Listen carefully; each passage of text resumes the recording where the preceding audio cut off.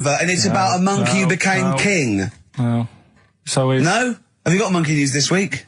Got a little bit of monkey news coming up. What does he do? Drive to Spain, rob a bank, or get married? No, we've done all them, haven't we? We have done all them. Yeah, no, it's a good one, it's a good one. And in fact, it's a bit related to what we've been talking about in a way. Oh, God. Isn't that brilliant? Ivan Dando, All My Life. Beautiful. On XFM 104.9. Well, that's nearly it. It's the big one. It's what people tune in for. They probably tune in about 10 to these days. For Monkey News. With, Karl Pilkington. Can we hear the jingle? Only 4 to go. Oh, chimpanzee, that Monkey News. Right, this one's about it's been emailed into me. Right. I haven't really had time to check it out this week. No, you're joking. Been busy. Ooh, I hope it's not stupid. Goes back to 1908, and the person's saying it's a good story and that, and they're surprised they haven't picked up on it yet. Right. The Olympics, right? In 1908 in London. Apparently it was meant to happen in Italy, but it was cancelled. Don't know why. Right, and it happened in London. Anyway, 400 metres. Right, it was meant to... there was a fella who was going to do the run, right, and the favourite to win it was this Bulgarian guy, right? It was like a newcomer. Okay, these are a few things it cannot be. 1, he injures himself, so a monkey steps in and wins. 2, he does a drugs test, it turns out that he is a monkey. So if it's either of those... Right, I'm gonna go mad. So anyway, the fella, right, this favourite, everyone's putting the money on him, thinking, yeah, he's gonna do it. Is he hairy? Is this bloke hairy? So anyway, the race happens. Yeah. And everybody's lined up, ready to run. And, everyone's saying, yeah, he's gonna win. And suddenly, a bit of murmuring going on, people going, oh, what's going on here? Right. He's eating a banana. And there's a fella in the lane next to him. Yeah. Right, he's going up, who's that? He doesn't look familiar. Oh, Christ, Carl. Chico? Right, doesn't look familiar. Who's he? Weird. What's going on? What's going on? What's going on? Yeah, what is it? Or who is it? I mean, not what is it? So they go in. So they say, well, he might not be that any good. Do you know what I mean? He might not be good. He might. It's just a bit short. Doesn't matter. He's only 3'6" and he's hunched over on his knuckles. So I didn't realise it was fancy dress. Yeah. So I don't think he's gonna be any good. No. So the race starts. Oh, he put his finger up his arse. That's weird for runners to do that before a race. It's weird. Yeah. Race starts. Yeah. The fella that no one recognises wins it. People go, what's gone on here? Yeah, sure. Do you know what I mean? We had our money on the favourite. What's gone on? Who is this guy? Yeah. Anyway, he stood up there, right? He's looking well happy. Yeah. He's lifting the trophy and everything. Right. Long arms. That trophy's higher than... So anyway... He's only 3 foot, but the trophy's 9 foot in the air with those long arms. I'm suspicious. Go on. They had the picture in the paper the next day. Sure. And everyone's going, yeah, he was fast and everything, but... quite hairy for a run. Oh, I'll tell you Come what. on. Quite hairy for a run. Because normally they shave themselves, don't they, to make them faster. And how did he manage it? It's really hairy and that. So anyway, he wins the stuff. He walks away with a cup. The people who are in charge of the running, or like the Olympic Committee, look further into it. Turns out it was a chimp. Right, keep talking. Right? No, don't keep talking. Shut up. This is monkey news. If you can't handle the news... It's news from 1909 and I haven't heard about a chimp winning the Olympics. Right, be quiet. What happened there then? 400 metres, right? Now the thing is... talk shit. The only thing was, Ricky. it took so long for the Olympic Committee, right, to find out that it was a monkey. It was going going manic. It went into loads of races. It was picking up loads of Don't shut up! Right? It became a celebrity. It was doing endorsements on TV. Don't talk shit. It said he managed to win the same race 4 years later in Athens because... How did he get to Athens? Well, it's a joke. They're winding you up, Carl. Weird. It's not weird. It's right. I do not believe it. Well, that's okay. There's only 3 of them to go then.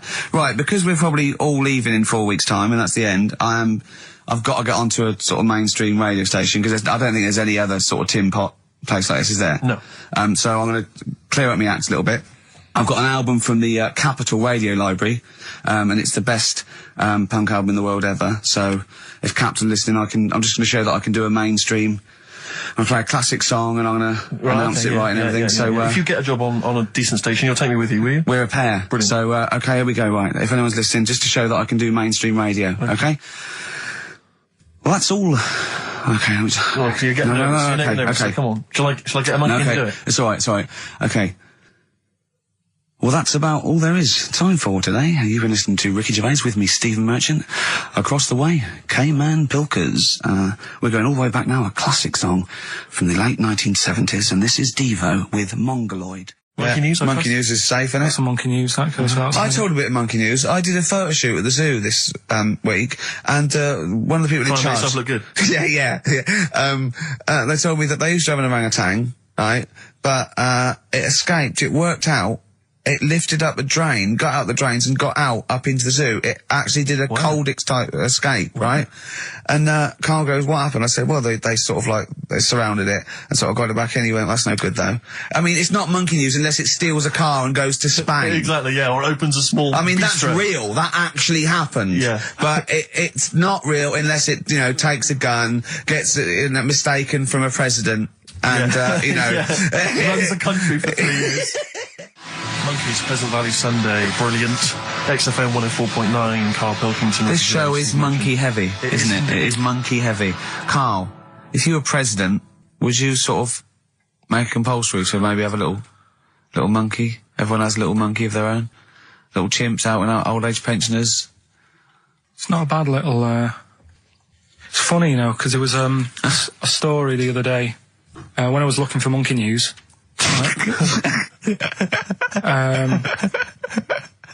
There's a story about a couple who couldn't have any kids, right? There's something wrong with them, but they really wanted a kid.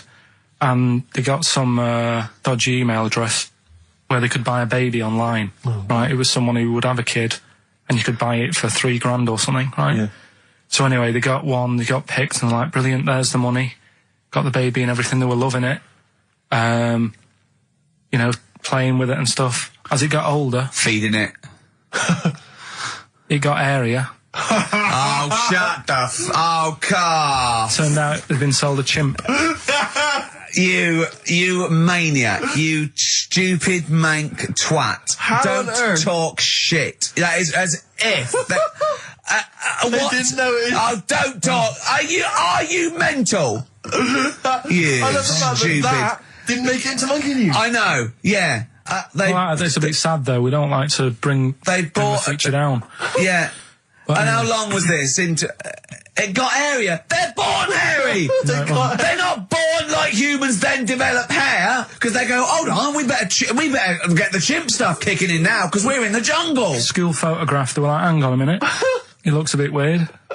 Oh, you are just the rubbish. Mad, innit? Mad, innit? Imagine, oh, God.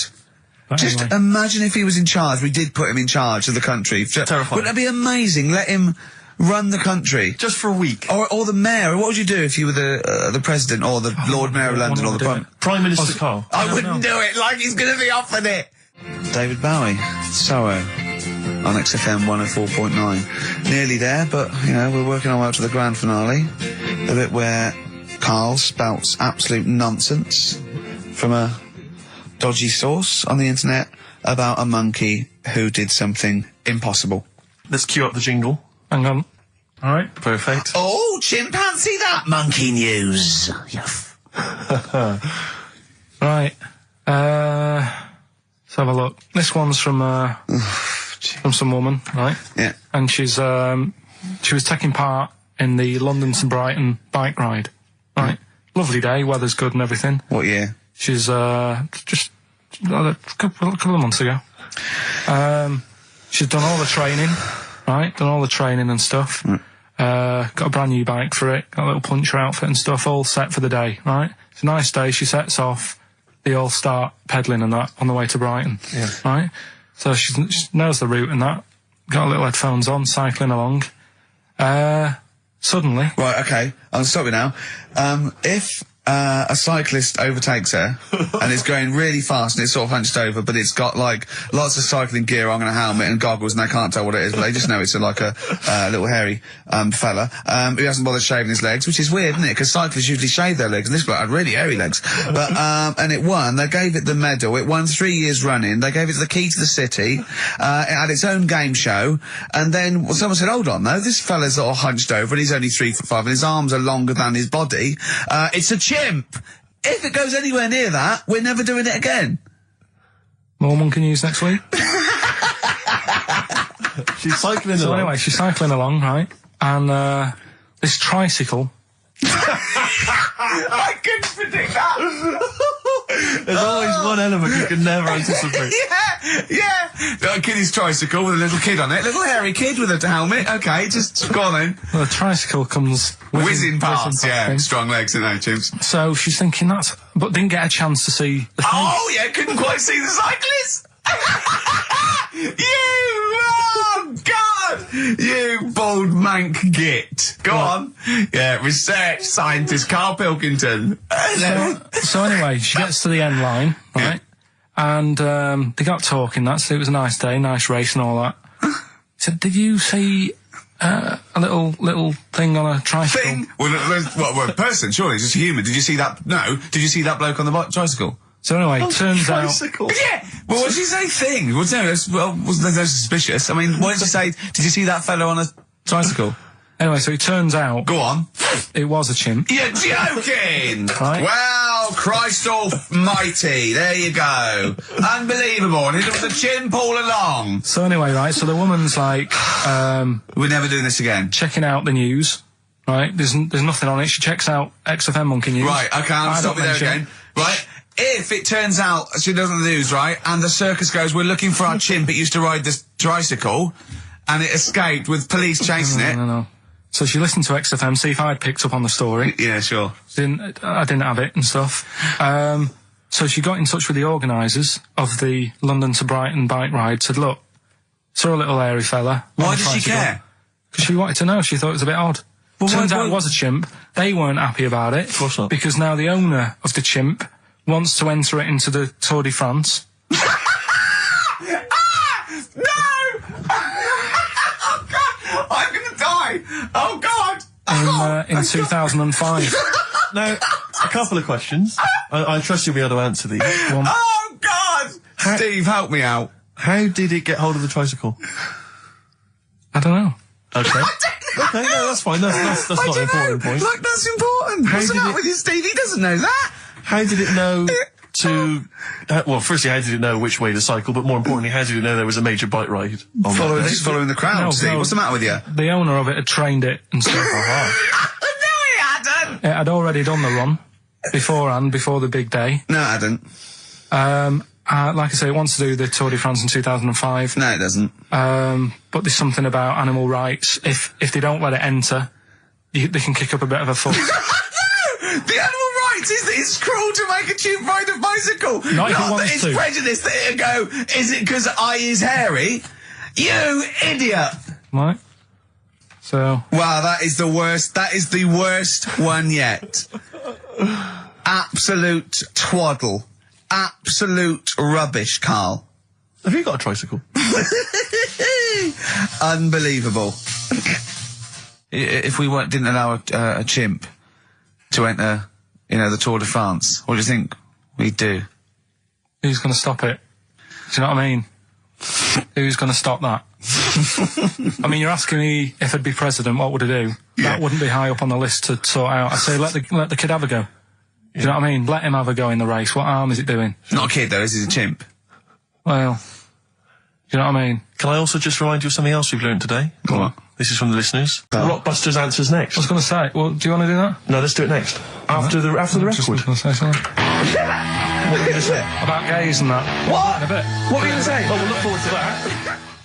Martina Topley Bird. Need one on XFM 104.9. Right, there goes the girls from Tattoo. See you later. Well Thanks, done. girls. Cheers. A Right, couple of listeners Carl, what were you saying before we cut you off? Yeah, it's just like, you had the girls in and that, and it reminded me, I was talking to Steve in a week. Yeah. I think it's, when people were talking about going to Stringfellas and that, Yeah. I was talking about seeing naked people. No, yes, I asked him. I said when he used to watch, say, he accidentally flipped onto BBC Two. And finally, White Van Man, what do you make of the fact that Sainsbury's are bringing in square tins? Is that a concern true? for you? Is that true? Apparently so. Why? Don't know. Like it's easier to stack. This is what the guy in the Sun has said. That should be interesting. That should be his comment on Sainsbury's are bringing in square tins. Is no. is that should be interesting for meatballs.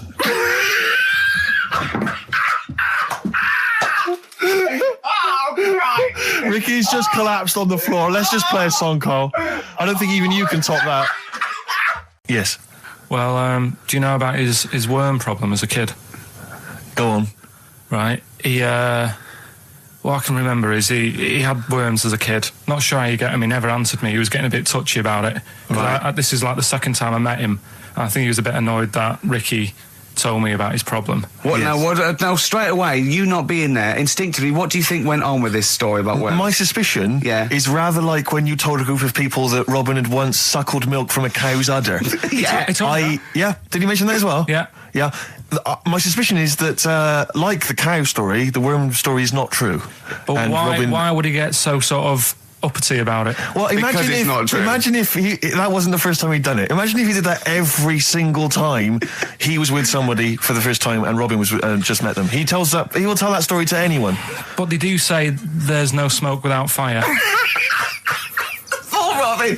I also told him that the way Robin cured these worms was because the doctor told his mother, right, to hold a piece of ham or cheese near Robin's anus so the worms would come out for the food, and he believed it. I'll tell you why, though. I said to Robin used to sit on spam to try and get the worms out, and he believed it. But Steve, right, do you remember that story about 3 or 4 years ago where there was some bloke in the army?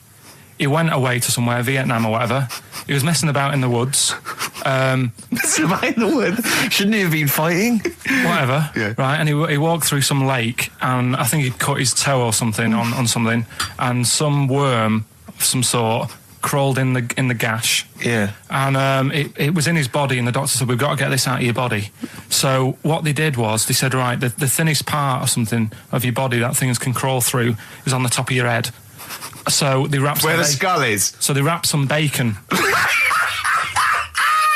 they didn't! They did. Because that's that right. thing. So he's gone in via the toe. So what we do is, I'll tell you what, that worm's probably heading straight for the head.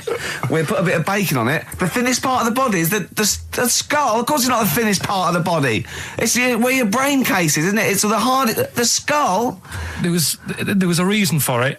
And it was like they stuck some bacon on his head. And As ever, the vital piece of information, i.e. the reason, Carl seems to have forgotten. Because the worm was in his body, and they said everyone likes the smell of bacon. Including worms. Even a Vietnamese lake worm. They love Remember bacon. Remember last week when I said about the little fella with the bone with no brain, and you were proved wrong? No. Please. No. We were saying it wasn't a little fella. We were saying it was a stillborn child. It wasn't a little fella. You're changing it now. You weren't having any of it last week. Right, hang on a minute. I'm getting confused. There was a Vietnamese snake that went inside of a soldier. A little, like, maggot or some sort that you have to get out of your body because it causes problems. Yes, and so in order to get it out of the body, they strapped bacon to his head. Yeah. That is great. This doctor. And did that work? I think so. They had a picture of him smiling. Oh, God, what, the worm or the bloke? The bloke. Oh, dear. Honestly, I hope someone knows the story. Right. It was about 3 years ago, I reckon. Okay. And, yeah, it did work. G.I. Bacon. So this is why the worm burrowed out of his head to get the bacon? Get to the bacon. Right. That's great. So this is why when Robin was telling his story, I was a little bit disappointed if it wasn't true. Right. Because in a way... You know Robin's never been to Vietnam. No, but what do you really think that Robin, well, as Robin said at the time, Carl, why would I sit on ham then tell Ricky Gervais? It's a very good point. Because if he was a kid, you do daft things like that as a kid. Right. He is telling Ricky Gervais, though. Yeah. And then, bless him. Okay. And then anyway, Robin left, and I tried to chase him, but he got away. He knows that and then we had a few pints, and then Carl embarked on some of the greatest stories ever told. Can you tell the story about your dad? Let me run it by. I haven't spoke to him all week, so let me run it by him. Okay, play records. Because What we got? We've got one of Steve's. Yeah, well, tunes. bizarrely enough, this comes from the Teachers 2 soundtrack, the soundtrack to the current TV series. There's a slight whiff of nepotism in the air. Yeah. Rick, would you like to explain why? Well, that's why you're doing it. No, my girlfriend worked on it. But Yeah. you were going to play this anyway, weren't you? Well, I was actually. Bizarrely enough, I was going to play some I Am Clute, and this is from, as I say, the Teachers soundtrack. This is called To You. It's a good track. That's I Am Clute, and a track called To You from the Teachers soundtrack. That's also got, I noticed the Electric Soft Parade, the Hives, Star Sailor, Feeder, Turin Break, Smoky Rev on there. It's a good little collection. Lovely. Carl has just had confirmation. He's looking smug because someone phoned up and went, it is true, it's a Laogai chi worm and you wrap bacon around your head. That's all the bloke knew as well. Yeah. And his name was Gary. Yeah. So I'm not having it. No. And he said, see, that's why the Robin thing isn't so weird. He said, but when you said he tried it with cheese, he said I was having none of it. He's got standards. He's only got a beard. He hasn't. You sure it wasn't someone else who got in the car and he was still standing out there? Right. What? And it turned out, Yeah. he got home and said to his wife or his girlfriend, it's a bit weird. So I just got out of the car to look at a bright light, and I got back in the car and I grew a beard. And she said, never mind your beard, where have you been for 3 days? And what had happened is... He passed out because he was pissed. No. The UFO had taken him for 3 days. Yeah. But he'd only thought that he'd only looked at it and it went away. Yeah. But what had happened is he took him and he grew a beard because he hasn't had a shave. Right, okay. I mean, was Will Smith or Tommy Lee Jones anything to do with this at all? Did you see this on a video maybe and thought it was an educational film? No, it's from a book that some kind person sent in to me. Here. Can I just ask again, just again, I'm just throwing this right back at you. Do you think there's any other possible answer here? Right? A man is absent for 3 days from home. He's grown a length beard. of time that it could take to grow a beard, lest we forget. What if he hadn't actually seen a bright light in the sky? What if he was lying? What if he was lying? He'd got knocked unconscious, he'd had a car crash. Just any lying. number of other No, things. just lying. Or he was just lying. Yeah, he'd been on a bender, getting pissed for 3 days and that with was his an mates. excuse to his wife. And they went, Dennis, what are you going to tell your wife? Well, wait a minute. Wait a minute. You're not going to believe I was out with you, lads. Just say you're only away for a minute. No, I wasn't away from it because of the beard. Oh, yeah, look, it looks like you've been out for 3 days. Well, we have. That's Exactly. right. Okay, we've got to cover that then.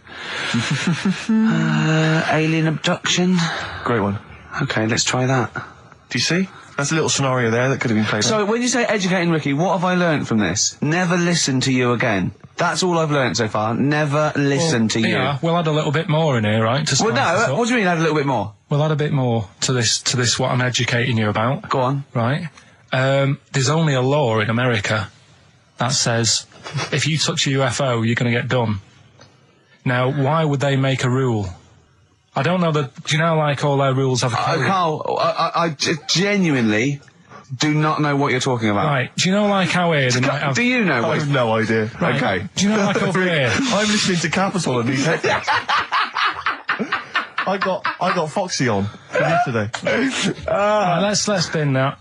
No way, it's great. No, I want to hear about Airy Chinese Kid. let's play a tune. And Okay, then come play a back tune, with come back with Airy Chinese Kid, Wait, definitely. Some doors. Yeah, I Yeah. just thought I'd go back, Oh. take it back to the 60s. This is a tune that a friend of mine sent If me. you touch UFO, you get done. Soul Kitchen from the Doors. Shambles today, this. Right, okay, educating Ricky. What have we got? Airy Chinese Kid, go on. Right, yeah. This is the... I didn't want to do this. What do you mean you want to do it? Well, I wanted to give you three, and I gave you one. It was like the alien man gets a beard or whatever. Yeah, And- which was total rubbish, so this one should be better, maybe. Hairy Chinese kid. Right, well, we've talked about hairy people in the past. True enough. Haven't we? Yeah. You know, the little kids who grew up in woods and hung around with wolves and that. Yeah, again, you're confusing it. Yeah, they're not... There were some people that were born... very hirsute. They were not the people who were brought up with wolves. Yeah. You just put that together in your Homer Simpson type mind. Right, well, this is like a sort of close to that sort of story. But the weird thing is, right, Chinese people aren't that hairy as a nation. No, seriously, that's a well-known fact. They don't have that much body hair and stuff. Okay. So this little kid who was born over there, he was like covered in stuff. Was he? And it was only his nose that wasn't hairy. The rest of his body was caked in hair, right? And his hair sort of... What sort of hair was it? Was thick hair. No, what I mean is, was it sort of like a pony's mane, so he just looked like an Ewok? You know what I mean? Just like hanging down sort of straight, dark hair. In the picture, it looked like it grows from his eyebrow. It grows from his eyebrows quite thick, and then it just goes all the way over his head. You don't think it was just really long eyebrows that he'd done a comb over? No, it was all over his body. It had a picture of like his back and that. Yeah. And had he styled it? Had he styled it at all? Did he have it a quiff or? No, it was just hanging all over him. Yeah. And they were like, you know, this is a bit weird happening in China, where we're not normally that airy. That was the scientist speaking there. And the local press and that were getting him down, calling him monkey boy and all this. Oh. And thinking Chinese press. But the doctor, yeah. Oh, they're cruel, aren't they? It's like those game shows. Well, that's Japanese, isn't it? Yeah. And the doctor said. Was Carl talking through all that time while we were just like talking to each other then? Because I turned round and I still saw he was talking. So anyway, the local press came in to see the hairy boy, the monkey boy. Yeah, and they were like being tight and taking the mickey out of him, and the doctor said... showing him nuts. Said he's only airy. Said he's a healthy young kid. The only faults he's got is he's got a little bit of eczema and a boil. And he said everybody should just treat him the same, and I think he grew up a healthy kid. Yeah, so that's the end of the story. That's not a story. Why? But I've got nothing. I don't know what to say to that. So someone in China was born slightly hairier than the rest, and he was normal apart from eczema and a boil. That to me isn't a story. But if it is, I've got a million. I mean, it's sort of like bloke from Manchester went a bit bolder than the rest, got a job on radio. He was normal. I mean, that's not a story, is it? Because my auntie Nora, she same thing. Pumped her with loads of drugs. She used to have a cabinet next to the bed is like boots. She's got loads of stuff, right? For all sorts of stuff. And, I mean, she's not that old, but she's on loads of stuff, right? She's a bit coked up, is she? She called up my mum once. And, yeah, you told us this. Go on, tell it again. And, she said, oh, how are you doing and that? She's all right. Bit worried, though. My mum said, wow, what's up? She said, I've been breaking wind. So she goes, well, you know. She says, no, but this one is going on and on and on.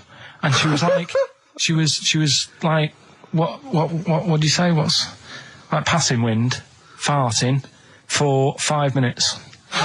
one thing, not like, you know, trumping and then nothing. Yeah. Continuous drone of a fart. Yeah. I don't think she had. How big was she? She must be the size of a barn. No, she's not that big. She's good for her age. No, but I mean, quite slim. No, but fine for 5 minutes. Where's all the gas? Was she circular breathing? Was she sucking it in with her mouth? It was just, I don't know that much about it. But she called up my mum. About 2.5 minutes in. Could you hear it in the background? 2.5 minutes in! 2.5 minutes in, she called my mum up, and it went on for a further 2.5 minutes. Oh. And she just stayed on the phone, did she? Where was going, can you hear that? Well, yeah. Did she hold the phone next to her arse? Listen to that. She was off the ground. Trying to work a tune down. she was actually hovering. She was 4 foot off the ground when they found her, the ambulance men. The cat's dead. Don't light a match! Don't light that cigarette! Yeah, it's like that advert. The kids come home from school, switch on the light. Yeah. Then they see Granny hovering, turn the light on. Be careful if you have an elderly woman at home. Yeah. Drugs make you fart. So that's what I'm saying, you know, just let these people... What are you saying? No, wait a minute, what are you saying? I'm saying let people enjoy the life they've got left. No, you're not. You're saying don't put them in hospital, leave them at home to die. No, I'm not. Give them a Rubik's Cube and let them die. That's what you're saying. Yeah, I'll tell you something now, right? Steve, right. I'll tell you something. I didn't want to do it because it brings the show down, but she did die. Who, the blue-handed lady? Yeah. How do you know? Because I said to my dad, how's the woman next door? She said, oh, she went last night. They've got an old fella in there now. God. So, there you go. So, wouldn't it have been better to leave her at home where her friends and family can call and speak to her, even nip that round if they want, you know, with a cat, I imagine. No, it's definitely a cat now. What was that cat's called that you imagine? Probably, I'm seeing like a big ginger one, so I don't know, something like, I don't know, maybe ginger or whatever. Maybe I had a budgie. But that's what I'm saying, just let him enjoy his life, because dying in hospital, I wouldn't like to do it.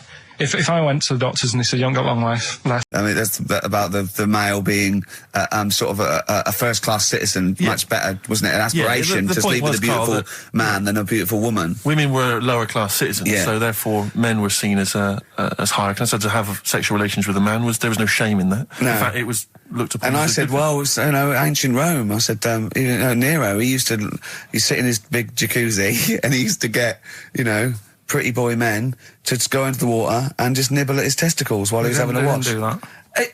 He did. Yeah. And he's not a gay fella. No, well, no. I mean, I don't know about Nero, but I mean, it wasn't a case of a big delineation between what was heterosexual and what was gay. It was just, whatever you... So what did this fella do then? This one who's having his... Well, he was pretty much top boy, Nero, for a while. He was in charge. And, you did what you're told. If Caesar or... But why were people going round there? Why didn't they go, oh... No, they weren't dropping in. It wasn't like the door was opening. I was just going to see what Nero's doing. You'd have probably been like a delivery boy or a stable boy or something, and you'd have popped round there and you'd have gone, there, right, Nero, there's the tablets of stone you wanted. And you go, Pilkington, why are you out here? Pop under... I don't know why he's French. What is that? I don't know why he's French. Just pop under the water and nibble at my testicles, and you'd have done it. Because he was Nero. I wouldn't. You would have. There's no way I would have done. Well, you would have. What have I done? I've dropped a pizza off. You put him to Nero's place with the pizza. I've dropped a pizza. Right, I'd say I've done my job. Right? Yeah. That's not the sort of tip I wanted. No, he'd have said, get the little baldy chap to nibble at my testicles, and you'd have been under the water. I wouldn't have done it. No, Well, you would have put me head under water. Right. No, I wouldn't have done it. Can I just say this, Steve? Not only would you be nibbling at his testicles, you'd have been going mad. You'd have been noshing him just for extra. You'd have been doing everything he wanted. You'd have been going, he'd have gone, I didn't ask you to do that. You'd have been going mental. They'd have been chewing, slurping, smacking, poking. You'd have chopped. You'd have gnawed his packet off. You think you're eating Walker's crisps? There'd be bubbles. There'd be flood. Oh, it'd be horrible. I just wish we could maybe tape the bits we're not on air, just because that's when Karl comes into his own. Yeah. He just said to me, I don't know what I was doing, I was sort of like pottering around, dancing around, doing something annoying probably, and he just looked at me, I don't know, and he was looking at me, and I looked back, and he went, have you ever used a Y-front properly? Genius. It's a great question, because the answer is definitely no. Definitely no. Does anyone use their Y-front properly? And by that, I mean, get your winky out of the little sort of slot provided, as opposed to like put it to one side or pull them down or whatever. Has anyone used a Y-front properly? I don't think I've ever done it. I don't think I've ever done it. I've never seen anyone in a toilet doing it, Rick. You should be looking. I wish I hadn't said that. I caught you. Really? Yeah. That's actually how you prove people are gay. Yeah. Get them into this conversation. Yeah. Yeah, it's a trap. Yeah, it's a trap. It was the trap. Yeah. I'm not gay, by the way. Yeah. You didn't prove I was gay. I double bluffed you. Yeah. As I knew the old gay trick. I thought it was the old gay lord say no thing. That is another method. Yeah, there's innumerable methods of doing it. That's how Oscar Wilde was caught. Yeah. Yeah. What happened there? Well, the judge went to him, did you see that film last night? Gay Lord Say No, and he went no, and they went take him away. Yeah. Take him down to the cells. Yeah, take him to Reading. It is true. It originated in America.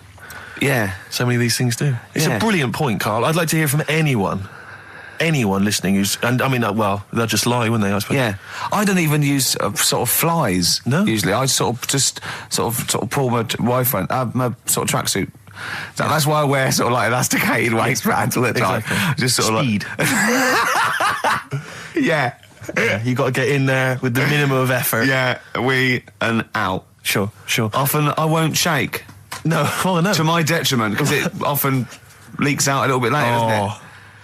Ever been out on a date with a girl where it's just trickled down your leg and you wish you hadn't, and you're thinking, what if she gets my trousers off later? She might smell or see it. What? What? I don't know. I don't know what I said there. Right. Yeah, but it's all the time. It's not just... I mean, you haven't done that with me, taking your clothes off and that yet. But, like, last night we were sat in the pub and I was saying, right, let's not even worry about new features then. Let's get the current ones, going. Like what? Good. Like, the one that I was trying to work out, the cheeky freak of the week. Think of that! Yeah, but Think of that, though, as a normal conversation. Yeah, I'd looked online, right? I didn't find that much. I found, actually I'll tell you what I found later. Brilliant. We're looking for them, right? And then at one point I think you said to me, go and, you know, what about the Guinness Book of Records? Yeah, you know, they'll have like the best freak in the world or whatever. Carl, one more. Can't we just... Don't get the ump, just because so far you've come up with nothing. What's the last one? Give us the teaser clue again. It was, I wouldn't have come here in hindsight. I wouldn't have come here in hindsight. Yeah. Right, give me some education. This will be the thing that teaches me something. I can feel it in my bones. Come on. There's a kid in Kenya. He was messing about with some beans. Magic. We guessed that as well. You did, yeah. He's fed up because we've guessed his puns, I think. He put one of them in his ear. Yeah. The mum or the dad said, oh, what have you done that for, or whatever. Yeah. So I'll have to take you to the doctors now. So they took the kid to the doctors, and the doctor said, oh, he said, I can get that out, I can sort that out for you. So he took it out, and the doctor said, right, that's £3.50. And the dad said, I've only got £2.70 on me. And the doctor said, right, well, and he put the bean back in his kid's ear.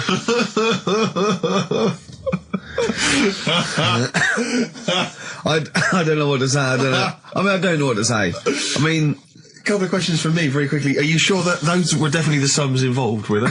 Well, the equivalent of whatever the deal with in Kenya. Yeah. It was the equivalent of, you know. So what currency was it, Carl, that you translated into sterling? I don't know. No, it was saying in the thing, it said the equivalent of £3.15, £2.7. Did it say that? Yeah. So did it say that? Yeah. Carl, look at me. Did it say that? Yeah, it said that was the. Did it say that? Yeah. Yeah, it did. It definitely said that. Definitely. Yeah. So. Oasis, Live Forever on XFM 104.9. Right, we're in the swing of things. It's mine and Steve's favourite bit of the whole show. This is what we do this show for now. Educating Ricky. Yeah. Go for it, Carl.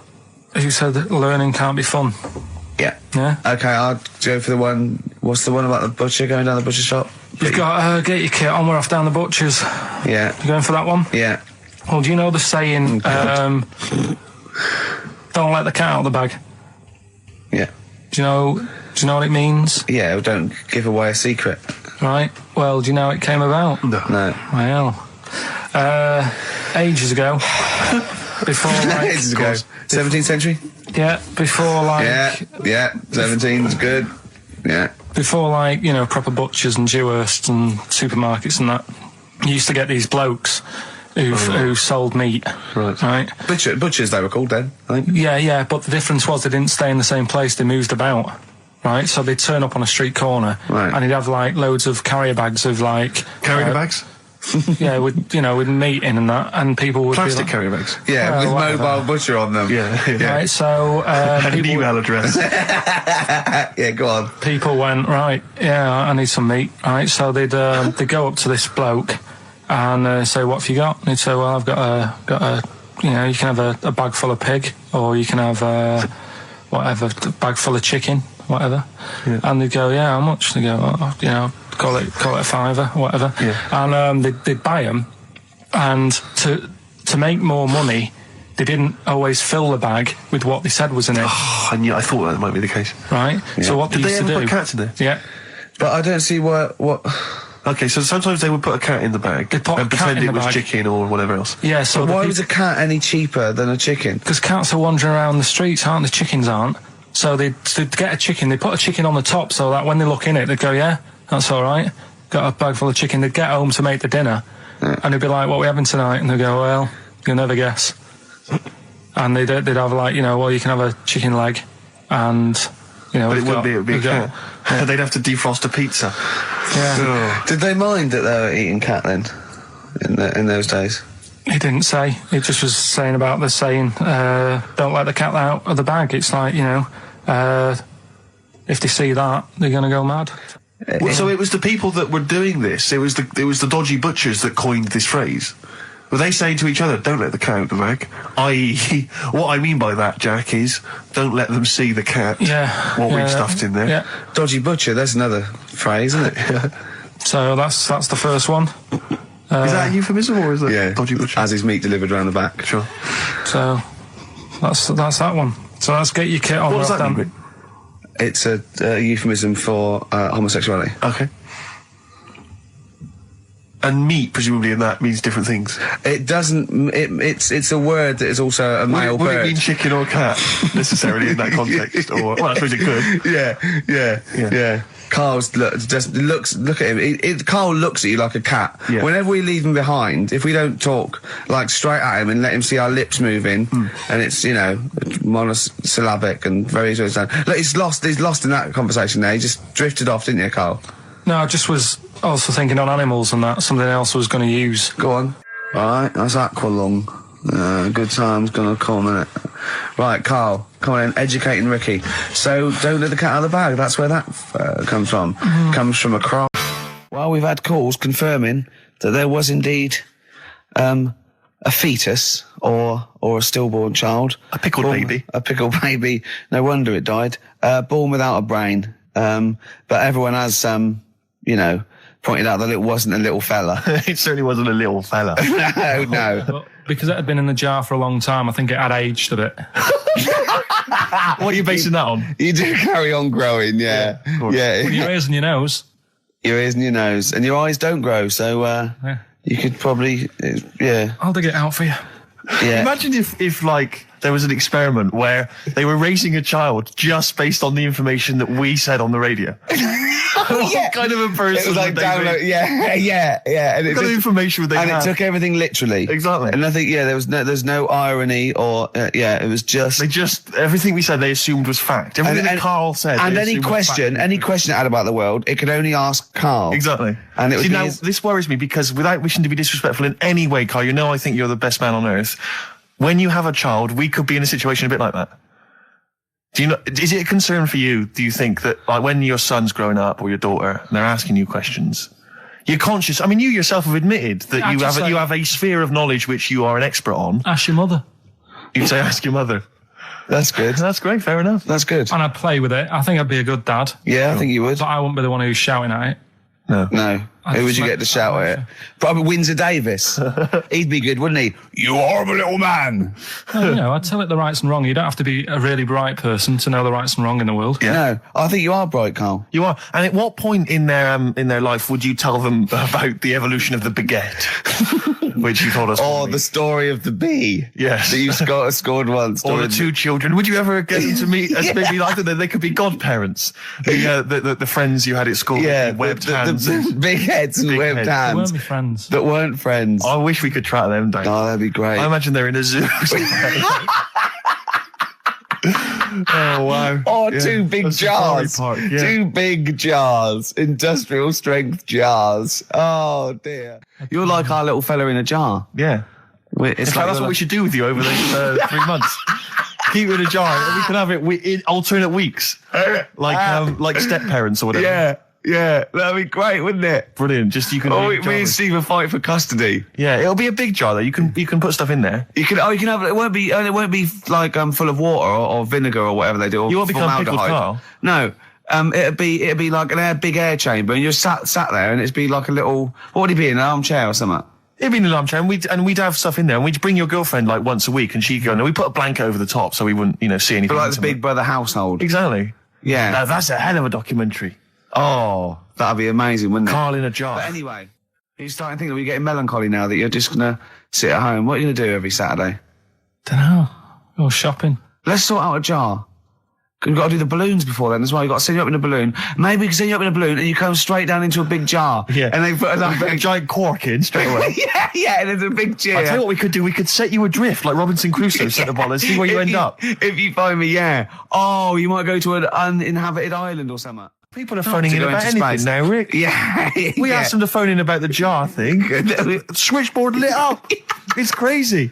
You ask them to phone in about, like, something sensible, like Che Guevara or, the life of Winston Churchill. There's nothing. That is really a demographic sort of snapshot of our fans. Our audience. Ask them about a dead baby without a brain. Oh, yeah. And they're reaching with their phones. They don't mind what their bill is that much. We ask them for, I don't know, great quotes or something from the great philosophers. Nothing. They're just ask looking them at the where phone. to buy, meths cheap. Straight on the phone. Oh, do you know? Someone just called in and said it's about he went, hello? Carl answers the phones. And I said, hello? He went, hello. He said, yeah, about putting Carl in a big jar. And Carl went, go on. And the bloke went, well, then you could call him Karl Pilkington. And he went, thanks. I love the bothering. I like Karl Pilkington. That's lovely. That's so sweet. He spent 50p to tell you that, and you were worried. You just saw you going up in a balloon and landing in a jar again, didn't you? I always, if ever I've got like a question on anything, the internet's sat there and I can just go online and find out. The internet is good. It's brilliant.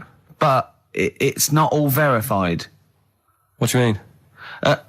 It's not all verified. It's not all necessarily factually accurate. Anyone can put things onto the internet. It's it's freaks and things that put on things one, right? like. Here's one that I read in the week, right? Go on. About this woman. Yeah. She was a bit of a punk, and to get her hair done like she wanted it. Super glue. Right? No, she got lard. Apparently, it's a popular thing. You might know. Put lard on your head. Yeah. And you put it in the oven. Oh. Now, apparently, the heat that you get from the oven is different from the sort of heat you get from an hairdryer, right? And she had to do that to get the style that she wanted. But anyway, she comes into money or whatever, treats herself to a microwave, right? It's not true. Carl. Opens the door, jams the things, like the little catch, so the microwave works. She jams it with a screwdriver or a knife or something. Yeah. Puts the microwave on, sticks her head in, boils her brain. Don't be ridiculous. Right? Well, why is that ridiculous? Boils her brain. She boiled her brain.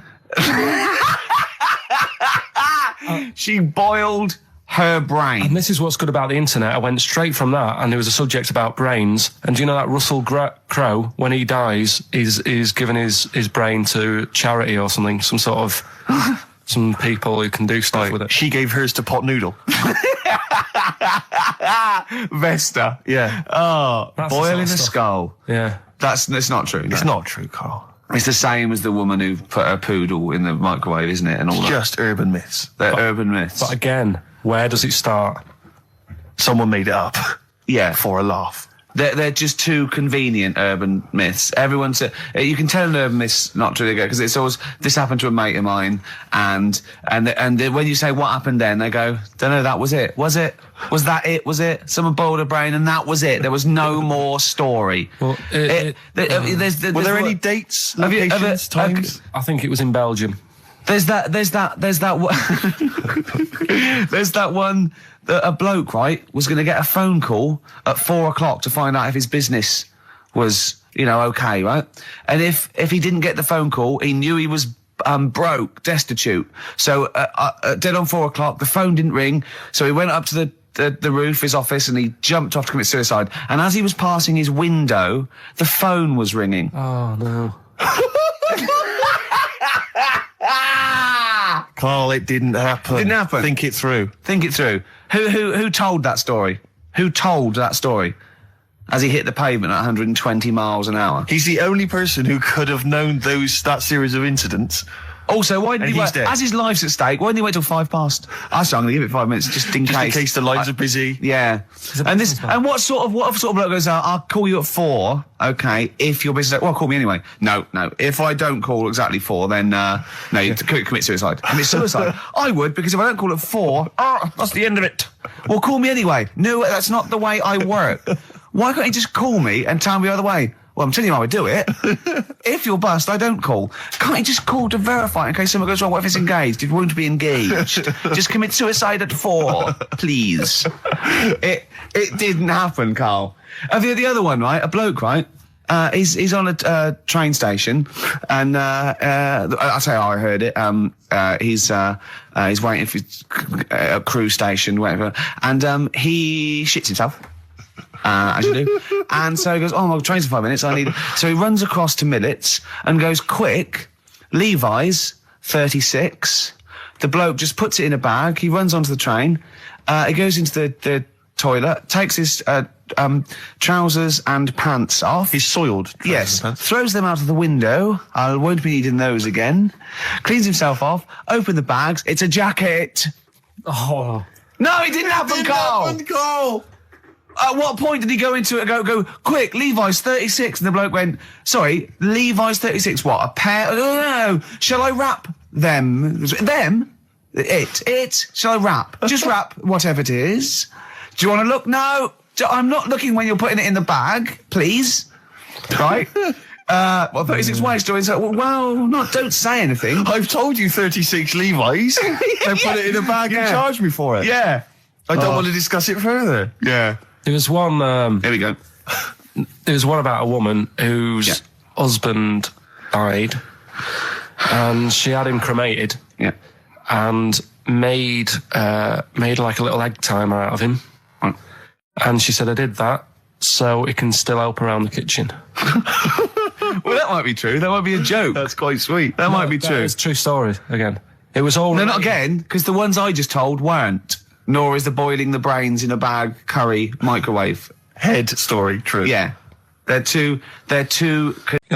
Mount Everest? Go on. I need more. Right, well, there's a problem. Yeah. Because people are leaving rubbish up there and that. And, like, people, whoever owns it is saying, Whoever owns it? he's saying, forget this. They're leaving a mess and all that. But do you know why it's called Mount Everest? What was that? That's one, is it? That's one. There's rubbish on Mount Everest. No, How many people go up there? Are we talking about people dumping old tellers and washing machines? Who's fed up? The Yeti? What are you talking about? No, I mean, that isn't what I'm educating you. I'm just telling, this is part of the story. I'm just telling you. It's just a bit of context for you. Like, they're leaving loads of rubbish up there. Well, they're not leaving loads of rubbish up there, are they? No, they are. They're apparently... Not like trams and washing machines and seagulls flying everywhere. I don't know. Anyway. But anyway, do you know why it's called that? You know why it's called Mount Everest? Why it's called Mount Everest? I know the mount bit. It's because it's a large mount, and if you climb it, by the time you get to the top, you need to have a rest. And that isn't the educating bit. I'm just telling you. It's not true. Well, we'll leave that. Well, no, Carl, in the name of everything holy, do you think that anyone named it because you have to have a rest when you've climbed it? Well, we'll see. You'll see what people say on email. But it's definitely not. But anyway, that's one thing that I kind of thought, that's interesting. I'll remember that. I'll teach Ricky that, so you've learnt that. Right, now, are you familiar with this thing that they can do if you're dead, right? No, not if you're dead. It's like if you're ill and you know you're going to die, right? I don't know what this is anymore. Extraordinary. Have a rest. Himalayas. Himalaya. What? Listen, this is an interesting fact. Come on. If you're ill but you know you're going to die. Yeah, you can have this thing done in Detroit where you get put in a fridge. Right. And if they work out, what's wrong with you in 20 years' time, they go, right, that fella is in the fridge. He had that. We can sort it. Let's get him out. And they sort you out. Yeah. Is this the first time you've come across this idea? Yeah, I read it the other day. I didn't know You've about never it. heard of this before? It's cryogenically preserved. Good, isn't it?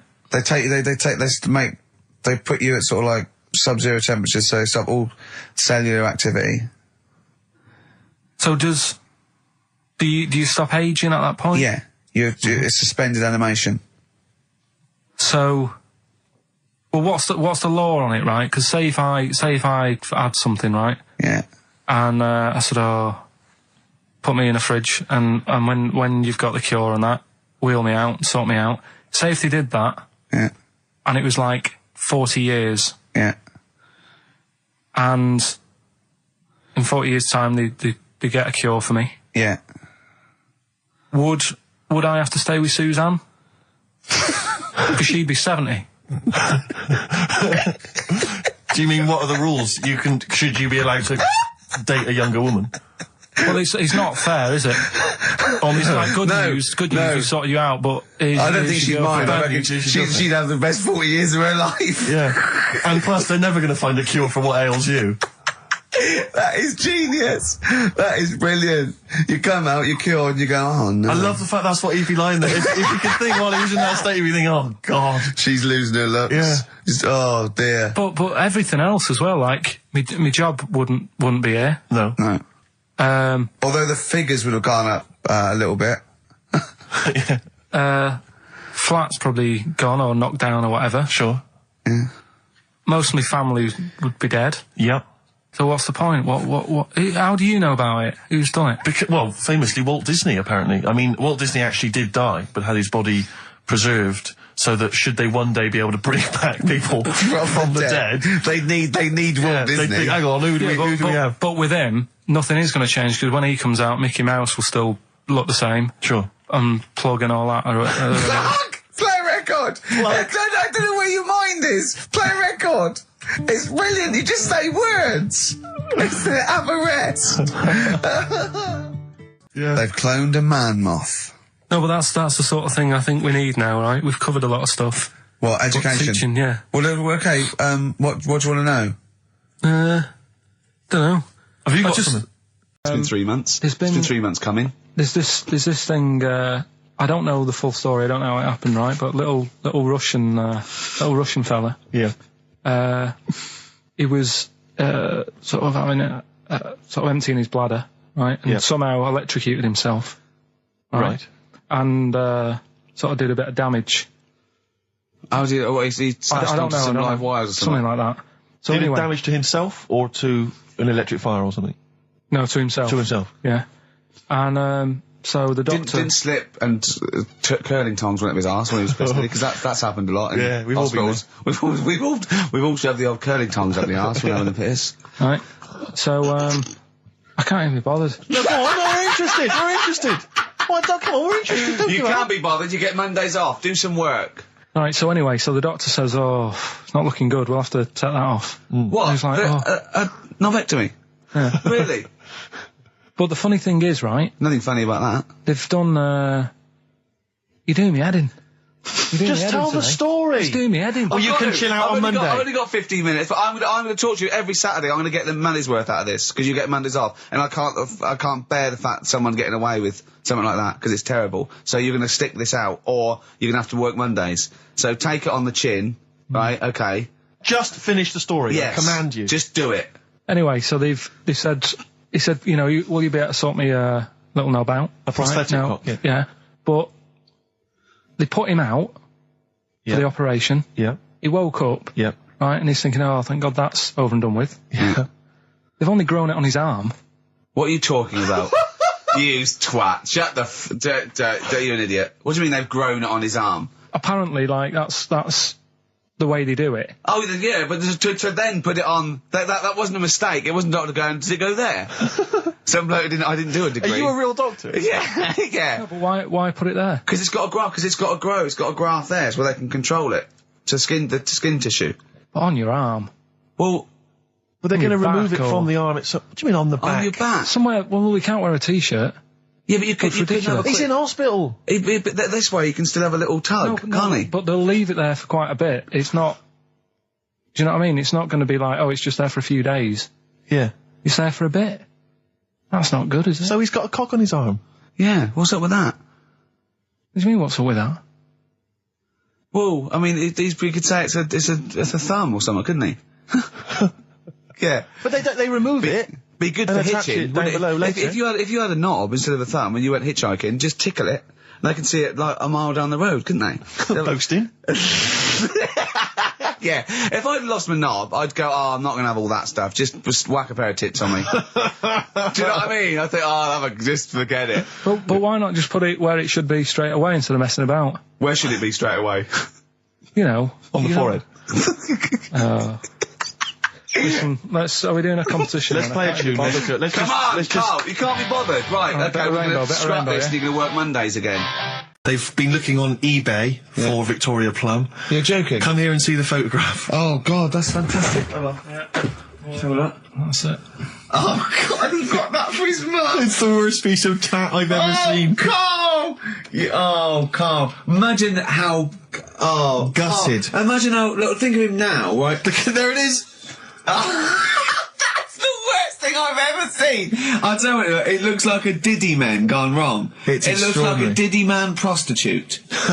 That is... Is that the one, Carl? Well, it was a different colour. It had a yellow at mine. No, but look, how do they get... Tell them they Okay, so, go into eBay. So you need to log on to ebay.co.uk. I'm sure you've used it before. It's the online marketplace, ebay.co.uk. And if you type in Victoria Plum, I'm assuming that you can track this down. That's amazing. It's the worst piece of rubbish just I've ever think seen. how cute he was as a kid, though, doing that. Just think of him, just going... just seeing that and thinking, she likes gnomes! It's the worst thing I've ever seen! I mean, to be fair, I don't know what her prize collection of gnomes looks like, but I can't imagine they're much better than that. I mean, gnomes are a fairly grotesque thing. But certainly your mum's taste and discretion is... Did you ever those houses on your estate, you'd go in there and it was just loads of those dolls still in their packaging all around the room?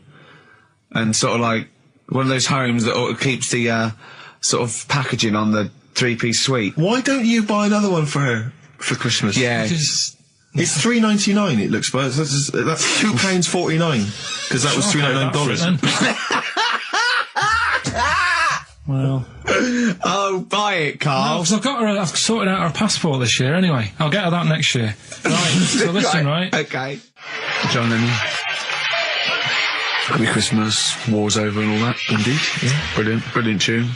Great tune. And Well, I've had a great time. Merry Christmas, everybody. I hope we haven't offended you by some of Carl's rantings. Just think of what he's gone through in his life. That Victoria Plum incident. Carl, I've got a little gift for you here before we go. Oh, you're joking. I haven't got you anything. Well, no, you haven't got your girlfriend anything. I wasn't expecting much. It's not exciting, but it's worth taking. In fact, why don't you just re-gift that straight away? It's alright, cheers for that. He hasn't even looked at it. Champagne. That's not the champagne we got free from the BBC, is it? It's not actually, no, Rick, because that is far too good for the likes of Carl. Oh, right. And I wasn't going to give it to me. You wouldn't appreciate it. That's just sparkling wine. Oh, brilliant. Oh, I love that. Yeah, he doesn't know the difference. I'm seeing Carl on Christmas Day, because he's around Christmas Day in London, so I'll get a little gift then, Carl. Alright. That'd be good, wouldn't it? It'd be a nice little... Okay, answers. We must give the answers. You would have to go to bed at 6, though, so we can play. Can we finish there now? Yeah. What do you mean? What do you mean? Can we finish there now? Just play the ads and go. What? No, what are you talking about? We're going to play Jerry River all Play day. that then. Goodness me, Carl, look at you. We haven't got time. Merry Christmas, Carl. Merry Christmas, Carl. Enjoy the show. Let's give him a little kiss. Oh, a little kiss. Oh, no, with tongues, it's Christmas. No, don't. Stop messing about. Get up! Because you were on Zoe Ball's show talking. Oh, hello, what's going on here? Well, I thought he was exclusively on our show. No, I was in the car. I seem to remember, Rick, he was a nobody that got a chance to come on air and talk about that. And guess now what he's getting auditions for MTV. Guess what he was talking about on Zoe's show? Oh, hello. All the jellyfish stuff and all that. About Can't getting believe it. Recycling material that you've done on this show. I phoned in, right, and I went, stop doing material on Zoe's boy. He just hung up on me. Well, I had a job to do. Who do you think you are? Your ego has just gone through the roof. Hang on a minute. What? I had a job to do in the week. They asked me to drive the desk for Zoe, right? They didn't say talk. Zoe, if she talks to you, you can't just ignore her. Yes, you can. Well, you Who can't. is she? Who does she think she is? You made a promise to us, a pact, that you were our kind of monkey. Yeah. What can I do? If someone takes time off, I've got to do it. It's my job. Yeah, but you don't have to talk. You don't have to use... You're the head of production. We've given you this special gig. This is like taking you out weekends. Yeah, exactly. And, you know, if we find out you're getting too much excitement in the week, we'll have to just calm it down. Well, get another little... Well, that's it now anyway. It was only last week. I feel like kind of solid. I feel betrayed. It's like you were having an affair behind our back. Yeah. And you rumbled it. He was doing all the stuff. He was doing all this like, oh yeah, jellyfish and this, jellyfish that. Yeah, because that. she was asking, and I thought it was a good way of promoting this show, actually. Oh, did you mention the show? Yeah, I did at some point. Did you? What did you say? I just said more about that on Saturday afternoons. So you talk twice? I only heard you talk once, so you're talking all the time? Well, about 5 times in the week. In the full week. 5 times. Deary me. And one, it was just stuff. You could never be a monk, could you? Chatting away all the time. Right, what have we got? I blame Ball as well, to be honest. I feel Ball's slightly responsible for it. Yeah. She can't find her own, Gibbon to get on the show. She can't find her own kind of, loser, then don't start stealing ours. Outrageous. Well, coming up, right? Yeah, maybe we get Fatboy Slim in. Indeed. Next. Yeah. Saturday, if you're listening, Slim, come in on the show. What's his name? Ernie or something? What's his name? Norman. Oh, yeah. Right. Ernie! Yeah. I don't know. Oh, that's great, Ernie Ball. Yeah. He wouldn't change his name. Ernie Cook, that's it, yeah. That's great. Anyway, coming up today, we have got Educating Ricky. Right, Yeah. okay. Is this the last one? You've promised it might be. I believe there's a book out that might help me with this feature, so we'll see how it goes. I was thinking of new features in the week. I've got, wanted to come up with, I wanted to do Celebrity Fact Club. Celebrity Fact Club. All right. I've just got to get some celebrities in first before we can kick that off, so maybe in the new year. Ball and Maybe Cook. Zoe Ball, yeah. Ball and Cook. Start off. Maybe, right? And I've also got... Cook and Ball stories. Yeah. That's nice. Good one. Cheers. Thanks, Carl. Yeah. Maybe you could sell that to Zoe's show. And I'm also thinking Through the Ricky Hole. Through the Ricky Hole, okay. What's that? That's...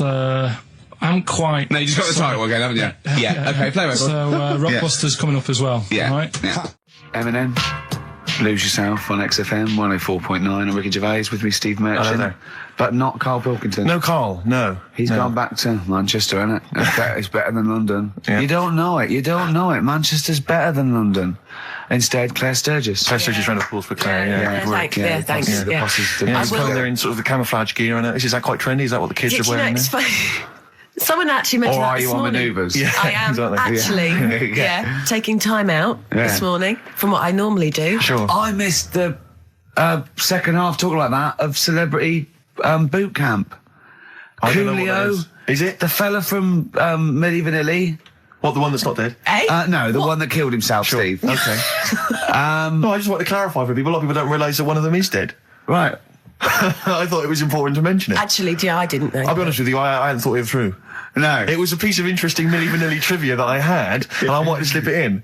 It wasn't I could really have found- trivia, because it was a question. You went, what? The one Rick, who's not what dead. I'm saying, Rick, is I could have found a more tactful way of bringing up the death of one of Milli Vanilli, because I think there's a lot of people out there now upset. Maybe Claire Actually, didn't yeah, realise. people who didn't know. That's quite a shock. I didn't see, I should have sat people down. Who died? Vanilli or Millie? I think it was Millie. No, Right, it's okay. Millie. What? I don't know. No, but I didn't know. I'm that guessing. is- Actually, I'm guessing. What? Wait, no, I'm about not that? confusing Milli Vanilli and Scritti Politti, because that is a danger. Oh, no, you're thinking of the fellow out of Grumple Palumple. He was amazing. He was amazing. It's a great shame that he topped Grumple himself. Palumple, they're not around this. Anyway, cool, we've got some great tunes lined up. We're going to play today our favourite singles It's of a the year. favourite tune, some of which Tune- didn't yeah. quite make it as singles maybe, but tunes of the year, because obviously Christmas very soon and we'll be away for a short time. And, I think next week we'll be doing our favourite Christmas songs of all time. yeah, I'm worried we're not going to fill 2 hours with that.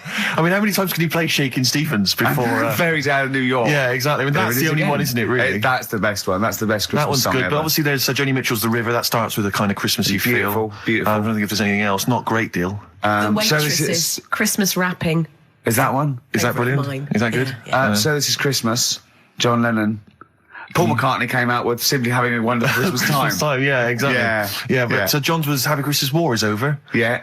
Yeah. Of course it wasn't, but Hey, optimistic. but I mean, at least he wanted No, to be. he was dreaming of it. He was dreaming of it. Yeah. That's, I mean, and, bless him. and to show how much I he don't. hated John war. Lennon's dead as well. I don't know if anyone's. Yeah, no, they do. aware know of that. That's just another bit of I rock and roll like trivia. John's protest against war. He stayed in bed for a week. Yeah. I've been doing I've that. done- I've been protesting against war for ages. Yeah, I'm yeah. eating hamburgers Yeah, absolutely. against war. Absolutely. I just go into Burger King on the way here. I went into the counter. But of course, that's not. I mean, not product placement there. And there's a number of other burger joints that people may wish to go to. If I they often go to choose. McDonald's. Yeah, I often go to exactly, McDonald's. But I went into Burger King because it's close. And I went in there. It's convenient, but then often McDonald's will be convenient. I mean, Convenient. McDonald's is just convenient. Depends where you are. Just as convenient depending where you are. And I said, can I have a cheeseburger and small fries? Take away, please. And he recognised me. He went, oh, I've seen you on telly enough, won't you? He went, there's your meal. So I went, thanks. He went, he winked and went, "I'll put large fries in." Brilliant. So that's so it's paying off at last. True genius is being rewarded But I'm by just the intrigued to burger know, joints. because I mean, there's been a couple of times where I've been with you, and we've gone to a restaurant and someone's given you a free meal or whatever. I And it's the know. way that it's like you don't ask for it; it's No. just kind of offered. But I don't know what they're expecting in return. Nothing. I mean, do they Nothing. think that you'll go away and you'll always think fondly of Chad, I who think, works I in think Burger they King? I just think they think, oh, I don't know, they make I'm like going to give him a little treat. Yeah, I know. I don't like it, but then I'm always grateful, and I never. Yeah. But the thing is, I'm slightly embarrassed. Did anyone around you hear what had happened? No. Because I imagine the resentment, just the whole room No, turning they on didn't. you. I had to go around telling them. Yeah, I went. I said, "Excuse me, did you hear that?" He went, "No." I go, "He just gave me the free thing because I'm on the telly." And I went, Yeah. "I don't recognise." I went, "You don't recognise me?" I'm terrified now that that someone could be listening at Burger King HQ. You know, I'm that assuming little this fella- is an unorthodox procedure. and you that know. little fella's got fired. But we know they know it's Leicester Square now because I just mentioned it, so they know which Burger King it is. Oh my God. I don't know. What was his name? Ralph Littleton. He had a name badge. Yeah. Number 342. Well, I just hope Littleton doesn't get in trouble. So, what are we going to play That could be a first? sad Christmas for him. He's probably keeping his whole family afloat. Bit of Springsteen. Well, tunes of the year. I mean, I know people dismiss Springsteen, but as I say, the gig I went to see earlier in the year, I made it. in the Sturgis end. couldn't It was believe we were quite going to play Springsteen. Brilliant. She was- I just think, leave aside what you think is cool and trendy and the fact that he's older now or Really? whatever else. Really? Just leave all that behind Yeah. and just listen to the tunes because, he remains a great musician. Let's play it. Lonesome Day? Lonesome Day is the current single and it's the first track on the album. And, Free chips. absolutely.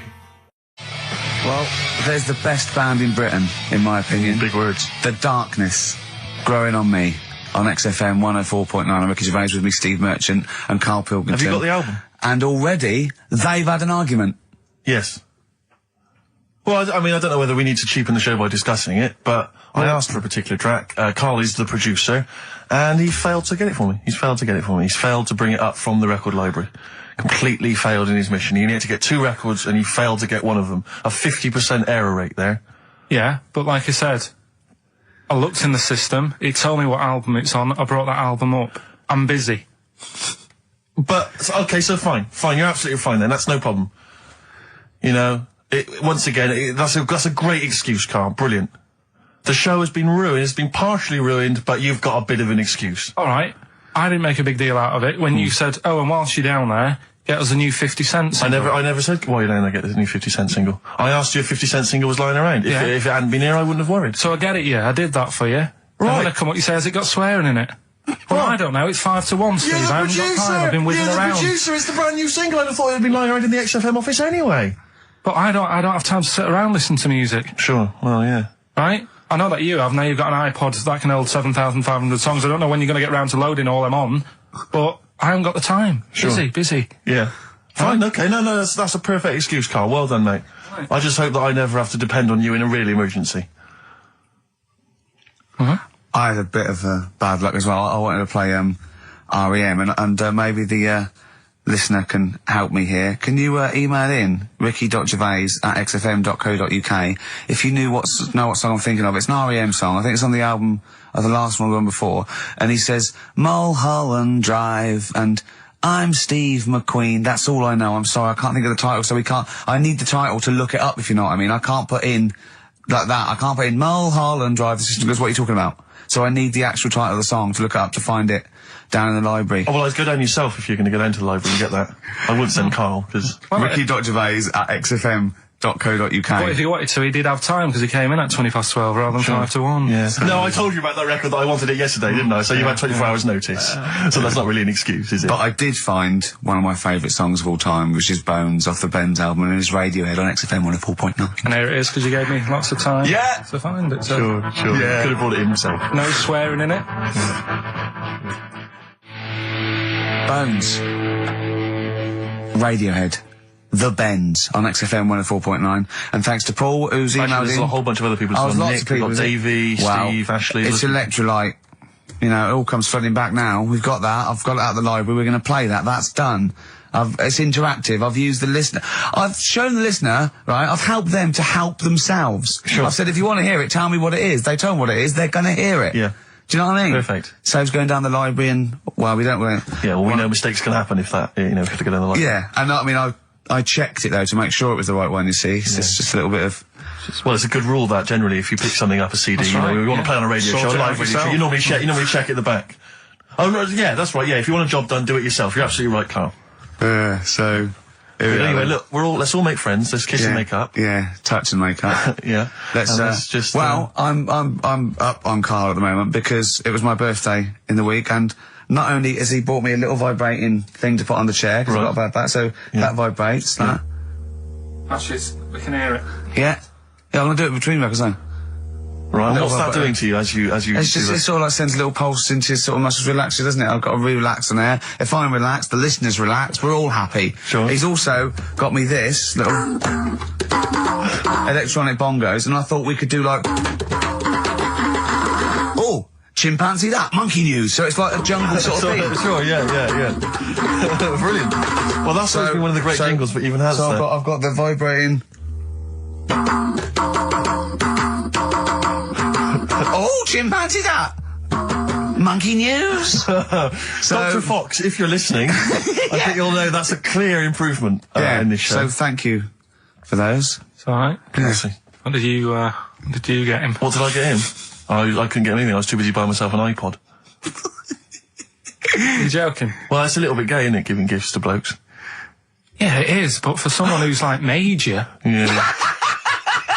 Play a record! Someone who's major? What do you mean, someone who's major? Well, because he's a major celebrity? No, made you. Oh, made you? Yeah. Right. That's Yeah. Crazy beat. Blur, alright? On XFM 104.9. Brilliant. Yeah, so I also got, Jane got me a few nice presents, including my favourite of all of them, a real bow and arrow. A real bow and arrow? Yeah. Right. And what, you know, you're going to rob from the rich, and give to the poor? Yeah! When my head goes into the basket, I'm going to blink a lot. See how many times I can blink. But if you remember, when Carl first told me that, it was, I think it was Simon or Nick that pointed out. He goes, no, that's not quite right, Carl. Carl told me that he had his head cut off, and when his head was in the basket, it looked up and said, count how many times I blinked. Yeah, sure. But he believed that as well. So he was happy. He was happy with that. Sure. Do you know what I mean? So yeah, a couple of weeks ago, there was a guy, he had his head cut off, and before he had it off, he'd said, I'm going to blink to show that there's life after death. And he did 32 blinks, Yeah, right? sure. So you two were sort of pointing that down the other week. Yeah, we were sceptical of that. So I looked again On the internet? at some other website. Yeah. And there's a guy... Sorry, it's the website, just to clarify, the website is the place where you bought that property on the moon, didn't you? Because it was a bargain. Right. So, this guy... Been gazumped. Look, we'll see who's been gazumped when this world ends. I've got somewhere to go, Yeah. alright? And I know you'll be calling me up, saying, oh, can I come with you? Haven't you got, no, like, 2 square foot? No, I've got acres. You're going to have to stand deadly still on the moon in your 2 square foot. I've got about 20 There's no place acres. for Suzanne, it'll just be you. 12 off, love. It's all those people with big heads and web feet that've been buying it all these years. Well, listen, right? Go on. Anyway. Play a record, tell us the story after it. We've been chatting for far too long. Carl. No, let's play a record. Play a tune, we'll come back with this. do you wanna What's play? this, another ghost story? Let's play one of my favourite songs of all time, because I'm going on holiday and getting into a lovely serene mood. Sorrento is probably from that. It's Neil Young, After the Gold Rush. Beautiful. Still to come, that competition as well. I look forward to that. Carl's quiz. Yeah. What an amazing track that is. Tune, yeah. Neil Young, Dynamite. After the Gold Rush. So go on, Carl. Sorry. Go on, Carl. So let's take us back a few steps, Carl. What's the story? Right, so I did some research. Right. Let's just recap again. There was a guy you read about who had his head chopped off. He was guillotined. Yeah. He had said to the people around him, Count I am blinks. going to blink once I've had my head cut off to So show the brain that life, can still... or the brain Yeah. can continue to work after Yeah. death. Okay, so yeah, we queried that. So you weren't having any of it? Well, no, possibly for a few seconds till the oxygen stops being fed to the cells because the blood has drained away. But, you know, nothing spectacular. So Right, go on. well, along the similar sort of lines, right? This is quite a few years ago. This fella sort of upset the royal family doing something, right? So they said that this isn't good. It wasn't Ben Alton at that Jubilee thing, was it? I can't remember what it was, and they said, right, That was terrible. we're gonna cut your head off. You know, you gotta show people like you can't be doing what you've been doing. What was this, the 1970s? What you say a couple of years ago, you mean maybe sort of... Was it the olden days when the Ages phones ago. weren't very good? Ages ago. Yeah. Ages ago, sure. So yeah, fair enough. Yeah. So Very philosophical. Yeah, imagine that when you watch News Story. Take that off. This was literally ages ago. Yeah, exactly. Yeah, go Simon on. Sharma's History of Britain. Yeah. Oh, So- and even before that, which is yonks before, when it was all mental and different. Sorry, Carl, go on. So he's having his head cut off, and he's resigned to it. it's the day before. He's kind of got it into his head now that I'm not going to have my head much longer. Sure. So he said, let's make use of this. Yeah. He said, I wonder how long like the body can stay alive without my head on it, right? So they were like, oh, I don't know. So Who were? so The jailers? whoever he was asking. These jailers with one eye. Yeah. Get out, punk. So he said, No, wait a minute, I've got an interesting scientific experiment, jailer. Well, Yeah. fair enough. What is it? So he said, what I want to do, right? He said, surely it's my last right. I'm going to be dead tomorrow. Sure. So let's He do a didn't test. draw it out this long, did he? Yeah, he said, let's test this out. He said, do us a favour. He said, it's my last day. What I want you to do is, you're going to cut my head off. Let's put a white line on the floor Right. and see if, because there's no point asking how far he can sort of walk without an head if there isn't a line, because you don't know what to count. Do you know what I mean? If he loses his head and he's running around all over the place, you can't really count That's that. not impressive enough, yeah. So they said, let's make a white line. Sure. Yeah. Who said And- this? He did or they did? I think they started to join in with him and saying, well, let's make this a... Sure. You guess it. Go on. So, They got Norris McWhirr down. The Guinness people. Oh. Yeah. so they said, let's get this white line. Yeah. And Dedication's all he needs. we'll do this tomorrow. And he said, all right, then, I'll see you in the morning.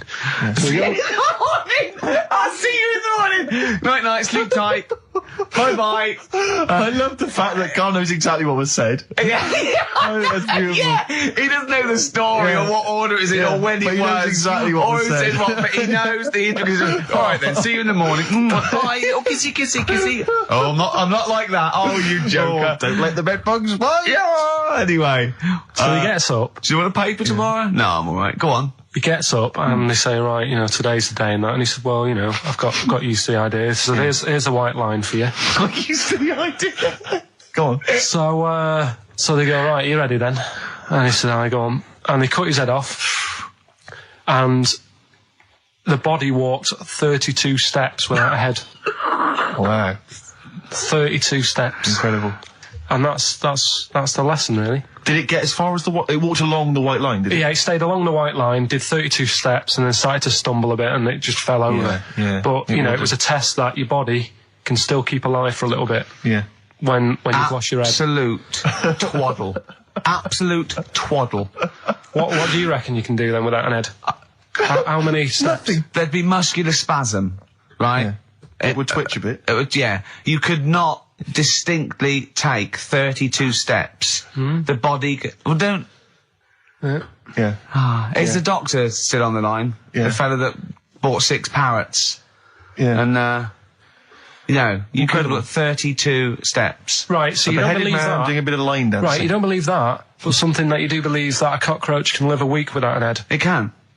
Slightly different kettle of fish there. Why? Wow, insect to human is what I'm thinking. Yeah, that but difference. there's not that much difference in Well, of some course there insects. Do you know that a snake has a heart and lungs and kidneys and stuff? Go on. No, well, I'm just saying. So? You're making out as if like they're a totally different Species.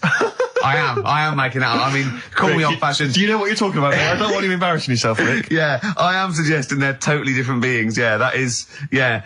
Now, Carl, the cockroach is a very different thing. The interesting there is that it lives without its head, because a lot of it's on. There's some of them are phototropic, chemotropic. Some of them just literally have irritation and muscle memory. I mean, they do have a central nervous system, but it's very different. So if you lose the head, it bypasses a lot of that anyway. All this is running around. The reason it dies is because it can't take on water.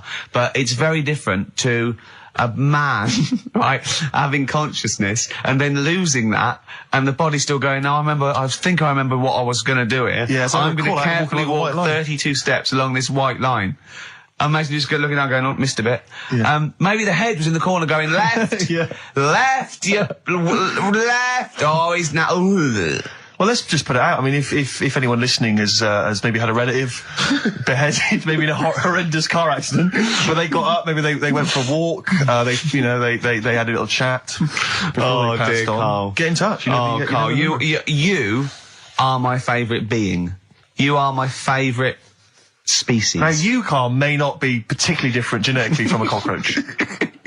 You are, why can generally cockroaches do that? Why whoever made them went... Let's play a record. Do you know what, when I told him this fact, I send him little facts on text messages just to inflame his, interest. I just sent him a cockroach can live 9 days without its head. He texted back, what's the point of that? Yeah. What's the point of They're that? not doing experiments, these cockroaches. Is it boring last week to have? And he went, on top of all that, you're thirsty. So it's the worst week of your life, isn't it? That week without your head. Play a record. Carl. Competition time next. Oh. We should call, look at his little face. Look at his little face. You've not heard Carl's competition. Oh, we could do with that, Ed. Right, okay, educating Ricky. What have we got? Airy Chinese kid, go on. Right, yeah. This is the... I didn't want to do this.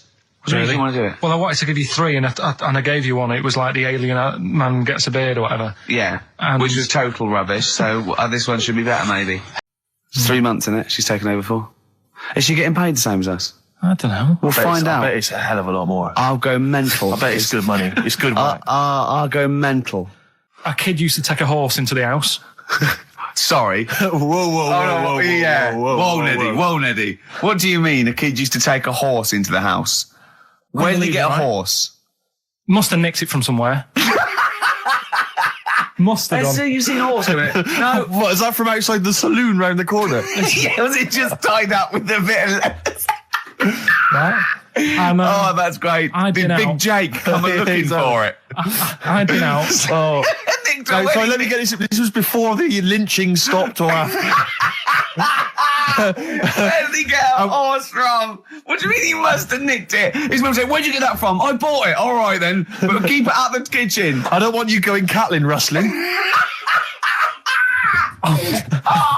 Where did he get a horse from, Carl? And how long did he have it for? Was he leading it or riding it? Mum, open the door, I can't stop. I can't stop it. Open the patio door as well. Looks like we got us a runaway. What do you mean? I've sort of... Don't think you can ever be boring, No, but but what I've done, I've took like different ones. So I've took a good one that I think, that's a good quote. That was worth putting in a book.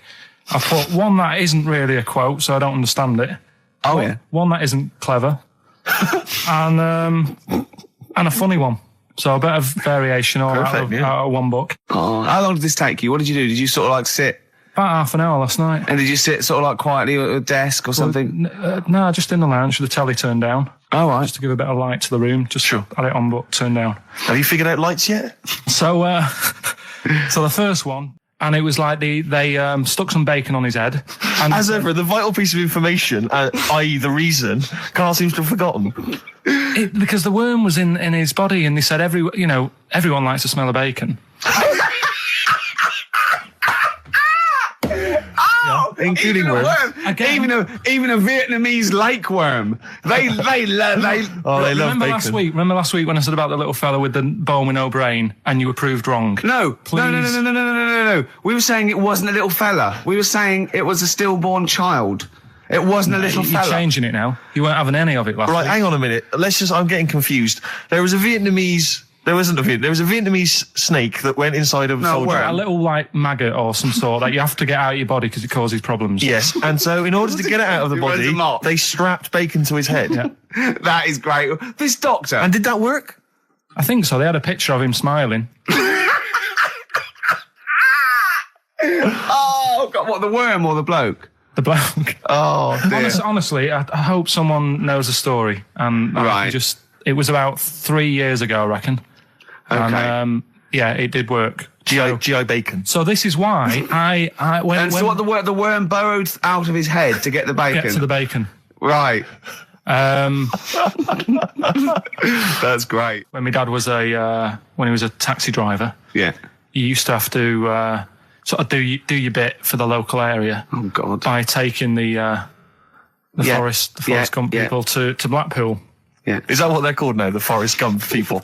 Is that what the organisations that support them ask for them to be referred to? A minibus with Life is a Box of Chocolates.com. Well, Forrest Gump types. It must have been, so you work with these people? The people with learning difficulties. And he used to get 5. Coming home must have been a busman's holiday. So he got 5 of them in the cab. Yeah. And he had to go to Blackpool, and 4 of them were really good, behaving themselves, didn't mess about, weren't fighting and stuff, but there was one who was just causing loads of trouble and he couldn't control him. And what you've got to be able to do with people like that, you don't want them to get stressed out because it's not good for them. It stresses them out, and you could end up with a bit. Thanks, Dr. Karl. You could end up with a bit of a riot on your hands. So he thought, I'll nip this one in the bud right now. And he pulled up just on the outskirts of Blackpool, and he took the one out that was causing problems and put it in a wheelie bin. Oh, no. Oh, I'm sorry. I apologise. He did what? Oh, he did it for the good of the others. He put it in a wheelie bin. He was having a good time. He thought it was one of the rides. Can you stop saying it? He had another problem similar to it where he had a little minibus, and it was his job to take a load of old women to the bingo hole, and it was miles away. And he took him there. There was no problem. About 10 old women in a minibus. One of them was causing trouble. So he pulled over it. No, right? So he took him there.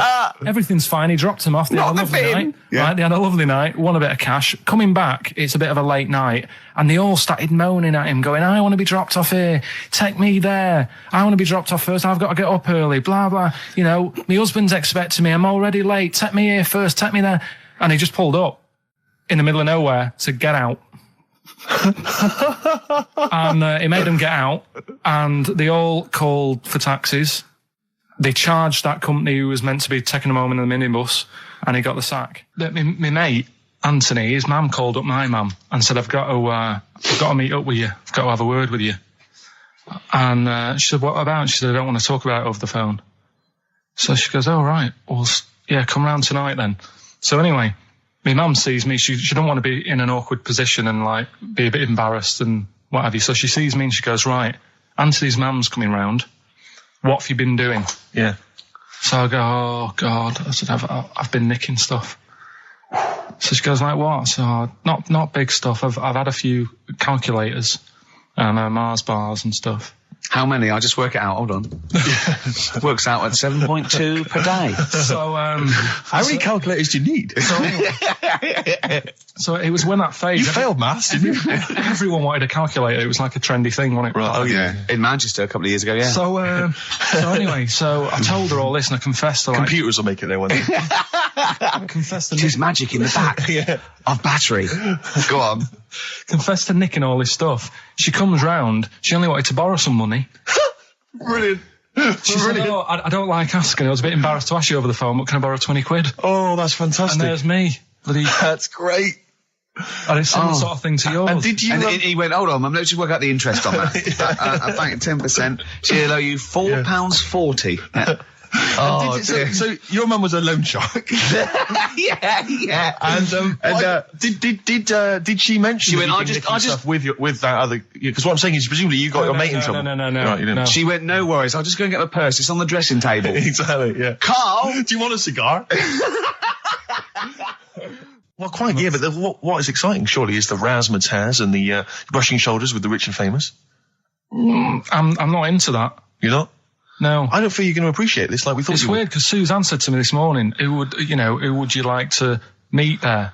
Yeah. Is he anyone who you can get close to and it's like, God, I really admire your, big fan of yours or whatever. And it's me and Steve, so you're here now. Well, I really admire your big fanny. I didn't. What did you say? What did he say? If you're a big fan of it. Oh, right. Oh, right, yeah. And, sorry. There isn't anyone, really. Do you know what I mean? You two are all right. Thanks. Jonathan Ross, is he going? He might do, I don't know. Hang on a minute, I can't help but feel we could have exploited this more. We could have maybe run a competition to let someone win. Yeah. If you're not going to appreciate it, Karl. Yeah. Are you going to get a trouser suit? Are you going to get a ladies' trouser suit? I just think then if you go sort of like looking macho and walking down with him, you know, they know that you're not really partners. And I just think it's a slap in the face for BAFTA. That's true enough. No, it doesn't matter what you wear though. Look at Elton Can't John's. you mince a little bit? Can't you at least sort of walk a little bit mincy? Because you've got such a macho sort of mank walk. Elton John's fella doesn't look gay and the stuff he wears and that, does he? Do you know what I mean? It means nothing. No, but that's because Elton's doing the work for him. No, but By dressing as like some kind of restoration dame.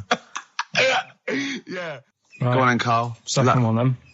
This is a bit easier, but I still think it's a good one. So this is, we should explain what this is if you've just tuned in. It's one of those stupid lateral thinking problems. That Karl himself has created. Yeah, that was his homework.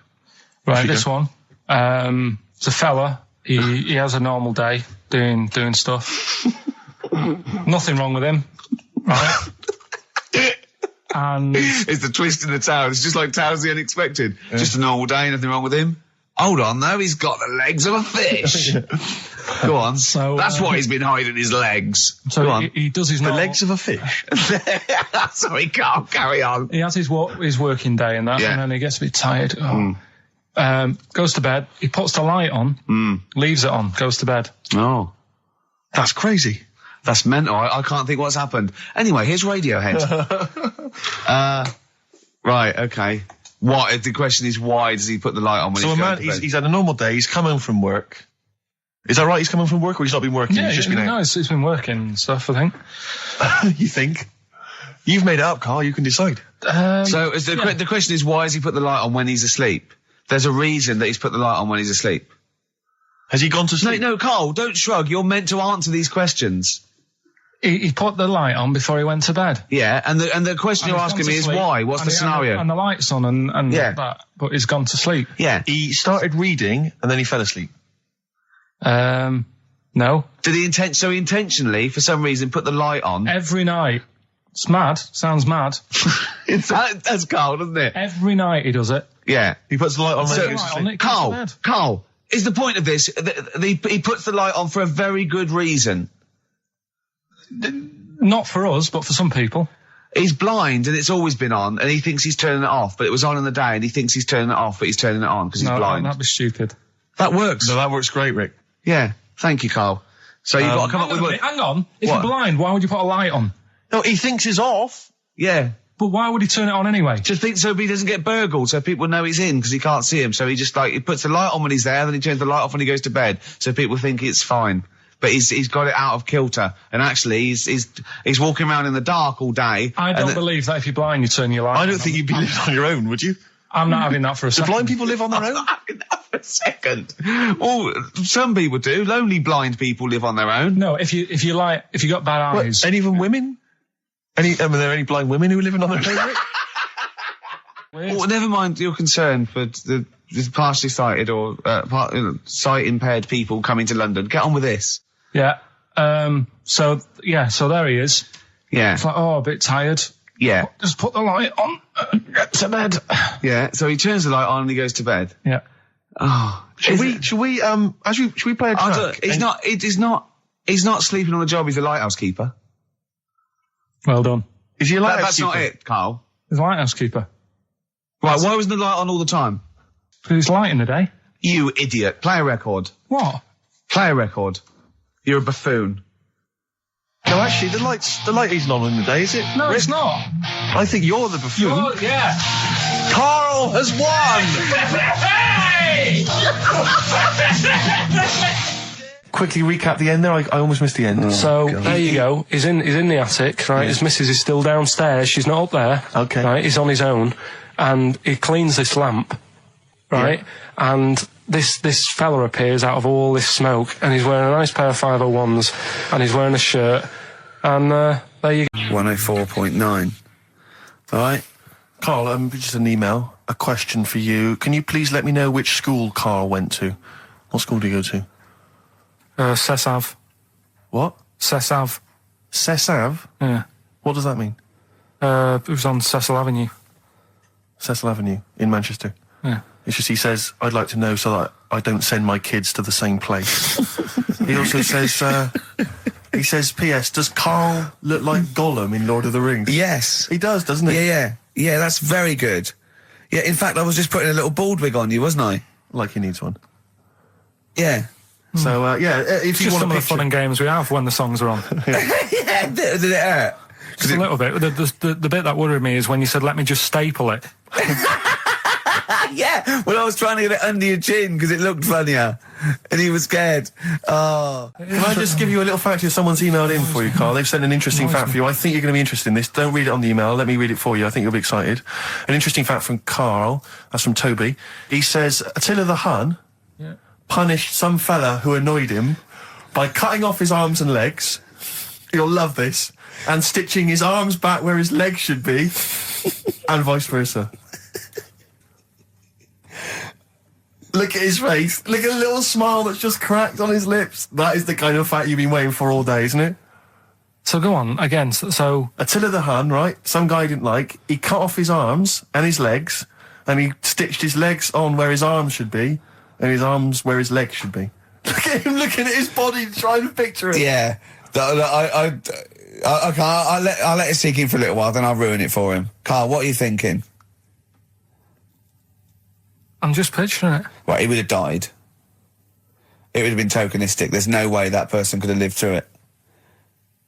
So it was just for Attila the Hun's fun. He probably put him on a stick outside his gate or something.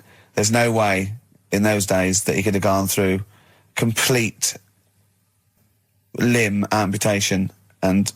So would he have wore a jumper for pants? Who's the winner of the competition? From Walthamstow, it's Joe Ogden. Well done, Joe. You got the correct answer, which was what? The fellow with two heads at number 50. Number 50. Is that it? Are we off? Yeah, that's it. Yeah. Cheers. More of the same drivel next week. Bye. Bye. Placebo, special needs on XFM 104.9. Email in where Lanzarote is. I don't know if it's Italy or Spain or Europe or maybe Africa. You know, these are the sort of things, these are the reasons I come into it, to at least learn something, innit, Carl? We've stopped educating Ricky, so I've stopped learning, you know, about things like the woman who ate mud all her life. We've had a lot of emails, Carl. I don't want to sort of put a dampener on your Christmas, but a lot of people have been slagging off Lanzarote. One of them just said, well, one of them, I don't know if I can find it. It is Canaria, isn't it? It is one of the Canaries, isn't it? It's a volcanic island covered in volcanic dust. It's very windy, so you have to dig a hole to sit in on the beach, and there's hardly anything to do. That's from Mike Godham, and he says, unless you like quad biking, well, you know, you've seen what happened to... no, don't go quad biking. Not with your little head. There's no protection at all, is there? I don't know what you're thinking. I don't know. At least Rick Mann and Ozzy had lots of hair. You'd be like Humpty Dumpty. It would crack like a little egg. And then we'd seen, there's no kings or king's horses. So, they couldn't do the job anyway. No, shouldn't really send them. They're not really qualified. Horses not equipped to put back a medical man like Neil Fox in. Yes. To mend but not eggs. Some kind of military horse. I bet he's had egg on his face a few times, hasn't he? What, Foxy? Yeah. Well, most of the series are Pop Idol. Right, Carl. Lanzarote, good or bad? Well, you got to give it a go, haven't you? Yeah, well done. Give everywhere a go. Exactly. That's what I was saying. You know, don't just take the word for it. I mean, if it had said an Ananova, Lanzarote shit, he'd have believed it. Sure. You know, if he'd have overheard it in a pub, Lanzarote a crap, he'd have believed it. He'd have seen it on a website that was mainly concerned with monkeys and witches, he'd have believed it. Yeah. As it is. Everybody raves about New York, and when I went there, I thought it was rubbish. Well, you're an idiot then, because that is possibly the greatest city in the world, along with London. Subjective, though. That's why they have holiday programmes and that, innit? So you see it and you decide for yourself and that. Yeah, but you saw Venice on a holiday programme, as you put it. You went there and you went, it was rubbish, full of black bin liners. Well, it is. Right. Didn't they show them? It stunk. Didn't Judith Chalmers say that? Oh, it stinks here, and there's loads of rubbish everywhere. No, she didn't. Did she mention that? Oh, that's what I mean. So it depends what you want from holiday, doesn't it? Well, yeah. But you're an idiot if you don't like New York, so next. Anyway, go on, break up, guys. Kiss and make up. Yeah. Carl, we've had an email. Some old Rockbusters. Someone's emailed in. They wonder if you can get some of your old Rockbusters clues, your old genuine Rockbusters clues. I know Rockbusters has come back. Well, of course he can. It's the way his brain works. Well, indeed. But I think you'll... maybe you can also enjoy the challenge, Rick. Yeah. And you at home. I remember them as well, because I remember how angry they made them. Here's some old Rockbusters. That army's got some nice trenches. DW. That army's got some nice trenches. DW. No. Dandy Warhols. That one works. It's not bad, is it? That's why I didn't get that one, because it worked. Yeah. Yeah. Okay. She's only got one sticker left? It was actually he's only got one sticker left. Oh, okay. He's only got one sticker left? Oh, the band His Last Sticker. Exactly. With Justine Fishman, yeah, His Last Sticker. They were brilliant, weren't they? What happened to His Last Sticker? Are they still going? He'll strap some chocolate to your feet. That's A. A band or artist, A. He'll strap some chocolate to your feet. Go on. Aerosmith. I don't know really what that means, but... And finally, you'll have to... Aero Cobbler. Well, yeah. The well-known Aero Cobbler. And you'll have to stick her in the oven, AB. You'll have to stick her in the oven. See, he thinks blacksmith means, like, just shoes. Like, it's not the smith, it's the smith part. A smith is just a right, isn't it? So it doesn't, I don't know, Aerosmith. What does that mean, Carl? What does that mean? Come on, you'll have to stick her in the oven, AB. Yeah, I know that one. Yeah? Yeah. What is it? But it doesn't work. Apparently it does. You'll have to stick her in the oven, AB. Single or artist. What, Anita Baker? Anita Baker. Why you have to stick her in the oven? Anita Baker. Oh, I need to. But why didn't you say, like, you'll have to, get his hair cut and put a nice white, chef's hat on? That's Anita Baker. See, that works. That works, Carl. I need to bake her. Doesn't work. It is shite. Okay, well, listen. Before you judge, listen to today's Rockbusters. Okay. They're here with us now. Here's Karl Pilkington. Yeah, brought it back just for Christmas. Brilliant. I've only got two really. What? Because I was trying to work one out before, right, in my little room. Yeah. I was looking at different band names, thinking, what can I do? Yeah. Couldn't concentrate because Ricky was in there trying to spray deodorant all over the place. Right? Well, you should have done them yesterday. You should have shut me out. Right. So there's just two. Brilliant. Well, Okay. I've kind of got an idea for the third one. fine, I'll have a go. Yeah. Right, so anyway, the first one... Should we play a record and come back to this? 'Cause We'll it's do been it a- quickly, yeah. we'll do it quickly. No, play a record. This is then. rubbish. Yeah. Rubbish. Libertines. Useless. Give me the gifts. Let me have a look what prizes you got. Libertines, Don't Look Back Into the Sun on XFM. Well, the general public are getting involved with Carl's holiday, and, I mean, this has been a damning report on Lanzarote. There's not been a positive word written about Lanzarote so far. Wow. It's volcanic, there's no natural water supply. Apparently there's no natural water supply. It's You all have to sit in a imported. hole. What do you think of this, Carl? What do you think of the people that want you to know that you're going to a rubbish place when you can't change it? What do you think of that? Rubbish show, will it? What do you mean? Be all right. What do you mean it'll be right? Because I'm going to go there thinking, oh, there's no water and that, and there will be water. No, they didn't say there's no water. What did they say then? There's no natural water supply. Whatever. I'm not bothered. Doesn't bother me. All right. I'm going to have a good time and that. What are you going to do? What do you plan to do? Got a book. What book you got? Rich Hall book. I'm just going to read that. Brilliant. And the weather's better than here, isn't it? Yeah. So... gonna have a good time. Someone emailed just now. They said they're listening online and there's a problem with their computer and everything's sped up. The music's sped up. Our voices, Rick, are sped up. Except Carl's. That's how slow he speaks. So when everything's sped up, he sounds normal. No Blue Sky, The Thorns. That's beautiful, isn't it? On XFM 104.9. Carl, you're losing your rag a little bit. What's the matter? Nothing, go on. See? What's the matter? No, what's the matter with I've Carl? got something to cheer him up. Someone's emailed in, Emma's emailed in, she said that for those that know, those in the know, they referred to Lanzarote as Lanzagrotte. Brilliant. He's a bit fed up. He's got 2 CDs for Christmas from a company that's he's been with for 6 years. He's a little bit grumpy about having to answer the phones. No more of that talk now, right? Let's move on. Filthy! All Victorian women, filthy and stinky. Yeah. Oh, dear. Better Rolling Stones Yeah, and let's set go up for the it. old songs of phrase. Yeah. Stones, Beast of Burden. We've not played it before. It's an absolute jam. The Rolling Stones, Beast of Burden. Can I just take this opportunity, Rick, to say to Sir Mick Jagger, happy 60th birthday this year, Mick. Happy 60th birthday this year. Yeah. Was it today? No. I don't know. Well, otherwise you'd be saying happy birthday to everyone every day. No, every year. no, because I don't know Mick Jagger, do I? So I'm just taking the opportunity, in case he happens to be listening today, to wish him a 60th. Happy 60th, or someone who knows him. What about Brian Ferry? What about Brian Ferry? How's Brian? Well, I mean, he's got a birthday this year. Ferry. I'm not going to wish Brian Ferry a birthday. Happy birthday, Brian. Well. Silence is easy. Star Sailor on XFM 104.9. Right, it's the quiz of the week. If you want to go out and do some shopping, this is probably a good time, and come back again for about 2:15. But don't forget, what I will say is, even though these clues, we're going to do songs of phrase, by the way, where Karl picks out a phrase that he might have said once, tries to find words from songs to put it together. You've got to guess as many as you can, song or artist, I can't remember. But even though you might look at it and go, that's mental, I don't know any of them, you might win if you get 2 right.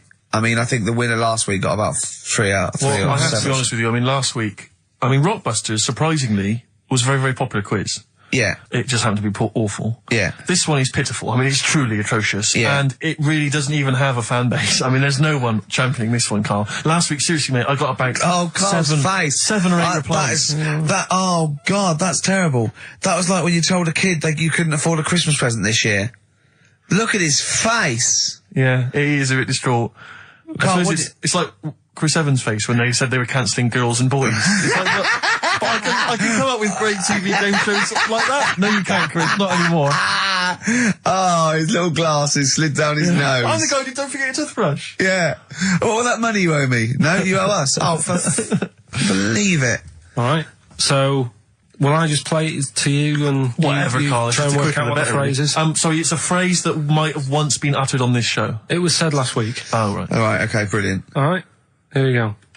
I know you're just 16, but looking all of 21.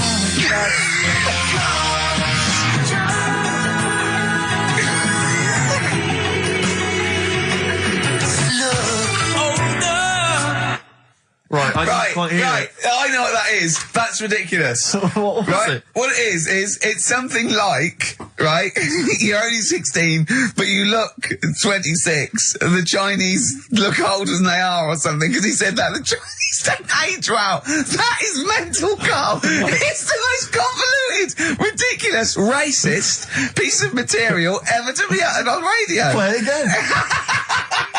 I know you're just 16, but looking all of 21. That's...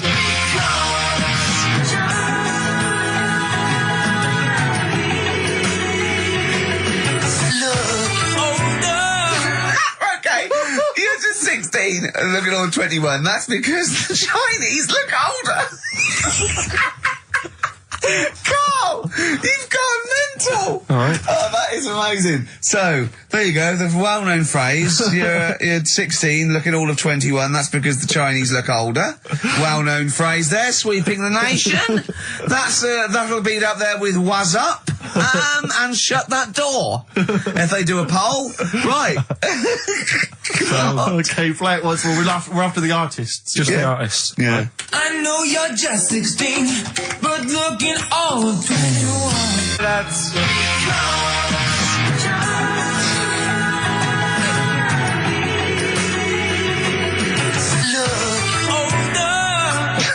Unbelievable. All right, let me tell you what the prizes are.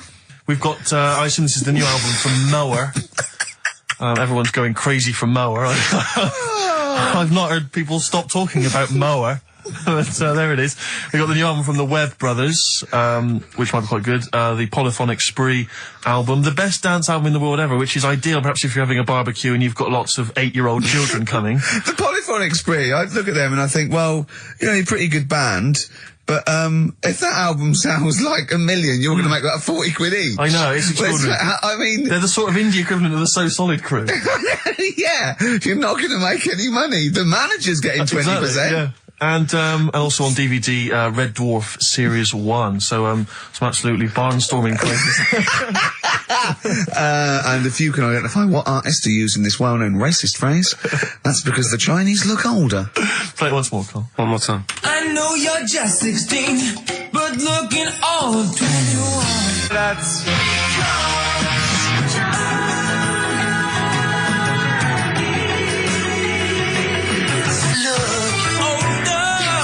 Oh, God. Ricky.Gervais This at is- xfm.co.uk. Play a record. This is radio. Panic. Eh? So what did you just pinch off? I can't confirm it at this stage, exactly what happened, but it certainly felt like a pinch. I looked round, there was a woman behind me. Right. She was fairly old. I think she's probably in her mid-30s. Right. Kind of reddish hair. Right. I don't know if she's listening. Right. But she knows where I am. And so I don't know how to proceed, really, Rick. I don't know if it's worth putting up some posters around the Green Park area. Well, what you could just do- to try and corroborate it. If you saw a woman pinch the lanky guy's arse, No, please get in touch. you could probably get in contact with British Rail and go back over their CCTV Exactly, thing. CCTV cameras, yeah. And then they could probably zoom in and, so identifying sort of birthmarks, or she might have been holding some. Then I could hire a private eye. Yeah. Again, money well spent. Well, so there you go. I'm just saying. I'm just saying. Maybe maybe things are looking up. Things it's getting are towards Christmas. The worm has turned. Hey, I mean, it's a little sexy story to get the show going. It is But pretty what do you make of that, then, Carl? What do you Because I know think, you're Carl? quite damning. What's your answer? Well, I mean, you're quite a tall fella, Sure. so she must have really wanted to sort of reach up and have a pinch. Do you know what I mean? she was a dwarf? She did it with her teeth. He didn't say she was a dwarf. No, but Steve's taller than, his arse. Yeah, but his arse isn't 6'9", is it? His arse is about 3 foot off the floor. 4 foot? What? 4 foot off the floor? No, I don't think so. About 3. She'd have to be a midget to have to reach up to pinch Steve's arse. He is very tall, but I don't know what your point is there, Carl. You're just trying to, you're just, No, I think no. maybe you're just a little bit jealous. Just a little bit of jealousy. How many cats do you say you've got through? I'd say whilst I was living at home, I mean, it's still on the increase even though I'm not there. So whilst I was there, probably 5. God. Wow. oh, Yeah. And were you upset each time, or you just got used to it? It's one of them things, isn't it? Like I've said before, when you first see something, it's a bit of a shock. Do you know what I mean? It's like the Elephant Man or whatever. Yeah. First time you see him, it's that sort of, oh, look at that. do you remember the first time you saw Steve? No, I'm not being funny. Do you remember the first? Yeah, but I've said this before. It's always then you get used to how people look, and you don't. No. I'm gonna burst. You have to play a record. No, but- because I just see Steve's. No, but I've got used to it. Shut up. Carl, you know our mate Johnny, he's a Doctor Who fan. Yeah. Do you remember, he bought, the Doctor Who magazine, and he went, to the toilet, and Steve got post-it notes and put geek on every page. And Johnny opened it on the tube, right, and it had geek and everything. And Johnny bought in the new Doctor Who magazine, I think this week's or this month's, right? And they've done the perfect Doctor Who fan, right, what the geek is, right, and it looks exactly like Steve. All right, don't have a go, Rick. It does. And he went, and I'm going to try and put it on the website. It's amazing. It's got your hair, glasses, it stands like you, it's sort of dressed like you, and it's only, it's hilarious. And he was, I mean, I'm insulting you now. It sounds like an insult, but if you'd see it, you'd laugh. Play Well, Rockbusters, right? yeah. Right, here we go. Just a little bit annoyed.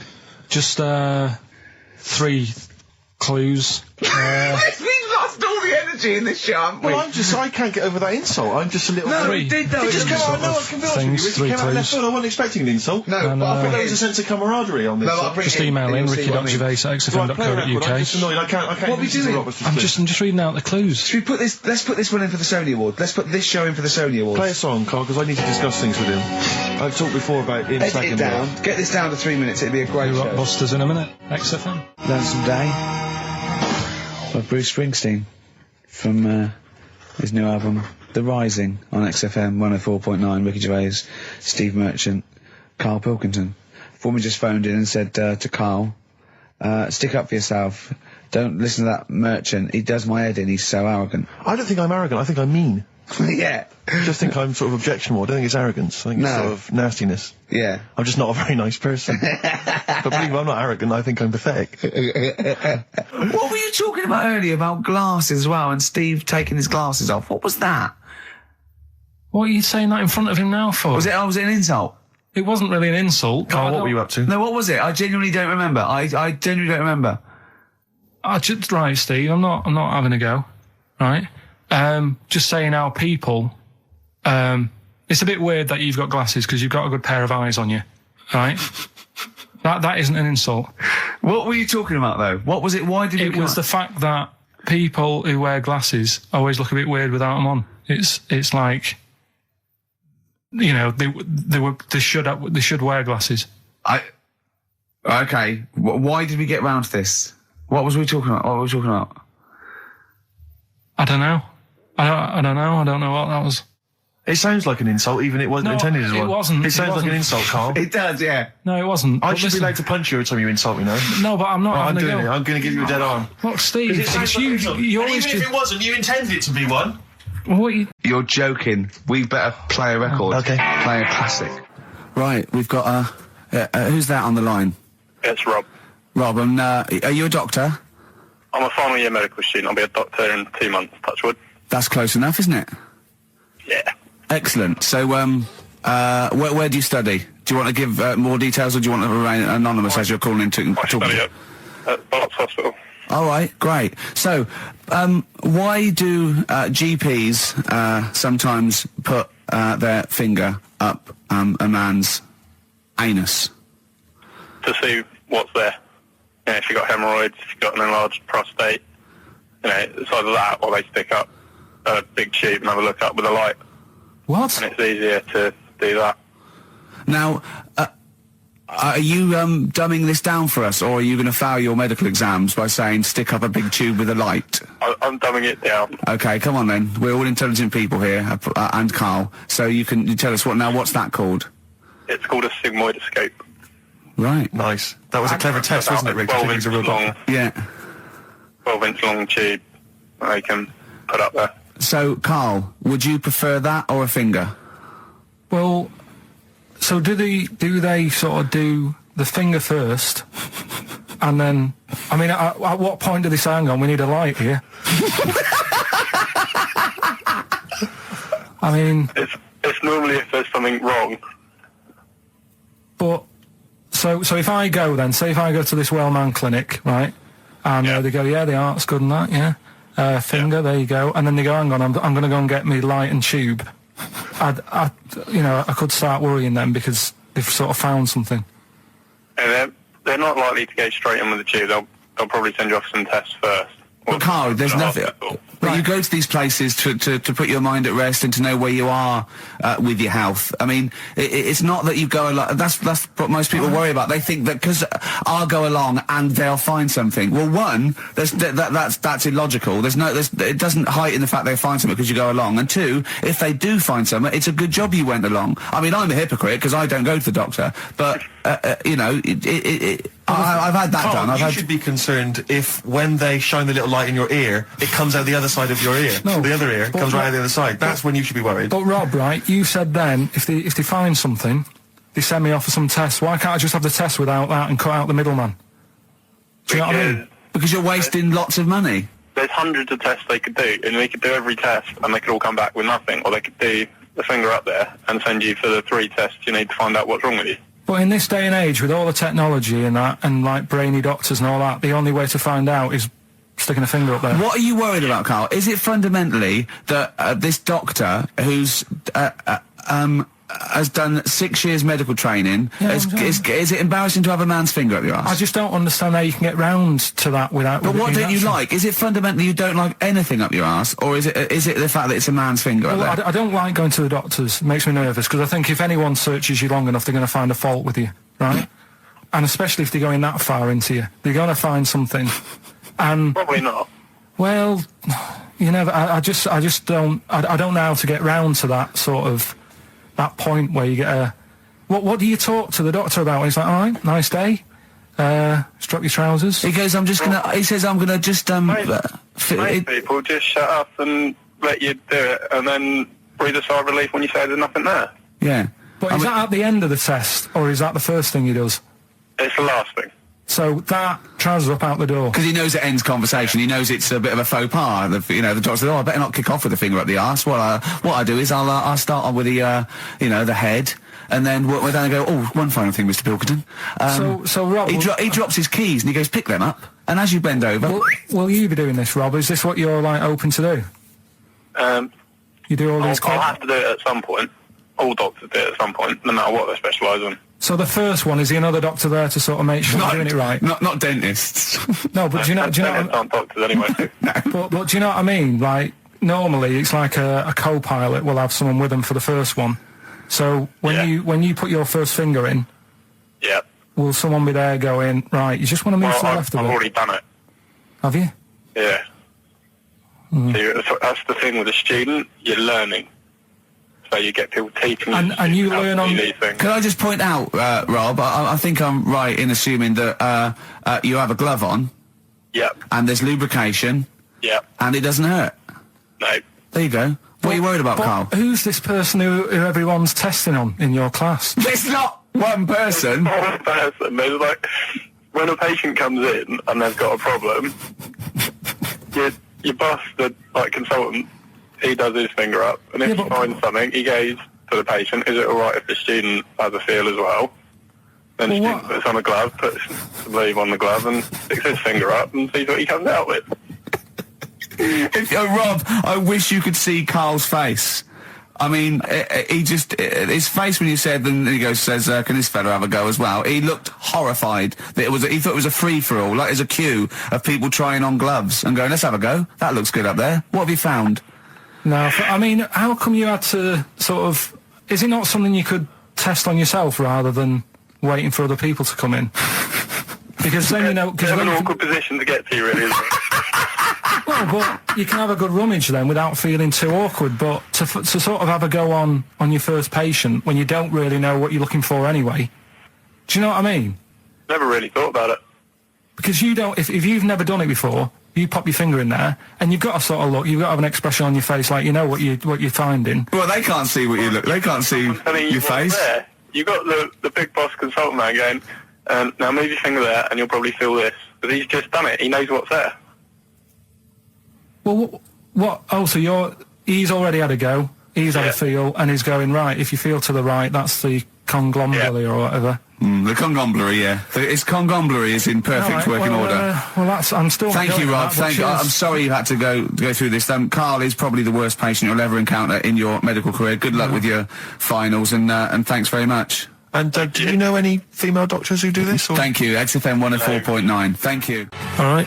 This is Carl, the producer of Ricky Gervais and Stephen Merchant on XFM 104.9. We're playing out some of the best bits. Hope you're enjoying it. Here's another one. Can't concentrate now. Oh, well, he's all stressed because the lady from MTV is here. She's going to film his little face. So the things he said in the week, he was so worried. He's got worried about the spot on his head. That won't come out. Just so you got your best side. It's on that side. That's all right. All right. Yeah, the camera's out. Look, he's getting nervous now. Okay, Carl, ignore the camera. Okay, just ignore the camera. Okay. Now, me and Steve have done our research for you, and we've got two amazing things to tell you. What should I tell him first, about the baby or the... Well, they're crab? both equally fascinating, so you choose. I'll tell you the crab thing first, right? Steve actually saw this thing in The Guardian in the week about our research thing, and then we looked it up, we looked into it on Friday, and it is incredible. Right, listen to this. There's a thing in a bay in New England, right, where it's like the biggest, they make silicon chips and stuff for computers, right? And because of the data protection thing, after they've done them, because they have to destroy the plates, right, well, the information's sort of put onto them, but there's still flakes of silicon. They sort of grind it down straight away, and some of the flakes got into the bay, okay, but some of the information's still on even the slight granules of silicon. Anyway, gets in the water, and silicon is rather like a carbon derivative. They reckon if there had been life on another planet that wasn't carbon-based, it'd be silicon-based. Because that simple sugars and proteins, it's just COH and that, and it can work with silicon, right? Anyway, the crabs have been taken up, it's still in the water, and they looked out on the beach, and over years the crabs have started sort of putting themselves in formations, like geometric format, and they couldn't work out why they were doing this. And when they put them in the experiment, they sort of like chopped them up, and they found they'd taken on silicon, and it had sort of got into their brain, and they were downloading information. They picked up little things, because it's just chemical you know, like electrical impulses had got information off the silicon chip, and they were interfacing it. But this is the amazing thing. One bloke sort of thought of this, and he thought, well, if it's a simple computer with a brain, if it's just a simple sort of electrical thing, then maybe there's sort of, you know, we could get it down. So what they did is they made a thing called a biointerface. And they put it into the crab's brain, just a really simple brain, so it's measured on Gar, right? And it got impulses from it, and they were getting, like, computer readouts, so just flashes of, like, symbols and geometric things right on this screen to read the crab's brain. And it was stuff like, you know, fragments of a... what made them do this in the first place? Because they saw the crabs behaving differently. They were behaving differently to each other. They were just like... They were, you know, intelligent, and they were sort of solving problems and all this sort of stuff. Anyway, when they downloaded the thing, it was like there was they found one of the secretary's names where it had been on the silicon chip, where it was just like a flash of a computer screen. But the most amazing thing is, they downloaded a memory, right? It was like a snapshot where it had been burnt onto the retina of the crab, just a snapshot of something, and it was like a picture of the beach, like a couple of years ago, right? And they also did, incredible, it was like just a digital black and white sort of thing, so they could see what the crab had seen. Amazing. Jeez. Amazing. So intelligent crabs. What are they doing with them now? Super brain. Well, they think this is the upshot. They think they could use it as spy crabs, because they could get these crabs. Also, the other thing is, as generations went on, right? So they put a crab in the sea or so, right? Lots of crabs in, and then as generations went on, a newborn crab, they downloaded the memory, and it had the memories of its great all together. It had every memory that any crab had been related to it beforehand, because it passed it on. It just passed it on.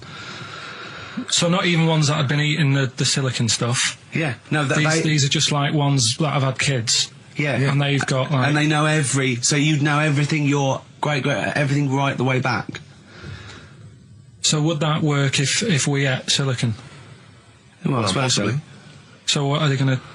Well, they can use them for all sorts of things, though. I mean, that's what's incredible. I mean, I don't know how you train it particularly. I don't know, it'd be quite tricky to train, but I'm assuming if they can do it that way, then presumably they can give it like certain silicon information, which they can then plant in it, if you like, within its sort of food. Also, if you get them onto enemy beaches, you'd have like 1,000 digital cameras just sneaking around. You could get like, you know, Osama bin Laden or someone. They don't understand the information they've got. No, they don't know they're doing it. They just download them. So it's not like you could torture them and they won't be able to sort of give you the information, because they wouldn't know what information they had, because they're just. But the first crab they downloaded, they just kept seeing the same picture of a big crab feeding it, which they really, yeah, wow, that's what, like its mother crab or something.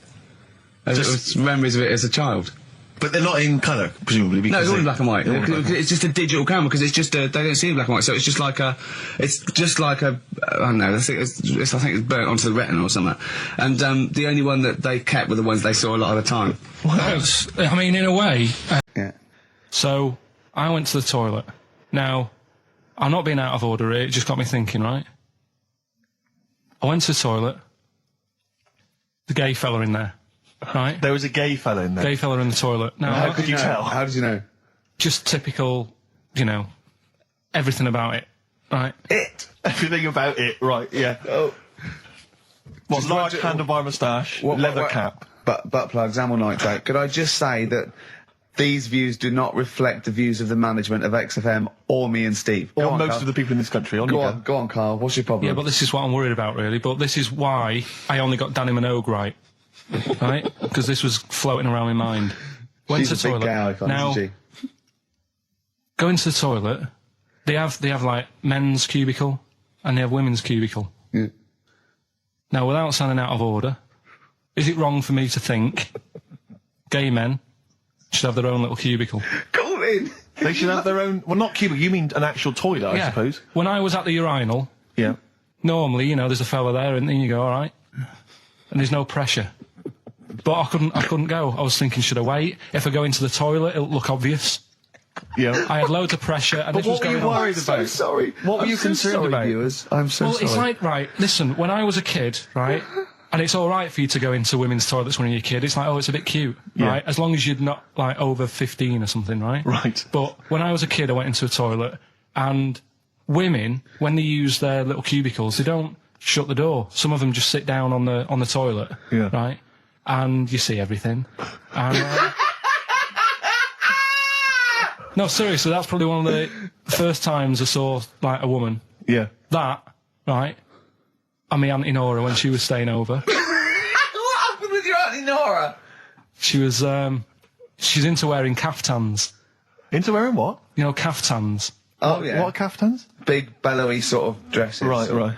And, yeah, I used to sit on the floor at home in front of the telly. Sure. She was on the chair behind. Yeah. She did a bit of a sort of a Sharon Stone scene. Oh, God. Yeah. Did you see it? There was no underwear. No. What age were you? What was it like? What age were It you? was like a ripped tennis ball. What? Right, we're off air. We're off air. Either that or put us in for the Stonys. All right. Here we are then. 1 o'clock. Yeah. Hey. XFM. I'll tell you what you should play. No, I'll tell you what, before you say, Yeah. we're back then. Yeah. We're back in town. Well, that was what I was going to say. You should we're play Boys Are Back in Town. No, by this Thin is Lizzy. Boys Are Back in Town. You should play that then by Thin Lizzy. It's just it. Talk then. Someone should talk. It's obviously already a shambles. Can you believe that? I'm amazed that we're back on the air and it's already a shambles. What are you doing? What? What are you talking about? I'm talking. No one was speaking. The record was ending. No one was speaking. It was just. Well, I might shoot off. Already, I might shoot off. It's Thin like Lizzy. nothing's changed. Boys Are Back in Town on XFM 104.9. We're back then, aren't we, Carl? I'm Ricky Gervais, with me Stephen Merchant and Karl Pilkington. I'm not coming back. I'm definitely not coming back. Oh, care someone, care that I'm not coming back. Rick, I seem to remember the end of the last time we were on. What was that, 3 months ago? Yeah, 3 months ago. Carl said he's never going to do the show again. There was nothing that was going to bring him back. Yeah. He didn't enjoy it, wasn't going to do it. All a ruse, right? Really? Yes. I've known him coming back for about 2 months, you know, because he's got our agent now representing him. I thought he was a I fool. haven't really. Why? Well, what's he done for me? What's he done for us? No, I know, but I mean, he's your agent, so, and he's sort of calling. I thought you were going to say something. Really? Sorry. 3 hours. Yeah. I mean, I suppose for you two, at least, you know, you were going to get something. Sure. Yeah. But with me, it's like, I mean, I've never graduated or anything, so Have you not? I'm trying to think of a situation. Basically, I sat there for 3 hours knowing that I'm not going to get anything out of the night. Yeah. Right? Now, no one Did you? told- Sorry, when we invited you and you said yes, did you think you were up for an award? No. But I thought we were going to be sat round tables, having a nice bit of food, whilst people are going up there winning awards. Yeah. But 3 hours of the same thing over and over again. I mean, if a film's 3 hours in the cinema, you go, well, it's long, but, you know, I wonder how it's going to end. Yeah. But this was just like the same thing over and over again. Some guy going up, thanks a lot, cheers for the bit of brass. And then going down, sitting down, the same thing over and over again. Honestly, right, I'd say it was one of the worst things I've ever had to do. No, I enjoyed the night afterwards when we did have a bit of lamb and a nice bit of veg and that. That was all right, and I went home and I was happy, and I got the little freebie bag that you're talking about that we're giving away, which wasn't much good stuff in it. Oh, all right. Christ. No, What Suzanne, would you have done on that Saturday night? Suzanne What said- would you have done or the Sunday night rather? What would you have done had you been at home? I would have stayed in with Suzanne, right, watching telly, having a nice bit of pate on toast or something, cup of tea, watching 24. But instead, I had to buy an expensive suit, so I didn't show you up, right? Jesus, what are we doing? Yeah. How much did you spend on your suit? Well, in total, right, because, you know, the shoes and the suit and the shirt and the tie, it was about 600 quid. That's the most expensive evening ever. And that's what I'm saying to you. And the daft thing is, it's dark in there. I don't know why you've got to wear a nice suit. You can't wear a tracksuit, for goodness sake. It's dark in there. No, just the shirt and that. It doesn't make you a better person wearing a suit. No, doesn't make you a better person, no. We're not claiming it made you a better person. No, but that annoyed me. Yeah. I mean, it was an experience, innit? That's why I went, because you think, if I didn't go, if I would have said to you when you invited me, no, Steve, I don't want to go, then I would have never known, right? Yeah. And that's my sort of thing in life, right? Yeah. If something comes up, you should take it, even if you're not going to like it. It's a bit of an experience. Right. Do you know what he said to me? I phoned him up because we had to meet up, and obviously he had to pose as my gay lover. Yeah. To get in, right? Yeah. He phoned me, what? You said something to me like, I bought a suit, I'm looking good. He said, I'm looking good. People will think, how on earth did he end up with that good-looking guy? So he got into the role. That was what he said to me. He started getting into it. Such an insight. Fair record. I just must say that we've had an email from Daryl Foss. Lots of people have emailed in and say, well done on the BAFTAs and well done on your Room 101. They really liked that. Thank you. There's one guy, it's Daryl says, Ricky, has your dad only got one D-Mob suit? Because I don't know if you noticed, but Ricky wears the same suit every single time he appears on TV because he spent a fortune on it getting it tailor-made. I've only got one. It's a good suit and I he wears it all the time. And it's winter as well. It's like a pure wool, so I'm sweating everywhere I go. Anyway, usually it's too much cheese. I won't be buying another. Huh? I won't be buying another one. Ever. Yeah, that's it. Yeah. Suzanne told me today, right, because I've handed it in today to have the trousers turned up a bit. Why? Because it was a bit of a bodge job for the night. Yeah. Right. It was just some pins sort of holding it up the other night, but you didn't notice, and I didn't tell you because I thought you'd be getting on the stage and saying, "Look at that freak over there with his pants hemmed up." But I took it to the place to get it done. Suzanne tells me that I'm going to start shrinking now and getting to that age where you start going small. I know that must have been a revelation to you and a worry. Like, how small do you get? How small do you get? Oh, Right, what are we playing now? I thought we'd have a bit of Marley music. Marley music. Oh, Okay, go on. If These Old Walls Could Speak by Jimmy Webb. Might play another track off that later if we've got time. What, today? Yeah, well, maybe, or maybe next week. We've got lots to pack in. We've got things like New Order, Cure. Oh, I'm just hoping that all those kind of new metal fans, Rick, can just calm down for a second, you know, Yeah. and just enjoy that for what it was. yeah. I hope their snobbery is not going to prevent them from enjoying I it. hope they can just leave it alone for 2 hours for our show. Because Exactly. we try and, try and pack lots of Well, whilst stuff you're in. talking about new metal, can I just say Ian Camfield is here tonight. He's What? moving from Fridays. Right, what the hell does he think he's doing? He's just offering up information now. No, it's just that you were talking about the new metalers, and now seems like a good time to Carl, say- listen, you're here for our amusement. Yeah. You don't sort of come in any time you want. When we decide it's time to sort of have some fun at your expense, then we'll let you know, but Yeah. otherwise... We're not here to help other DJs or even this station. We don't give a about this. See, this is what my girlfriend said. What's that? We should listen to her. She knows what she's talking about, clearly. Now put your microphone down, She said they just wheel you out when they need you. switch your microphone off, Carl, and let us finish what we were saying. Right, just What were Yeah. we saying, Rick? Ian Camfield has got a rock show Oh, right, yeah. starting today. It's 4 hours of pure rock. Yeah, he's probably here smoking, drinking Jack Daniels, and just like having pictures of Vance put up around him to get in the mood. Then he'll go out and rock. Carl, don't be silly. Turn your microphone on. We're joking. Is that right? When's he on? 8 till 12 tonight, 4 hours of rock. Lovely. Listen, some big classics coming up, plus huge please play some news ads. about no, Carl. please, let's play some more ads. Do you really want some ads? I'm tired of the music and chat. Please play some more ads, Carl. Please. Carl. You are going to be a turntablist. Yeah. Steve never learnt an instrument, which he regrets. And he's a modern lad, and he's using turntables as his instrument. I just got 2 turntables on the microphone, and so far, seriously, I'm cutting up big style. No, don't laugh, because it is mental, the kind of stuff I'm coming out with. And I'm scratching, I've got the beats, matching.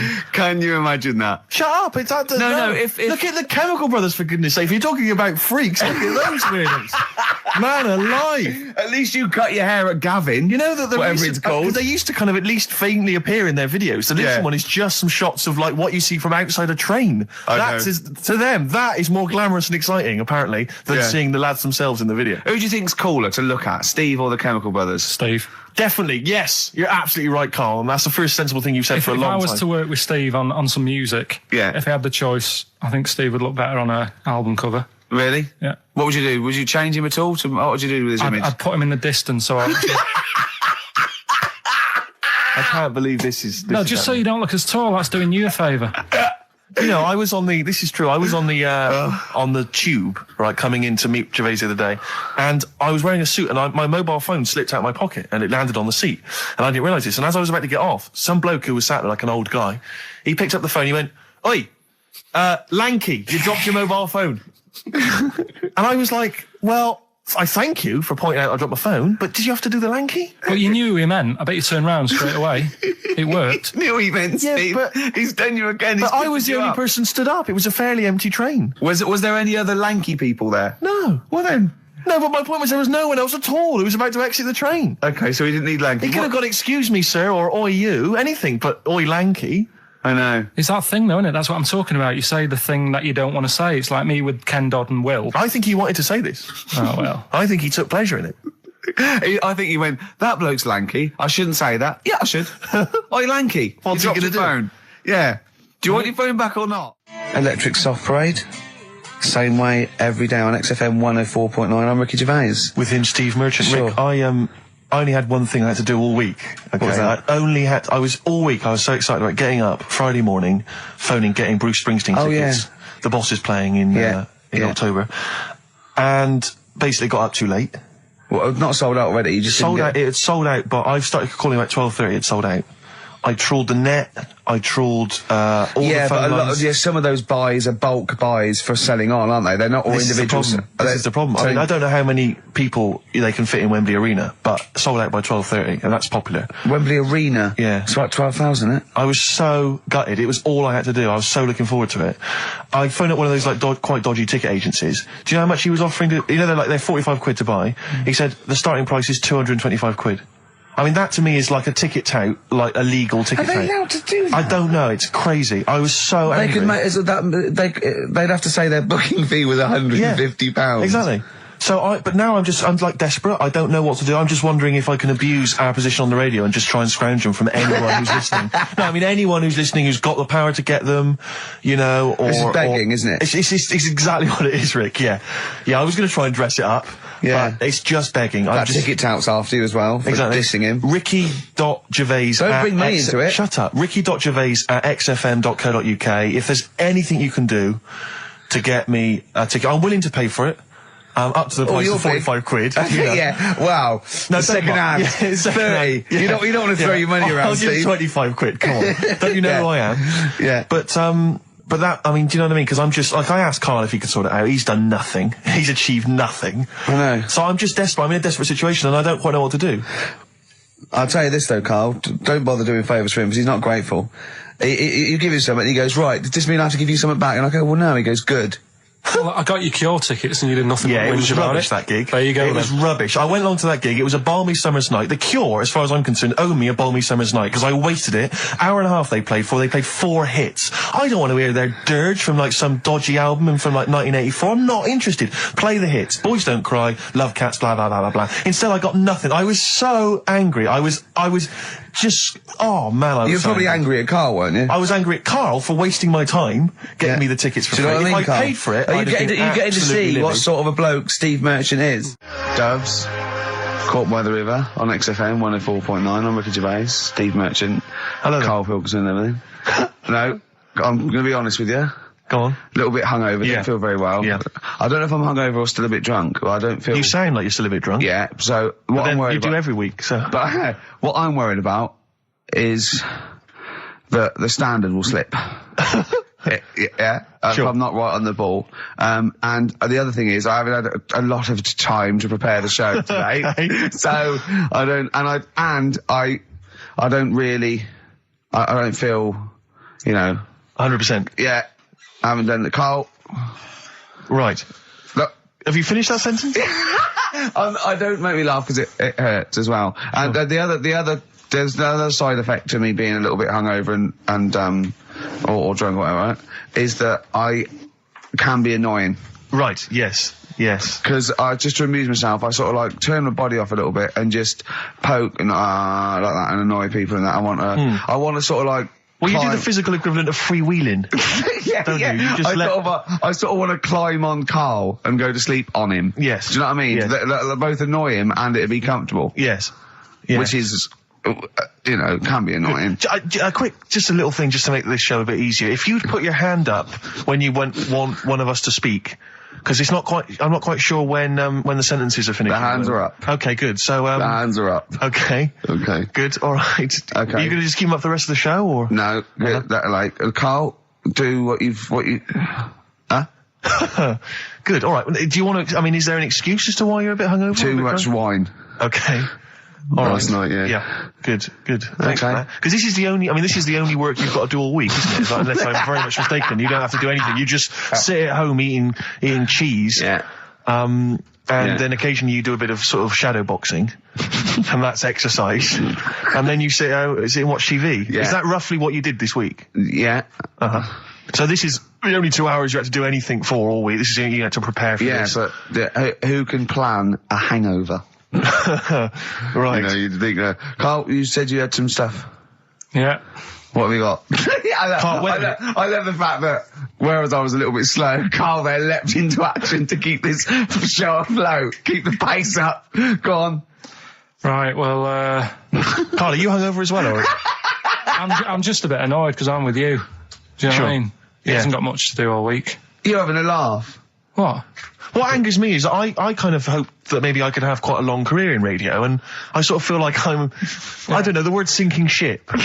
Those words spring to mind. But because it feels like, I mean, Carl, you're just a chancer anyway. You weren't even supposed to be on air, and we've made you into something of a household name, and that's cool. Household name. And Ricky's already a celebrity. He's got it stitched up. He's got corporates. He's got voiceover work. But I've got nothing. I'm running on empty. I'm not nothing. I've got nothing. I'm sort of dependent a bit on this. Yeah. Financially.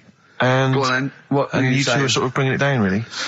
Right. Do you reckon I can get my own show, Carl? Carl. Tell them what I did out there with a bit. No, Carl, tell them how funny I was out there with a bit in that a minute ago. So anyway, come on, I'm bored of this. I'll tell you what. will we tease them with what we've got coming up next? Yeah, Carl, tease us after the next record. I think we've already got them for 2 hours. Yeah, we've hooked them, Carl. Don't worry, this is textbook radio. What's this? Badly Done Boy. Yeah. Rick, can I just... Sorry, I don't mean to abuse our position again, but... Bruce Springsteen's performing in London tomorrow night, and you remember I made an appeal to try and get a free ticket. Yeah. Well, I don't even mind paying. I tried to pay, but that's good of you. No, I'm a generous kind of guy. And I thought you were mean. No, go on. What are you going to say? But you were all I'm saying is, face value. I mean, you don't want to be ripped off, do you? No, don't be crazy. You know, ideally half price. Yeah. And I've been chasing kind of my tail, really.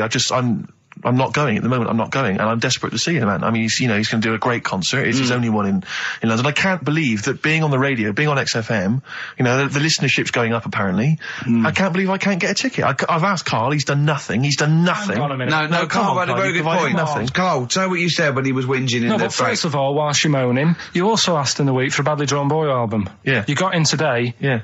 There's one there for you. Well, but it's yin and yang. And it's Carl. like, but I do, Carl, what's Steve ever done for you? That's what you got to ask yourself. What has Steve ever done for you? Well, he took me to the BAFTAs. Yeah, but only because no one else would probably want to go with you. I can't believe that. What is I this? do not believe that. Oh, Steve, I'm going to stitch you up now, Carl. And it's in a nice way, and don't worry, it won't be too bad. He won't take too bad. Carl sent me a little text message today. Right. No, Oh, what is this? Right, okay. Okay. I'm in a very frail mood at the moment. No, you're like this one. Bruce. This is funny, because me and him have been, sending trivia back and forth to each other. Which is another point, right? I sent him... Oh, well, I'll get to that in a minute. I thought he'd really be amazed with, Well, while you're fiddling, if you can make my dream come true, to go and see Bruce Springsteen tomorrow, then give us a call on the usual number. Well, like I said, Steve... What? Right? It wouldn't be... Right, you just said when the song was on, can't believe it, right? We work at XFM, and I can't get tickets for Springsteen, right? Yeah. We work in radio, we should get tickets. Right, now think Which of I'm the willing amount to pay for. Yeah, but think of the... Yeah, but if it's sold out, it's sold out. Yeah. Yeah, right? but that's just something they say. Right, that's just what they say, is it? Right, so everybody on local radio stations say, do you know, I like that Bruce Springsteen, I want a free ticket, right? So another say... I tried to phone, I phoned for an hour and a half, I couldn't get through. Not long enough. I've put the hours in. Not long enough. Not long enough. What are you talking about? I've put the hours in. No. Right, so another 400 people turn up at the gig. They cram them all in. There's people being crushed. They've paid the money early. They were up early that day when the phone lines were open, whilst you were probably sleeping and that. So they're dedicated, and they're the ones at the front getting crushed. What? Would you Why mind are they Dad getting be crushed? happy if you were there getting crushed? I don't mind. I'll sit at the side of the stage and watch him. Yeah, but I don't mind. But everyone will say that then. And then before you know it, no one can see anything because you're all on Carl's the right stage. on this one. Leave it. Right, I'm going to give you this. I'm handing over my mobile phone to Steve to read you can see it's from Carl at the top, but just read it out as you scroll down. Just read it out loud. Is this a text message from... Yeah, this is a text message to me from Carl. Read it out. To see at night as well as an owl, you would need eyes the size of grapefruits. If only Stephen could turn his head right round as well. Carl, I can't believe it. What upsets me most, Carl, right, is not the fact that you've been slagging me off behind my back. It's the fact that you've got the cheek to come on here and moralise because you failed to get me tickets and make a dream come true. You've come on here trying to pass the buck and say that it's a health and safety problem, when in actual fact it's a Karl Pilkington problem. See that? I've got it in a bin. I'm devastated. You know, and then let's play a record. I'm upset. I should have eaten this banana off air. What's the number? It's 08700 800 1234. But if it's sold out, Steve, it's sold out. A bit of a classic here. R.E.M. I bet if Ricky wanted to go, it'd be fine. I'm sure someone could sort it out then. Who? Oh, if Ricky Gervais wants to go, then I'm you can going. come. Are you? No. You want some tickets, then? I had a bit of good news this morning. Go on. I was on the tube coming down, and I don't want to sound arrogant, I don't want to sound pushy, but I was at Green Park, and I'm fairly certain, Rick, it's not 100% corroborated, I'm fairly certain that a woman pinched my arse. So what do you think of that? Yes. There's a lot of pickpockets around Green Park, so be careful. No, my wallet was still there. Really? But even if it wasn't, you know, that would have been money well spent. But the wallet was still there, so what do you think of them apples? Eh? So what did you just pinch off? I can't confirm it at this stage, exactly what happened, but it certainly felt like a pinch. I looked round, there was a woman behind me. Right. She was fairly old. I think she's probably in her mid-30s. Right. Kind of reddish hair. Right. I don't know if she's listening. Right. But she knows where I am. And so I don't know how to proceed, really, Rick. I don't know if it's worth putting up some posters around the Green Park area. Well, what you could just to try and corroborate it. If you saw a woman pinch the lanky guy's arse... No, you could probably get in contact with British Rail and go back over their CCTV CCTV cameras, yeah. And then they could probably zoom in and, you know, so identifying sort of birthmarks, or she might have been holding something. Then I could hire a private eye.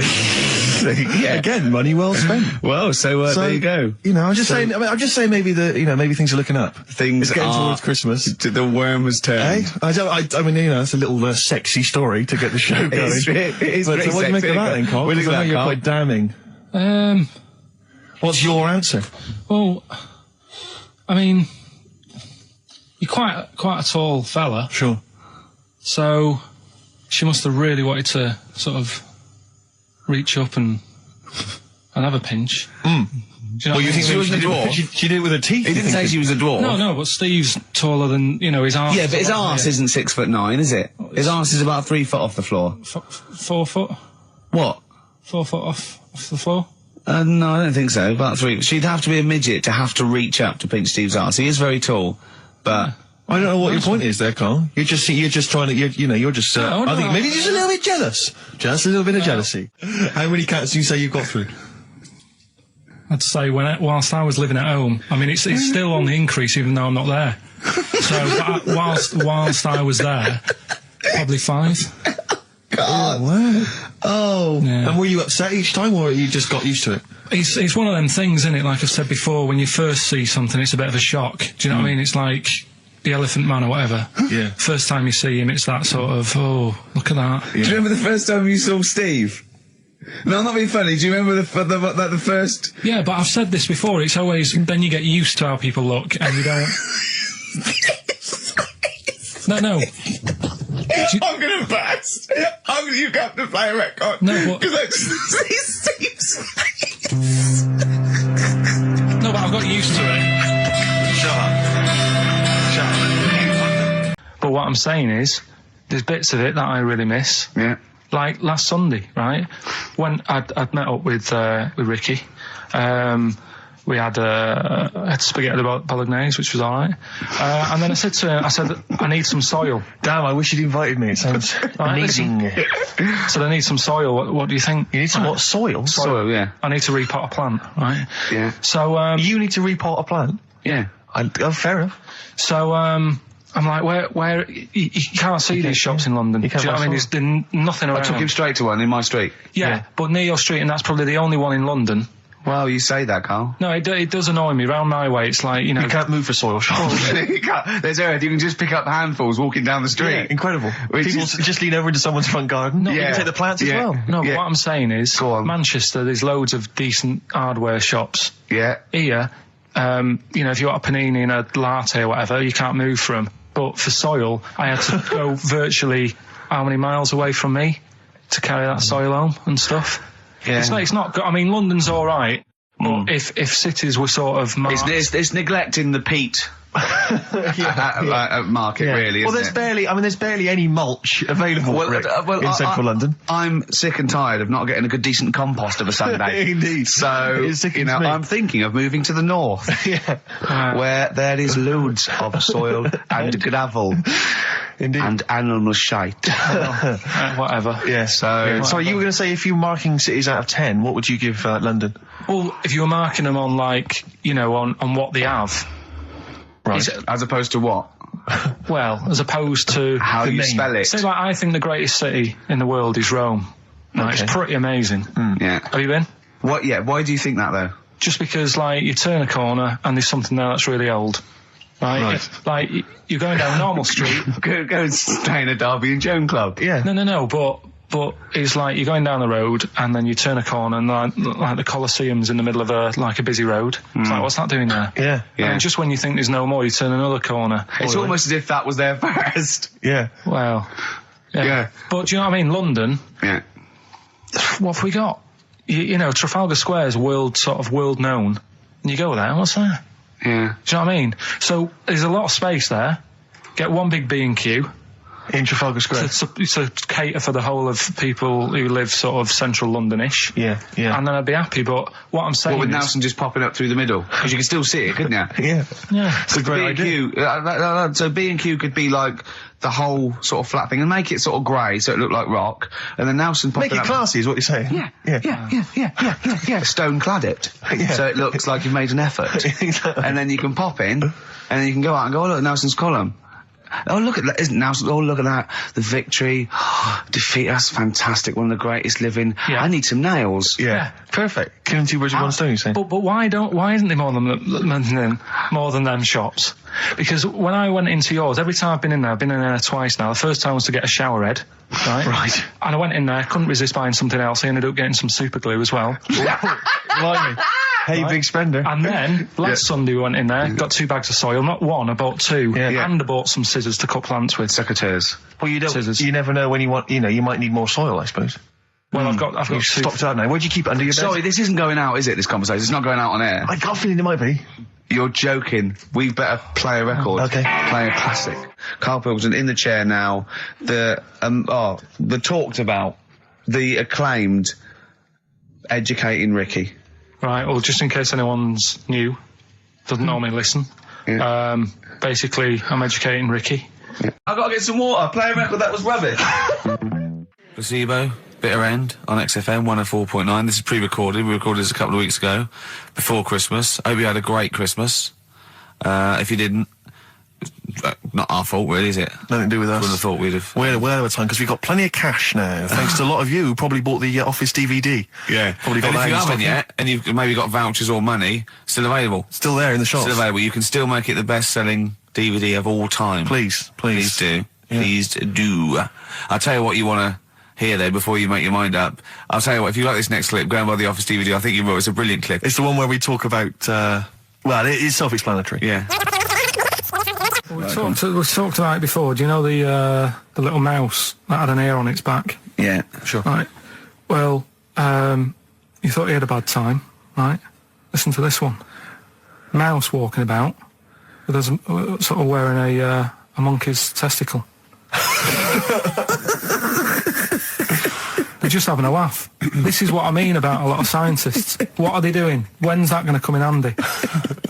I don't know what you mean. Well, they were seeing if, say if a fella loses one, right? Yeah. Hitler or whatever. And they go, well, don't worry about it, we can sort you out. I don't know what the monkey's going to do. I don't know if they keep passing them on or whatever. But the actual monkey testicle was put on the mouse, and it worked. It worked for the mouse. But isn't it... I mean, isn't a monkey's testicle quite large in relation to a mouse? Would it not look like the mouse was on a space hopper or something? Oh, yeah, it didn't look good. Well, they didn't put it where its testicles would be. No, they did. They put it... Well, how could it walk, then? The ear was on his back, so he could just get about. Well, I don't know. But Well, you don't know, do you? You just guessed. Did they grow the monkey's testicles where the mouse testicles it looks would... stupid anywhere else, though, wouldn't it? Oh, whereas a mouse with monkey testicles, that's fine. Oh, you'd be showing off. You'd be all right. I prefer that than the ear. When that mouse gets put back in with the other mice, do the other mice go, George, you look different. Have you had anything done? But the weird thing is, as well, apparently it still works as a monkey. What? So, like, what are you talking about? Like the sperm and that was it was still sort of monkey. Of course sperm. it was. What are you talking about? Well, that's weird. But what, Carl? What do you? It's only a thing to give it nutrients. That's all the thing they're testing. It's like grafting at that level. Right. What's your question? Because I'm right. What do you think? It would change eventually. It would have changed into a mouse testicle because it had been hanging round a mouse for so long. No, I thought the actual sperm of it though would be a mouse's. Why? Because it's hanging off a mouse. No, but your sperm is actually created in the testicles. So that's why it has to be outside your body. Otherwise, we put them in a nice little cage. But I'm guessing then that they've done this operation so that they can do it to humans. Yeah. Why would I want a monkey testicle if my kids are going to be monkeys? What use is it? No, think. That's no. That's going to happen anyway, Carl. Yeah, but think. Think of what you're saying. They've grown a monkey testicle on a mouse to see if it would still function as a monkey's testicle, okay? So they can do that to humans. So think, Carl. What they'd do is they'd grow a human testicle on a mouse and it could still be used as a human testicle. So what? To give you a testicle that you've lost. From a mouse? No, from another person who it was kept alive on a mouse. Because it's kept the nutrients alive, as opposed to keeping it in a deep freeze. Maybe bollocks go off after a week. I don't know. Maybe they get accidents. He had a little a card. Do you donate your testicles? Yeah, I'll tell you what. No one needs testicles yet. Let's keep them on a mouse. You have yours ripped off in some sort of bizarre skiing accident. You go, well, you're in a Battersea dog town. You pick the ones you want. They can grow them on anything. They can grow them on a Dachshund. Bulldogs are growing them usually, that's where you see a bulldog. Usually that's waiting for an operator. What don't you understand, Carl? Hang on a minute. I thought this was knob news, not testicle time. I don't understand why. Yeah, testicle time's not for another 10 minutes. Yeah. No, it's all sort of linked and that, though, isn't it? Well, sometimes it's linked to a mouse.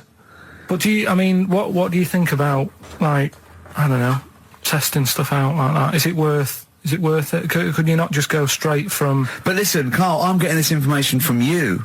No, if this was on Question Time and someone said there were, Dimbleby and Paxman or whatever said it, I'd think about it as a moral dilemma. You've just said you saw a mouse with a monkey testicle. What do you think of that? I don't think anything of it. I don't think anything of it is the answer, Carl, because I can't trust the info. I cannot trust anything that comes out of your mouth. Well, it's true, but it's just all this. It's the same thing, innit? It's the leeches in a blender. It's the fella looking at an electron. Yeah. It's the mouse with an ear on its back. Yeah. I don't know what the point is. But you don't read on. Because I've seen you read something and you're going, look at that. Man survives on eating knee. And I go, what else? You go, I didn't read on. I didn't read on. You look at the mouse with the ear on the back and you just think, that must be murder at a concert. You don't think. You don't think. No, anything I else. just You don't think, read is it worth sort of wasting all You think he swallowed someone's ear? He gnawed it away and swallowed it and it's just in his system? Yeah. No, I just get a bit sad about the mice and that. I agree. I mean, that is sad, yeah. Of course, anything like that. Chris Campling did a review of the show. Right. And basically said that Karl Pilkington is a creation of Gervais and Merchant. Well, if only that were the case. He said... he started off saying he liked the show. Yeah. He was excited. Said it was a good show. A lot of the jokes... I'm already questioning his critical faculties. Yeah, exactly. And basically said that we didn't contribute much, or seemingly didn't seem to contribute much, and we couldn't sort of like ad lib or anything. We just laughed at, particularly me, laughed at Karl Pilkington, who was coming up with some quite funny stuff. Yeah. Right? But then he does a twist on it. He goes, but the thing is, we're the puppet masters. He's a created person. We've created the persona Karl Pilkington for our own amusement. Right. He bases this on simply that we talked about... What was it we talked about? the Chinese not aging well, and he heard him talk about that on my DVD. But clearly, I say, Carl, remember when you were talking about that? It's a news or member in the week, and so he thinks it's all scripted now. Imagine if this show was scripted. I'd be ashamed. Yeah. If this show was scripted, I would send back the BAFTAs for the shows the actual shows we've written, and I would say... I'm not having a go at Chris Campling. He's nice about our other work. He likes The Office, and he likes my stand-up and everything, and he likes the show, but he's saying...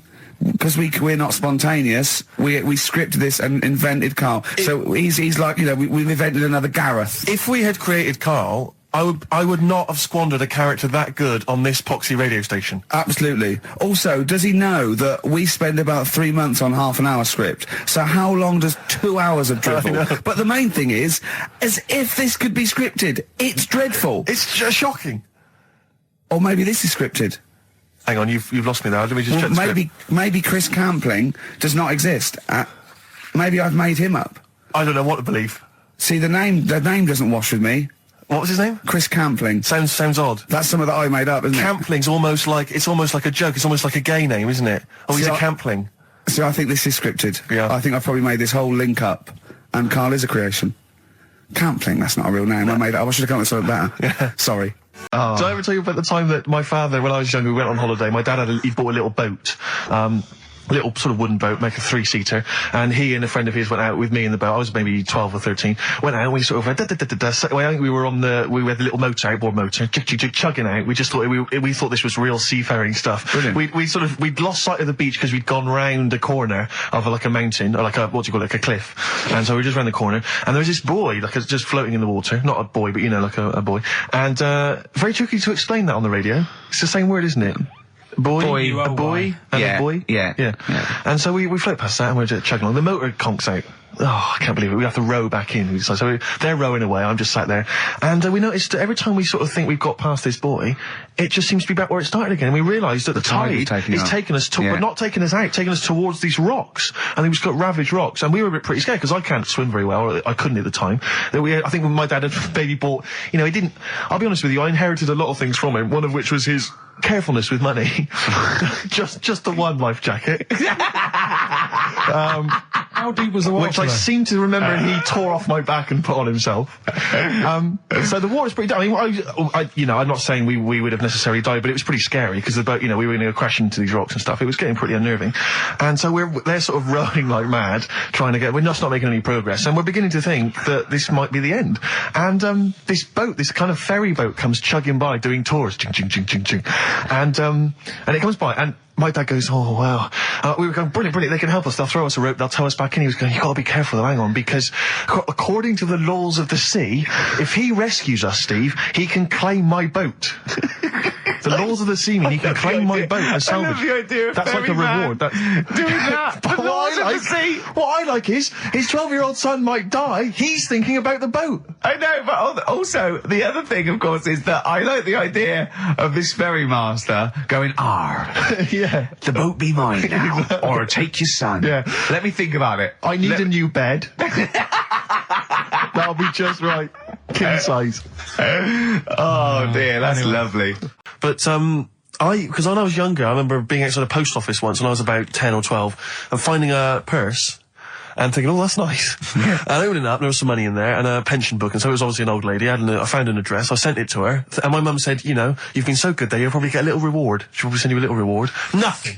I got maybe a thank you note, but no cash, no moolah, nothing. Really? And I was livid, because I'd been told that I was going to get a reward. I thought I've been a good Samaritan, nothing. So, many moons later, when I was at university, I learnt from that, and this is the most bizarre thing. This explains a lot, doesn't it, Carl? This is like the Mary Celeste. I went to a cash point to I thought, I can't get my card in here. And I realised there was already somebody's card in the machine. They put the code in, but then they just disappeared. They'd been kidnapped or something. So it was just there, waiting, sitting. It said, what do you want to do? And it gave you a number of options. I thought, interesting. Steal or go to heaven? Yeah, exactly. You went, oh dear. Yeah. Well, I pressed balance just to check what their bank balance was. Unbelievable. It was a considerable sum of money. I'm not going to lie to you. It was not typical student debt. It was like, I think they were a foreign student. There was a lot of cash in there. A lot of money. Did you feel a slight bulge in your trousers when you saw the amount of money? I couldn't believe my luck. I thought to myself, now then, I could just take that card out and hand it in, or I could teach them a small lesson. Right. And maybe give myself a reward, because last time I did that, I didn't get a reward. So if I give myself £30, then I'll take the card out. 30? Give myself 30. You didn't really? Well, I thought that's a good reward. And I went in, I handed the card in, I took that. Steve, and that's a little reward for me. And I'll tell you this, don't think it's evil, because I went in and I bought everyone a drink. Well, brilliant. Yeah, I didn't tell them I got the money free. Well done. Excellent. So probably gangsters are quite generous with the money they've stolen from other people. Yes, but someone's negligence, Rick, has lent... the thing is this, Steve, right? I believe it, except that buying people a drink, Carl. What do you think? Well, I kind of thought that when he said it, but then I thought, but they'll be buying him back. So he's still... that, so in a way, he's still a winner. Yeah. Everyone's a winner in that situation, including the student, because frankly, if there had been a less scrupulous person who found it, they'd have probably helped themselves to a considerable sum. I cannot believe he did that. There was thousands and thousands of pounds in there. What if Beadle had jumped out and slapped you with his little claw and said, we've been filming this, merchant? Well, so what? How old were you then? I don't know, 19, 20? Would you do it again, or was it just to get the world back for the old lady's purse? Possibly do it again, yeah. You're joking! Well, you've got to think of it this way. You've got to think of it as there was a lot of money in there, and someone less scrupulous than me would have taken a fortune. They'd have cleaned them out. Whereas I just took a small reward, which I thought was more than enough for someone's negligence. And I've returned the card. They've got the card back. Everything's fine. Think of someone else. I could have gone on a spending spree. I could have been buying stuff, all sorts. Yeah, but it wasn't yours at all. Yes, but they probably would have given me a reward. And because, you know, sometimes people forget or, you know, they don't give you a reward, I thought I should You had to go at your dad for nicking a loaf of bread out of a phone box. Yeah, but that's because it's for old people, geriatrics and stuff. How do you know how old was your people who you were robbing from? It was on a student campus. Well. Wow. I thought it was excellent behaviour. I thought it was that's good, honourable behaviour. That's showing another side to him, isn't it? What would you have done, Carl, in that situation? And tell the truth. I might have helped myself a little bit. There you are. I don't know what this is helping yourself a bit. Like you say, just sort of, you know, send them back and sort of say, you know... If you find a £1 coin in the street and you can be bothered to bend over for it, then have it. But someone's cash point card or personal belongings... I'd let them know, though. Did you send it to them and say, I've service charge included. I've took that out already. No, I handed it in to the... You let them know? What do you mean you'd let them know? I'd say, you know, you're lucky here. Right, I just took, I'd probably said 20, actually. Okay. Because that's just like one note. Sorry, right, okay.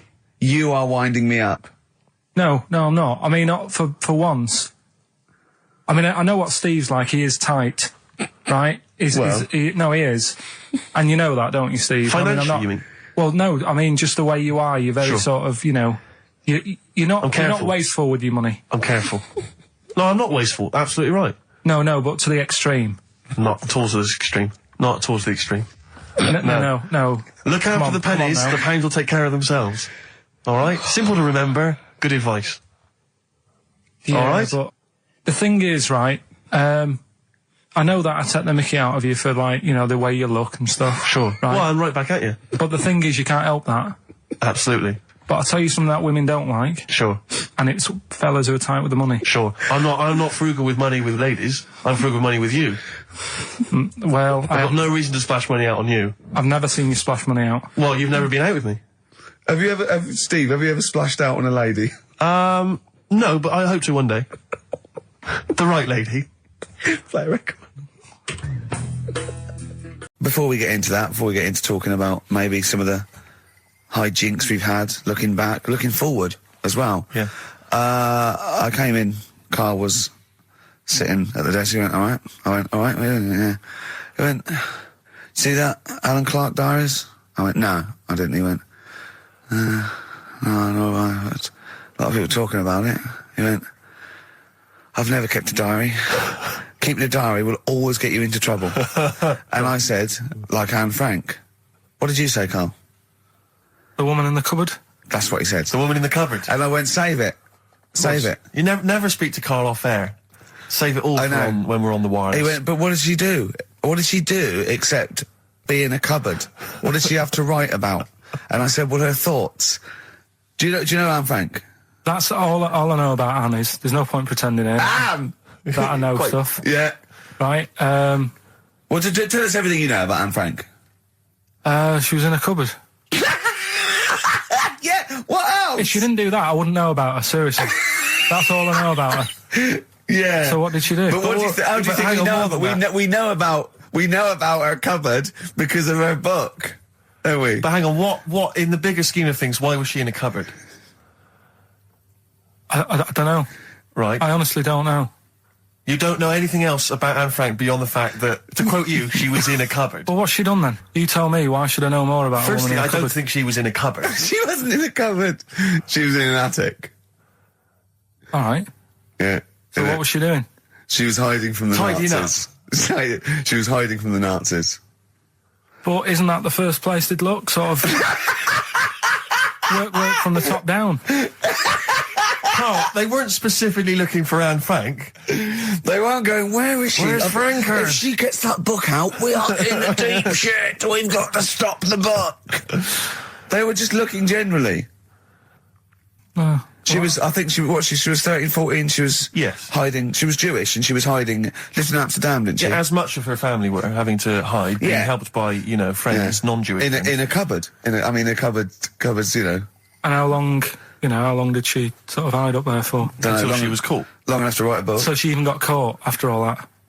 What do you mean, so she even got caught? We're talking about one of the great, humanist tragedies of our times, and you're going, she couldn't even stay hidden. What do you mean, didn't she get caught? No, I'm just saying, it's not a great tip then, is it? Do you know what I mean? She didn't do it well. She didn't hide until they escaped it. She Her got diaries caught. are not a manual on how to hide from people. It's not how to win at hide I and don't know seek. anything about her, and we might be going down some ground that's a bit dodgy. I don't know enough about it. Maybe it's best just leaving it. All I was saying is diaries. Do you know, what do you do them for? Have you kept one, Steve? Never kept a diary, no. Right. I can understand your fear that it might get discovered, someone might read it, find out all about your inner secrets. Of course, the good thing about you is you tell everyone what you think about them. Yeah. Yeah, but... No one's going to find a diary and go, oh, God. Can't believe it. Carl doesn't like my haircut. Yeah. Carl thinks I look like Dave Hill from Slade. Yeah, I told you that, didn't I? Yeah, I told you that. Do you think they'll last, though, diaries and that? No, because they were a bit of a time killer, weren't they? It was something to do at the end of the day, whereas now there's iPods and that. Do you know what I mean? It's fantastic! The iPod, the iPod of Anne Frank. Yeah, but that's what I mean. New from Sony. That would be great, wouldn't it? All her greatest hits. Who could forget? Oh, well, dear. Leave that then. I didn't know it was that deep. I thought it was just like a, You thought it was like, didn't you? Adrian Mole type thing. Yeah, what are we doing?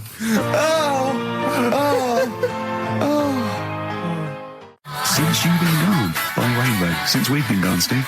What's been going on, mate? Well, so much has happened, hasn't it, in the world? Politics and stuff. There's been an election and the like. I'm Ricky Gervais, with me Steve Merchant, and our producer. I say producer. Karl Pilkington. All right. Yeah, very good. We've been away for a while. I think the last show we did was January 2004. Yeah. And nothing's changed. Nothing's changed whatsoever. Nothing's been mended. I'm pretty sure I threw that away in the bin before I left. Yeah, there are some of your old bacon rinds from that sandwich. yeah. The spare ribs on the floor. Yeah, nothing's changed at all. Oh, no, that's not true. The listenership's changed. It went down slightly, didn't it, on the last radio? Well, I don't know. I don't know. Is that what happened? Did it go down slightly, Carl? A little bit, I think. I don't think XFM gets new listeners because I think what happens is, the reason it goes down just very slightly each time is that their old listeners die. Yeah. Definitely. Old Cure fans dying of... Yeah, smack addictions. Gout. Yeah. But anyway, I haven't listened to this station for a year and a half, so that's increased by 1, which is probably quite a high percentage. Exactly. I suppose that my question, to you, Rick, would be, why now? Why have you come back now? I was a bit bored of sitting at home. Okay. Yeah. Because we're just here for 6 weeks. 6 weeks. Well, we're standing in for Adam and Joe, aren't we? Yeah. Yeah. How the tables have turned. I remember when they were standing in for us, but... Yeah. I don't know. But the only reason I'm here is because my housekeeper cleans between 1 and 3. Oh, right, that's a good idea. So I thought I'd get out of the house. And Are they listening to XFM? Well, no, she doesn't speak English. I'm not made of money, Rick. If I can help out, a young immigrant lady, then I will do. And there are so many things I can do for her in so many ways. Yeah. But her, picking up my old tea towels and stuff is ideal. So that's why I'm here. But all I'm worried about is I think people kind of associate with the name Ricky Gervais. They associate a certain level of quality. Your live stand-up DVDs, there's a level of quality. You've put a lot of work into them. You've honed it. The TV work you've done, likewise. Should people expect the same from the radio show? Definitely not. No. Definitely not. Those things that, you sit down, we sit down, we write them for a long time, write them for a year maybe, then film them, and we worry about everything. This is, I'm not even sure I'm talking into the mic at the moment. I was actually doodling, as you saw there. Yeah. I'm eating a sandwich as we speak. Yeah. Although we do like music, that is true. That's absolutely right. Should we play some great records? Let's play a great record now. Coldplay, Speed of Sound. Steve, I know you like an insight to my musical taste, but that's my favourite Coldplay track of all time. I just thought I'd just throw that in. Not a fan of clocks? No, I think I've overplayed Parachutes a little bit, but that's my favourite one. Like it. I'm afraid to say I'm a bit of a Philistine when it comes to Coldplay. That sounds the same as all the other ones. I'm sorry to say. Oh, you'll have to meet these boys one day. Yeah, and I'll tell them to their face. I don't care. A little bit rock and roll. I don't care. Well, I'm Ricky Gervais. That little funny little Wurzel type voice over there is Stephen Merchant, and with us our producer Karl Pilkington. All right. Whenever we say producer, of course, that is in inverted commas. Yeah. Done with the fingers. Well, he didn't have it. I wanted to play some off my iPod today to record it because they didn't have it here. It's a great track called Anthony and the Johnsons. He didn't even have the lead. He went, right, it's difficult. And he went, is it any good? I went, yeah, it's really good. He went, well, why haven't we got it here already then? Oh, that's the paradigm, is it? If XFM hasn't got it, it's no good. Four Non-Blondes doing well, is it? That's still in the cupboard, is it? Unbelievable. We're a little bit annoyed today, aren't we, actually? I'm really annoyed. Yeah. All that stuff we did last week, that Landau, I sent us some sparkling wine, and we thought, right, you shamelessly plugged it. Yeah. How many times you mentioned it? I Like 20 times? about 20 times. Well, the finale was hitting Carl on the head with a cork. That's on the website, by the way. Okay. RickyGervais.com. Go there and see Carl being hit in the head with a cork, right? Yeah. We said, look, send us free stuff. We'll talk about it. Nothing. The cupboard literally is nothing. empty. The cupboard is bare. No one has thought. I tell you what, there's those guys from The Office. Yeah. Let's be honest, Rick. We are taste makers. We're opinion formers, you and I. Yeah. And you'd have thought if anyone was going to send us some free stuff. Yeah. It makes me unbelievable. fume. And do you know what it is? It's because people, PR people and that, they've realised no one's listening. But not only are we going against all our principles and losing our dignity just for some free stuff. And integrity. Yeah. We're going against XFM policy because obviously they would have got thousands of pounds for Landau to be mentioned last week. 20 times. No, it wouldn't. It's 40 quid, isn't it? It's 40 quid. Yeah. For 40 quid for a 9-minute advert. Exactly. So advertise your quality stuff here. Yeah. Jeff's Garage. Cheaper than some other garages. Actually, if Did we play an advert once for a tattoo parlour? Yeah. Do you remember that? I'm sure we played an advert for a tattoo parlour. What tattoo parlour can afford to advertise on a radio station? Unless it's a tin pot one like this. Oh, God. Oh, got some good music today, though, Steve. Oh, really? I hope so. I'll be the judge of that. Go on. AC/DC. Oh. It was really light, right? We've had the parrot, right? These are things that I found the parrot. Right, I've told you about the dog in the car wash. Right, you didn't tell me about that. You said there's a car wash for a dog. That's all you told me. Yeah, the but parrot, you said there's a parrot. What? It's a problem at funerals. Yeah. That's nothing. That's nothing. Do you understand? And they used to eat cats. what else have we got? There's an elephant in India with sore feet. Why? There's an elephant in India with sore feet. Now I'm interested. Why? Tap dancing. Why? I didn't write that He's much trying down to about break it. Roy Castle's record. He's still going. Go on. What is it? Think. It's an elephant, and it was really old. It was about 76. Right. And it had sore feet because it's old, and they don't make stair and lifts the that roads, big, do they? roads are bad and that. Yeah, go on. They said, what are we going to do? And the town was like, we're used to seeing it around. It's part of the thing, we don't want it to have sore feet. Yeah. So they got some slippers made for it. And it had like a picture of the elephant looking happy wearing some slippers. I love him! I love Carl, his world! Where did you see this picture? That was on the internet. Right. That's a lesson, though, for any elephants listening. You know, don't wear stilettos to work every day, because it can do your feet in. So that it's Don't elephants have really bad memories? no, they're really good memories. Oh, do they? Yeah. Oh, well, that's good then. No, I just thought they'd forget where they put them. I thought there was something about elephants having bad memories and that. It goes on, where's my slippers? Yeah. I'm sure I left them by the test. So, sorry, there's an elephant walking around wearing slippers? Yeah, there was, that's in What India. kind of slippers? Those sort of old man ones with the sort of check. Well, round ones, I imagine. Yeah. Big round ones. There was that going on. And is it happening? Is it happier? I mean, does it feel No, more it satisfying? looked it. Did it look? How can you tell? How can you tell if the elephant's pleased? What else is there? There was a woman who's had a breast insured for 150 grand. Right. Okay. Any more information there? What? Third party fire and theft? Don't know, it had a picture of her with them, like, you know, out. I just thought, yeah, he should get them covered. He's done another real joke! Brilliant, that's a proper joke. He's done, look at his little face, he smiles. I'd like to see you on one of the sort of TV panel games. If they could bring back sort of celebrity squares, he'd be amazing as the centre square. Oh, that would be Wouldn't incredible. That be or on that countdown in Dictionary Corner. I imagine him in Dictionary Corner. I'd come up with cat. If that helps at all. Yeah. Memblant. Yeah, what does that mean, Carl? Just anything you want it to mean. What I've got, there's a dog that's got a cough in Singapore because it smokes 20 a day. Right, okay, another one. Oh, am I going to have to thump you? Yeah. Do you know the saying, shut your face? Yeah, I've heard the well-known Shakespeare, innit? Yeah. Do you know how it came about? No, Joe Dolce. No, Go on. It's ages ago. Oh, yeah, literally. Like knights who wore armour. Okay. That's armour going to have to thump you. That's how it came about. Okay, armour. They wore all the stuff and they had the helmet, and say if they're guarding something at night, stood outside a castle or something, and there's probably going to be two of them, right?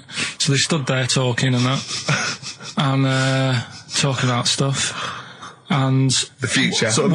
medieval stuff. One of them's like, oh, we should shut up, you know, I've been stood here for hours, and he's going on and on. Yeah, sure. So he'd say, shut your face, meaning shut the guard down on your helmet, The visor. and I can't hear you then. So shut your face. Shut your face. And that's how it came about. Well, I suppose that's... It would be interesting if I could just rely on it. I'm not sure it's true. I know, I just never know. It needs to be corroborated. It's like, I don't know where he got it from, but anything via Carl is precarious. Yeah, I mean, I feel like maybe you should give us your sources next time. You know, tell us where you got this information from.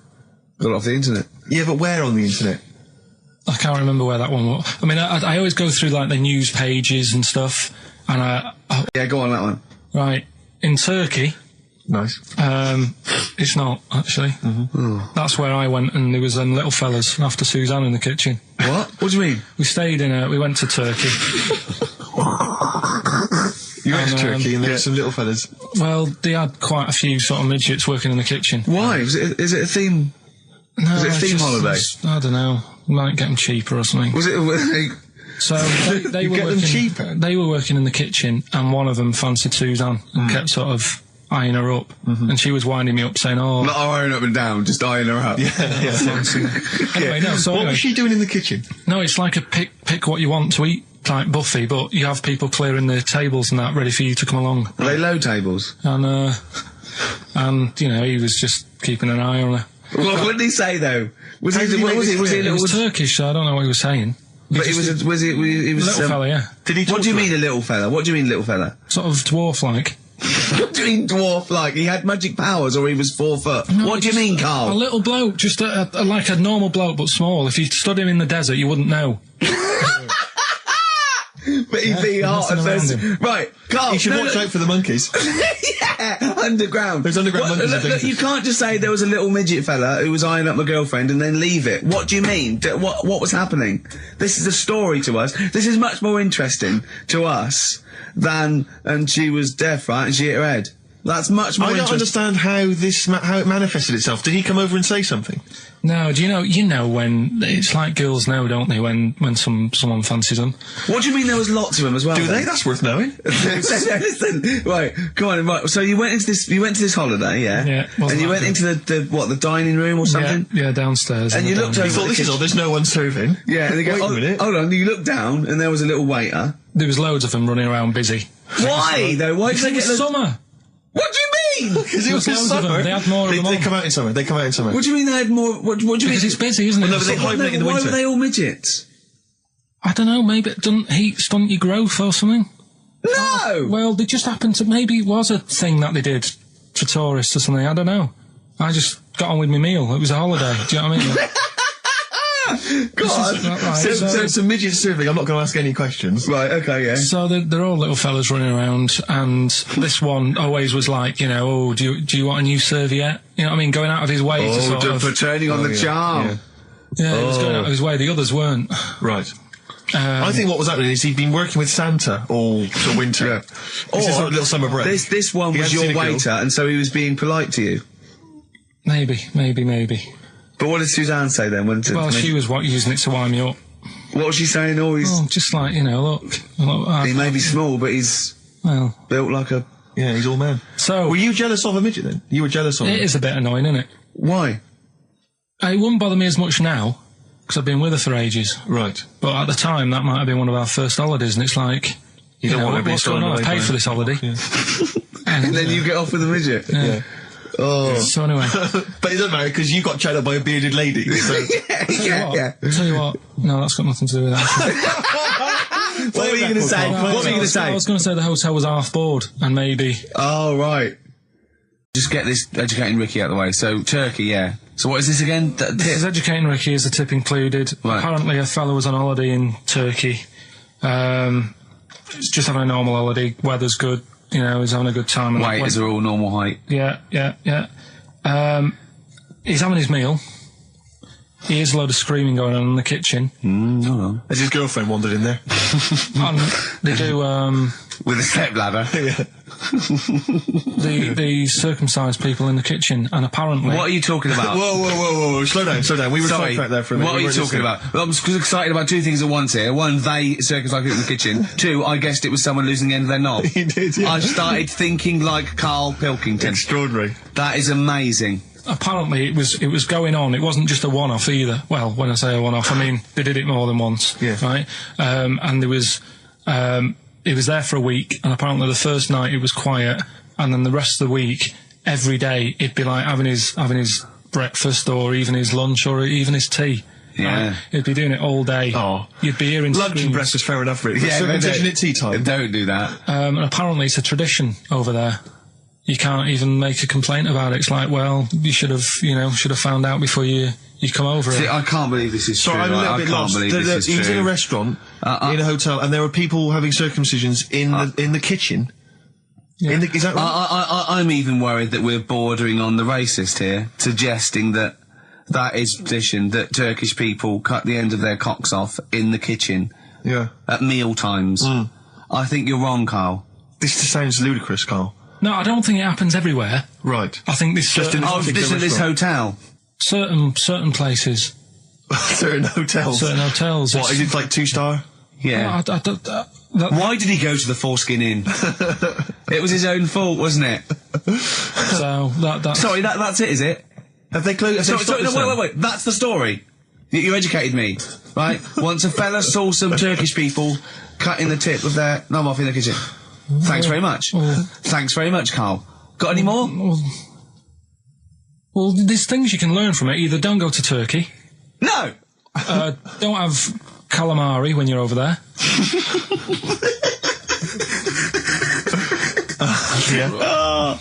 Carl, you've done it again. Well, You too.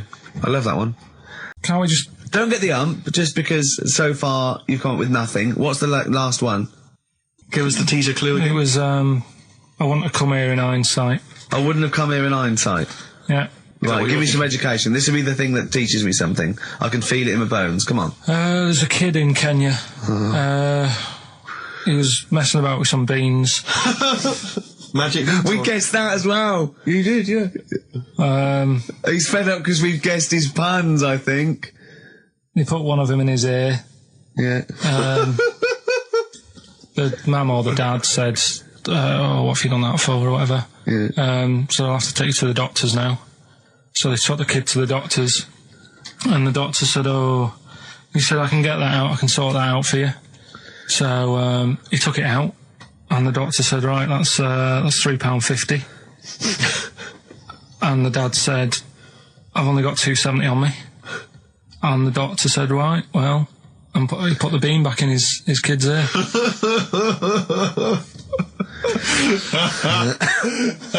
I don't know what to say. I don't know. I mean, I don't know what to say. I mean, A couple of questions from me, very quickly. Are you sure that those were definitely the sums involved, were they? Well, the equivalent of whatever the deal with in Kenya. Yeah. It was the equivalent of, you know. oh, so what currency was it, Carl, that you translated into sterling? I don't know. No, it was saying in the thing. It said the equivalent of £3.15, £2.70. Did it say that? Yeah. So Did it say that? Yeah. Carl, look at me. Look at me. Did it say that? Yeah. It said that was the. Did it say that? Yeah. Yeah, it did. It definitely said that. Definitely. Yeah. You made her giggle like a little schoolgirl. I knew it was safe though to say that thing about her drinking because I'd done a non-broadcast pilot with her this year. For a friend was the producer, and it's a new show called Look Who's Coming to Dinner, and the premise is I choose sort of 6 heroes that are alive, and so I knew it was all right. So I didn't just go out there and start insulting this poor middle-aged woman. I sort of knew she could take a joke. She's all right. She's obviously she's not really like that. So yeah. No, but I loved the way she just giggled like a little girl. I think she was quite good actually. I think it's better when she's sort of ad-libbing. I don't think she's as good when she's sort of got lines and she's hitting marks. She's quite good when she's sort of like when Peter Kay came on, she went, "Have you dyed your hair?" Yeah. And he went, "Have I dyed my hair?" I said, "What sort of talk is that?" Which I thought was quite nice. Your quote was good though. What? When you went peace, or war. I just hate it when oh god, celebrities to get their political. They go, I've got to say something political because there's all that suffering in the world, and I don't know. It's like those things you see in the papers where it's got general elections or war, and it's got a picture of Billie Piper, just a picture, and it goes Labour, or he doesn't quite sing, does he? He sort of pulls. Talking, it's like pulling your punch. It's my way from the thing. Yeah. Do you know what I mean? He can't actually. It's not actually singing, it's talking. It's kind of talking the words. Yeah. But he knew Buddy, apparently, and he toured with him. So. I am an antichrist. I'm an antichrist. He never quite finished. It's lovely. No, he's great. He's got no breath. But, but it's the adverts in between. He is 73 though. He's amazing for it. Doing well, isn't he? Yeah. No, Yeah. I mean, he's a good Sorry, looking who's 73? Des O'Connor. Is he seriously? Yeah, I think so. Amazing. Yeah, he's Amazing. doing well. Yeah, good luck to him. Sorry, A toast to Des O'Connor. Yeah. Raise your glasses. And all you listening at home. So Des O'Connor. I'd love to see him interview Louise Woodward. Yeah, indeed. Do you want to hear some Louise Woodward? I have had some calls. But I don't know if they're true or not, though, do you? What did you hear? Well, I think one of the... we studying mustn't. law... No, we mustn't say that shop that she works in. No, wouldn't say that. But in case it's... I'm sure I read the same thing, Steve. Someone said they read that she was studying law, and I think I read that because she knows so much about it. Yeah. Now she decided known to through go the system, yeah. You never know study when they're coming herself. useful. But she has been spotted in various parts of the country selling all manner of things. Okay, brilliant. And, so who knows? Door to door? Yeah, exactly. Hello, I'm from Mothercare. We've got to stop this now. We've got to stop this now. It's not fair. That's that. It's all water under the bridge. Anyway, let's play a record. Let's play a record. No, I'll talk about it later. We're scared now. Yeah, we've just got ourselves in trouble. I think we just need to go and consult our lawyers. Would you like some Peter Gabriel? Oh, this is a beautiful track. And it was actually in Vanilla Sky, so a bit of resurgence. This is Salisbury Hill. Brilliant. Peter Gabriel, what a lovely track that is. Salisbury Hill on XFM 104.9. Ricky Gervais, Steve Merchant, Claire Sturgis. You know, if Carl was here, do you know what he'd want now? Probably ads, no. Some adverts. Yeah. Do you want some now? Oh, it's what Carl would have wanted. Okay, for Carl then, some ads. Placebo and Bitter End. XFM 104.9, Ricky Gervais, Steve Merchant. Claire Sturgis in for Karl Pilkington. Doing a good who's job. in Madeira. Indeed. Is that where the cake's from? Yeah, it's named after, I think, yeah. Excellent, yeah. excellent. It's nice, lovely. It's sort of, I don't know where Madeira is. Actually. it's sort of off Africa. Okay. But it's, I think, There are a lot of Portuguese. old people go there. There are a lot of old people there. There are a lot of old people Carl there. is essentially a He's old before his 50-year-old time, man in the body yeah, of a 30-year-old. Yeah. I know, yeah. I think Whereas Ricky Gervais... Whoa. Oh. Party by the pool, it was. It was actually really good. I'd much prefer that than, we went to, Greece once, and we wandered in this place by mistake, going through this, and it was just full of people in Everton shirts and Liverpool shirts and just drinking lager. Oh, where's the fun in that? I can't, the idea of Butlins, millions of families screaming around would drive me Butlins mental. is the most extraordinary place I've ever been to. I went there with a bunch of friends. We can't slag it off, but I mean, not Butlins specifically, just anything. No, I'm not slagging Butlins off. No. It's just But it it is was an just I've never been to an Butlins. extraordinary Yeah. place. The bars themed. One bar themed in the Wild West style. Brilliant. But a tribute band to Status Quo playing. Really? It was extraordinary. So you walk in the swing doors, and there's Status Quo playing, and everyone else is all the staff dressed in cowboy outfits and cowgirl outfits, serving drinks. I've told you this before, but I sneaked into Butlins. We sneaked in one night, and we didn't know what was on, and they were serving lager and chips, and there's just loads of families and lots of northern men in short sleeve shirts and kids running around and stuff. And so they just arranged the chairs in this sort of dance hall, and they went, and now, ladies and gentlemen, the entertainment for this evening is David Copperfield, not the magician. And it was the bloke from Three of a Kind. Of course. He came out, he did it all, he did all the jokes, he did all the, hello, how are you? Oh, you're nice. You know, to people in the audience. And then his finale was he stood on a chair because there wasn't a stage, and he did classical gas, seriously, on guitar. And then they went out, right, and he went, thanks for it. He went off, and they stopped clapping, and he came back on to get his jacket. Oh dear! Oh no! Yeah, it was great. There was also a girl-boy duo in blue satin called Joint Effort, which I was loving. And at the end, right, it was on, I think it was on a Saturday night, so people were leaving sort of the next day, or Friday night, they're leaving the next day, and the kids and that were sort of like going to Redcoats, and they were crying. Right, and all the Redcoats and Joint Effort, and they did We Are the World. Oh wow! Amazing! What an amazing night that was. Extraordinary. Yeah, They Yeah. are incredible places. yeah. Joint effort. I don't think I saw a documentary. I'm sure I saw a documentary which is finding out what the likes of David Copperfield are up to now. Yeah. And he was a Thatcher, wasn't he? Wasn't he mending roofs? I think so. Yeah, I And think I'm you're sure right. I saw Yeah. him saying, they said, would you not want to be back on primetime TV? And he said, do you know, I think I prefer mending roofs. Well, I'm not sure. Well, he's that's probably true. he's probably the same as David Van Day with that advert when he said he got to the point where I prefer to sell burgers than records. No, you didn't. You never preferred selling burgers, David. Have you watched any of the Reborn in the I USA? love it. You see, Absolutely I've love it. missed it, and I I'm reckon gutted. it's Hadley or Cox. It's Hadley or Cox all the gutted. way, I reckon. Who's Cox? We close our eyes, we never do him. What band is that? What band is that? Go West. Go West. Oh, right. Yeah, he's probably the best singer in a sort of stand-up And cabaret how way. does it work? Do they get voted out as they go around? Yeah, So yeah. like Sonia's gone, No, isn't there's two from the studio audience. Two are nominated, the lowest, I think the lowest people, and then Britain, people in Britin vote one Can back I on the just ask bus. why they're doing it in the States? Why didn't they just do it in this country? Well, because it was meant to be relaunch their career without prejudice, I assume, Okay. and also as an excuse to go to America, I suppose, and people not know him. Although fame is creeping in, I think a lot of people recognise Tony Hadley, yeah. particularly when he sang True at karaoke. Yes. Is he yeah. as good as ever? He's fine. He's a bit dramatic, but he's all right. Now, He's- from he's- your sort of your brief pop phase, Yeah. are any of these faces familiar to you? Did you ever bump into them? Oh no, but no, You know, no, you never hung out with Hadley or. no. We all lived in the same house. Yeah, you did. No. Didn't you have a run-in with Bucks Fizz? Oh, yeah. did Well, you? once when we were going up to do a TV show, and A&R man had just forgotten about us, and we were there. We were at the airport. We didn't have the tickets, and so Bucks Fizz were doing the same show, and I remember they tried to smuggle us through.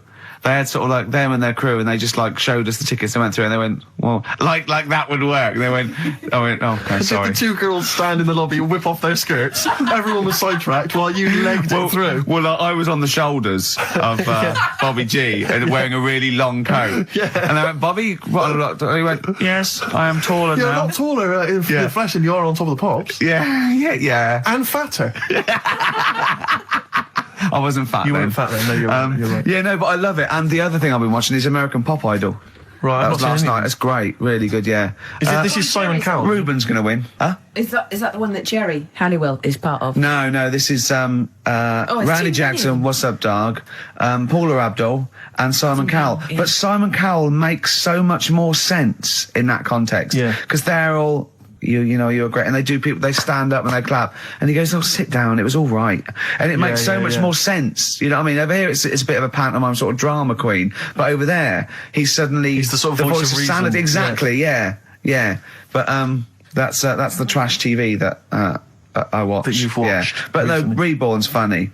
But once again, public are stupid. They voted out Dollar that was driving everyone mad, and there was fights.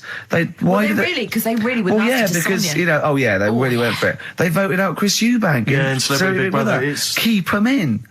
I don't think the public should be allowed to vote on TV shows. I don't think they know what's best for them. It does strike me that, like, in the golden age of EastEnders, if people had said, "Do you want to vote out Dirty Dan?" they'd have gone, "Yeah, he's nasty." I know, yeah. It's that confusion, either with entertainment and punishing people, yeah. They should keep them in and then make them lose. Yeah. Yeah, so you've had all the best of both worlds. What about the new celebrity, I'm a Celebrity, Get Me Out of Now, Here? who's in that? The one... Daniela Westbrook. Yeah.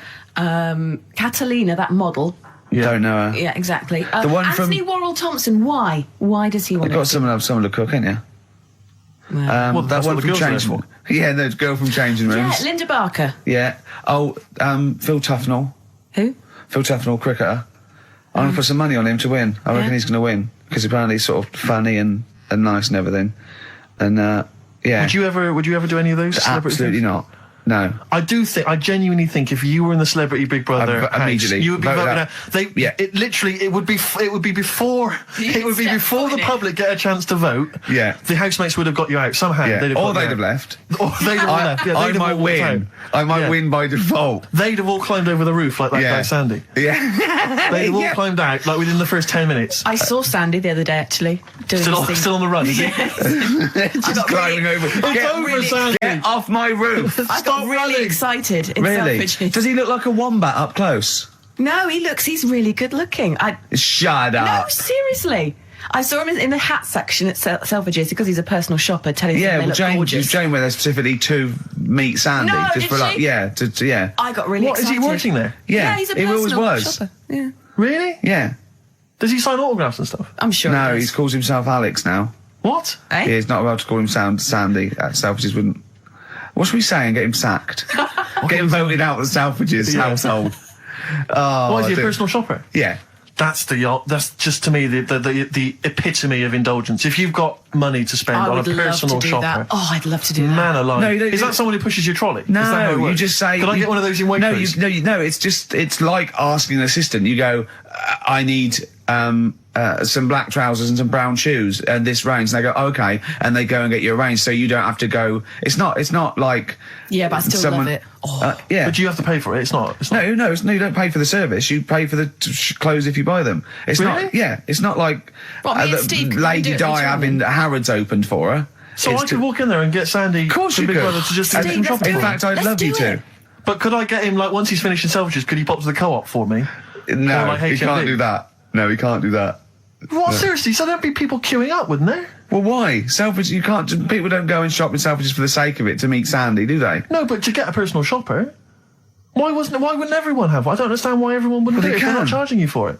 Oh, Steve, you and me later on. I'll tell you this, I don't think people realise that, Rick. He's going to be inundated now. You know when you go to Selfridges, you will not be able to buy that suit you got for £97. It's a lot more expensive than that. What? You can't. You can't get shoes for £29 in there. I'm not bothering. No, exactly. You see, that's where you're going to come unstuck. It's not worth I'd it. love a great record now, Claire. Okay. I'm going back to Bristol this weekend. Oh, yeah? I am going to be. I've got £100 to spend, so I'm looking to get a 3-piece suite. Yeah. Dinner suit. Yeah. You know, and you know, who knows? A wife. Well, possibly. You know, I think my sister's back. Neil Young, Man Needs a Maid. What a great track that is. Well, we got some ads again, so don't worry about that. Oh, great. No, after that, though, the brand new single from Radiohead. Okay. I'm excited. Yeah. Love Radiohead. I've not heard it yet. I'm sure it's wonderful. I haven't heard it yet, but wow. Imagine how disappointed I've been. It's not. You put your neck on the line. Yeah. So. And we got tickets to give away to a new Spike Lee film, which is we've both seen, 25th Hour. That's good. Which is great. So look forward to that. Yeah. That's all coming. Plus, I would imagine a bit more chit chat. A little chat and some other great records. Some Happy laughs. Easter. Yeah. Happy Easter. The new single from Radiohead. What do you make of it? I love Radiohead, so I'm prejudiced, and I like just about everything they do. You know, I still play the Bends regularly. I had to replace it on CD because I wore it out. Really? I just think it's amazing. I think they're great. They're coming in, aren't they? Yeah, well, they're coming in a couple of times. I think Phil and Ed, who are my favourites, are doing Zoe in a few weeks. And I think Tom York is going to be doing John Kennedy on Exposure, doing one of those album playbacks where he comes and talks about each track. He's so shy as well. Yeah. He came into Udo once, and he was just so shy. He hated it all because people were looking at him. And, he's great. He's brilliant. A toast. Funny little for fella. Radiohead. Yeah. Happy Easter, Tom, and all that. Don't eat too many eggs, boys. Oh, calm down, you crazy guys. No, we were talking earlier about the fact, because I've been ill this week, and so I've just been lying on the sofa, dosed up. I was a bit feverish as well in the week, and I at one point I had a real kind of movie. If I'm ill, I like to be like you're ill in the movies, and I was tossing and turning in bed. I had the fever. I was waking up. I was sweating, all sorts, and I keep waking up really early, and I'm sort of watching daytime TV for hours, and the adverts that you see in the daytime, I mean, because we do actually work. A lot of people think we just doss around all day, but we do actually work, and so I don't get to see TV in the day much. And the adverts, it's not adverts you see at night during. I know. They're incredible, and it's like. Was it for surgical stockings? Well, there's a lot of them are either aimed at people who basically are waiting to die. Right. It would seem. Or I love that advert. Waiting to die. Well, they are a bit like that. I mean, there's a couple. There's one with Christopher Timothy. He sat in a pub on his own, just having a pint in the afternoon. I think this was before he. Became a doctor. He's having a pint on his own, looking through the job He's had a ads. good career, any vet, doctor. I think he's always wanted to play a lawyer. Yeah. And he basically says in so many words, I can't remember it verbatim, but he basically says, you're probably getting on a bit. You're not going to be around forever. You could drop dead tomorrow. Have you made provisions for your children and your family and your wife? And I think you at home were supposed to go, oh Christ, I haven't. Oh. And I was feeling my testicles earlier. They are a bit lumpy. Yeah. Oh no. Or I had to bend down quite low to feel them. Exactly. So, I am getting on a bit. Exactly. In fact, what I do now is pull them towards me and kick them up like Beckham with the ball. Yeah. And on the way back down, I have a quick feel. Yeah. Or when the kids come to visit. Yeah. And, stop playing with Grandad's testicles. Where have you put them? Where have you put them? We've put them on the mountain. So, oh, you little devils, go on with you. Do you want a Werther's original? And that's another advert you see constantly, Werther's originals. So they've got those, and then they've got the adverts which I always love, which are adverts for any kind of Claims Direct or any of those things. It's just invariably there's a reconstruction of an accident that might have happened, someone tripping over a paving slab. There's one which is particularly chilling of a guy who I think he's with his kid watching football, and he's thinking to himself, I bet he's thinking, I wish I could join in. And it flashes back, and there he is up a ladder on a very shiny surface with no one supporting it, frankly. He's asking for trouble. Frankly, I blame him. Yeah. And then it topples for no reason. I don't know why it topples. Right. Wind, let's say. Yeah. Whenever I see it, I always think... I hope he never walks again.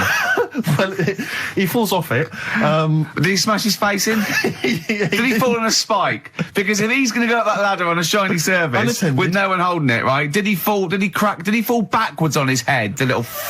Worse still, Gervais. Right, did he do the splits and crash his nuts? Worse than that. One. He made a considerable lump sum of cash thanks to the efforts of one of those claims companies. Oh, no. All right. His negligence has seen him $3,000 richer. Steve, was there a yokel with a pitchfork looking up as he fell on it? Nothing. Oh, he fell off. I think he must have bruised his ankle or strained a ligament. That's not enough. That hasn't taught him anything. Well, it's not taught him a lesson. In fact, if anything, it has encouraged him to be more foolhardy in the future. Because if you're going to dish out $5 grand willy-nilly to these people, these lunatics, these oafs, these simpletons. Do you know one of my favourite adverts was the one in sort of the back of those glossy magazines you get given away, and there was always an old woman, and she'd fallen like in her front porch or whatever, and she was just reaching out, but she was too weak to reach the phone. So it was sort of like you carry a little button around with you that you press. Yeah. I love the idea of that. She looked so vulnerable. It was mine. But I always feel with those kind of those claims adverts that it's almost like saying, I'm not going to say it explicitly. Here are some ideas for you. You know, paving slabs. Is there one near you? Could you have a little trip? Exactly. If you've got a stepladder. I'm not saying anything, but maybe read between the lines. The shiny floor. There is money to be made. Oh, here he is. Look, here he is. Come in. How have you... Oh, God. I don't believe that. Oh, that's pathetic. I do not believe that.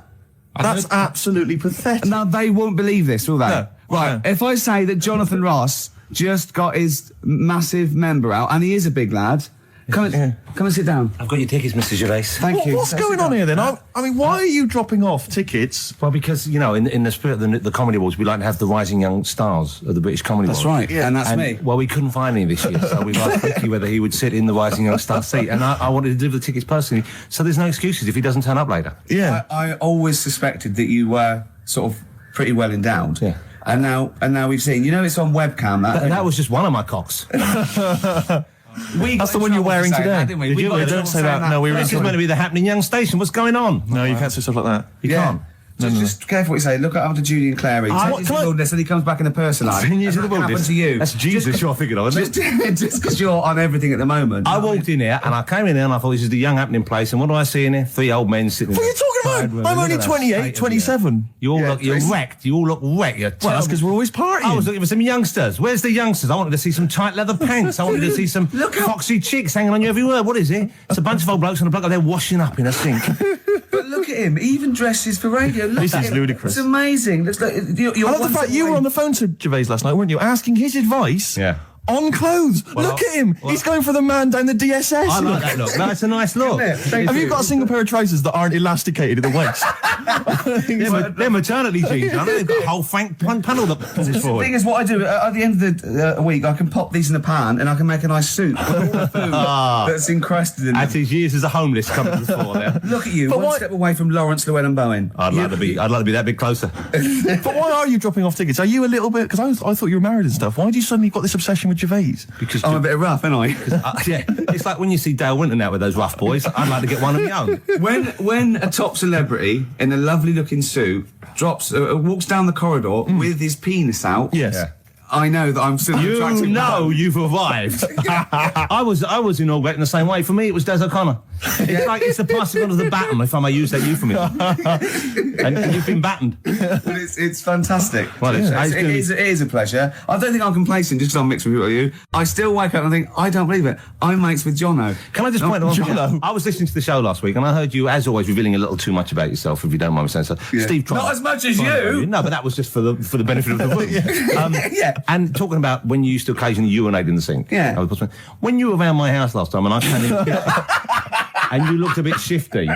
No, please reassure me. It was more ownership. I was like, I went to my territory and then other people that come in and go, has Gervais been round here? It's like just marking my territory. Because my coffee the next morning had a hazelnut tang to it that I don't remember putting in. Can I just say something? Because I mean, I used to mention to you, Gervais, when we first started getting involved in the business. I used to say, if there was one celebrity I'd like to be friends with, it's Jonathan Ross. Lo and behold, Ricky's befriended Jonathan Ross. I'm nowhere to be seen. But not invited round. Ricky told me that I could be his friend, providing I never extended the arm of friendship. Right. If you ever... I thought as much. He tries to keep everyone else down he works with, from the office, all the other shows. He tries to keep them down. I didn't even want you to come in. I wanted to meet you on the steps. I didn't even want to tell him you were around. But you called. He went, who's that? And he saw your name come up and he went, well, can I meet him? Well, you're coming tonight, aren't you? This isn't Radio 2, by the way. These links are way too long. This is snappy radio. We have to play out... You might the kids have lost interest. But the kids want to hear Coldplay, Catatonia, you know what I like? How about some more of that instantly forgettable hip-hop you play each week? One of those obscure hip-hop hooey. That's the worst feature on British radio. You should be ashamed of yourself. Wait a minute, I read your quiz on radio too. I said the hip-hop that is Put it away. Put it away. I'm Carl. Carl, how you doing? I'm all right. Got a question for you. Right, man. Got a question. Yeah. The Pope. Yeah. What semi-precious stone does the Pope wear? That is easy. Go on. Topaz. Is that the right answer? I don't know. I might have wrote it down. I'm really sorry, Jonathan. It's not what he publicly admits to, but I have to know because I was hanging out with him at the Groucho one night and he was saying, oh, look at this, look at that topaz, go and buy that, look at that. Vatican City. Look at that, we can make a nice ring out of that, he said. Didn't go anywhere, but thanks for asking. I better go, I've got to go and buy some winkle pickers. Thank you very much. Okay. Enjoy Nice to it. meet you, Stephen. Yes. Carl, I wish I could say it's been a pleasure, but actually it was quite creepy. See you later. Now, Steve, you know how Carl won't do anything outside his jurisdiction. He moans about stuff. He's got one job. We're doing about 5 things in the week. Always plate spinning. We just turn up and he's always available. He moans about it. He goes, oh, lucky you caught me, right? He's chatting. He's one of those people that whinges enough and people think he's overworked. So he got Mondays off, right? He's just a whinger. I haven't got Mondays off though, have I? Yeah, well, anyway, 2 hours on a Saturday. This is what the phone message he left me Wednesday on my mobile, but I just is chatting about certain things that are going on at the moment.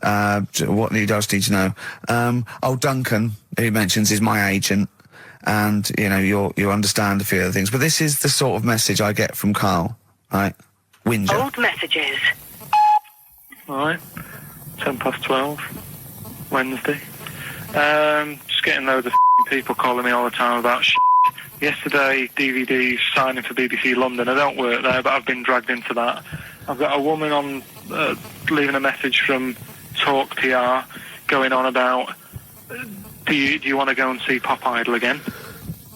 Right? They're just saying you and some listeners can go. So I'm sure you'll love that. I've got Jim Benner wanting you to introduce the tin buckets at the Astoria. So can you just let Duncan know that I'm doing his job whilst he's sat on his arse with his thumb firmly up his arse? Can you let him know that I'm running around like a here sorting shit out for you? Alright, see you later. Message left So, at 12. do you know what I mean? I know, but that's the kind of phone message he's leaving. Do you remember who he was before you... But he's even annoyed that he gets a phone call. I remember he got a phone call for you to do a voiceover and didn't pass it on. You missed a voiceover. That was thousands of pounds. No, I did pass it on though. I told you. You I said you said someone had phoned. Yeah. That's not good enough. But who's that? Well, she didn't say, and I didn't ask. But Of course it's not my she job to do said. it. She didn't say. Rubbish. So you didn't take the number down? Just when she went, oh, could you tell Steve to call me? And you went, yeah. Yeah, well, I just thought you'd know her already. I should have known. It was a woman, so I should have known. He's having a go, you see?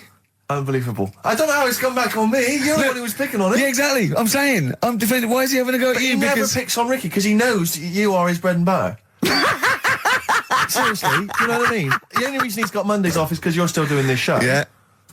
That's why he's scared of you. That's why he has a go at you on the phone, but he always picks on me because he knows, I'm a pushover, I'm a nice guy. He's scared of you. I can't believe I don't know how it works. Is that true? Steve, I'm always sorting you out. I look after you. Sorted you out with tickets. I sorted you out with lager I got out. you today. Why are you picking on me? What do you mean you're sorting about tickets and lager? What's this? Right, whenever you want tickets. Yeah, sorry, I don't want to use this as moaning time and that because I don't like to moan. I'm busy and that, right? I've sorted you out tickets for gigs. Yeah. Right? What somebody doesn't even turn up to. Yeah, we won't even go on about that. Yeah. Right? Lager. He was sorting out the Cure. He complained it was boring. Yeah.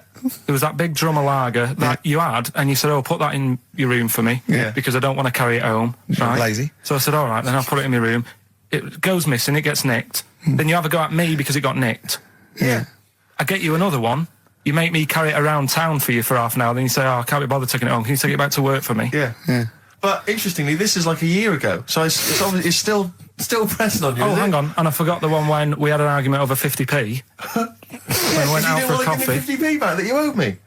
That was the same day you'd given him about 40 quid worth of lager. But see, this is my problem. This was my point at the time. It's not the 50p in terms of money is not what's important. The fact that you think you don't have to give me money back because it's only 50p, that was the point at stake. It's me who makes a decision. Oh, don't worry about the 50p, not you. It's only 50p. I'm not going to give it to you. Do you know what I mean? There's got to be rules, otherwise it's chaos, Carl. Come on, mate. All right? I don't want to fall out about it. No, that's not right. Should we kiss and make up? FM 104.9. I'm Ricky Gervais, with me Stephen Merchant and Karl Pilkington. Now, Steve, you know how Karl won't do anything outside his jurisdiction. He moans about stuff. He's got one job. We're doing about 5 things in the week. Always plates spinning. We just turn up and he's always available. He moans about it. He goes, "Oh, lucky you caught me," right?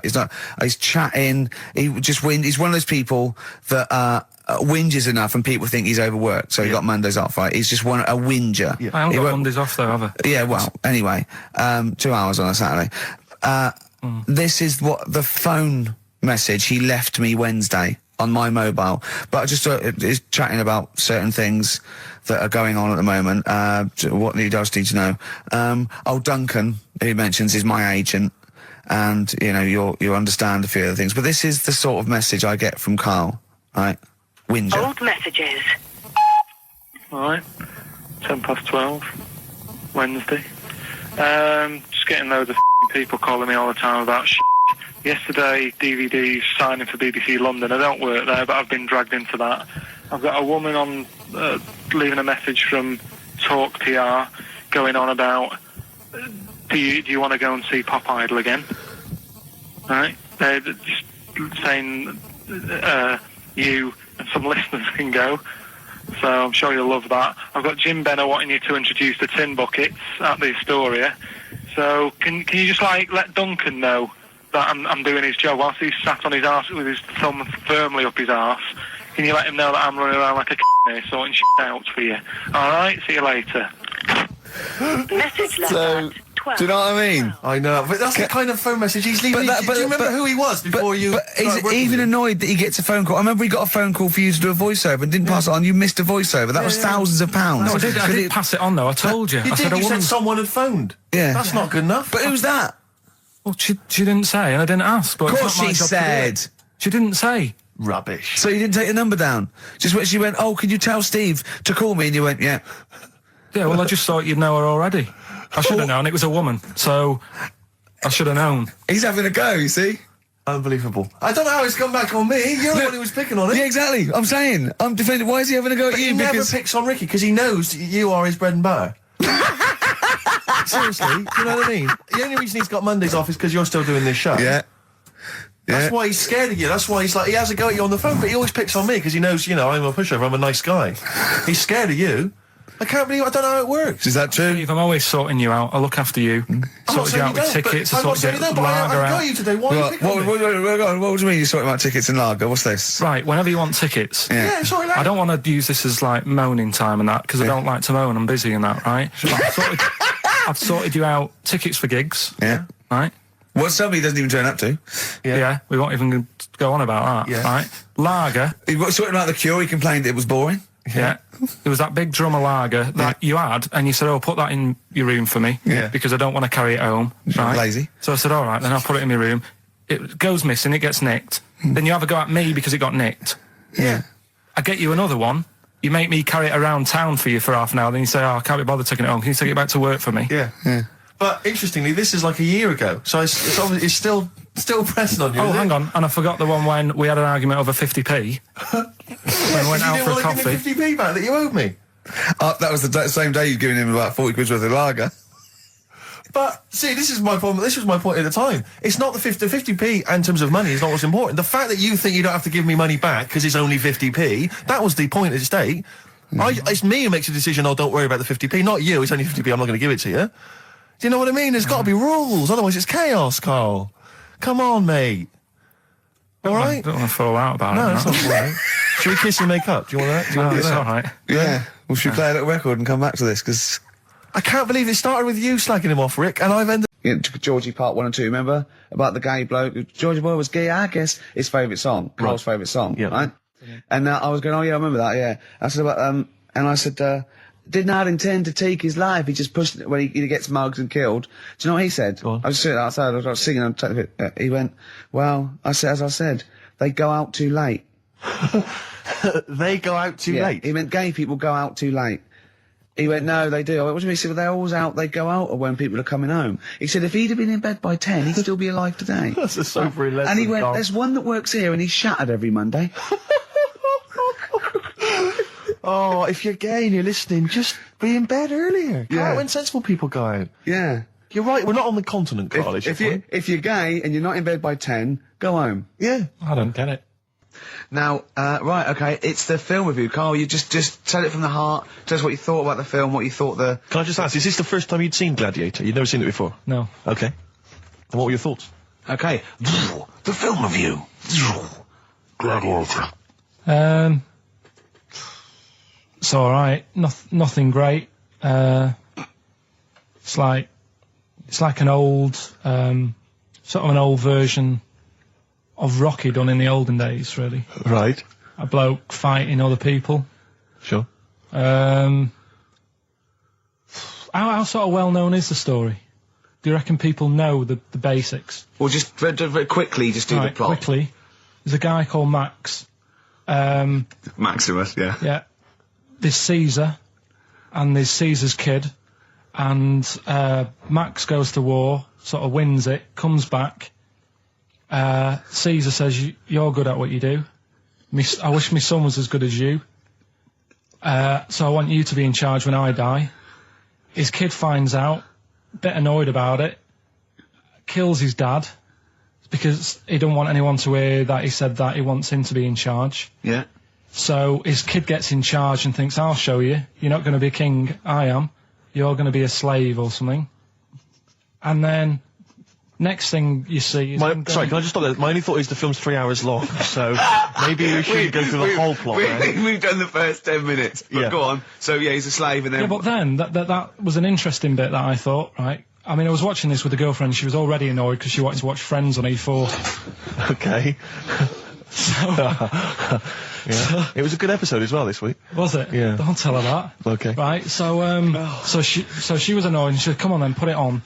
And I got it wrong straight away because it says on the back 149, so I thought that was an hour and 49 minutes. It turned out it was 149. No, I thought it was 1 hour 49. Yeah. But it was 149 minutes. Sure. So it overran anyway. By 40 minutes. Yeah. So anyway, the interesting bit was where he was going across the desert on a horse. And I think to show you how long he'd been going across the desert on his horse, he's showing you a shot of the horse's knees and they were bleeding. And I just wondered whether that's what horses do if they run for a long time. Do you know?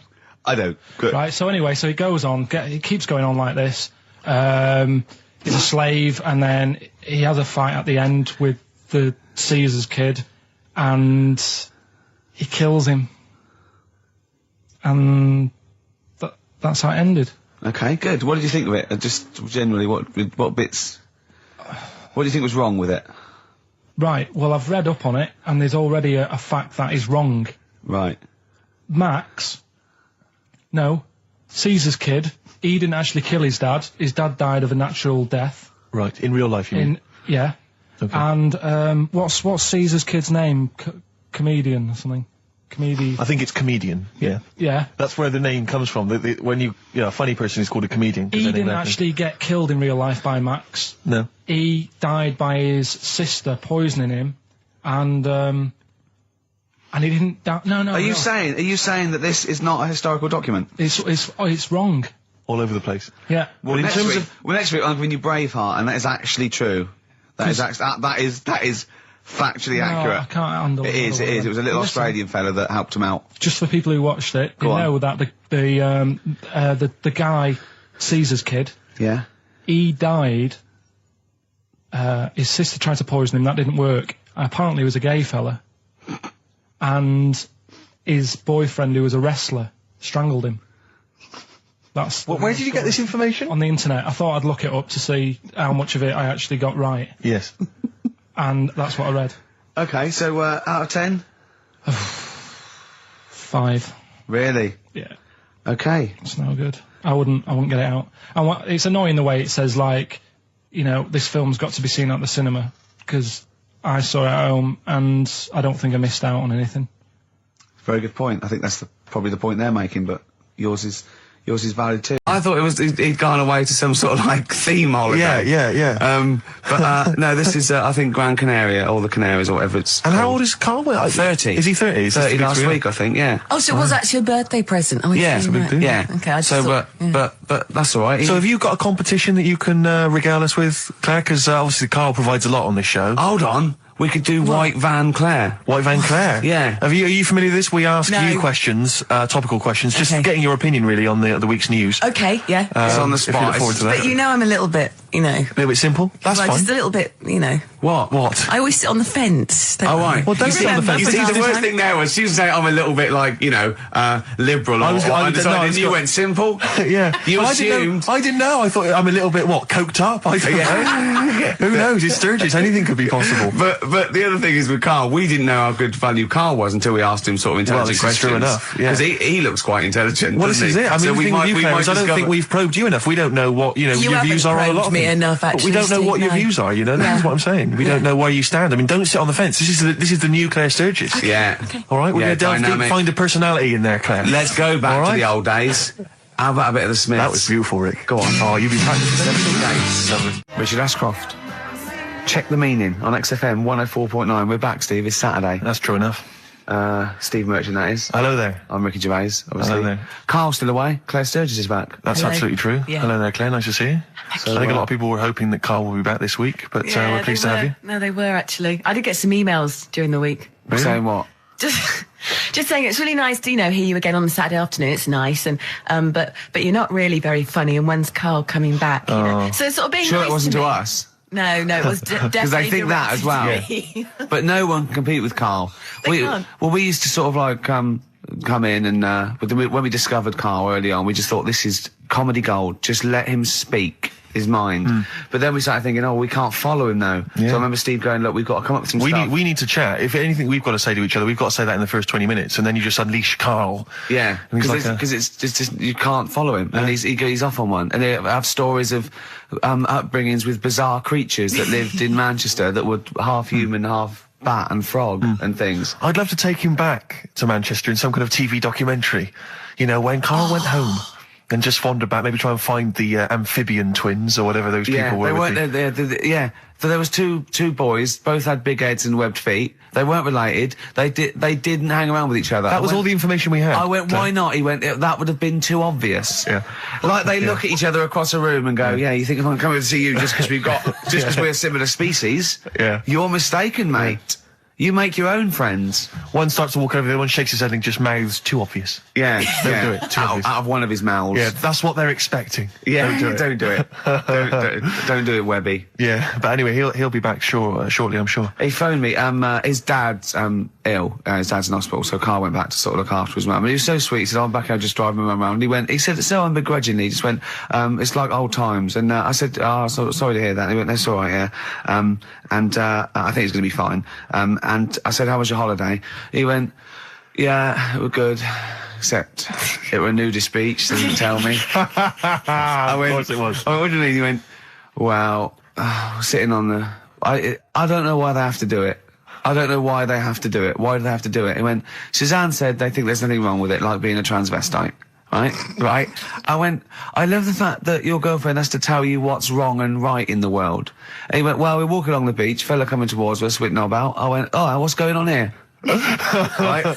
And he said, and because it wasn't all nude, he's walking round, he's stark naked, and he wants the freedom of that, but he's got a big rucksack on his back with his clothes on just to get changed. He went, "So what's the point in that?" Right? And I went, "He should just carry the book." He went, "What, and covered it up?" When he went, "Oh yeah, good idea." See?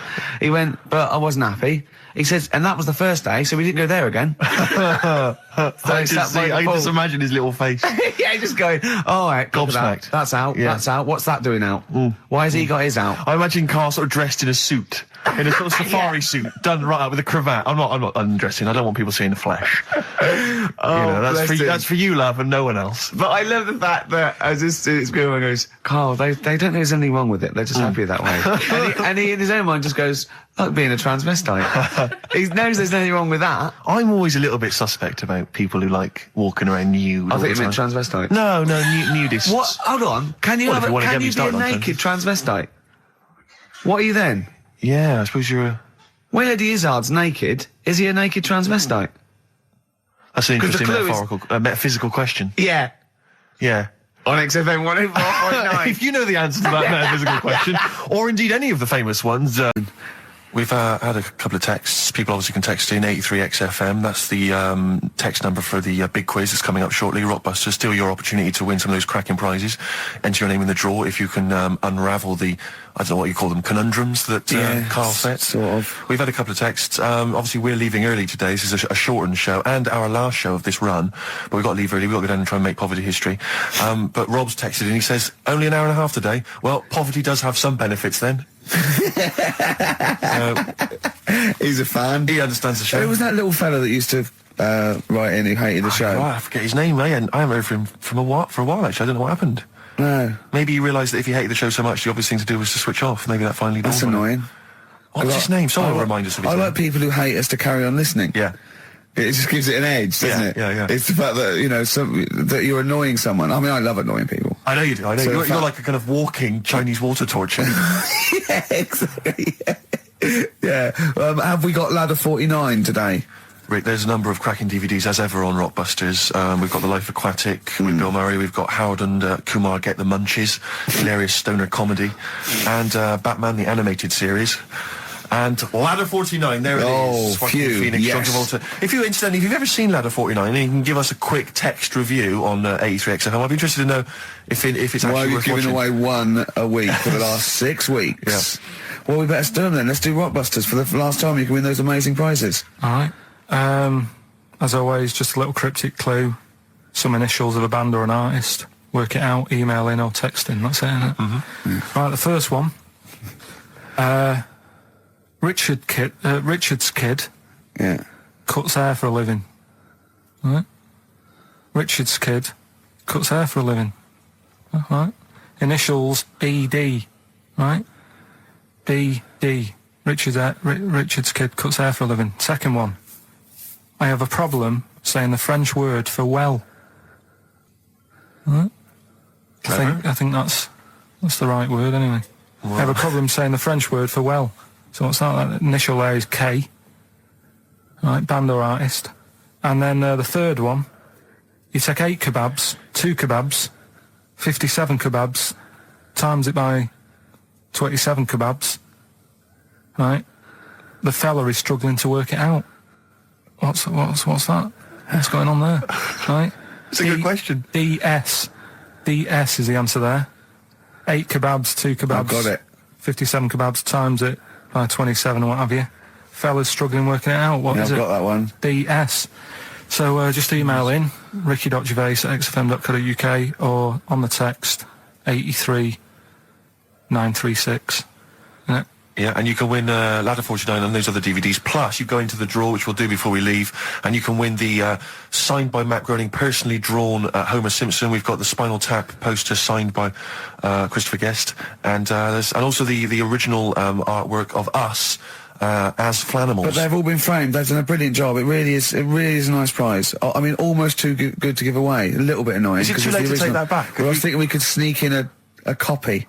Yeah. Just a very bad photocopy, so it goes grey and yeah. No, they're all originals. So get texting. All right. XFM. So he did all this. I don't even know why I'm telling you about tattoos. No, nor do I, Karl. Hey, to be honest. Donald Blitzen from the About a Boy soundtrack by Badly Drawn Boys. Christmas theme there. You spotted the Christmas theme? Yeah.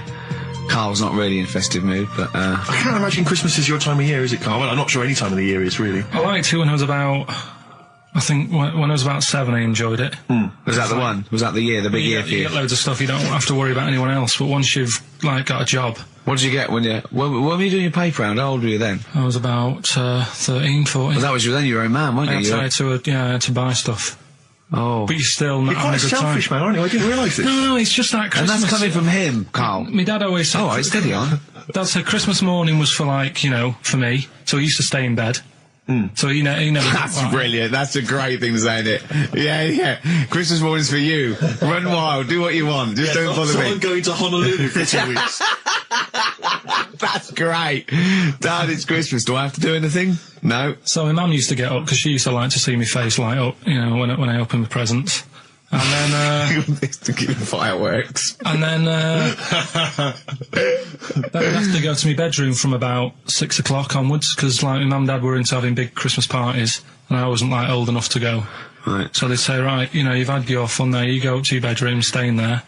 Really? Yeah, I remember one year, right, I got a train set, that's what I wanted. Yeah. Right? It's brilliant. Playing with it all day. I thought, I don't mind about the party, I'm happy staying up here, playing with this. Brother comes in, he's had a few, right, he's going, yeah, give us a go on your train. How old is he? He's a bit older than me, so he might have been like, let's see. Well, let him be 18. Probably about 18, 19, how old something were like that. I had a train set, so, I don't know, about 14. something like that, right? So I'm playing on that, loving it and stuff, and then he comes in and goes, oh, give us a go. He turns the transformer up to like 14. He went really fast for about 5 seconds, broke it, and then he went back downstairs. Wow. So Christmas, I hadn't even got to Sounds Christmas like Day. the Conservative government with British Rail. Satire, that is. Rick, I just thought that there's satire. If there's any satirical shows listening or it doesn't work in any way, because there's the analogy falls down apart from there being a train. Think it through, though. British Rail was trains. Yeah. And the government broke the trains in many ways. They didn't break them, like, not officially breaking them, but they kind of... Yeah, it does work. It's perfect. Oh, I'm very pleased with that. And I can't, and no one's asked him to be on the Vlog on his view. It's weird, isn't it? Because it's strange, that, when you've got a satirical mind that's as quick as that. Yeah. All and right. he's broke your little train set. So what did you do? I just like watched telly and had some sausages. I bet you were happy with that though, weren't you? It's a bit annoying though, isn't it, when your main present of the year has been broke. And did it ever get it fixed? No, that was it. Put away. I'm intrigued why your parents wouldn't let you come and join in the festive fun. Was it like really debauched down there? Was it like eggnog everywhere? Well, no, but I mean, that's fair enough. 6 is a little bit early, but I just think, you know, if you're a kid, you know, he had his fun, put him to bed at 8 maybe. And you think so on Christmas Day? I thought that was a day for family. Well, not if there's a party going on. Well, don't have the party on to Christmas Day. Well, that's another option. Yeah. Your parents are weird, aren't they? A strange breed. Well, I think that was the year, right? You're talking about buying presents and stuff. I think I did treat my mum to that. I didn't buy my dad anything. I think that was like when I got a bit older, he used to get me dad something because he wasn't that bothered anyway. No. So, got me mum, there was a cheap shop, right? Of course. Thank God for that. Called Snips, right? So I went in there and I thought, let's see what I can get her. And remember Victoria Plum? I don't think so. Well, it's like a fairy character. Right. Right? I mean, Mum's into gnomes and stuff, right? So I thought, right. She must be pleased with you then. Victoria Plum. I was thinking, is that one of the neighbours? Is it like a brandy Do you liqueur? remember Victoria Plum? Victoria Plum. Victoria Plum, yeah, it's like a little fictional sort of character, right? Okay. So I saw it, I thought, yeah, she'll love that, right? So I did my paper round, saved up for 2 weeks, right? Aww. Got that sorted, went to Snips, bought the Victoria Plum. Next day, I'm in town with her, right? So I think, I know what I'll do. I said, come in here a minute, right? So we go in and we're looking around, and I tested her, right? I went, look at that there, that's all right, innit? And she goes, oh, it's bloody awful. Oh, Carl. Oh, Carl. Oh, God. So then Christmas Day comes, I said, don't bother opening it. She said, no, why? I said, Oh, no, why did you still give it to her? So, well, it's too late, I'd already bought it. Oh, Carl. So she opened it, and I was like, and she said, oh, that's nice. I said, why are you saying that? I said, the other day, you said it's bloody awful. She said, oh, no, I thought you were pointing at something else. Oh, no. So that's why I don't get anyone anything anymore. Oh, God. Play record. Oh, God. Oh. That's good, isn't it? Not bad. Gold Rush. Let you down. I'm actually quite affected by Carl's Victoria Plum scenario. Just the fact that, like, that eagerness, he wants to make sure it's a great present. He's saved up his paper round. He thinks it's like a gnome, but modern. I'm worried that you're using it as an excuse now, and that's why you're not buying anyone any gifts, because you've had your fingers burned once. I mean, you were 6, 7 years old. To be fair. No, you weren't. You were about 13, weren't you, if you're doing your paper round? Yeah, I must have been, 11 or 12 then. All right. Yeah, so I'd saved up. Oh, no, I'm not using it as a thing, it's just that... What did you get your mum this year? I've sent them some money so they can get a passport. So they can get a passport? Where are they? Immigrants? Are they trapped somewhere? Well, they're in a holding bay somewhere in Dover. Yeah, I got a friend who's a truck driver who's going to sneak them across. What do you mean? So they can buy a passport. What do they do? Sell it when they were a bit down in their luck? No, they haven't got that much money, right? They've never been abroad, and the mate said they might take them next year, and they said, oh, we haven't got a passport, so You've got to buy a passport, have you? Isn't that your God-given right as an Englishman? No, you've got to pay for them. They're 30 quid each, so you better had to, otherwise they're conning me. Right. So you sent them 60 You don't quid? get born with a passport, of course You you sent them don't. 60 quid in an envelope, have you? Well, check. Right. I love that. He'll be watching telly and France will come on and he'll go, oh, what do you think of that? She goes, it looks bloody awful. Yeah, Don't open it. no. Don't open it. Don't open it. So you've not paid for a holiday for them? No, you've just given sorting them- out well, it's the better prize, isn't it? Because they can't go anywhere without it. Well, the passport keeps on giving. Yeah, That's so- 10 years. That is, yeah. So, but no, I never used to. I mean, I can't think of other things. I used to get me dad once I started getting him stuff. It used to be a dressing gown, and then. But as an extra surprise, he used to put like a cigar in the pocket, so he'd think that was it. Yeah. Then he'd put it on and put his hand in the pocket. Right. And then he just hit you because he thought you'd nicked it. Oh dear. So you bought him a jacket with a cigar? That's quite thoughtful. Did you sneak a cigar once on Christmas? Yeah. Well, that's when they used to have like the big do's, like I say. You know, they were known for it. Like the whole estate used to know that. You know, we were having a party. Yeah. So they'd all come round. So they'd all come round and just have food and drink and that. I cannot imagine how unpleasant that must have been. Awful. And you locked in your bedroom with a broken train set. Yeah, crying. And looking at Victoria Plum, whatever that was. In the bin. Oh, in the bin, yeah. And hear a mum saying, and he got me this. Isn't this piece shit? of rubbish. You could hear him just throwing it against the wall and laughing. And all the neighbours laughing. And you'd come down just be in pieces with loads of spit on it. Just loads of gob on it. Eyes. And all the Polaroids of them just like laughing at it and pointing. Stamping on it. Yeah. All right. Flooding back. But no, I used to get up in the morning and then like they'd still sort of all be there asleep on the floor and on the sofa. Oh, that's awful. Oh. That's terrible. Christmas is surely the one day a year which is a family thing. It's for the kids. They're the ones that was Boxing Day. Well, I know. Oh, that's all right. It's over. Yeah. Back on the bike. All right. Who's going to pay for this? What, me? Yes, Carl. You're doing 2 rounds today. Yeah, what's your paper round supporting the entire family? Yeah. No, so I used to get up and like go downstairs and they'd be asleep, so I'd be mooching about trying to find like another present that's still working. It's the gift that keeps on giving. Yes, it is. Yeah. And Throughout your adult life. it gives and it takes. Exactly, So it's fair. yeah. I didn't hand them to children, I handed them to the parents. Right, They what they could chose to do them They could with distribute them as they wanted. Sure.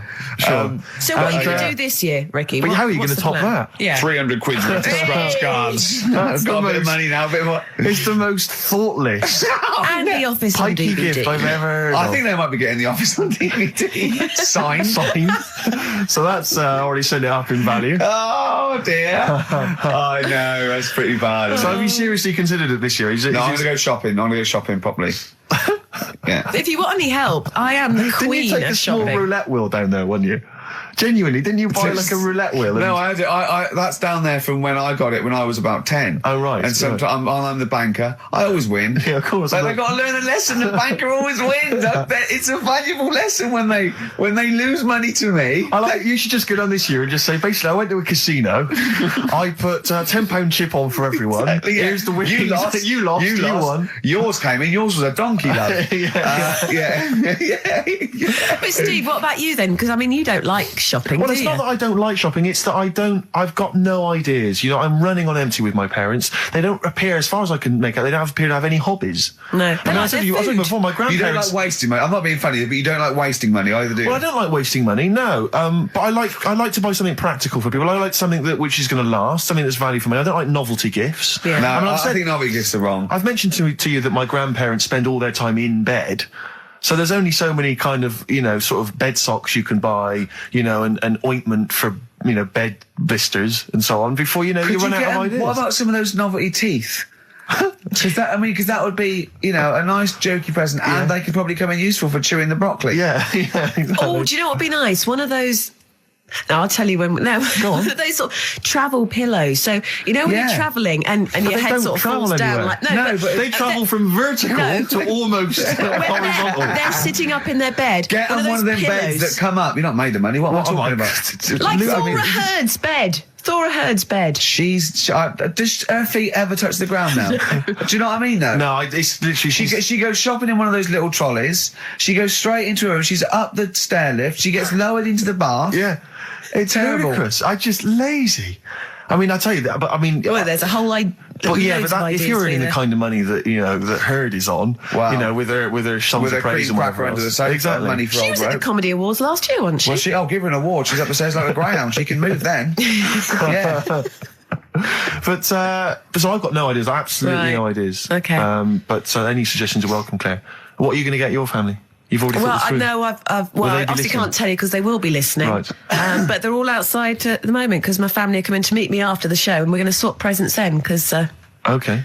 outside. Are there any Office in Leicester DVDs? Square? No, I haven't. Books? No. Because I should point out that the Office DVD is currently available. Yeah. I actually did go and buy. I actually went and bought it myself. You can also buy it and I am online. enjoying the scripts, by the way. Excellent. That's in. I love Do you the know fact what that I we're love? authors in the top 10. Yeah, we're in the top 10 bestseller list. No. But to be fair, we're at number 7 in the paperback non-fiction. Now I don't understand how that can be non-fiction. Yeah. Because it's the transcript from a made-up television it's not a real show. documentary. Exactly, yeah. But we're beating these poor people. But we're officially best-selling authors. I think that's fantastic. Which is excellent.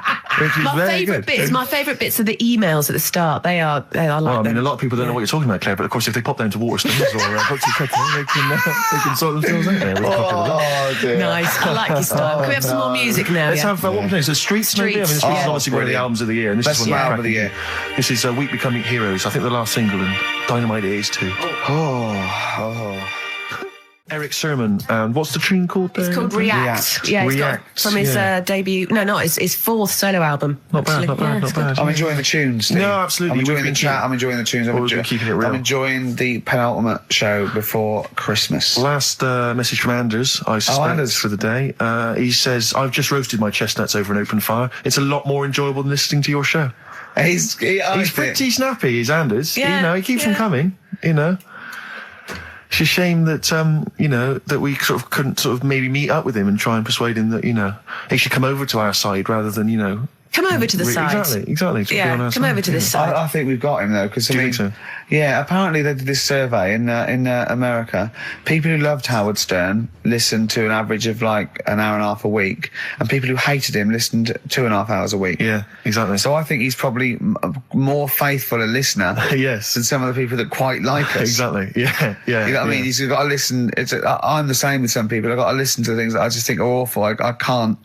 It's compulsive viewing. So, I don't care if people listen to us because they hate us or like us. No, indeed, as long as they're listening. I was on the as long as they're spending money on the other advertisers. day. Yeah. Rick, my mother always used to say to me that you should write and thank your aunties and so on for their gifts. Yeah. And I feel like we should take a moment out just to thank all the people that have emailed or written into us during the year, because we don't. Basically, we're very lazy men and we never reply. Well, really. I never look. You never look at You emails. read them and I'll go anything for I me. And you reply go, very occasionally if I You're think like it's my worth it. secretary when it comes to you protect me from like people who The insults and so on. Yeah. Are there any insults? Are there? Oh, there's plenty. There's plenty. Yeah, Right. yeah. Do you have to protect him, really? Oh God, yeah. There's lots of things I don't tell him. Lots of things I keep from him. It's not very nice. I thought I was right. Well, he's just not as popular as he thinks he is. Oh. He thinks that when he's like dancing around and making funny faces and squawking and making noises and stuff when we're filming, he thinks that everyone thinks that's enjoyable. Yeah. Some of what people think I'm quite an annoying little prat, do they? that's not the word they use, but you're near enough Really? there. Yeah. Yeah, they didn't say prat, but you're on the right lines. Okay. But for instance, we got an email here from Graham. He says, please stop the chat and let's hear some more great ads, as I'm still not sure what mobile phone I should get the wife for Christmas. Carl will be back next week for our kind of Christmas bonanza. I say that, we've got nothing planned. There's no reason why it should be a bonanza. That'd be nice, yeah. But we'll play some Christmas tunes, and no doubt Carl will have some kind of festive game for us maybe, or a festive, festive trivia. So, yeah, we've had Oasis, Streets, we've had U2, we've had some cracking tunes. Can we get away with playing Nelly?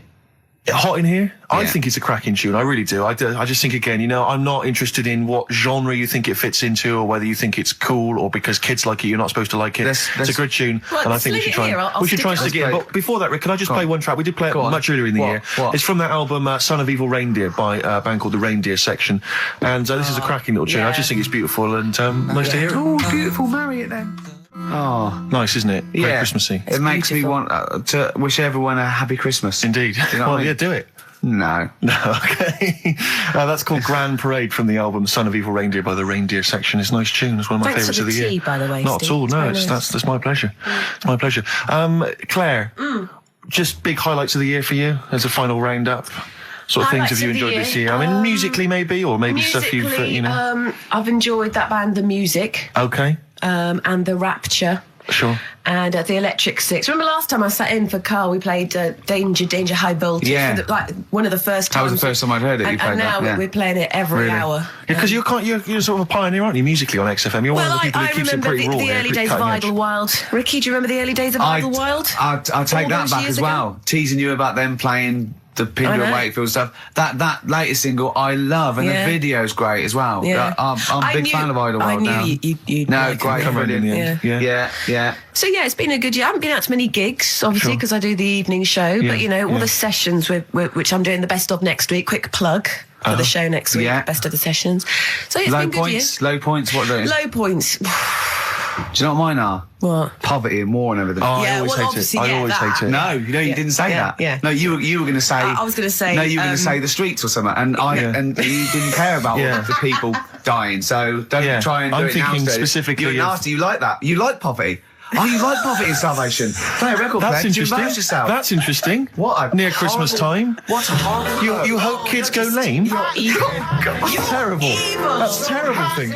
Nelly, hot in Cheeky here. little bit of Nelly there on we XFM snuck in Nelly in. 104.9. But, We don't care. it's a great Springsteen and tune. Nelly, you It's a don't great get that tune. on XFM, do you? No. Usually? No, indeed. We don't live by the rules, Steve. Absolutely. As I was listening to you then talk, You got bored? No. It reminded me of an email that someone sent in saying that they listen online, Yeah. but because of however slow their computer is or whatever, it kind of stutters all the way through. I've got to point out that is the way I No, talk. but they said it only happens when you talk. And I think they correctly identified that it's not the computer at fault. Well, that's why You I wasn't do worried sound about like doing this someone- boxing match, because I've definitely lost my looks, and I already slur. Yes. So there was really no danger of any damage. No, exactly. Yeah, you do sound punch drunk constantly. Exactly, That's yeah. just part of your charm. Well, listen, that's been a lovely 2 hours for me. I've enjoyed it. I Yeah. hope the listeners have enjoyed it. I hope you've enjoyed it. I hope Sturgis has enjoyed it. I've enjoyed it, yeah. Well, I didn't really care if you enjoyed it. Don't butt in when I'm talking to Steve. You know, you won't You're here do to it press again. the buttons, Stu. But we're going to play now a Christmas song for the lovely Christmas ladies. I don't say it's so much Christmassy, but it's one of the tunes I heard this Well, year that really try and tie it stuck into a out for me. festive thing, so- Well, you're a fool. You've embarrassed yourself. Yeah. You just showed up that there's no planning. Yeah. This is was given away on a free CD on the cover of a magazine. I just think it's brilliant. It's a Lamb Chop, who are an excellent band always, doing a cover of an obscure Rolling Stones tune And I'll called say what, a Backstreet bloody Girls. good meal as well. That's true enough. So we'll leave them with this. It's Backstreet Girl, Lamb Chop. We were chatting about the Innovations catalogue, and it just because I've just been flipping here through the TV magazine, which comes free with the Sun, and Is there anything on the back? A plate or there's a the figure? white trash that must buy this rubbish. I mean, know. this one. I don't know how you describe that. There, Oh! classy, isn't it? Oh, It's dear. a porcelain doll of a young woman. Looks like Ginger Spice with her hair up in a blue dress. Yeah, it is strictly limited to 9,500. Oh, am I going to get one? Well, And it says, why did we waste time with this show? Shouldn't I have been calling? Well, look, it says. How much is it? Well, she can be yours for the special half-price offer of just £94.50. Is that all, really? You're not winding me up, are you, Steve? You're not winding me up, because if I look at it, it's 940, because I think it should be. I will go mental, because Well, hang on, I would love that porcelain piece of shit for 100 quid on my shelf. Hang on a minute, Rick. Let me just read you some of the write-up. Who buys that? Do they think it's art? It's classy. Well, hang on. I think this blurb will change your mind. Go on then. Okay, well, I'm just... Okay. Her name is quite simply Dearest Rose. I'll have it. And she's portrayed here holding a beautiful... Well, I mean, of course it's going to be Dearest Rose, isn't it? Let me read it, It's because not I going think- to be... Her name is Bert. Dearest Rose is portrayed here holding a beautiful bouquet of roses given to her by her lover. She has gently plucked some of them and placed them in her chestnut hair. Oh, She is wearing a gown. Oh, that's filthy. She She is as well. She's stuffing them up on her head. All right, go on. She is wearing a gown of beautiful turquoise silk. Her skirt flows to the floor, and from beneath it, you can see her dainty shoe just peeping out, decorated with a tiny handmade rose. That is brilliant. And it is beautiful, and it's and you can pay £9.45 a month for 10 months. Yeah, and that can be yours. And I think you'll agree, it is just beautiful. I mean, the best one I've ever seen. There was one that there was a doll. Right, like a realistic doll, you know, a horrible, scary doll, and it was something like, you know, £100, and it said, "Call your family and tell them it's a girl." And I just imagined this 45-year-old woman with bunches and rouge on her hair, still dressed in her ballerina outfit, going, "I've had a baby, mother." "You haven't?" "I have, it's a bloody baby." "Why do you hate me?" "It's a doll." "Why do you hate me?" I mean, I know. What sort of people are they preying on? Well, there was one. Just had a baby. Sorry? Call the doctor. Call the doctor. Don't call the doctor. I've had a bloody baby. Well, I remember seeing one which just was extraordinary. I mean, again, I'm thinking specifically of the people that buy it. It was about 3 foot tall. Yeah. It was, I think, again, made of porcelain or possibly plastic. It was a baby. It was like a kind of 1-year-old baby. Like, that was the design. Wearing a Harley Davidson biker outfit. The leather cap, the jacket, the nappy. Rather like Marlon Brando did in The Wild Bunch. Unbelievable. Oh, dear. I mean, the scum. I saw recently, I was flipping through one, it was wedding rings. There was a selection of exclusive wedding rings. Imagine getting down on one knee and giving your beloved a themed Lord of the Ring wedding ring. Oh, that is brilliant. Will you be my wife? Better still, my troll. Oh, dear. The scum that must be that they're preying on, like you say. I mean, unbelievable. It's those sort of houses that I remember going into as a child sometimes when you met a friend from school, and you'd go into their house and it was like a shrine. I remember some people kept the polythene on their 3-piece suite. Yeah. There was some when you weren't allowed in the front room. Like we couldn't go in the front room, and it's sort of, you look around and there's all these dolls and that, and it's just like, oh God, scary. What in God's name happens in this house after dark? White Van Karl. It's you, White Van Karl. Yeah, this is where we steal the White Van Man column from The Sun and basically fire those questions at Karl, getting his opinions on the week's news. Okay, Karl. Okay, what do you make of this? David Beckham apparently was driving despite having an injured foot and just further threatening his World Cup chances. And obviously you're a big football fan. Well, I'm not that big. I like the odd game. Sure. Would that hurt him? Would that hurt his foot? It can be good. Is it in a plaster? It's not a big cast, Sure, it's better to drive than it is to walk on it. Good point. Fair enough, yeah. Go on. Can't argue with that. Can't get the bus, can he? Okay, and what do you make of this fascist leader who's having a lot of success in the French presidential elections? What's he doing? Have you not come across this story? No.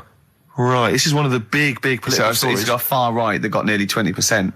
He's a far-right fascist leader, and he's having considerable success in the French elections. I don't think we should be asking Karl questions like this. Not something you've got to I'm getting scared. There's all sorts of bad stuff going on in the world that we don't know about. Yeah.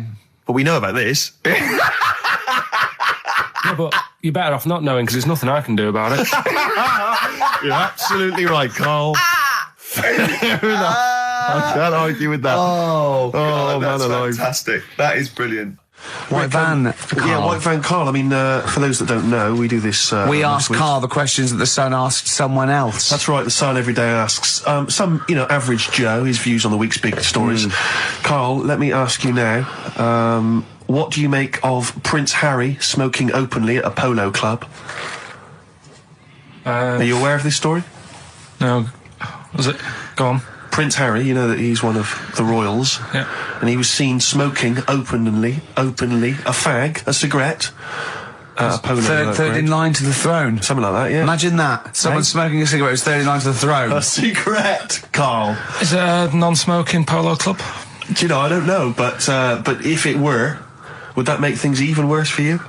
Well, no, seriously, what do you make of it? This is, the whole, the furore is he's a role model, he's a royal. Should he be seen puffing away in a public place? I don't think it matters, does it? Not a concern for you? How old is he? Is he old enough to smoke? I think he probably is, yes. Right, yeah. Well, I think the trouble with this role model thing, with anything that's legal, it should either be illegal or not. Yeah. I just don't think you can impose things like that, because you could say that it is bad for you, and it is bad to start smoking, and it really is bad for you, you know, it causes cancer and everything. But everyone knows that, don't they? Well, yeah, but you should either make it illegal or shut up about it. So this is Carl you're asking, isn't it? I am indeed. Sorry, So we can throw these questions your way as well if you fancy. Sorry, yeah. It doesn't matter. But Carl, what are your views generally? I mean, it's obviously cigarettes are perfectly legal and so on, but what about stronger narcotics? Because I know you're very scared of drugs and stuff, aren't you? I'm not a fan. No, what's your concern? What's your worry? Just like you might get into them. It's like you might have them and go, oh, this is all right. Exactly, Carl. Exactly. Although I was talking to you about it earlier, and you weren't very sympathetic about a lot of young people who have perhaps gone to crack or smack. You didn't you describe it as their own fault? Sometimes it is, isn't it? Yeah. I mean, I could have turned to it where I grew up, but I said, well, don't want to do that. It's not good for you. Sure. And I avoided it. You turned to ghosts. So you've got no sympathy for anyone who's a drug addict? It's their own fault, It depends, doesn't it? Sure. Do you know what I mean? You can be an addict if, I don't know, something, I'm trying to think of a nice way that well, you most might people start on stuff like that because something really traumatic's happened to them. Very few people go out for a laugh one night and go, let's all try it. Sure. So, you know, but... Yeah. Just say no, I suppose, is the just say action no. in the Listen to the cast of Grange Hill. Now, this will scare you. Now, Carl, you will be a little bit unnerved about this. Have you seen the film Jurassic Park? Yeah. You know what happened there? Well, according to the Sun here, it says scientists are planning to clone mammoths for a theme park. Look at his face. Look at that. He looks like a dog caught in the headlights of a car. He's terrified. I love Carl. He's sprung to attention Carl. there. Is that the best news you could have? Man moths.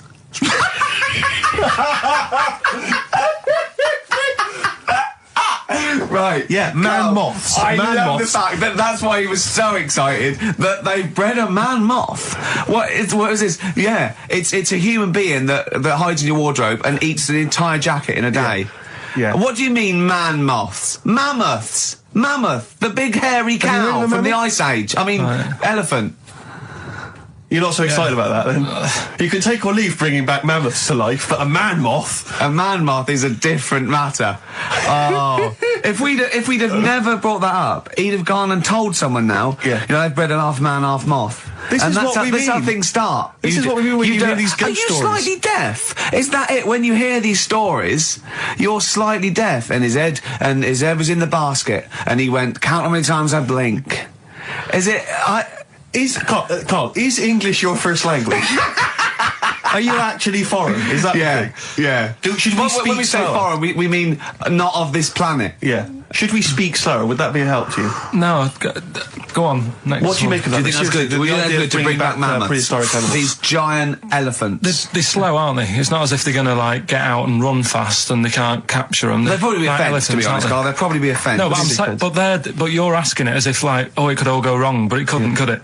Well, really? but the point was about Jurassic Park is they thought it wouldn't go wrong. They thought they had it all under control. Have you learned nothing from Jurassic Park, Carl? Dinosaurs would say, "Oh, think about it before you do it." But with a hairy elephant, it's not going to. Not a concern for you. Would you go along to see him? Would you be interested in that? If it was in the area. He's great, isn't he? I'd love a queue, Nothing right? impresses No, him. but what I'd like to do is Carl sitting like Yoda in a little cave, and I'd just like to see people like Tony Blair and, you know, Stephen Hawking in a queue, and they go and say, Carl, got a bit of a problem. And thinking of cloning a man and a moth. Problem? Not an issue. No, if I'm in the area, I might cruise around and have a look at it. Otherwise, just don't send it near my clothes. Oh, that's fantastic. So it's just for a second. As the words man moth came into your head, how excited were you? I mean, were you both terrified and excited? Just for the moment when you thought that they'd cloned a man and a moth? I pictured... what kind of face did he have? Did he have the moth's head, or was it a man's head? Just a little man head. Right, what was his face? What did it look like? He was like, a bit shocked. Perplexed, yeah. So it was like he'd been grafted onto the body of a moth without his consent. And when he was asleep, he'd woken up. He just went in to have a goiter removed, and they said, "We've replaced your goiter with the body of a giant moth." Yeah, is that all right, Mr. Jenkins? So he had the head of a little. Was it a little boy or a man? Little man. Right. Okay. And he's just bumping into a lamp. He's just bumping into a lamp. If you went into hospital and they'd done something, what's the worst thing they could do, right? What would you rather have done, right? You wake up and you've got lobster claws for hands. Right. You wake up and you've got duck's feet. Or you wake up and you've got one horn coming out of your head. The worst thing? Yeah. Probably the the horn coming out of my head. Why? Get in the way. That'd be useful, wouldn't it, in fights and stuff? And for like parties, people would play Well, I quoits. suppose the lobster claws would also be quite handy there. Definitely. Listen, we haven't done it for a while. White Van Man. I thought there's some interesting questions raised today, and I think it might be nice to throw them Carl's I think we direction. set Carl up again in the last hour as a person that people want to know his opinions on the world. If you're not familiar with it, on Saturdays, the Sun newspaper asks a typical white van driver questions his opinions on the week's news, and we thought we'd throw these in the direction of Carl. And then, what do you make of this teenage thug, Carl, Mickey Carroll, who spent 4 months in jail and he's won 9.7 million on the lottery? Is that justice? When you think of all the good people that are going hungry, and there's a lad there and he's won. Did he buy the ticket before he went in? No, I think he bought it once he'd come out. So he's done his time. He's done his time. Fair enough then. He's been punished. Yeah. Right. He's bought a ticket. He's had a lot of bad luck. Mm-hmm. Now he's having a bit of good luck. Right, next one. Are you concerned that now he's got all that money, he could turn into like a sort of mastermind villain? You know, like a James Bond style villain? He's got a criminal streak, we know that. Is that a concern for you? I mean, imagine that he could build some kind of underwater fortress. With my lawyer's hat on, we don't know that. Yeah, well. Well, he'd have to prove that he didn't have a criminal streak. I'd say you've been in jail for 4 months. Yeah, but sometimes people are bad because they haven't got any money, so he might be just an angel of gold now. Or whatever it is. It's a long time since we've had any white van, Carl. For those that don't... Stop on XFM. Carl's back. He's cheering up a little bit because I think he's vented his spleen a little bit on cities around the world that aren't as good as Manchester. So, is there any of your family left in Manchester? Because they all moved away, didn't they? You came here. Your dad's moved to Wales, for Christ's sake. Well, your family are all around the... Brother joined the army. Get anywhere. Just take me anywhere. We don't know where he is. His sister's moved away, so no Ireland, one... Yeah, there you go, you see? So, that's just one family. That's one family who love Manchester. Exactly. Alright? Tell you what, Steve. Go on. I did find out in the week. Yeah. World record, right? Person with the longest trump. With the longest what? Wind, fart. Right. Right? 2 minutes 42 is the world record. Okay. Right? Well, I'm immediately thinking about a relative of yours who I'm sure did longer than that. Who still lives in Manchester. Auntie Nora. Now, Auntie Nora did it for Reportedly, 5 minutes, wasn't it? Starfighter for 5 minutes. But, unfortunately, she was the only person in the room. Whereas I think, which one's alive, Ross or Norris McWhirter? I don't know, actually. He has to be there. Yeah, I think he actually has to He'd be have present. to be there. Would you want to be there? Well, he'd have sort of equipment, looking at his watch, going, finish, you go, yeah, he goes, well, that was 4 minutes, Did she go from like a size 10 to a size 6? Did she show some old dresses? Like a hovercraft. Exactly. In a big dress. Yeah. Just slightly off. Yeah. So, it has to be invigilated. But again, you know, how was the Guinness Book of World Records one invigilated? I mean, who was supervising that? Who was He said, I can fart for 2 minutes. They went, well, we've got to see this. Went round. And, he just probably let it rip. It's probably circular breathing. He's probably sort of sucking in air and swallowing it as he's going. And it's a continuous one, isn't it? It's not like, yeah. I mean, it said, you know, that's how Nora's happened. Me Auntie Nora. She had a little bit of wind. It went on for like 2.5 minutes. Sure. That's when she called me ma'am. As it was still going on. And said, there's something not right here. I'm leaking. She said, oh, can you send your dad round? You know, my dad. Yeah. Sent to me ma'am. With a cork. And, with a lighter. Yeah. I think this would be the best one I ever. want to show the kids something. He said, I'll be there in a bit, get the windows open. But what it was down to, because I was talking to Is my she mum and the dad one with about the split it. tennis ball? Yeah. Can we not talk about that again? I was talking to my mum and dad about it, saying, you know, why do you think it happened and that? And it's because she never chucks food away, right? And she'll sort of mash it all up. And she's got all these ice cream tubs in the fridge that are just full Cabbage of, like, water. old, mashed up food. Really? And she prepares everything. Right, she doesn't work, she's retired now, she's got nothing to do all day, but everything's got to be ready Still for calls her. in sick. Do you know what I mean? Everything's got to be done. Even though, if you're going round to her house and you're going there for tea, it's like, what time are you coming? And it's like, well, I don't know, maybe 5, maybe 6. Yeah, you're Well, late, because you're late when you have to meet know. us at 5 or 6. Do you know what I mean? That's what... So, sorry, when you say she mashes up food, she literally takes the remnants of a dinner, could be sort of some... Anything. And just smashes it all up into a... Yeah. And then what does she do with it? Put it in the fridge, and she's got it in the fridge. It's like January, February, March. She's got all these ice cream boxes that are just full of... But she doesn't... She reheats it and eats it. Oh, then she, puts it in a pan. I thought she was just keeping it as a souvenir of each meal she'd had. No, put it in a pan, warm it up. Oh, that's what it is. It's just... A lot of vegetation, is it? Yeah. Why does it only happen once, or does she save it up once a year, just let it go? I don't know. Well, she is mad. Yeah, she sounds potty. She doesn't answer the phone anymore in case there's a burglar checking if she's in. It's like, well, answer it and then they'll know you are in and they won't come round. Yeah. Mental. Well, they can't be sure then, can they? What do you mean? Well, if there's no, well, maybe it's someone just, they are in but they're hiding, whereas if Auntie Nora goes, it's Auntie Nora, we can she'll be farting. We can sneak in when she does a loud one. Because we'll be aware of the telly, what's stopping it? It's got a valance round it, it's got caught on the cat. So, have we got a recap on Rockbusters? No, just has anyone got the right answers? Has anyone got the right answers?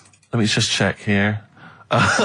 Here's one from someone who just says, he's given an answer, answer to number 1, I, number 2, don't, number 3, care. Right, okay, is he close? Has anyone got 3 answers? I can't find one with 3 answers. So, again, you've done something wrong, Carl. No, no. This isn't radio, play a record. There you go, someone's got it. Give it to them. Fine, okay, give us the clues again, we'll give the answers straight away. No fanning around. Yeah, right. It's really pointless. Number 1, all the police cars are on fire. BS. Yeah, what was that? I can think of something. Go on. Blazing Squad. Brilliant. Okay. Right. The director of 28 Days Later is shouting about sleeping outside. Yeah. That's Dan Yell Bedingfield. Right? Danielle Bedingfield. Right, we'll never let him do this again. I told you I washed my hands of it. I know, but I just thought... Why'd you let him? Why'd you... Because he was grumpy. But this is what happens. Look what's happened. Danielle Bedingfield. That's what happened. The director of... So Danny Boyle, so Dan, right, all that for Dan, but shouting about being... Dan Yell Bedingfield, right? What's the last one? He wants to be a sailor, why is that? Yeah? Beyonce. What does that mean? Beyonce. He wants to be on the sea. Play record. You're never doing it again. You just signed your death warrant. What have we done? You're never doing Rockbusters again. And if Monkey News about, they would ban that as well. And we're serious this time. So Joe in Catford, stuff off to you. Oh, I can't believe what we've done. He's even doing the shout out. There you won. Well done on that. What have we done, Rick? What have we done? World Party, is it like today? Still to come. We've got Monkey News, is that right? Yeah. Yeah, we're guaranteed Monkey News. But I tell you what, I know, I can look, the look in your eye. You know tells what I me want? everything. Just play some. Adverts. There's a little sailor fella. He wants to, join the Navy. Why? Beyonce. Knowles. Is his surname? Yeah. Midshipman Knowles. Now, Carl, we're going to do another edition, I think, of Wish You Were Here, because that really cheered you up, didn't it? So, where else you been? Have you been around Europe, haven't you? You've been to any hot country? You've been to Greece? Turkey? Done Turkey, yeah. Yeah. To Turkey. Little fellas. Little midgets working in the canteen in the hotel I was in. Okay. Astley Suzanne as well. Okay. Have you been to Scotland? Once for the Edinburgh Festival. Go on. That's where I looked out in my hotel room, saw a traffic warden putting a ticket on some bin bags. Brilliant. Because they'd gone into the road. So that's Turkey, Scotland.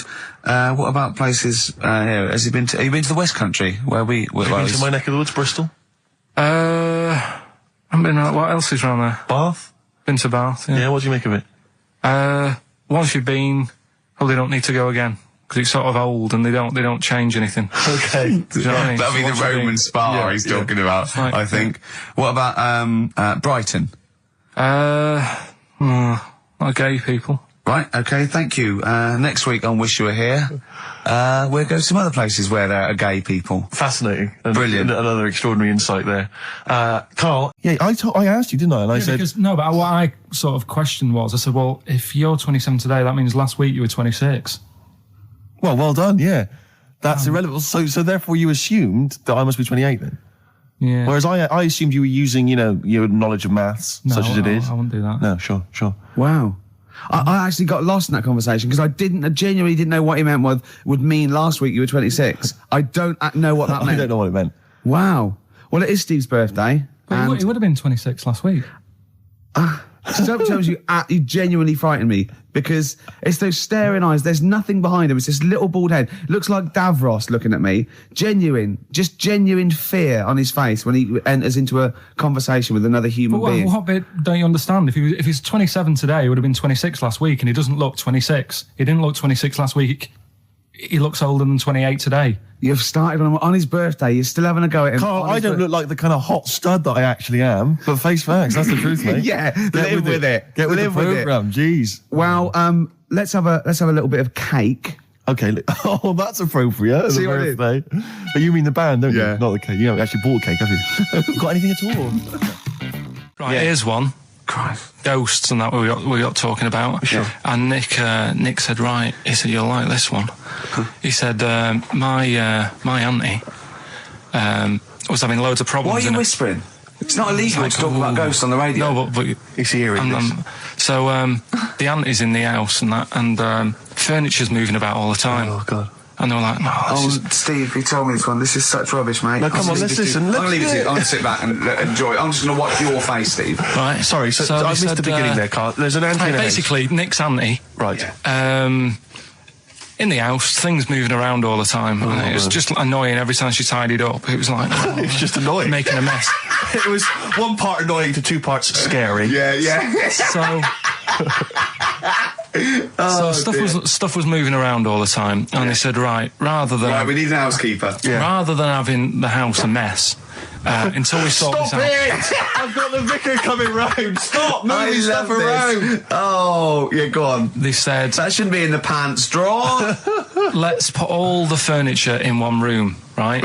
So just have one room that's a mess, and have all the others empty.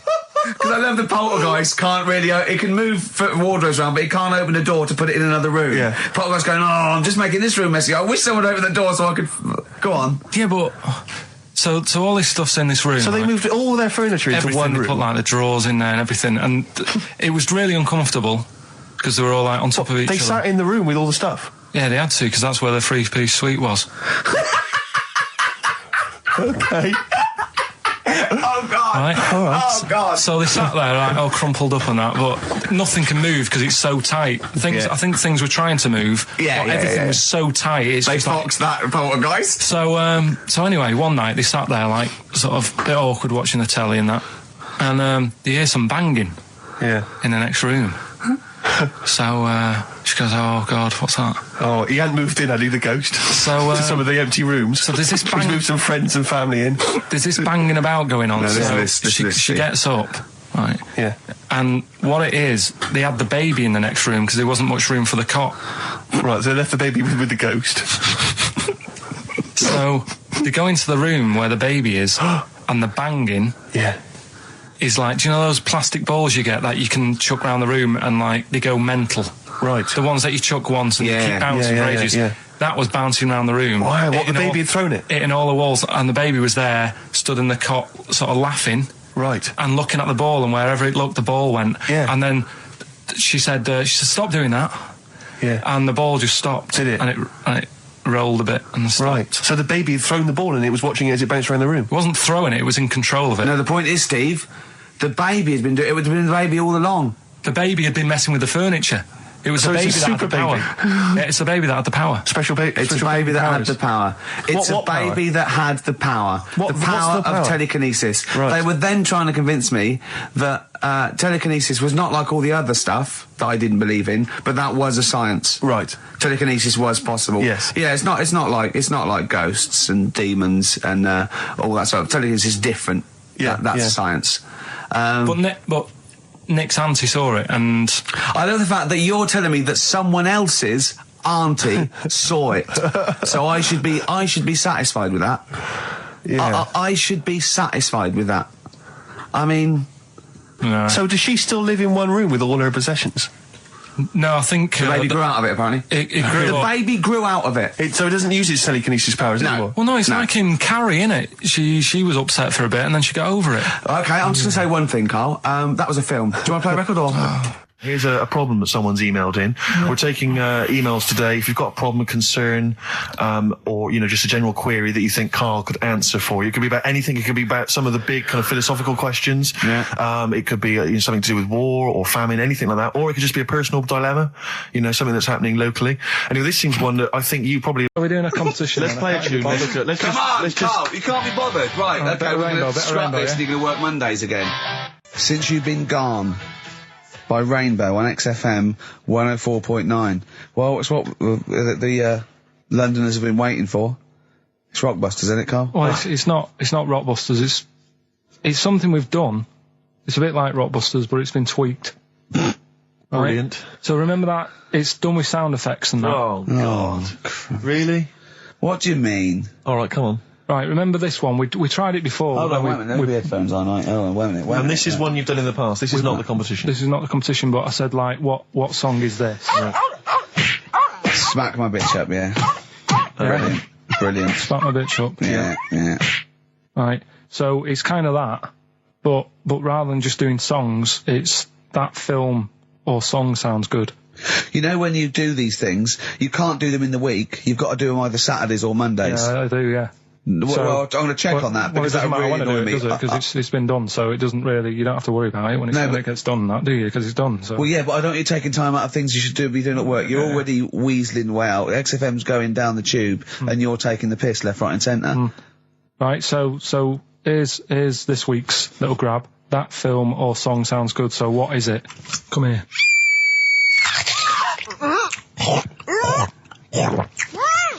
I'm well happy now I've had that. What? Right? It's a film or a song title, is it? No, it's a film or a song. What do you mean? Forget that. It's a film.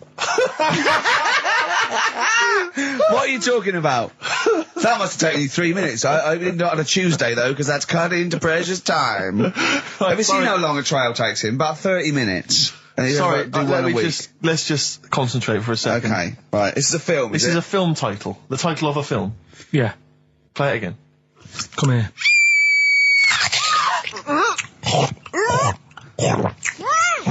I'm well happy now I've had that. Right? Oh, dearie me. Dearie me. 3 months they've waited for that. 3 months for that. Shite. Do you want to say what the prices are? Oh, I can do. I'll tell you, there's good news and there's bad. I don't know, I think maybe this is what people think of Carl's quizzes. This is the respect they show us. Because you know that the various companies, they'll send you product which you can include in competitions. It's a promotional tool. Yeah. They've sent us I'm Alan Partridge, Series 2, and Fawlty Towers, the complete series. Brilliant. On VHS. I mean, who's got a video player anymore, Carl? It's for losers and the working classes. Yeah, for up north. They still sell them up north, I think. Thankfully. In market stalls. It's been redeemed. I mean, I wonder how we got hold of that. Yeah. Yeah, The Office Series 2 on DVD. That was a nightmare, getting hold of that one. The best album in the world ever. It's got stuff on there. Super Furry Animals is on there. Supergrass. Gold Frap. And also the best of the Boomtown Rats, which is not bad. And a couple of Teachers DVDs. So some good stuff there amongst the VHSs. And you can win all of those treats by identifying this film. Oh, God. Come here.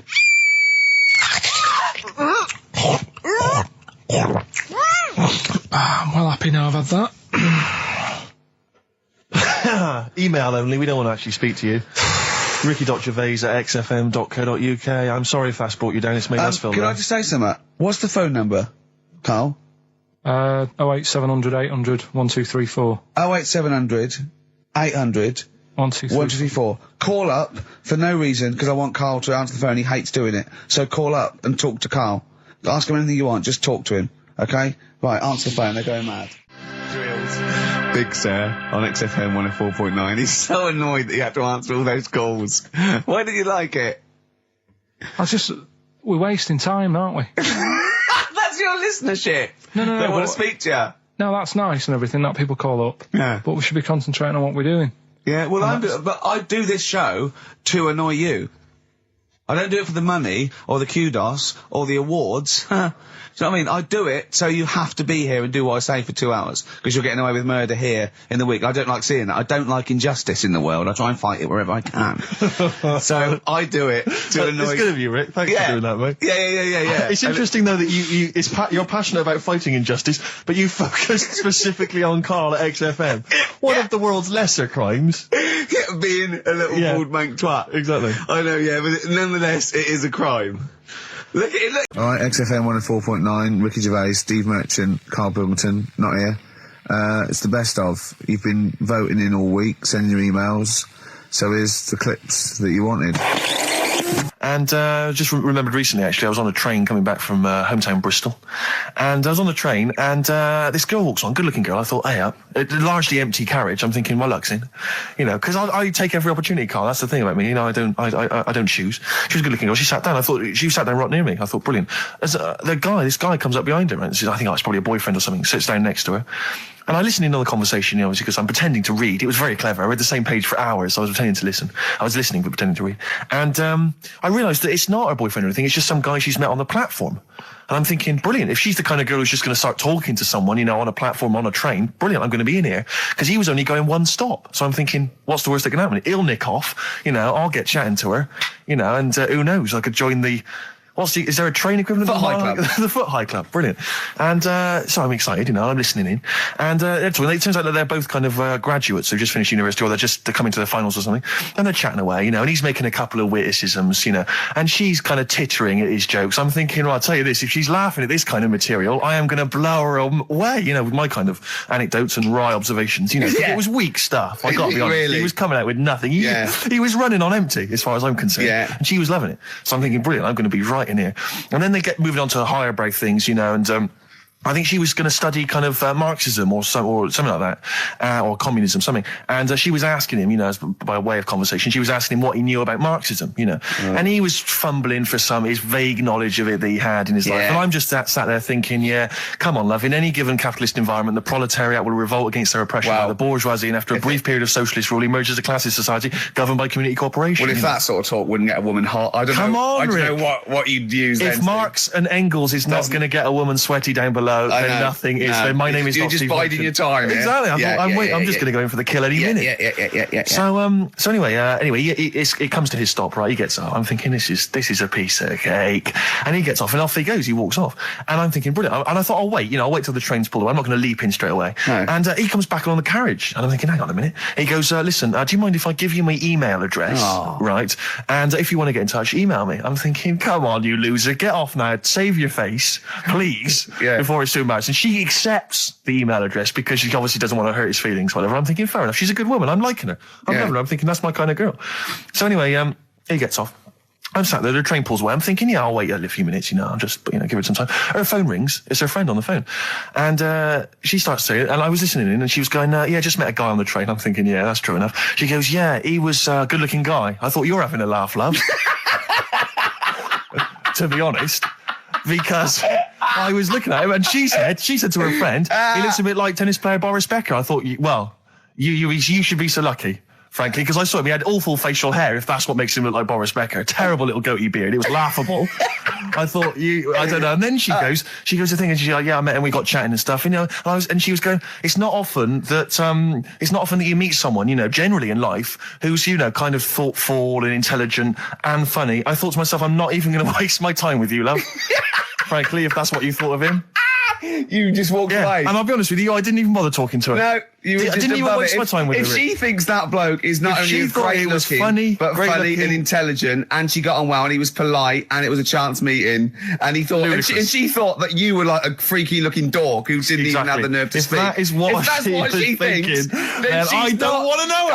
I couldn't. You walked away, and good luck to you. And I have my dignity intact. Yes, and she's nothing. Just looking through some of the news stories that Karl did make it into Karl's news roundup. Yeah. This one you might if you're interested in. Headline, woman says partner ran off to become vampire. Yeah. And it says a young mother says her partner has dumped her to become a vampire. Rebecca Roberts from Somerset says Matthew Barrett fell for a blood-worshipping woman in a US cult. The 23-year-old mother says he began shaving all his body hair, dressed in black, and used Rebecca's lipstick to redden his eyes. Rebecca caught him performing weird blood rituals in front of his computer at night, cutting himself to prove commitment. She said, I thought it was just a hobby. Everyone's got a right to one. I was pleased he found an interest. Brilliant. This is apparently from The Sun. Apparently he's left. He's gone to America. He's living in this Ohio-based cult. But it's the last bit where she's been asked whether or not, if he came back, would she take him back? Sure. And this is where I wonder if the journalist, you know how journalists are supposed to just report the news, be objective. Yeah. I wonder if maybe the journalist here has maybe had some interference. Made the quote better for them than go on. Because it says, I never thought this would take over his life. Now, if he came back, I'd say fangs, but no fangs. Oh dear! I can't believe. Imagine you're the woman, Rick. Okay. And I've come round. You're the journalist. I'm the journalist, and I've come in and I've said, okay, I read about this. All I have to do is not say that thing. You've come. I understand you're obviously quite upset. Your husband's gone gutted. off. If he came back, would you take him back? Definitely not. Right. Really, what would you say to him then if he came back? Just get lost. Right, but I'm really pissed off with you. Would you perhaps say something a bit more pithy? Not in this situation, no. You're upset? He cuts himself, he drinks blood, he's left me. Sod off. I'm not interested, mate. Because I tell you what. Go on. I mean, I like what you said there, but I wonder if we could condense that a bit more. If he came back, would you say... Go away. Would you ever say something like, thanks, but no thanks? No, because it makes it flippant, because I'm really angry. I know you're annoyed. And I'm upset, so I wouldn't say... I certainly wouldn't say thanks. I might say no thanks. But what if you sort of said it like aggressively, like you were giving him the finger, thanks, but no thanks? Like you didn't really mean sort it. of sarcastically? Sarcastically, would you possibly say I might say thanks, but no thanks, and that'll be it. And that's and I'd leave it there. I'd never change that. Sure. I'd never change those words. Can I ask you a question? Go on. Do you like puns? Hate them. Right. I don't like Countdown. I don't like QI. I don't like any of those posh Cambridge, Oxford types. I hate puns. If you had to say thanks but no thanks in the form of a pun, what would you maybe say? I wouldn't. I never would. Right. I'd say thanks but no thanks. I would. I mean, I feel embarrassed that I'd even say that because I don't think I would even say thanks but no thanks. Okay. But if I did go that far, I'd leave it there. Sure. So, have you ever noticed, as I have, go on, the similarity between the word thanks and fangs? Not really. It's very similar. Not thanks, really. Fangs, F-T-H, there's a K. Fangs very much. G, it's A and S. Well, the A, the N and the S, but that's about it. Would you agree it sounds marginally similar? Yeah, Is it possible you might one day say fangs but no fangs? I wouldn't know. Right. I could put that though, could I? But don't say I said it. Right. I mean, yeah. Fangs, but no fangs. Yeah. This is the thing. Just, if you ever read an article in The Sun, The Mirror, anything, do not believe it. Really seriously question and query it, because... If it ends with fangs, no fangs. If it ends with a pun, almost certainly they never said it. Yeah. Okay. Because, I mean, was it last week that you had the classic? Was it, I can't remember, I'm paraphrasing, Carl, apologies. Something like, I'm here in Texas, I've fallen in a puddle, and my knee has got wet. Yeah. Whitney Houston. Whitney Houston. Yeah. And also, it was last week when there was a little bit of confusion over the one for Holly Valance. Right? Of course. I don't think it was confusion. I think it was your error. No, it wasn't. And it was Holy Valance, and you meant Pelmet. Then Becky, who called up that time and said, if you're getting mistaken with Pelmet, right, she sent me an email in a week saying, I've done a bit of research. Yeah. It was my fault. I've made an error. Yeah. It is a Valance. Okay. And I know about Valances. As I told you last week, at the very end, my auntie loves them. Yeah. Right? She makes them. She started off just like putting them on top of the sort of window around the curtain. And then she thought, I can do more with this. Yeah. And she had a little coffee table that had magazines underneath. And she said, I'm sick of seeing them magazines when I'm sat down. She sounds like a Pilkington. So... I'm sick of seeing them magazines when I sit down. So she put a Valance around the table. She just got Valances around everything now. Yeah. Then, next step, she tapes everything. She never actually watches telly. She tapes it all because she gets sick of listening to the adverts and that. Yeah. So she tapes everything. So she's got loads of videotapes and that. And the video used to get on her nerves. When she was watching a film, she'd see the clock changing. And it distracted her from the film. So she put a Valance around that. That's genius. Yeah. So, That is really... or is it mental? Only Mrs. Einstein can tell. I don't know. She's even made a little Jack Russell look like a hovercraft. Yeah. He's great. So everything's got a balance. If you go round and you stand still for too long, the chances are you'll balance around your head. Yeah. This is this is Auntie who? Auntie Nora. And this is the one that farted for 5 minutes. She did. Lest our listeners forget. Lest we farted forget. for 5 minutes, called his mum, saying I'm farting, 2 minutes into the fart. She said about 2.5 minutes in. Yeah. God. She said I'm about 2.5 minutes into the my fart. mum said, how long's it been going on for? She said, well, it was about 2.5 minutes before I called you. Yeah. And then it went on for a further 2.5 minutes or something. And then it stopped. And, She couldn't time it because there was a balance over the clock. Yeah, she Because it used to couldn't annoy time her it, when she was yeah. on the phone and you put her off seeing the So time. she was guessing it was 5 minutes. This was one consistent fart. yeah. I mean, it wasn't making a noise. It was just... Oh, it wasn't making a noise. Just gas. Right, endless gas. So, there you That's go. fantastic. And there was also a fella in the week who said that women shouldn't be wearing trousers Why? because they don't look good in them. What do you think? What do you think about that? It's rubbish. Yeah. These are the only things that have caught your eye over the last couple of weeks. This is the entire news. Galileo did something with light. A French fella said women shouldn't wear trousers. See, that to me wouldn't pass as education. It's not education. I don't know where you could ever use that. I don't know when that would ever be applicable to life. I just like reading stuff that sort of reminds me of. Do you know what I mean? If I read it and it gets me thinking, I think that's a good little piece. But I mean, but surely can't you just sort of like sit near something that vibrates to keep your brain going, or shake your head every now and again? I mean, what does this do? You mean it makes you start using your brain? But what aspect of a Frenchman said women shouldn't wear trousers got your mind working? What questions were you Because I asking? thought that's a bit daft, isn't it? Right? Yeah. Okay, And I it was ends there thinking- with me. There's nothing else. There's nowhere else for me to go on that. He closes Your the mind's gap. still worrying. Yeah, go on. What do you think? Let's go through this. Oh, I wish we could download his I know, thoughts. I know. Just watch it. Yeah. Wouldn't it be great, like a DVD? Like a cartoon. Imagine that extra footage on the Office DVD. Yeah, Carl's brain. That would be With a commentary. amazing. Oh, with I a mean is- commentary. Go on. Women wearing trousers and that, right? On the estate that I grew up in, Yeah. on right? There was a woman about 4 houses down, right? Right. Rough. Now, she used to wear leggings. Yeah. Now, they're a bad idea. They are a terrible idea. I agree with you there, Carl. If you're a lady of What the colour? normo Were persuasion... they pink? No, they were sort of black, but with all bits on them. Oh, right. Do you know what I mean? What, Yeah. toast and Just horse bits. droppings? Yeah, go on, yeah. And she used to... she's quite a big woman. Sure. Pauline Quirk, I think Yeah, we well, described her as. Look like a light bulb when It she's is those bending kind of over in women that are leggings. attracted to leggings. Yeah, I know, yeah. They are drawn to them like a moth. to a flame. Yeah. She yeah. used to wear them, and that's what I remember when I read this piece. And she used to work on one of those sex line things. Right. Right, she used to do that. But What was she, an engineer? the weird thing with her was, she had big eyelids Right. Go on. that were too big, and this is what I was thinking. What right? do you mean she had big eyelids? How big do eyelids have to be for you to go, they're big eyelids? What was she shoplifting with them? Would she come out of Dixon's with, like, radio stored in them? What do you mean she had No, big eyelids? It was another one of them popular things round our way. Do you know? Like, What do you mean popular things? think They people go, oh, I'll tell you what, they're all the rage. Can I get some big eyelids, please? No. It was just like one of them things that people suffered with. Just big eyelids. They could hardly open their eyes.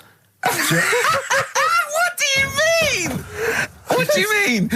That's one of them popular things round where I grew up. People had big eyelids. They could hardly open their eyes. What does that mean? What sort of freak town were you born in? You had webbed feet people with big heads. You got women with big eyelids. What does big eyelids mean? Are you confusing her with the horse? yeah. Did she have hooves? Look, what?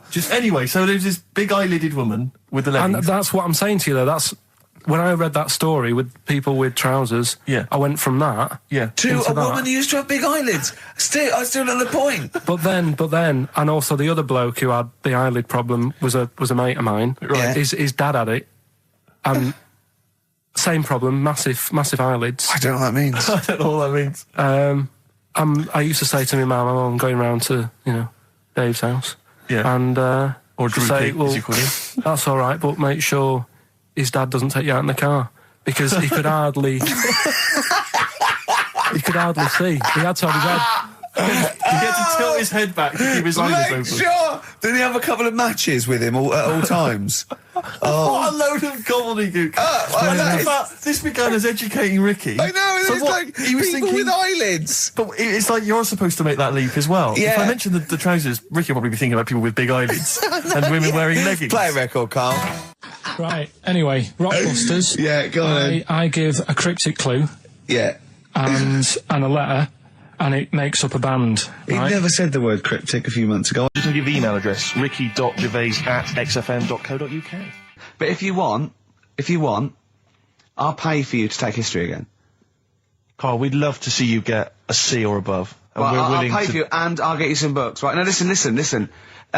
We can, look, let's get, I reckon, when are the exams? June? Something like that, yeah. We'll try and register next week, and I reckon you can get an A or B. I'm history. Busy, I'm busy. In history. No, don't worry about it, it's just easy. I get you Brody's notes. If Heat magazine, they love you, Carl. They could probably sort something out. They could probably pay for a tutor. They got a lot of money, they sell a lot of magazines. I mean, it is always, almost always, and you found that out, I discovered this, it's always the Tudors and Stuarts. There's no fear for them not coming up. Now, what do you already know about them? You must already know stuff about Henry VIII and Elizabeth. No, because it's too long ago to even get interested in. Do you know what I mean? You can't. Is that why you relate didn't? To it. Okay. The Anderson thing, it was like, God, I bet my mum and dad were in an Anderson shelter. This is interesting. What, when they... Oh, my granddad would have, had something to do with this. But the Tudors, it's like, I don't know even if they had a family back then. Play a record. We come back. Hang on. Sorry. Because I need to introduce my the new feature. Yeah. For the I record. don't know if I had a family back then. Carl, listen. Let me just ask you now, right? If you can finish this sentence, we've got a chance. Divorced, beheaded, died. Divorced, beheaded, died. What is it? We just need to do a little bit of work, but otherwise, I think you're going to be fine. It's how you remember what happened to Henry VIII's wives. They're little... Divorced, beheaded, died. Divorced, beheaded... It's like spam. Support... What's it? Support, protection, anchorage, movement. That's how you're going to... That's nothing to do with the Tudors and Stuarts. No, to do with the skeleton. Yeah, see, no, we're not doing biology. Mnemonics and acronyms. What happened to Henry VIII's last wife? Did she die, or did she not die? Divorced, beheaded, died. Divorced, beheaded. Do you know that the only king that has got a moustache is... No. The only king that hasn't got a moustache is the King of Hearts on the playing cards. Carl is genuinely... I don't know if he's actually upset or embarrassed, but it doesn't matter. Why does it matter? You were 15 and didn't go to school. If you were my friends, I think you would have just said, oh, we can't find them. Why? But you doesn't matter, though. What's to do with that? Well, what do you mean? What do you mean? It's ridiculous. Do it again because you want to learn, because there's great things in the world to learn about. Don't worry. Look, GCSE is vocational. Is vocationally for a 15, 16-year-old to go on to do A-levels or whatever, or to get results. But you don't need that because you've done very well. You don't care about the Tudors and the Stuarts.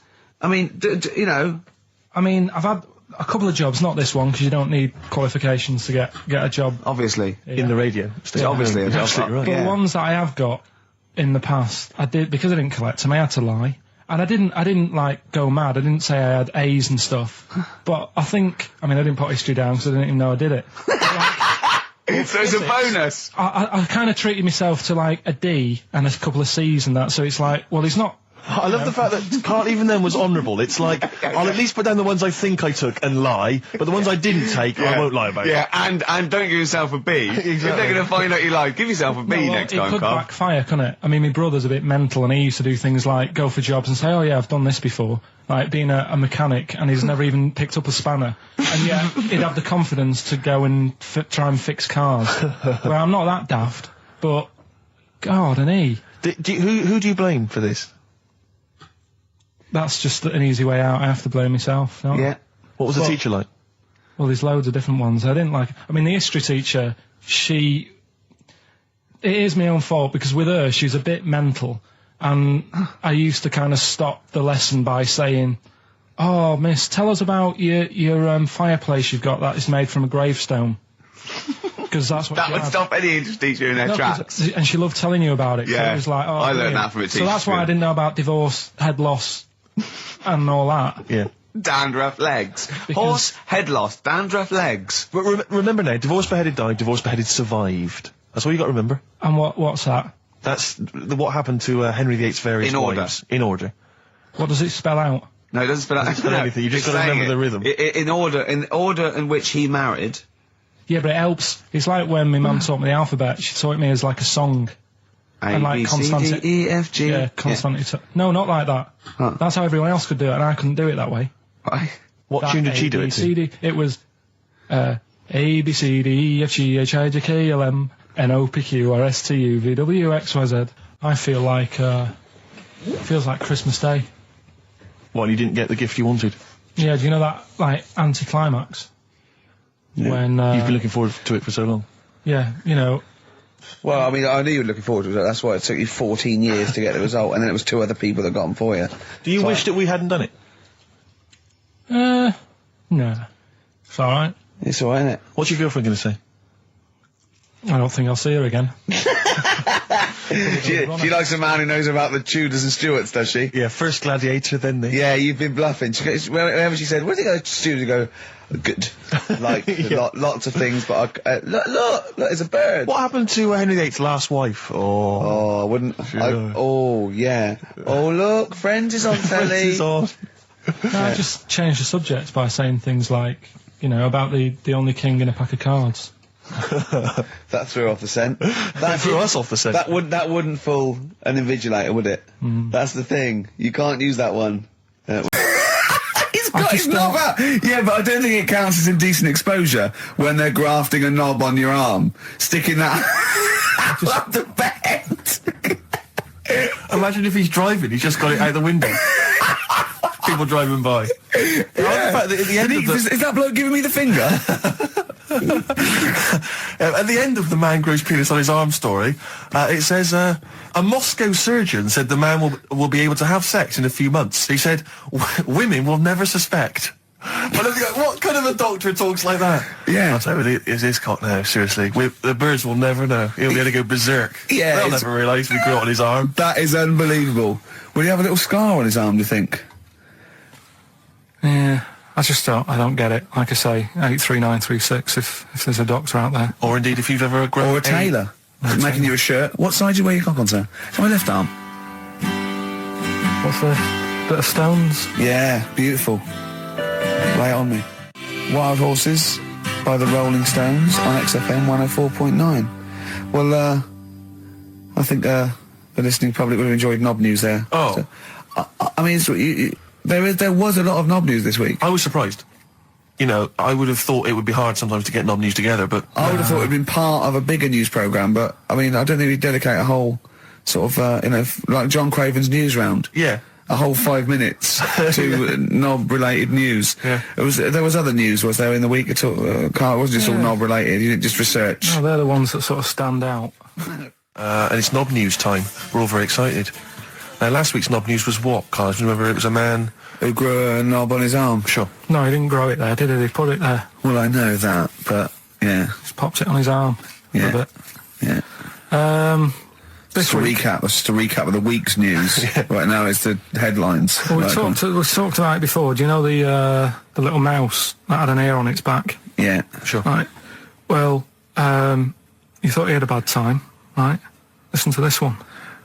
Mouse walking about with us sort of wearing a monkey's testicle.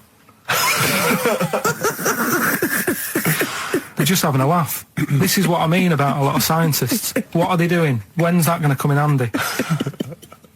I don't know what you mean. Well, they were seeing if, say if a fella loses one, right? Yeah. Hitler or whatever. And they go, well, don't worry about it. We can sort you out. I don't know what the monkey's going to do. I don't know if they keep passing them on or whatever. But the actual monkey testicle was put on the mouse. And it worked. It worked for the mouse. But isn't it... I mean, isn't a monkey's testicle quite large in relation to a mouse? Would it not look like the mouse was on a space hopper or something? Oh, yeah, it didn't look good. Well, they didn't put it where its testicles would be. No, they did. Like, how could it walk then? The ear was on his back, so he could just get about. Well, I don't know. But you don't know, do you? You just guessed. Did they grow the monkey's testicles where the mouse testicles would... Well, it looked stupid anywhere else, though, wouldn't it? Oh, whereas a mouse with monkey testicles, that's fine. Oh, you'd be showing off. You'd be all right. I'd prefer that than the ear. When that mouse gets put back in with the other mice, do the other mice go, George, you look different. Have you had anything done? but the weird thing is, as well, apparently it still works as a monkey. What? So, like, what are you talking about? Like the sperm and that was, it was still sort of monkey Of course sperm. it was. What are you talking about? Well, that's weird. But what, Carl? What do you? It's only a thing to give it nutrients. That's all the thing they're testing. It's like grafting at that level. Right. What's your question? Because I'm right. What do you think? It would change eventually. It would have changed into a mouse testicle because it had been hanging round a mouse for so long. No, I thought the actual sperm of it though would be a mouse's. Why? Because it's hanging off a mouse. No, but your sperm is actually created in the testicles. So that's why it has to be outside your body. Otherwise, we put them in a nice little cage. But I'm guessing then that they've done this operation so that they can do it to humans. Yeah. Why would I want a monkey testicle if my kids are going to be monkeys? What use is it? No, think. That's no. That's going to happen anyway, Carl. Yeah, but think. Think of what you're saying. They've grown a monkey testicle on a mouse to see if it would still function as a monkey's testicle, okay? So they can do that to humans. So think, Carl. What they'd do is they'd grow a human testicle on a mouse and it could still be used as a human testicle. So what? To give you a testicle that you've lost. From a mouse? No, from another person who it was kept alive on a mouse. Because it's kept the nutrients alive, as opposed to keeping it in a deep freeze. Maybe bollocks go off after a week. I don't know. Maybe they get accidents. He had a little a card. Do you donate your testicles yet? I'll tell you what. No one needs testicles yet. Let's keep them on a mouse. You have yours ripped off in some sort of bizarre skiing accident. You go, well, you're in a Battersea dog town. You pick the ones you want. They can grow them on anything. They can grow them on a Dachshund. Bulldogs are growing them usually, that's where you see a bulldog. Usually that's waiting for an operator. What don't you understand, Carl? Hang on a minute. I thought this was knob news, not testicle time. I don't understand why. Yeah, testicle time's not for another 10 minutes. Yeah. No, it's all sort of linked and that, though, isn't it? Well, sometimes it's linked to a mouse. But what do you think about, like, I don't know, testing stuff out like that? Is it worth it? Could you not just go straight from... But listen, Carl, I'm getting this information from you. No, if this was on Question Time and someone said there were, Dimbleby and Paxman or whatever said it, I'd think about it as a moral dilemma. You've just said you saw a mouse with a monkey testicle. What do you think of that? I don't think anything of it. I don't think anything of it is the answer, Carl, because I can't trust the info. I cannot trust anything that comes out of your mouth. But I know for a fact that Steve is getting a little bit sick of Carl's attitude. Oh, his attitude's appalling. I quite like it though, because it's straight away friction, and he's sort of like, To be fair, I genuinely don't think I'm the culprit in this. I think I come in and I just ask him a simple request, and immediately on my back, whinging, moaning, whining. I don't know if there's any evidence. Well, it's funny you say that actually, because in a survey, it came up this week. It's quite extensive. Mancunians take more sick days than anyone else. Mancunians take more sick days than workers in any other city in Britain and Ireland, according to Manchester-based employment firm. Survey by Peninsula found employees in Manchester take 11 sick days per year, whereas closest rivals Edinburgh and Dublin take an average of 9. Liverpool, Newcastle, Birmingham, Cardiff only 8. Is Reading mentioned there? Or no, Bristol? it's not even in there. They don't take days off. London is only 7. So the point is, I mean, I don't know if you can take anything from it, but if you were an employer and you had a Mancunian and a Liverpudlian and they were equal on everything else, but you really couldn't afford them to be away, Liverpudlian's going to probably be away for 8 days. Sure. The Manc's going to be away for 11, phoning in sick. And so what can you, just analysing the data there, what would you extrapolate from that? I really don't know. I mean, call in if you've got any clues, or email us in if you've got any. I don't know why I think maybe, I don't know, Mancunians... I don't really know many people from Manchester. Well, I only know one, but I know he was off sick because he put on wet trousers and he got a cold, I think. Yeah, well, he just said he was didn't come in for. He left early as well once. But I don't know. I mean, that's the survey. I don't know. I mean, it's evidence because it's statistics. So there you go. It's guaranteed evidence that's proof. Any thoughts on that, Ricky.Gervais at xfm.co.uk? I mean, oddly enough, you're from Manchester, Carl. I am, yeah. What are your thoughts on that? On what, sorry? No, on the survey. Wasn't really listening. Sure. Well, Mancunians take off more sick days. They call in sick. I mean, presumably spuriously. Yeah. I mean, because they've got the same body. They're biologically the same, so... They're obviously making up their life. Yeah, some of the days. Maybe just the 3 extra they're making up. Yeah, they're moaning. Probably because we work a lot harder than the others, so we're tired, so you're sick, so you need time off. Probably. Seems unlikely. I mean, the Scousers, to be honest, take them on, let them work in your office. But you know how many computers are going to go missing? Right, that... So offensive. Is offensive. Right. This is a survey that proved you just made that up. You just carried on the myth that Liverpudlians thieve. Now that's not true. That is not true. Well, it's not. Well, some of them do. There's been no survey that you're more likely to thieve if you're from Liverpool than if you're in Manchester. So that hasn't been proven yet. So all I've got is the evidence from a survey of, I think, 3,500 people. It's proof that Mancunians take off more sick days. XFM 104.9. This is April Come She Will by Simon and Garfunkel. Simon and Garfunkel, April Come She Will. A lovely love song there. The X-List was all about sort of like sexy songs because of death of Barry White, of course. And Carl and Steve having a little argument. Steve said, well, there are such thing as sexy songs, of course. Carl said, I can't understand it. How can something be sexy? How can you woo one with a song? Steve went, well, you don't woo one with it, you just put it on the background. Carl said, stick the telly on. Stick the telly on. I love that. You don't believe there's any such thing as a sexy song, is that right? I don't think it can get you in the mood. You know what I mean? Right. You're either in with a chance or you're not. I don't think it matters what song you put on. Well, I don't think it ups your chances. I don't think if it does. If you put Channel 5 on a Friday night, right, see a little bit of that action, gets anyone going. It's worked for me, and that's all. What's on when pets go mad? No, you know, like, I don't know the titles of them. I don't look at the titles, but... What, that show with Chris Moyles? Do you mean the kind of erotic thrillers? Yeah, put one of them on, that gets you going a bit. I might be tired and that, but... What does the woman go, oh, that's an idea. Hey, that's an idea. They're normally called something like illegal briefs. And they're normally about some kind of female solicitor who's defending a guy who may or may not be a killer, but maybe in a former life they were lovers. There's always some nonsense like that, and presumably there's normally some gruesome murders. So how is that getting you in the mood? It's plot development. Yes, the narrative. I love narrative. Yeah. I'll tell you what, that's a lovely twist. I've got the horn. Yeah.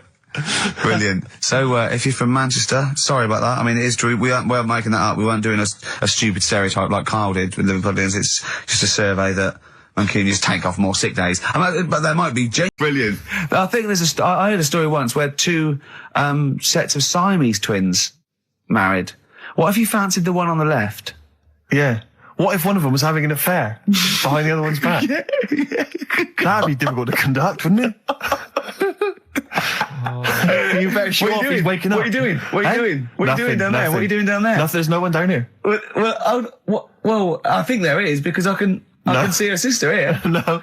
What's she doing? What's she doing? No, she's covering for him. What are you covering for him for? He's your husband. Is my wife down there? I read something about some Siamese twins. Go on. And one of them was saying, we get on each other's nerves and that. The other one was going, we don't. I didn't know this. I've never liked you. I've never liked you. One of them was going, I hate doing the washing up, but I let her do it. And the person doing the interview said, well, why don't you help out? Just dry up and get the job done quicker. And she was like, no, I can't stand it. I prefer just to hang around there and wait for the other girl to do the washing up on her own rather than help and get the job done. Sure. Just selfish. Well, there was one set of Siamese twins. One had a job and the other one didn't. That's ludicrous. Yeah. The other one was unemployed. The other one had a job. She had to go to work. She had to get up at 6 o'clock on her day I'm off. supporting you, literally. Yeah. Then they get done off the social for sort of... Yeah, because the other one was signing on. Are you living together? We're not. Like, that got a load of attention in the press. But the Trisha programme got nothing. Okay. Which, I know, like, well, Steve called me up in the week, right? Like 10 o'clock in the morning, I was at work, and he goes, What do you think so at 10 o'clock? What do you think they're preparing this show? Most people go to work about 8, 9. You watching Trisha and that? I said, no, what is it? He goes, oh, you'll be loving it, right? Freaks, was it, Help Me, My Mum's a Freak? Siamese twins. Right, so I couldn't watch it, but he said, oh, it might be on again, because they repeat stuff on ITV2. Right. So I had my dinner late, right, instead of having it at like 1 o'clock like I normally do, I had it at like 2:30, sat in the office, put the telly on, ITV2, these Siamese twins. Did it blow your mind? It was amazing. You know, we talk about a lot of things on the show quite a lot. The Airy Kids crop up a lot. I was waiting. It's been 10 minutes and you haven't mentioned the Airy Kid. Right, and last week we were talking about Siamese twins, weren't we? So it was weird that this programme was on, but it was amazing. I mean, what I think you can't refer to them as Siamese twins. I think they're known as conjoined twins. Why? I think Siamese is maybe considered derogatory or as an old antiquated phrase. Yeah, I think it's because the first famous ones were actually from Siam. Right. And that doesn't exist anymore. No, it's conjoined, Carl. Yeah. Get the phrase right. But you think that if that's happened to you, that wouldn't be that sort of offensive. The names that you must get called. Right. You think that's least of your worries? Twins, I'd say, well, that's, yeah. Now, were you stunned by where they were connected? Just live with it, we'd say. Because they were connected, of course, at the forehead. Oh. Sort of, which was quite extraordinary. God. What if one had bad breath? That wasn't a question that Trisha asked. Annoyingly, because I know that much of the audience was thinking that. There's a few things that didn't crop up. What questions would you have asked of them? Because what things did you feel weren't mentioned? I'd love to just watch Carl watching amazing things. Exactly. Do you know what I mean? It's like early learning thing. Mouth slightly open. Yeah, mouth open, dribble, looking round to see if anyone else has seen it. You know, I hate that. Like when a cat sees a bird land on the balcony. Exactly. It can't believe it's luck. I'd probably say, how do you buy her, like, a birthday present? A surprise gift, yeah. Because everything's ruined. Sure. Right? I'd probably ask, Yeah. Well, did you not think it was interesting that one of them had a boyfriend? Well, that was a bit weird, wasn't it? Uh-huh. But what was the other thing that I was thinking when I was watching it? I was thinking if one got into crime and that was sent to prison, right, what would happen? How would you handle that? It's brilliant. It is brilliant. If a chimp could talk. And what was the other one? The other thing was, what did he talk about? Because it's not as if you can say, oh, well, guess what I did today? Do you know what I mean? Yeah. So...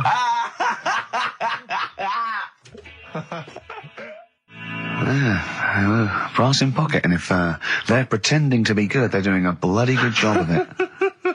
I love them. That's Ricky Gervais on XFM 104.9 with me, Steve Merchant and Karl Pilkington. Karl is still buzzing about these conjoined twins.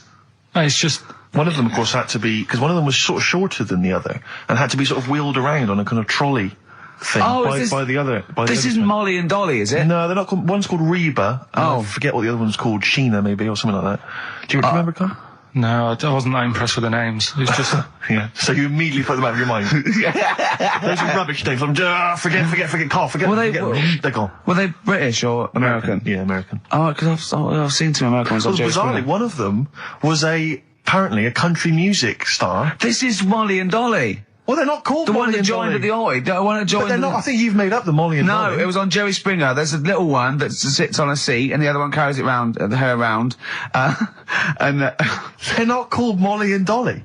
There was something like that. They're called. Well, we know that one of them's called Reba, and I forget. And one was a country and western singer or something. Yeah, and but she was saying, "Yeah, I've just made a movie. It's coming out shortly in theatres." Is your sister in it? Yeah, and the other one said, "Oh, I'm not involved." It's utterly bizarre because they live there. They work so hard to live their lives separately. Yeah, they say it's all. Yeah, exactly. of course. So, yeah, they try not to. So she's talking about her music career, and the other one's sort of not taking any kind of credit for it, which is nice. It's weird though, because when she was singing as well, the other one just stands there. She doesn't join in. She doesn't sort of dance. Offer backing vocals. Do you know what I mean? Make a group out of it. Yeah, a duo. Yeah, well, but it seems like we're sort of being horrible, but we're not. No, we're not. I mean, no, we're laughing at Carl's amazement at this phenomenon. Sorry, I just got to say we're not taking the mickey. The really weird thing about all this, right? And it's annoying because you were saying about, what should have Trisha have asked and all that. Yeah. But one of them mentioned that one of them was adopted and the other one wasn't. Don't talk rubbish. No, seriously. I didn't understand it, right? Of course you didn't. And then Trisha sort of said, well, let's have a chat. And they were like, no, I don't want to go into that. What do you mean one was adopted? That's what he said. One of them... don't quiz me on it, but that's what was said. Hello there, I'm a multi-millionaire. And I've just seen your orphanage. I'd love to adopt one of your children. You'd like to adopt one? I'd love to adopt a children, because I've got loads from around the world, so I'd love to adopt one. I'd give you $10,000 towards your orphanage. We'll speed it through then, yeah. Okay. We've actually got 2 left. I only need one. I'm only interested in one. Yeah, I don't need any more. They're sisters. I know it would be tragedy to break them up, but I really need one. Now, break it up. There's the rub, you see. Sure. You just need the one. It's $10,000 now. You can have that. I'll sign it now, but I don't want to discuss it further. I'll bring it around. Brilliant. Okay. Ding dong. Hi, yeah, brilliant. You brought my kid round. Yeah, there she is there. That's a joy. Yeah. Okay. Just standing next to a bush. Yeah, can you bring her out to me? There's nothing behind the bush, so you just want... I just want to be able to walk 360 degrees round her. Do you want her or not? Yes, I can't believe it. And is that present day or old times? I'm talking like in the last 3 weeks. Okay. Right? Little midget, circus, really packed out show. People are loving it. Steve, you'll ask the same question I did, I know. So there's a little midget jumping up and down on a trampoline. What sort of circus is this? Right. I pay good money to see it. So everyone's clapping and he's getting carried away. Because he can't believe they're loving it. I didn't know they'd like a little person on a trampoline, but they love me. But you know what it's like when, if there's a crowd of people sort of encouraging you to sort of go higher and stuff. Yeah. And I'm sure he knew it was getting out of hand. But he was jumping and he was coming down the road going, higher, and he's going really high in the air, right? So he's doing this, crowd are clapping. There's a hippo, right, just sat next to the trampoline, getting ready to come on and do his act. Oh, right, I thought he was in the audience. That's it, getting ready to do his act, Steve. Yeah. So he's a ventriloquist. What do you mean he's sitting by the trampoline waiting to do his act? Because why does he sit in the dressing room and they go, 5 minutes, Mr. Mus, 5 minutes, Mr. Mus. So anyway, right, so the hippo's there. He's getting annoyed, is he? Because the midget's he's going, how can I follow this? This is really annoying. They're going to be, no. So he's thinking, he's already done the trampoline, my pogo stick act is never going to work. Yeah, go on. So there's a hippo waiting. It's a great story, and I just know he embellishes it or it gets slightly wrong. Go on. So there's a midget jumping up and down. The hippo's getting annoyed. The crowd are going mad. The midget's loving it. Can't believe his luck. Although you think he probably knows he's dicing with danger. Yeah. So next thing you know, they're all saying higher. He gives it one big, heavy sort of landing on the trampoline. Goes really high, but goes off at a funny angle. Oh, hypotenuse. Okay. Yeah. And sort of flies up. Hypotenuse! Sure. Flies off at a funny angle. Ooh, Hippo's there, swallows him whole. Crowd are clapping, thinking that's why the hippo was waiting there. Rubbish. Rubbish. Right, that's Aqualung. Good time's gonna come, innit? Right, Carl, come on in, educating Ricky. So, don't let the cat out of the bag, that's where that comes from. Comes from a crafty butcher. Right, go on then. So the next little headline is, Wash Up With You. Wash Up With You, go on. You want to know about that? Yes. It's a survey that they did this week. They? Yeah, some university did some survey. Brilliant. Did a world test on washing up. Yeah. And each country were given 140 pots to clean. Brits were the quickest. Yeah. Turkey were the slowest at washing up. The Turks. It's not because the little fellas that work in the kitchens with no... Is it? They can't reach. Spain were the cleanest, and the Germans were pretty good as well. So... I don't know where to start with this. Honestly, Steve, I don't know where to start with that. Look at his face. It was really light, right? We've had the parrot, right? These are things that I found. Found the parrot, Right, I've told you about the dog in the car wash. Right, you didn't tell me about that. You said there's a car wash for a dog. That's all you told me. Yeah, the but parrot, you said there's a parrot. What? It's a problem at funerals. Yeah. That's nothing. That's nothing. That's nothing. Do you understand? And, they used to eat cats. what else have we got? Travis on XFM 104.9 on Ricky Gervais with me, Steve Merchant and Karl Pilkington. We're doing Educating Ricky. Right, final one. Come on, Karl. Right, what was it? It was, why don't they just get a diary or some paper or something to write on? Yeah. Because snappy. I couldn't think of a heading for it. It's basically, Go on. people who have tattoos, I've never understood it, right? That they have something put on their arm. Right, sorry. Have we started the educate? Is this part of it? Are you educating me? This is something that will be useful in my life that I didn't know about. Yeah. Go on then. No, it's just that they've got a machine out, right, that does tattoos.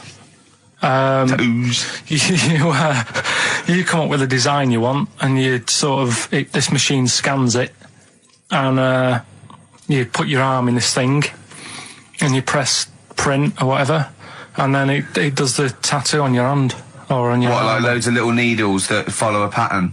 Yeah, the computer, basically, yeah. Is it a real tattoo? It's a proper It's a proper one. The fella said, well, as long as it goes out, it pierces the skin with a. I just wondered if it's one of those kind of, those kind of. No, it must be lots of little needles or a moving needle that can go Sorry, along but it. how is this cleaned? Like in between each person? don't know, probably, I don't know. Well, no, as long it's only that if it's one needle, it's just the head, isn't it? If it's one needle that moves, does it like like loads of little. What are we gaining from a machine doing it? Just because you know they're going to sort of mess it up. But hold on, how do you keep your arm still? Because your skin moves slightly. So the machine it's won't. sort of strapped to your arm. Right, And so the it's fella, spread- I mean, so the it- fella said that the tricky thing was in all this, it was the fact that, nobody would let him test it out on anyone else, so he had to do it himself. But did it work? Because the thing is with a tattoo Yeah, it works, artist, they yeah. can see when your skin's moved and they can see what they've done and they keep wiping it and looking, whereas a machine's just got to trust itself. So I think one needle could go wrong. If it was a lot of needles that it just came down, like, 1,000 needles that was an imprint. Yeah. But obviously I'm asking someone who hasn't delved any further than there's a machine that can give you a tattoo. That's all you've got at the moment, isn't it? Well, basically. That's all you've got. I mean, that's what I've got because I'm not a fan of tattoos. I don't. But where did you read this again? This was Internet? This was on the internet. Yeah, it was. Yeah. Okay. And I just don't understand why people do it. That's what got me attention. Because me. Sorry, what have I learned from this? That if you wanted to get one, you can get one done by a machine now. Well, you'd think it'd be Bughead, wouldn't you? What? Well, you'd think it'd be Bughead, wouldn't you? You'd think it beat No, you'd think it'd be. Yeah. You'd think it'd be Buggered, wouldn't you? Bughead. Bughead. This can't be. If this is anything with a bug living without a head, I'm not interested. Because we've done it. All you've done is fun. Let's just do what a cat. So it is that. Well, do that one first. Which one? Which one are we doing? No, do the Bughead one. Right, well, the Bughead one. Well, we've talked a lot about animals and that, haven't we, without heads. Surprisingly, we have.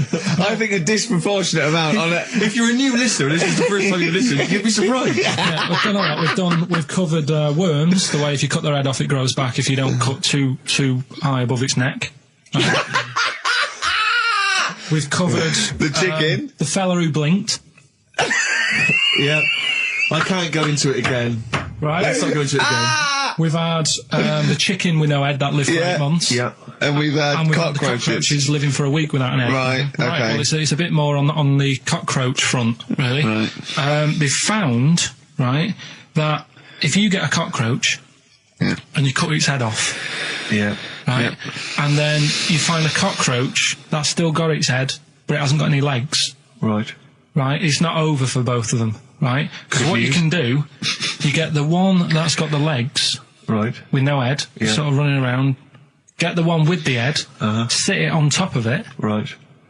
get a little tube Okay. so that the fluids. So is this auntie's gone out of the Let room? him finish. This is like Blue Peter. Let him finish. You could get this for Christmas. Right, you get Yeah. a little tube, you sit that on top so the bodily fluids are still running between the two. Right. The head of the one on the top will control the feet of the one on the bottom. Okay. What about Good. And will it continue to live? that? Yeah. Okay, you don't know that for sure, do you? That was just a question out of the blue he wasn't expecting. Well, what do you think of that? Good, yeah, it's great. Yeah, just a primitive nervous system that can, yeah. Did you expect us to be more impressed and excited by that? Did you fall off your chair when you read that? Did you literally topple off? Snowbird from Mark Ikes are part of his covers album. He's so happy that the XFM listeners understand his stupid clues, and he knows it annoys me. We've got some right answers. We'll be giving out the answers just quickly, just in case someone sort of missed one of them. I'll just quickly do them, yeah? Yeah, go on. First one, there's a load of letters. There's a load of letters there asking for advice. Put them on Claire's desk. Oh, a Merry Christmas. Ask your mum if you should. Oh, a Merry Christmas. And a couple of people were arguing in the supermarket. It was at the Christmas, fruit and that's veg why. counter. And that's B. Okay, we'll give those answers out shortly. Yeah. Right, here's the last clues of the year. You had, there's a load of letters there asking for advice. Put them on Claire's desk. Go on, that was no idea. F. That was for foreigner. For Rayner. I don't know what you mean. Claire Rayner. She took advice. She gave people advice. So that's a foreigner. That is shit. Right. I'm sorry. That might be Christmas. That is absolute garbage. A lot of people got the right answer. I know. Yeah, well, that they don't annoys me even well, more. Actually, some of the educating Ricky I've got for you today is on the similar lines. Right. Oh, you've got to be impressed by that. You've got to be impressed by that's that. pretty good. I mean, I'm interested to see, what they do. What they do with what the crab developments are. But yeah, no, that's pretty good. Yeah. But I mean, amazing. Yeah. Amazing. Well, just digest that information, because that's not even the most impressive one we found. I think it is. I suppose it's pretty impressive, but the next one's maybe more shocking. Okay, right. But let's play a tune, and Ricky's got another extraordinary fact. Have you actually punched anyone yet? Have you actually? Not any. No, no. You punched? I've punched pads, and I've punched the bag, and I've sort of sparred and that. I know you're going to get a chance to punch. Well, as someone. I suspected, my punching power was all right, but my fitness is. I mean, it felt like I was smoking. Yeah. But there's bits of lung that haven't had oxygen in them for 20 years. Yeah. And it's ridiculous. And also because it's not only it's being filmed, but there's other fighters there that are ridiculous. They're like machines, right? And it's that thing. I can go right. I can come out on top, but die now of a heart attack, but never give up. Or I can sit down and go, I'm sorry, I feel ill. And I chose that one, and of course they took the mick. Well, of course. But I mean, soon. As I said, I haven't got the respect yet of the boxing fraternity. But how long have you got then before? 4 weeks. Okay. So and do they think that they can turn you around health wise in that time? No, they're being being coming out on a Zimmer No, they're frame gonna, they're gonna teach me the basics and see how it goes, Right. But I mean, and each round is 4 seconds. Is that right? Yeah, 2 4-second rounds. with a 2-hour break in between each one. Sit down meal. So give the number. I want serious suggestions of my fighting name. Nothing insulting, so we can actually use. Well, let's give out the email. That's always the easiest. Ricky.Gervais at xfm.co.uk. What's the number, Carl? 08700 800 1234. And it doesn't have to be in the middle. It could be at the beginning, like the Rage. Okay. Ricky the Rage. Ricky the Tits. Sure. Ricky the Man. Play a record. It was a good day, yeah. Ice Cube talks to me about my life in the pub. Yeah. A couple of emails are already coming in. They're flooding in, Rick, inevitably, as boxing name suggestions for you. This is one from Matt, I think. He's given a couple, actually. Ricky the Pudding Gervais. Ricky Big Mac Gervais. There's a theme here. Ricky Pasty Gervais. The pasty. I quite like the pasty. Here comes the pasty. As Carl said, he said the thing is, if you have a really good nickname, it's embarrassing when you lose. Whereas if you just call yourself, it's not so embarrassing when you lose. Carl, this is doing no good for my ego. Do you know what I mean? If you have like Killer Gervais. Yeah, and then you end up like vomiting, choking on your own vomit upside down, hanging out the ring. What happens if you win? Do you have to do something? Whereas there goes the pasty being stretchered off in the first 2 minutes. Yeah. It's not such a problem. There he is, being lightly basted. And chucked down a mine. What do you mean, what do I have to do? Say if you beat Grant, say if that happened. Yeah. What happens next? What do you mean, what happens then? What? Do you think, this is a contention fight for the big one? But do they... Well, then we make Ricky 2.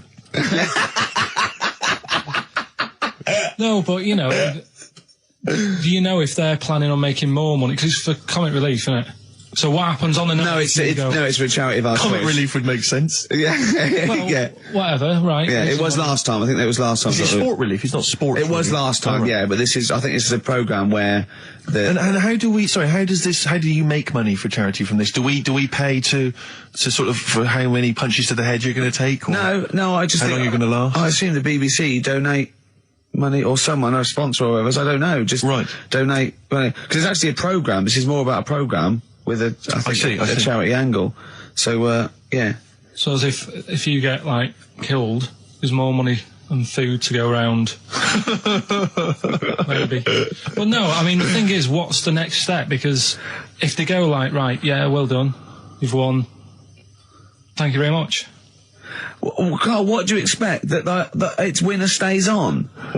Yeah. Like in a fair, where I go there, I let people punch me. On Bernard Manning. Yeah. And then my twin gets up. Yeah. It's just it's a program. He's not going to turn pro. It's like faking it. Yeah, but what's the point if it's not going to go anywhere? Well, sorry, him fighting Grant Bovey in a ring is not entertainment enough. Yeah, what's the matter with you, Carl? Man's going to get his face pummeled in. That's Coldplay, The Scientist on XFM 104.9. Right, competition, isn't it? No, it's Educating Ricky Part 2. Oh, is it? Yep. I wasn't even listening. He's doing all the work. I wasn't even listening. I want to spill some water down on that. Right, what's this one again then? Right. What's the teaser headline? Teaser headline is, "What's tomato with you?" Brilliant. Yeah. Go on. How excited were you when you came up with that?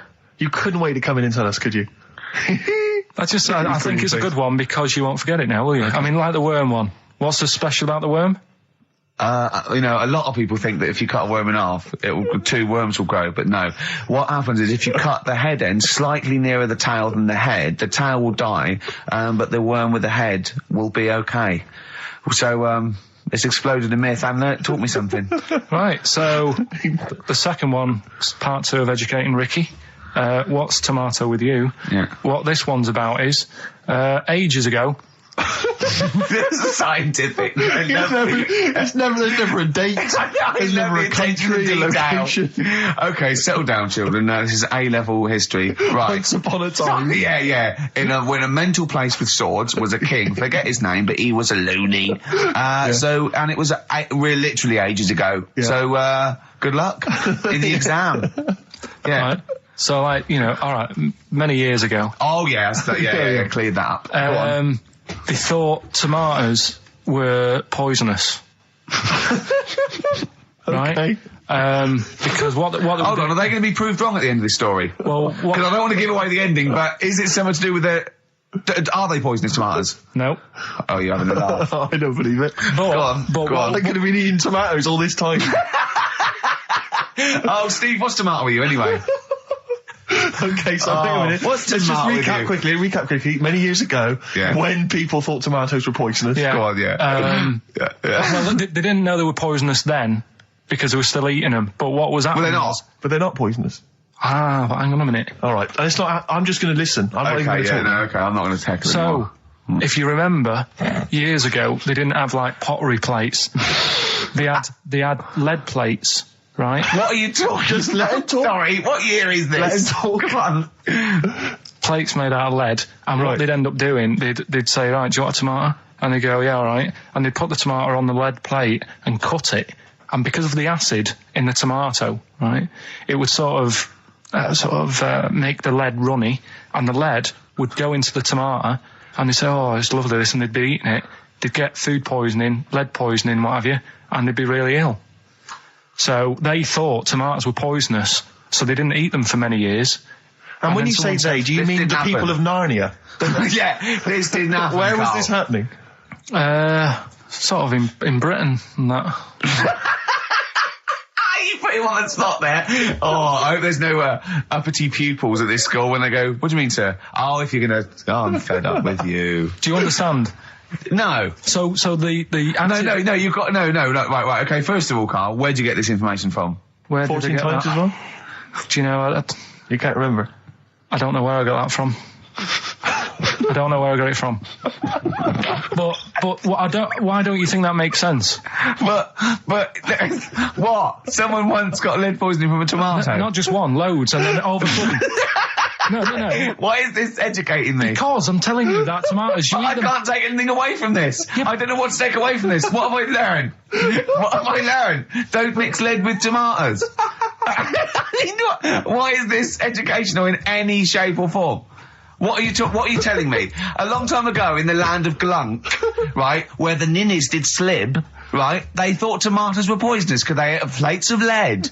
What are you talking about? Yeah, but we all know tomatoes aren't poisonous. Is that what we're taking from the story? Is that the moral of the story? Don't believe these people that I'd never heard of before. What are you talking about, Carl? I think it's a bit weird. It's a bit weird, yeah. It's the same people that were spreading those malicious worm rumours. My hangover's coming back. Yeah, because I think magpies go for shiny objects, don't they? And you're probably probably losing it a little bit then in the front. And so when the sun was out, there's a bit of a sheen on the front. They saw a glare and thought, I'll have that. Yeah. What is that? That's brilliant. Yeah. Or as it was sort of pecking away, it mistook it for a tree. Yeah, because of the noise. Because of the noise. Yeah, the hollow sound. Go on. Women wearing trousers and that, right? On the estate that I grew up in, on, right? There was a woman about 4 houses down, right? Rough. She's the one. She was, or the estate? She was, right? Yeah. She's the one whose kid took a horse into her house. Yes. Right. Now, we won't go over that again. No. If you're a new listener, I think we covered. I think they get That's the all you idea need to know. Right. Yeah. Now, she used to wear leggings. Yeah. No, they're a bad idea. They are a terrible idea. I agree with you there, Carl. If you're a lady of what the colour? normo persuasion... Were they pink? No, they were sort of black, but with all bits on them. Oh, right. You know what I mean? What, toast and just horse droppings. Yeah, go on, yeah. And she used to, she's quite a big woman. Sure. Pauline Quirk, I think, described her as. Look like a light bulb. It is those kind of women that are attracted to leggings. Yeah, I know, yeah. They are drawn to them like a moth. Yeah. She used to wear them, and that's what I remember when I read this piece. She used to work on one of those sex line things. Right. She used to do that. But what, was she, an engineer? The weird thing with her was, she had big eyelids. Right. Go on. That were too big, and this is what I was thinking. What do you mean she had big eyelids? How big do eyelids have to be for you to go, they're big eyelids? What was she shoplifting with them? Would she come out of Dixon's with, like, radio stored in them? What do you mean she had big eyelids? It was another one of them popular things around our way. Do you know, like... What do you mean popular things? They go, oh, I'll tell you what, they're all the rage. Can I get some big eyelids, please? No, it was just like one of them things that people suffered with. Just big eyelids. They could hardly open their eyes. What do you mean? What do you mean? That's one of them popular things around where I grew up. People had big eyelids. They could hardly open their eyes. What does that mean? What sort of freak town were you born in? You had webbed feet people with big heads. You got women with big eyelids. What does big eyelids mean? Are you confusing her with the horse? Yeah. Did she have hooves? Look, what? Just too much skin. It was like the neck of a chicken. But on the eyes. Well, what's your point? Anyway, so there's this big eyelided woman with the leggings. And that's what I'm saying to you there. That's when I read that story with people with trousers. Yeah. I went from that. Yeah. To a woman who used to have big eyelids. I still know the point. But then, and also the other bloke who had the eyelid problem was a mate of mine. Right. His dad had it, and same problem, massive eyelids. I don't know what that means. I don't know what that means. I used to say to my mum, I'm going round to Dave's house. Yeah. And or say, well, that's all right, but make sure his dad doesn't take you out in the car, because he could hardly see. He had to have his head.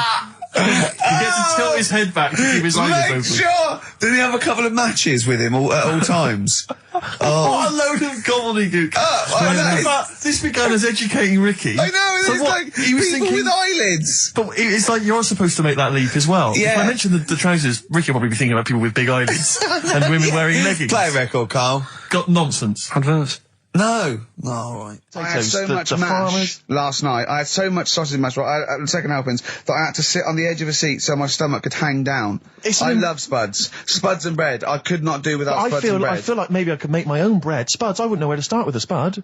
Yeah. And it's like, they're amazing. You can boil them, you can broil them. Yeah. I don't know what broiling is, but I suspect it's tasty. I don't think it's as good as... I mean, obviously the chipped potato is... For the working classes, it was always on. The chip fat fryer was always on in my household. The ceiling, the death trap fire, polystyrene ceiling was yellow. Exactly. Come Wednesday in our house. Yeah. And, always had chips. Because all I remember hearing, if I think back to my childhood, all I remember was, gotta stop and get some potatoes, or phone your dad, tell him to get some potatoes. Well, that was your job, wasn't it? Carl? Yeah, the potatoes. Yeah. I mean, it does concern me because what did you have to do? Didn't you have to fill a diary out for your teacher? Do you know when you're at school? I don't know if you do the same thing, but you get like a little red book, right?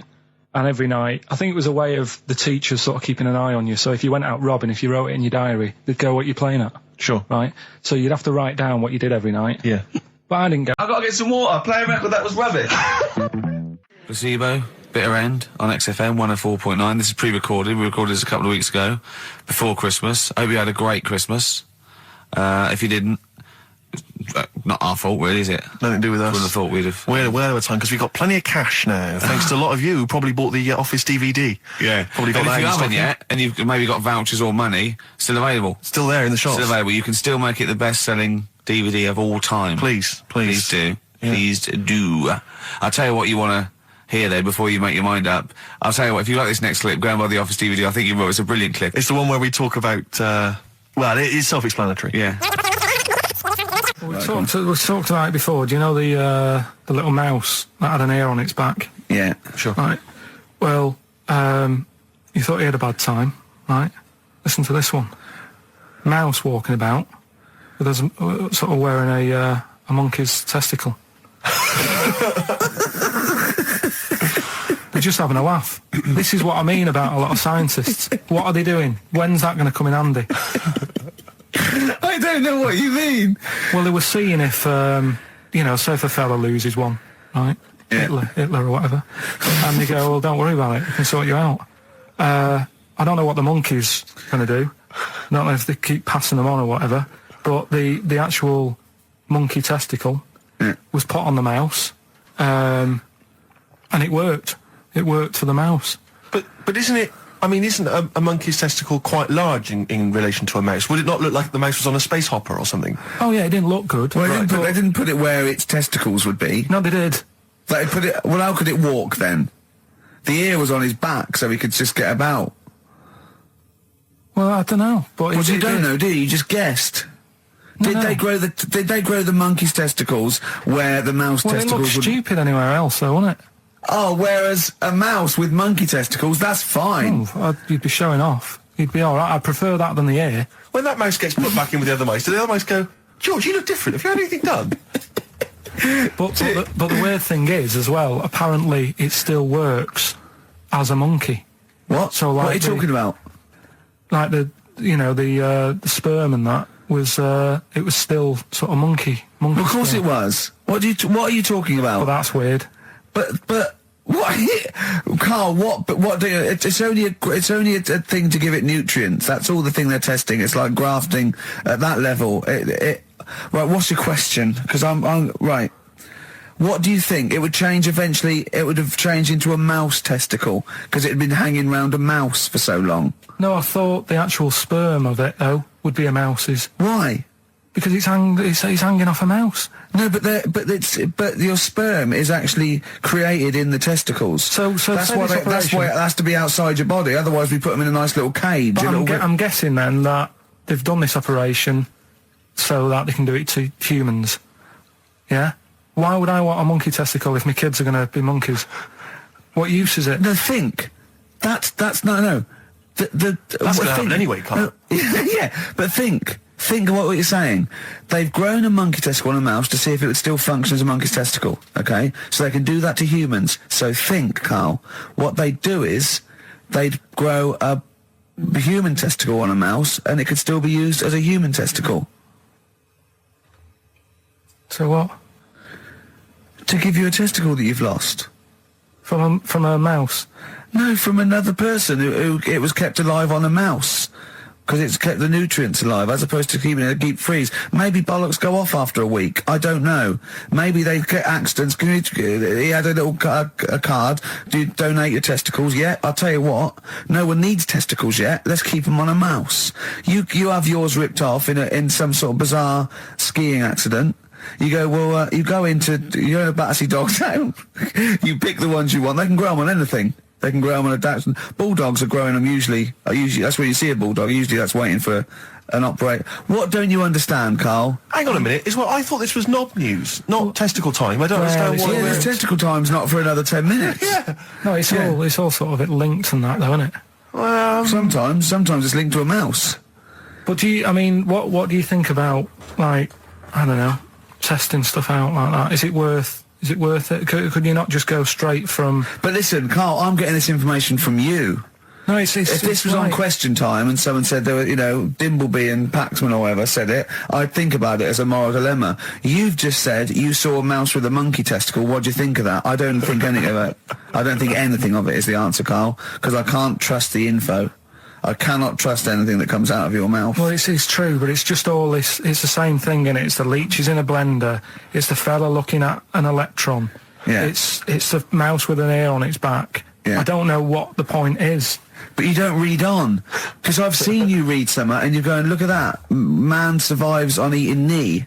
And I go, what else? You go, I didn't read on. I didn't read on. You look at the mouse with the ear on the back and you just think, that must be murder at a concert. You don't think. You don't think. No, I just think, is it worth sort of wasting You think he swallowed someone's ear? He gnawed it away and swallowed it and it's just in his system? Yeah.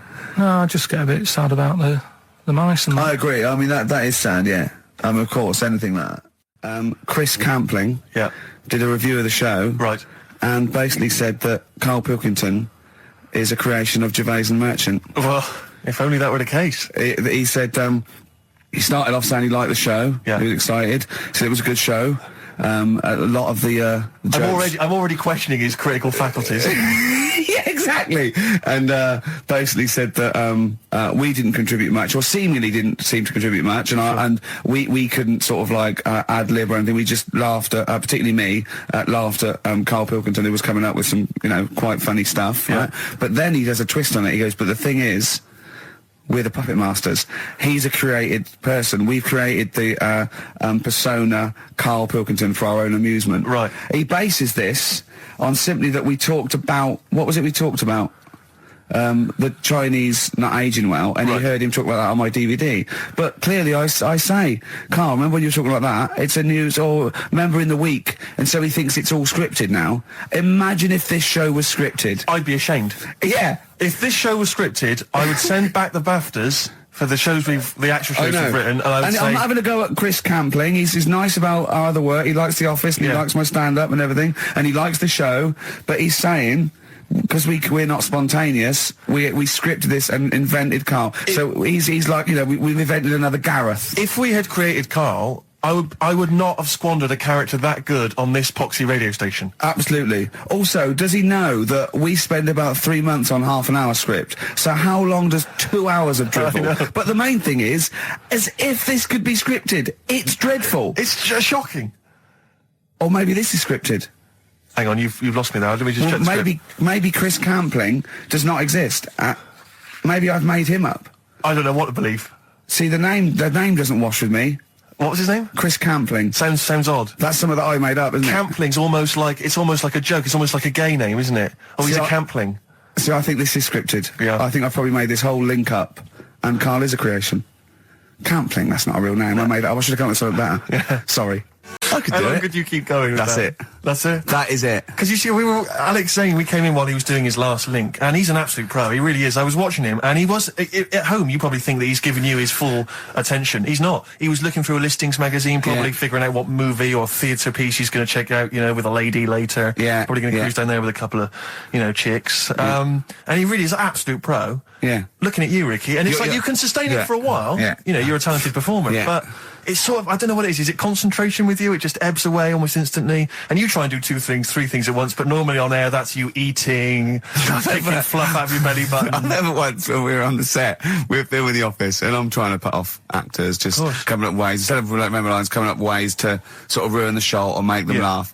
And you came out and went, Rick, it's like having your own TV show isn't interesting enough for you. Yeah. Just concentrate, it's lunch in an hour. I went, yeah, all right. Well, the radio show even less, though. I mean, yeah, you really can't be bored. How long do you think your interest, you sustain your interest? I came in too early, because I got bored just before we came on air. Sure, okay. I came in too early. I got to stop getting the cabs quite early. Yeah, so you're bored now. I think I've got to get about 5 to 1, and then I think that'll last me till about 1:30.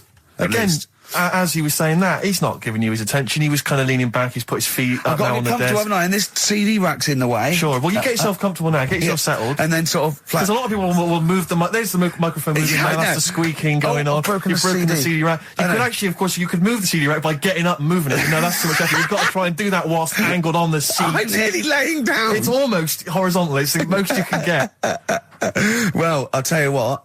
I don't know what those listeners are thinking of what Steve Merchant say, but don't believe a word. All right? Oh, nice. Yeah, classy. Yeah.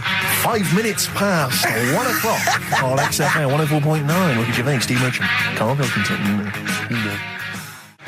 A retro cut there, Thin Lizzy. Don't believe a word on XFM 104.9. I'm Ricky Gervais, with me Steve Merchant.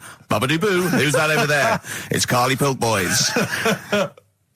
You all right, Carl? Oh, that's clever. How you doing? Yeah, I'm all right, yeah. Yeah. Wallace Chambers, Kings of Leon on XFM 104.9. I'm Ricky Gervais, with me Steve Merchant and Karl Pilkington. And England are world champions again then, so... Oh, it's brilliant. It was amazing, wasn't it? See, I'm not a rugby man at all. I never watched rugby. I think the last time, was when we won about 12 years ago, whenever it was. And I got into it last week because I realised we were doing so well. I watch England win anything. Yeah. Do you know what I mean? I don't care what... In fact, I wasn't into war when I was little until I realised we were so bloody good at it. We are really good at it. It's brilliant. But, yeah, fantastic. Yeah, it was great. Right, that's the rugby thing over. What next? That's it. That's all I've got. That's all I had today. It does steam me... Sometimes I watch it and it does remind me of when I play rugby, because one of them will boot it down the field, and then someone will catch it and boot it straight back again. Yeah. Which is essentially how I was made to play rugby. I had to play rugby. And I don't think I'd get rid of the ball so quickly. Yeah. I don't think I ever got tackled or fell over. Yeah. I think I touched the ball about 20 times in the 2 years it was compulsory. Yeah. I was terrified. Yeah, absolutely. And, that's the same as cricket. I can't... I'm a terrible batsman. I'm all right at bowling, but it seemed like the pastime for people I went to school was to injure you. Yes. It was funny to see someone poleaxe. It was funny to see someone get a cricket ball in the head. Absolutely, yeah. You know, I never relaxed into rugby because the first day I was going to play it, my mum, I swear to God, my mother said, "You're playing rugby today, you got the kit and everything. Enjoy it, be careful." There was a kid at my school who broke his neck. And thanks very much for that. See you later. So we just went to school absolutely Man, one thing, broken neck, is that or you get better in a couple of days? Oh, no, can find your wheelchair. No. Enjoy the game, though. Yeah, no, it was absolutely I was just petrified from that day. See, at least American football, you know, got helmets. the helmets. Yeah, but anyway, no injuries, thank God. Thank goodness. So, well, I tried to play rugby, but it's awkward when you've got glasses. I don't know, there's something about you didn't really play with glasses on? Yeah, of course, I couldn't see anything, could I? I couldn't see anything. How else was I going to play? Oh my God! And so you're bound to be cautious, because inevitably you're a bit more cautious when you've got glass next to your face. You were the tallest person on the pitch as well. Yeah. I mean, you were when you were about 14, you were probably 6 foot already, weren't you? Yeah. And everyone else was, what, 5'2"? Yeah. So you were... towering above them. With glasses on. Just with the glasses on. And you've got pretty cool glasses now. You've had a bit of a makeover. It's like Trinity and Suzanne said, first thing to go, the glasses. Sure, sort them out, yeah. Yeah. And presumably you used to have those National sort of bottle... Pretty much. Yeah. Is it true? You've never been able to mosh at a concert? I tried to mosh. Because I've always watched people stage dive in, moshing at concerts. I've always thought that looks like brilliant. You know, when they ride above like everyone's wave, heads, like they're surfing across someone's heads. And everyone's like, yeah. And I always wanted to do that because I'm a big rock music fan. And the only time I did mosh was at Rage Against the Machine. I tried to mosh at Rage Against the Machine. I love the idea of a band called Rage Against the Machine. Aimed at a man with glasses who won't mosh. Well, it was at the Reading Festival, and I think the lead singer, I forget his name, he went, can I just remind everyone that racism and fascism are on the rise in Europe again. Let's not let it happen. What did you do? And we all cheered, obviously. I mean, if there's one thing that guarantees a cheer at Reading Festival, it's down with fascism. And what did they do about it after the concert? Pretty much went back and... went home and had a cup of tea? Probably, I don't know what they got up to. They didn't go to Europe then and try and start... I don't think they got involved politically in Europe. I think they just continued to rage. Against the machine? Yeah, but largely in America, I think. Sure. I tried to mosh, and I got moshing, and glasses flew off. And I remember, because we were playing away, you know, you do what you tell me. And I was just going, careful! I dropped my glasses. Can we be careful? Loads of kids in hooded tops. Yeah, exactly. Just going mental. Yeah, and they're all jumping up. So can we just calm down for a second? Let's not be silly. Yeah. It was absurd. And I had to kind of, you know, scrabble around on the floor, and thankfully they were okay and they didn't get broken. So what couldn't you do then? What do you mean, what couldn't I do? What, at school? Can you not see without glasses? No. I mean, it's like that you couldn't do anything. It's a blur. Really? It's a blur, definitely. God. Yeah, it's like being kind of punch drunk or whatever. So yeah, you can't play sports when when you've got glasses. But why not contact lenses? Because they're not strong enough. No, they seemed a bit fiddly. Oh, brilliant. Bit of Lou Reed. Is that what you want? Yeah, Satellite of Love. Classic. A retro cut. Don't steal our son. Please, lads. Thrills. On XFM 104.9. I'm Ricky Gervais. With me, Steve Merchant and Karl Pilkington. Yeah. Little Carly Pilkington. Little baldy mank whinging little twat. How are you? Yeah, all right, yeah. What are you doing? Happy? Feeling a bit happier today? You look as full of spunk, as they say in America. Yeah, I'm alright. Just a bit of a miserable day, though, isn't it? Yeah. A bit miserable. Yeah. Walking in today, right? Do you know I walked through, like, the, sort of the gay district of London and that? Right. You don't walk, you mince, don't you? I'm just walking through on the way to work, and I'm always interested in their little shops and stuff that they have, right? Loads of... Their little shops. That's no be ashamed of. If you want to go in and buy something, go in and buy something. I'm just having a look at, looking in the windows and stuff. Little postcard just near the entrance. Yeah. That's meant to tease people in, to make people go, that sounds good, I'll nip in. Right? Little postcard. Free butt plugs with every sale. That's great. How did we get from 5p off milk to free butt plugs with every sale? Wow. What's society come to? Well, it's because we're liberated, Rick. Yeah. You know, it's an open society. What did you buy to get them? You didn't buy... I didn't but what's the purpose? What, of the poster or of butt plugs? Butt plugs. Because I really, honestly You don't... shove them up your arse, don't you? Whoa, slow down, bum. Shove them up your bum. Yeah. But when? Is that just like when you're doing whatever, doing stuff around the house, or...? I think it's not to keep things out. Is it like you would use a plug in the sink to keep, the water in the sink? Oh, if you're not gay. Get that, oh, yeah, no, I know what you mean, yeah. I don't know. No entry. What is it? I mean, I don't understand what that's I don't know. I assume it either feels good or are they... well, I've got to be careful here. Or are they sort of like breaking it in? Right, yeah. Do you know what I mean? Like it's like a shoehorn. Sure. or It's like when you stick paper in your shoes if they're a bit tight. Or those people who sort of like put little bits of wood in their lips, and then as soon they've got big plates in their lips. Yeah. Same with the butt plug. It means you can, you're ready for anything. I don't know, do I? Look at Carl's face. Well, if you know what butt plugs are used for, then why not get in touch? Ricky.Gervais at XFM.co.uk. What do you think? If there's any... I can't believe we're already on this subject. I know. It's 5 past 1 and we're I was going to say then, if there's any people who use butt plugs, and I was thinking that Carl would have said, well, they're not up yet. Yeah. Because they go out late. No, but what is it? We're award-winning people. We've written a TV Not on show, radio, though. respected. Not on radio. We're rubbish on radio. I know, but We've got nothing to lose. But I always say to you, Steve, that I like educating people and that. Now, the way I see it is I didn't know what they were. Let's phone to go. Someone might know about butt plugs. All right, we'll get No, get them on. Get them on. Ask them. No, because they might say something dodgy. Oh! Yeah, whereas, what have we just been doing? Just take a chance. Take a chance and tell him not to swear. Well, you tell him. Okay. Right, Steve, I haven't got my headphones on. Hello, who's that? Hold on. Who, sorry? Nicholas. Nicholas, hello, mate. You're not going to swear, are you? No, I'm not going to Keep it clean. Yeah. Keep them keen. What were you calling about? I'm phoning about your plugs. About, not my plugs, but sure, plugs in general. What, do you know much about them? No, Are you a plug user yourself? No, I'm just thinking if maybe you've got some gay friends and you're spending the night at their place, you might want to use one. Right. What, you mean experiment with them, or...? No, so you can make sure they're not going to do anything while you're asleep. Could I suggest, just lock the door? I mean, that is easier to me. Can I make a bigger suggestion? That's probably the most homophobic thing we've had said on the show today. Thanks very much for your call. Right, okay, good. Well, that's why we shouldn't put people on the line. Just, without checking first. I think Carl's made a good point.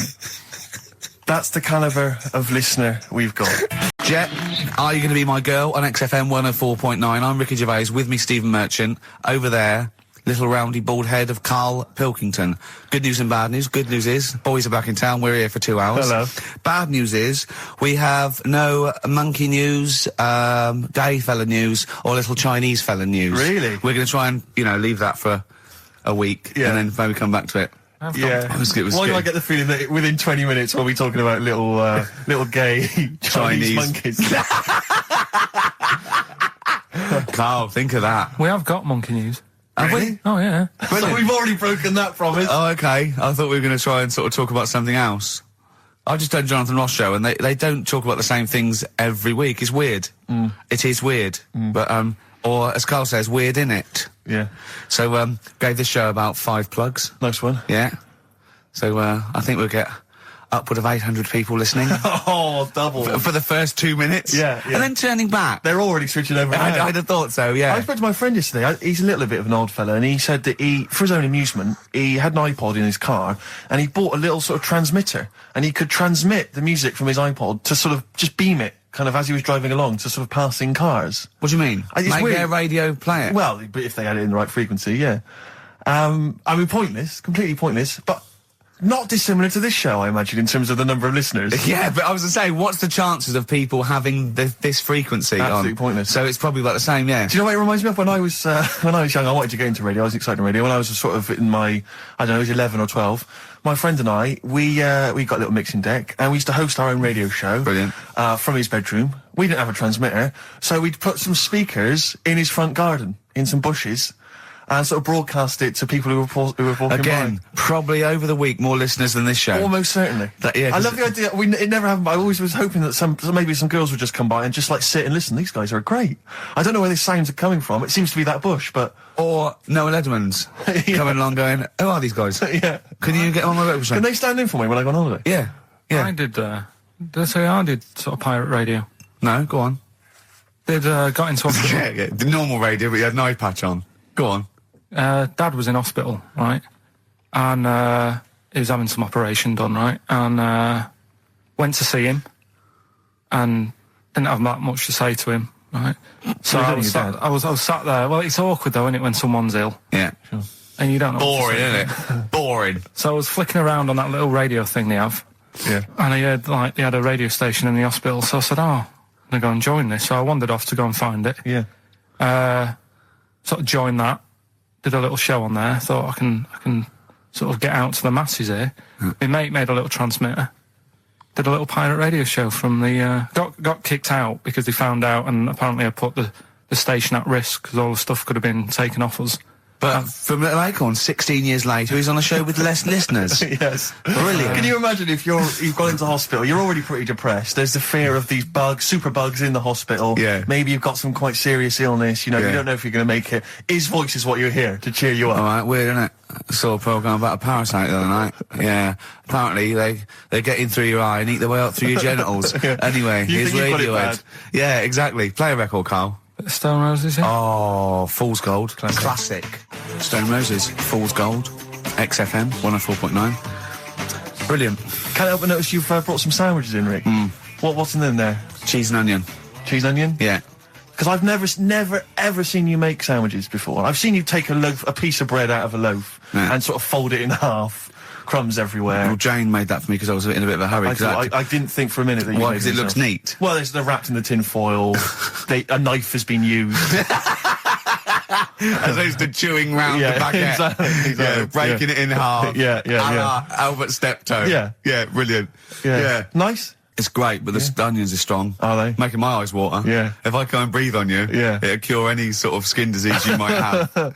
Skin disease. We watched that, Karl, you know, that Karl was raving about that thing about parasites, about worms coming out your brain and that. And I watched What is this? Is it a TV show?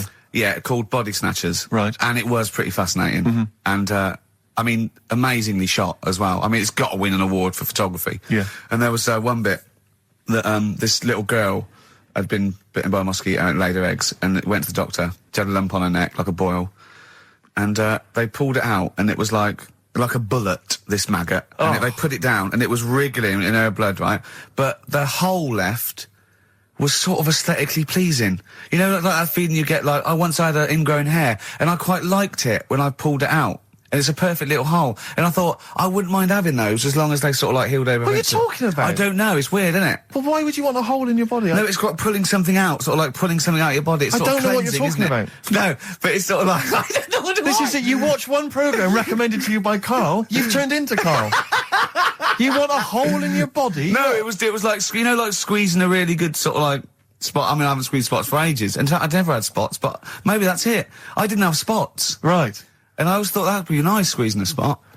I don't know what you're talking about. Why would these things be pleasurable? Why would an ingrowing hair? That's great great fun. That was good, because I got it. It was like a little lump, and I pulled it, and then it pulled out, and it was like left a little. I know what you mean. Because I get thick hairs around there. Yeah. Like, really. Oh, when they come out, it's like a bit of wax. Yeah. Like putting out a little candle. And I love that. What? Yeah. Because I've got not much hair on my head. No. Right? It sort of grows thicker on my face. No, not true. Sure, but go on. Yeah. No, it does. Not true, baby. Go on. No evidence for that. Just made it up. So it grows sort of thicker on my neck and that, and now and again I'll see like something that's like a twig. Right, it's really thick. Yeah, you feel it, and then you think, oh, I'm gonna have that, and then you work at it, and then when you get hold of it, it's brilliant. It's like pulling out, it's fantastic. It's waxy and build up, and it pulls it out, and it stretches your skin, and it leaves a hole. I've just realised why we talk about Chinese people, monkeys and gays every week. Why? Because this is the sort of replacement. This is what we've got if we're not talking about them. But it was great as well. And there's this parasite, right, that lives in a fish, right? And what it does, it changes the fish's behaviour. Because to breed, it has to get its body temperature up, so it has to get into a bird. Right? What needs to get into the bird? The fish? Parasite. The parasite needs to get into a bird, yeah. right. So it changes the behaviour of the stickleback, and it makes the stickleback sort of suicidal. So the stickleback doesn't flee when it sees a heron, it gets caught. Right. Because this stickleback has changed its behaviour. Karl didn't quite understand this, I still don't really get it. I watched it, and you see like the fat fish and that, and you go, oh, it's not well. But I don't understand. Well, all it does is, it has to get into a bird, because it has to breed, to lay its eggs, it has to have a raise of body temperature. So the fish is cold-blooded, so it has to get into a bird which is warm-blooded. There's lots of things. There's certain things at that level. Why is it doing that? Because it needs the temperature. It needs the heat energies for its reaction. Just like, for example, that's why your balls are on the outside. Because the cells have to be a certain temperature to survive. I don't know if it's the sperm or Sertoli cells, but they have to be a couple of degrees below body temperature. Otherwise, they'd be in a nice cage and we wouldn't get kicked in the nads. What do you mean? That's why your testicles are on the outside of your body. They have to be a couple of degrees below body temperature. Yeah, but that isn't why they're there. You see, this is like the chat we had last week about the giraffe having a long neck. What do you mean? They're there because that's where they happen to be. They didn't go, right. Well, that's what evolution is. It's a selection process. It's not a will. The balls didn't say, look, I'm too hot, let's get us outside, let's get outside of here! Alright, hang on a minute then. What? So a little man monkey, right? Theirs are in the same place as ours. Yeah. But they're walking around naked, so it could be anywhere. They could be, like, on the back. It doesn't matter where they are. They call it, well, they could be on the back, yeah. So why aren't they? This is a completely different... Steve! You started it! I wash my hands of the whole affair. And we're not only back to balls, but we're back to monkey balls. Yes. In one thing from about parasites, we're back to monkey ball news. Yeah. And we're back to chimp testicle news. All right then. So this worms in a fish. Yeah. It's like a little platyhelminth. I think it's some sort of. But what I mean is, why are they about? What do you mean? They evolved. But why haven't they died out? Because they're very successful. Yeah. What do you mean? Yeah. What do you mean? Yeah. Tell me the brain event that made you say yeah in that 1 second gap. Because in a way I don't get it, and if I think about it too much, it hurts a bit.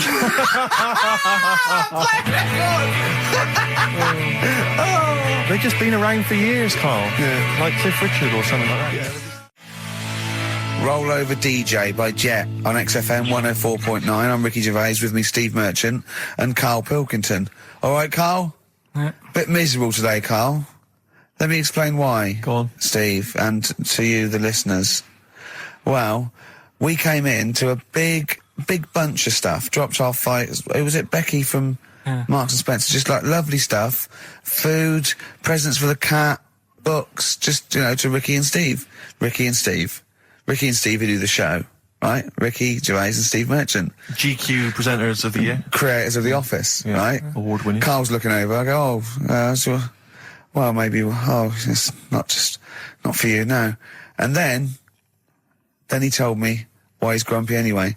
Go on. Do you know what XFM are giving everyone? How long have you been here? About 6 years. What are you getting for Christmas from XFM? 2 CDs.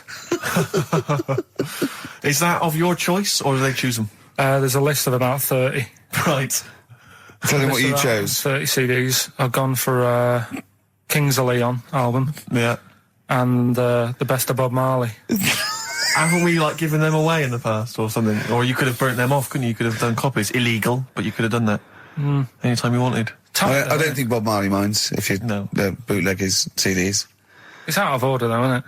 It is bad. Although is that always the case? Has it always been the truth of all the time you've been here? No, it has been better than this. Yeah, although you do get paid quite well and you do have an easier time. Yeah, but don't give me the CDs then. If it was a milkman, you don't go, have 2 bottles of semi-skimmed. Happy Christmas. Yeah.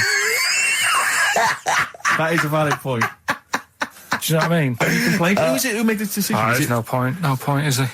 Why? Just no point. I don't like moaning anyway, just... Has it come from up top? Is it from the capital people?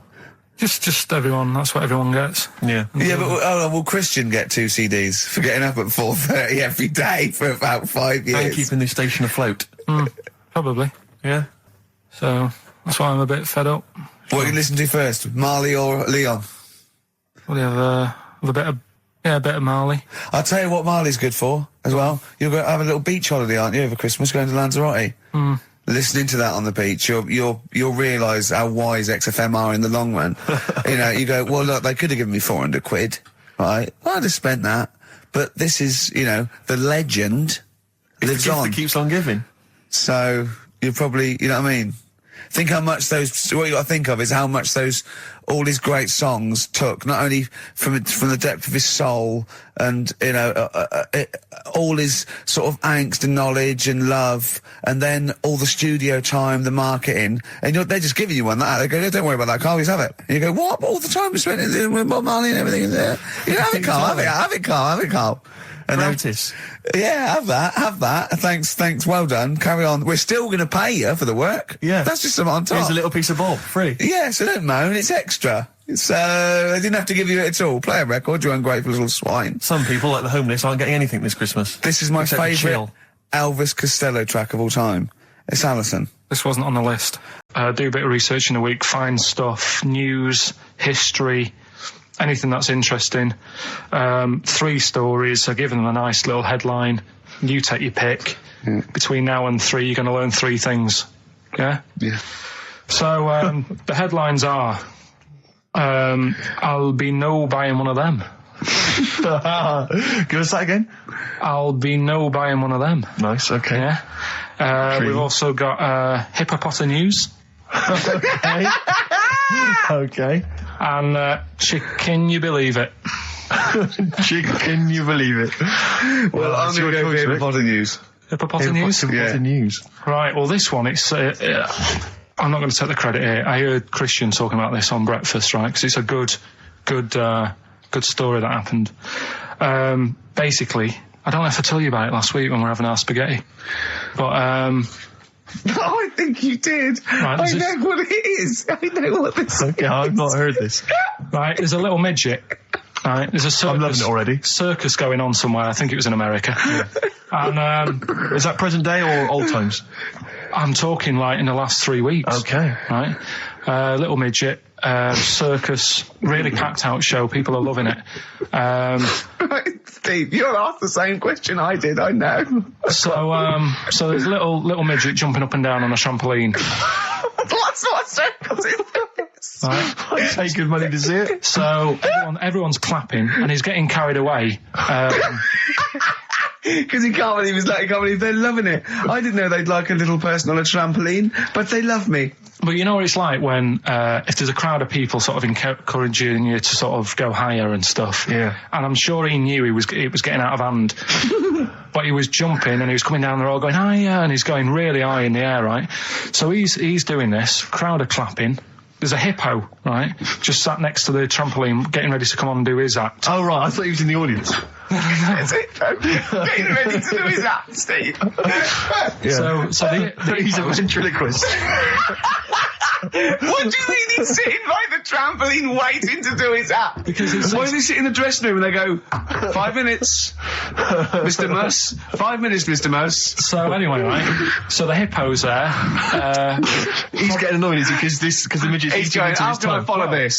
This is really annoying. They're going to be, no. So he's thinking, he's already done the trampoline, my pogo stick act is never going to work.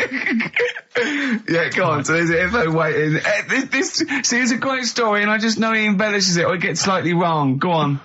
So there's a midget jumping up and down. The hippo's getting annoyed. The crowd are going mad. The midget's loving it. Can't believe his luck. Although you think he probably knows he's dicing with danger. Yeah. So next thing you know, they're all saying higher. He gives it one big, like, heavy sort of landing on the trampoline.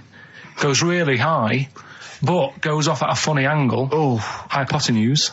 Okay. Yeah. And sort of flies up. Hypotenuse! Sure. Flies off at a funny angle. Ooh, Hippo's there, swallows him whole. Crowd are clapping, thinking that's why the hippo was waiting there. Rubbish. Rubbish. It's not rubbish, though. But no, maybe there was an accident in a circus with a midget and a hippo, but at no point was this hippo waiting to go on, going, come on. The midget flew off at hypotenuse and landed in the hippo's mouth and was swallowed whole. This is what you embellish it. That is great. And I have to say, though, Rick, when I heard midget, trampoline, hippopotamus, I was thinking accident waiting to happen. Yeah. So... Yeah, maybe. I mean, it is that you should never put those three together. Never. It's a recipe for disaster. Everyone knows that. Midget, trampoline, hippopotamus. Are you mental? You're asking for trouble. Well, you know when he told me it, he said, and the midget, he didn't mention the hippopotamus, and he said the midget went on, and soon he fell off, and the hippo ate him. And I said, sorry. What was the hippo doing there? He went, it's a circus. I've never heard of a circus having a hippo. No, what do hippos do? What can they do? You can't train them, can you? What do you Aren't they, like, very deadly? They're huge, aren't they? You can't have a hippo in a circus. Are you sure? You're not thinking of Zippo? He's neither kind. Yeah. No, and it wasn't some sort of where Zippo was eating a midget and it's some sort of horrible sexual act. No, it was definitely, I heard it on breakfast, right? Oh, okay, sorry. No, it's definitely fact. Yeah, okay, right, okay, good. Gervais with me, Steve and Karl. Right. I'm committed to this treatment. Yeah. Is one of them. I've got to go for that one.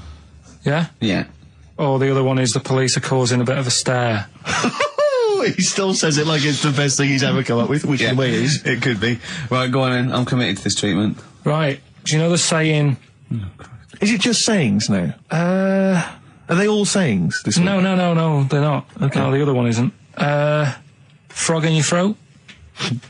The saying, there's a frog in your throat? Yeah. I assume it's when you croak a little bit. You sound like a frog. No. Right. Might seem a bit weird, this one, right? But years ago... Oh, yeah. Sorry, what is that clue? Committed to this treatment? It's about frogs kermitted.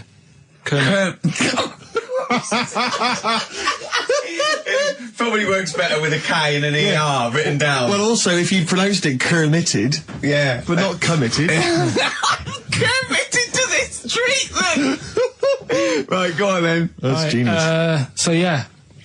Well, what? You go to the doctors and you go with throat hurting a bit. Right. And what they did ages ago.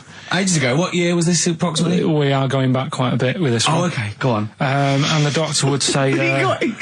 did history. Imagine years ago. Go on. And the doctor would say, right, keep your mouth open. I need to look at your tonsils.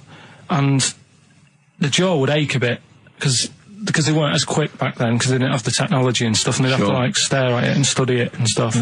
And like they get an achy jaw, right? Keeping their mouth open. Yeah, like you get, you get a Mars bar or whatever. So they'd sat there, and they used to always close their mouth, and it used to annoy the doctor. Right?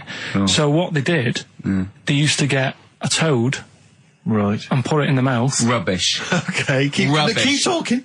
Keep talking. And that way they couldn't close the mouth because either they'd squash it, right, or apparently you're not allowed to lick a toad's back. So the doctor would have them for breaking the law? No, but it's poisonous, right? A toad's back. You should never lick a toad's back. Or put it in your mouth, really. Oh, just stop for a second. Wait. What?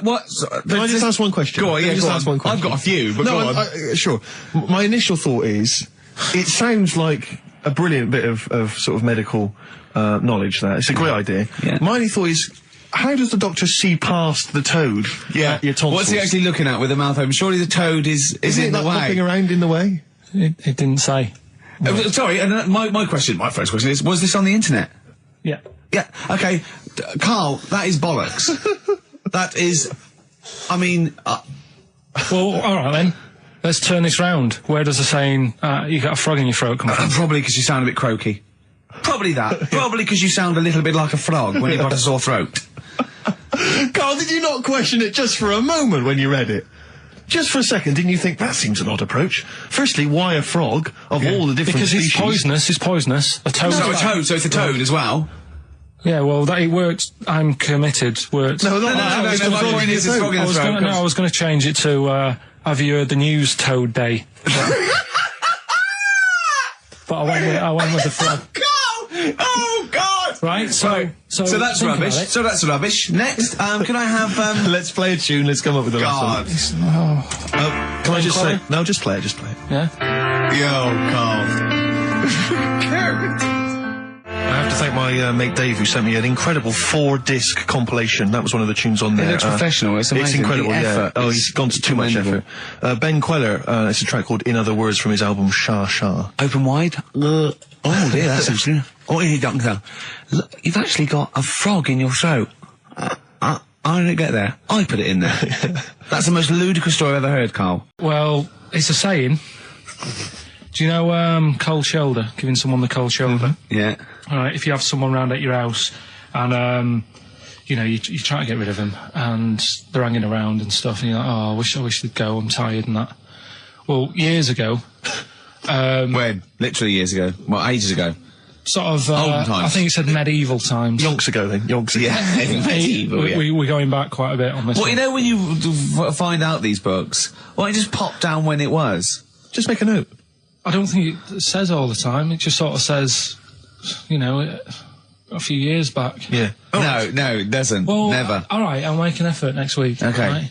So, it's annoying that, because my girlfriend said to me, just make a note at the time and they'll stop having a go at you. Yeah. Yeah? And I kind of thought, it's all right. Didn't listen? I don't think it matters anyway in this one. We're looking at the saying, right? So it's giving someone a cold shoulder, right? And what it is, right, ages ago, there wasn't enough houses for people. Right. Because there wasn't much money being made. There weren't big businesses. People weren't earning good money like they are now. So there wasn't as many houses, right? So what you ended up getting is like, the rich people having a nice place to live. Oh. And the poor people were like wandering about, looking for places to live and that. And what they ended up doing is they had like, people would go around to the mate's house and say, look, I haven't got anywhere to live. It's a bit cold. Can you let me stay? Right? So they'd go, all right, then you can stay a couple of days. But they ended up staying for like weeks. Yeah. Right? So to sort of get rid of them, what they'd end up doing, they'd be making the dinner, and they'd be making a lovely dinner, like a bit of meat, nice warm meat, and nice veg, gravy. And this happened every time, did it? This is where the saying came from. This is what happened, Rick. This is what happened every time. It was in that vague book. The book of vague sayings and stuff. Right, so they'd be making a nice meal, but what they did, they looked after all the family. But the person who won't go home, they just give them some, like, sort of a cut-off of cold meat. Right. So they'd say, you're giving them the cold shoulder. Meaning... Right. Okay, that's rubbish. Okay, absolute... Carl, why would that necessarily work? Yeah. Why do they always, in every situation when you want to get rid of a lodger, well, still feed him every day, but make the meat lukewarm. So they always leave then. Yeah. Oh, this food's lukewarm. I'm going to become homeless and again, they go, wandering the hold streets. on, are you giving me the cold shoulder? Yes. Do you want me to leave? Yes, just say leaving. No, I like to do it cryptically. That way, in years to come, someone will have a little saying about it. Well, that was our bacon in the morning. If you've had enough of meat, we'll leave that. Well, bacon in the morning! Oh, bacon in the morning if you've had enough of me! Come back. What are the others? Just tease us again with the others. We'll come back to those. He's a bit of a nuisance. And we'll have a big fire tomorrow. Nice, looking forward to that. Right then, so we've got, we'll have a big fire tomorrow. Yeah, go on. Is that the one you want? Let's go for it. Right, I think this was like round the 1700s. Bluffing. And He's bluffing. Who was the king then? Don't know. Go on. But it's about the word bonfire, right? Bonfire. Yeah. Do you know where it comes from? No, go on. No. Right, what happened is it's got nothing to do with Guy Fawkes and that, which is what I thought when I saw it. It's got nothing to do with that. But ages ago, at 1700s, they didn't have enough houses, like I mentioned. Okay. Yeah. So if that happens, you get people living on the streets. You get diseases, people aren't cleaning properly. So you get more deaths. All right? Yeah. So think about it. You've got all these dead bodies lying around. They're running out of space because there's like, I don't know why they're running out of space, but they haven't got much. I don't know why really. I was going to say they should have just buried them, but there's probably more land back then than now. He doesn't need anyone else in the room to have a conversation with himself. Yeah, we could leave and we'd come back and he'd go, I've sorted it. Yeah. But anyway, for some reason... They presumably, if it's going to be they burnt them, it's presumably to do that it also kills the parasite or whatever's carrying the parasite on them, as opposed to burying them and not killing the disease. Well, yeah. So there you go, you've worked it out. They piled them up and they turned it into a celebration because there was a lot of fed up people at that time. Is this going to be the word bon, meaning good? No, I'll tell you in a minute. Go on. So you've got all these people who are like going around and like, oh, you know, so-and-so died the other day. And, you know, nearly every week someone they knew was dying. Yeah. So you can imagine like just constant like being depressed. So, and they've got all these bodies lying everywhere. It's like, oh, God, what are we going to do? So they said, we're all too fed up at the moment. Said, let's make this a better world. This was 1701 by the time they got together. Yeah. So they said, what we need to do is have a big party. So they said, yeah. Good thinking. See what you're thinking. So they go, right, well, we'll put all the bodies in a big pile. And they're all diseased and that. So they set fire to the bodies. And they said, let's have this as a celebration to remember them by. And, you know, we'll have a drink and that and have a chat. We'll have this big fire going. And it came from bone fire. Ah, right. So it was all the bones. Bonfire is bone fire. Yeah. Excellent. Yeah? One of my uncles, right, Tattoo Stan, he's just caked in them. Right. I don't think he's my proper uncle, but it's just like my dad's Tattoo Stan. No, my dad's That's a province in Russia, isn't it? My dad's got loads of mates who. When you like, say he's not your names. proper uncle, Do you know how, like, when Just a bloke someone who used to comes hang around, around you're at school? alright, Uncle Stan? Yeah. Do you know what I mean? And there was my dad had loads of mates like that. There was John the Screw. right? So he either works in a prison or he likes to have sex. Cabbie. Cab driver. Okay. There was Jimmy the Hat. I don't know where he Jimmy did. the Hat. Yeah. And, Did he wear a hat? No. No. There was Fred the Veg. You sure he wasn't a relative? Sorry. Fred the Veg used to get us like big bags of potatoes and that. Fred Veg, okay. And there was Tattoo Stan. Right. And he was just caked in them. And I used to always look at him thinking, why have you done that? I must have only been like, 6 I or suppose 7. if you're born with a name like Tattoo Stan, Exactly. you're destined, Sorry, aren't you, were really? they like a 1950s gang? I'm worried about...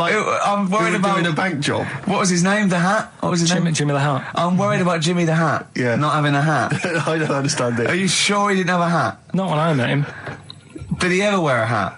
I didn't see him that much. Do you think it was a joke, like, when your mate's sort of like, 8 foot and huge, you call him Little John or Tiny? Do you think... Well, the fact that he never wore a Yeah, hat. they went, hold on, I've noticed something about Jim. Go on. No hat. And I go, oh, true, let's call him Jim the Hat. Jimmy the Hat, yeah. But me Uncle Stan, he had like loads of them. He did them himself. Oh dear. And it was always that thing. God. What was it things like? He had like the cross. cut here, Cut here, on made the in neck. Britain. And if you're going to do them yourself, I'd say at least make sure you're sort of a good drawer. Yeah. And don't do it in the mirror so it comes out backwards. Well, that was the other thing. But like, I remember he did. Names are all right. He had like all his kids' names down his arm. And, what are they called? Yeah. Oh, God, it's Tattoo Stan Jr. Yeah. And Paul shits to bed. I'm trying to. Oh, Wobby Kate. yeah. But he had. Frankie never amounts to anything. Oh, God. So he had like. Johnny, I don't think he's mine. So he did all this stuff. How do I, Carl? I was watching. Did you watch The Mammals in the week? No, I missed David it. Attenborough. No. I was thinking actually, right, all this MTV stuff, if there's one reason why I'd like to do it, is I was watching Attenborough, the Mammals programme. I reckon I could do something like that. Right. And just have like me, instead of Attenborough, like a young sort of fresh person, watching like certain animals and saying, do we need these? Do you know what I mean? Yeah. Oh, God! What's going to Death on Earth? Well, That's amazing! Do we need these? And, No, 'cause there's loads of and the stuff. audience at home would vote. Would there be something like Yeah, telephone like a vote? vote out system. Oh, The that- thing is like, it's something interesting that Attenborough was saying the other night on Do we need these? on Jonathan Ross's show, on his telly show, right? He was saying, he said you could take all the humans off the earth and it would carry on, but take like some animals off it, mammals and that, you got problems on your hands. I thought that was quite interesting. Yeah. So it's like the question is, do we need these? Is that part of the big thing? Right. Like jellyfish. Yeah. We've talked about jellyfish. Yeah. Yeah. So which mammals in particular were You you talked about watching that that you Zoe Ball thought? show, haven't you? Hey? Which mammals were you thinking we don't need when you watched the show the other night? Any in particular that you thought they don't need them? They're not of interest. Well, I like whales, but I don't know what they do. And they're taking up quite a lot of room. Sure. But stuff like Yeah. but like jellyfish, I looked into because Yeah, I well, was I know you talking do, about them, and they were saying they've got no eyes, no heart. There's something like 97% water. Yeah. They're blind and they do about 33 miles a day. Right. So it's like, do we need them? Could we clear them out? Yeah. Yeah. Well, the big net. That would be the programme. What? Right, we'll get rid of them. Next week we'll be looking at rhinos. I think it's genius. Honestly, I think it's genius. And like going along, sort of like picking up sea anemones and going and just lobbing them into the sea. Well, what do you think about MTV doing that? And then I just, in between the bits, Play music I play music related to fish, so I could play like Fish. Yeah. Like Rock Guy. Or The Animals. Rock Lobster. Yeah. Or, what else could I This get could in Run there? and Run. What other songs have got animals in them? The Monkeys? Could play the Monkeys. Yeah, there's about 1 million, so let's not start this. No, but, do you know what I mean? So do we need this? So MTV flies you around the world to the most incredible exotic locations. You sort of climb up a tree or whatever, next to, I don't know what lives up a tree, some kind of rare parrot. You say, look at that, it's colourful, it's interesting. Oh, you like sloths, don't you? No, they just live up trees, but I'd say, do we need them? Why? Well, what do they do? What do you mean? What do they do? What do you want from an animal? Carpentry. What do you want? I don't like scorpions, right? Right. But then I found out they look after those monkey things. They're not monkeys, they're lizards. Well, all right, yeah, then lizards. They look after the lizards. So there's a reason. But do you need the lizard? Would be your next question. Because the local people made shoes out of them. But not when the scorpion protected them, they didn't. All right, we don't need them then. Okay. So ultimately, would anyone decide? I mean, do the animals kind of get a chance to mount a case for their survival? I mean, is there maybe someone that comes into their corner and sort of defends them? I'd have like a David Attenborough type character who says, well, they do this, and I'll go, yeah, but do we need that doing? Yeah. Okay. So what does an animal need to do in order for you to feel that it sort of gets a chance of life? I mean, like a pet, like an animal, like a dog maybe, or a cat, I mean, they give a certain affection to its owner. Is that a valid reason to survive? Not particularly for you. Not really. No, okay. I've been saying that, though. Blind people use dogs, so they are useful. So dogs are useful. Farmers Save birds, use dogs. often save people, don't they, in snowy weather? Cats. I'd have to think about it. Okay. Keep the mice down. Yeah, but you got rent a kill. Okay. So what I'm saying is something that will affect the world. Right. I think you'll find everything does. Except Karl. I'm not sure what effect he's having on the world. I'll tell you what, though, Steve, right? Did you watch some mammals? And then he said, you can get wigs for dogs in Tokyo. That's his scientific fact. And I went, what do you mean? Dogs, if they need a wig? I said, if they need a wig, what? Dogs going bald? And he went, like, this is fine to him. He went, it's a stressful city, Tokyo. The world's all right with Karl. He's always got an explanation. I've only ever seen him confused once. When in Edinburgh, he looked out of his window one day and he saw a bloke putting a parking ticket on some rubbish. Yeah. And that genuinely confused him. Yeah. He couldn't work out, could you? It's a bit weird, isn't it? And the woman breastfeeding her 8-year-old child, you didn't like, did you? I don't like that. But what's the name? Animals with wigs. I kind of thought, after I put the phone down to you, I kind of thought about it, thought, yeah, it's a bit daft, that. Are you sure he's not the ageing pop group? No. The Animals? But when you think, have you ever seen, like, a bald pet? No. It's weird. What do you mean? Because my mum, we had a cat, we used to get through loads of cats because we lived on a... Oh, God, it started early today, innit? What do you mean you got through a lot of cats? Just because What were you doing? No, Running a restaurant? We lived on... Oh, God, what do you mean? No, we lived on, like, a main road. Oh, yeah. Right? So we used to get through a lot of them. My dad kept saying, risk. you know, stop wasting money, you know, it's not... Stop wasting money, not wasting cats. Right, so, anyway, we had this cat that was ill all the time. And... It's just bag of nerves, probably. Yeah, malingerer. Yeah, I'm terrified. I'm going to which house? Rome. Oh, God, bloody hell. Rome. Don't let me go to the Pilkingtons. And it, for some reason, it kept being sick all the time. Right? Yeah, that is nerves. That's definitely nerves. So my mum kind of thought, I've had enough of this, and she shaved it. Whoa. Whoa. Now, I know you're not vets in your family, but what correlation did your mum think there was between you being sick and shaving it? Because it kept being sick, and it was a pain to wash, because it kept getting caught she up. wanted a dry wipe cat. So... Why didn't she just varnish it? What? It's weird, though. So now he's cold and sick? No, but not all of it. She left sort of the back half, but sort of from its waist, sort of. I love that. Shave it because it's sick on itself. And it was the weirdest looking thing. I mean, normally I like cats. I'm always like giving yours a stroke on the head and that. Yeah. But as soon as she did that, it was like, oh. Yeah. Can't touch it. And then. So now it's sick, cold, and hated. Yeah. Karl. It must have, I mean, the other cats must have been taking the mick out of it constantly. It's just making things worse. I'm hoping that it got run over and was put out of its misery. No, I think it got all right, that one. Or is that the... Yeah, it did get run over. It did. Oh, God. Oh, dear. How many cats do you say you've got through? I'd say whilst I was living at home, I mean, it's still on the increase even though I'm not there. So whilst I was there, Probably 5. God. Wow. Oh. Yeah. And were you upset each time, or you just got used to it? It's one of them things, isn't it? Like I've said before, when you first see something, it's a bit of a shock. Do you know what I mean? It's like the Elephant Man or whatever. Yeah. First time you see him, it's that sort of, oh, look at that. Do you remember the first time you saw Steve?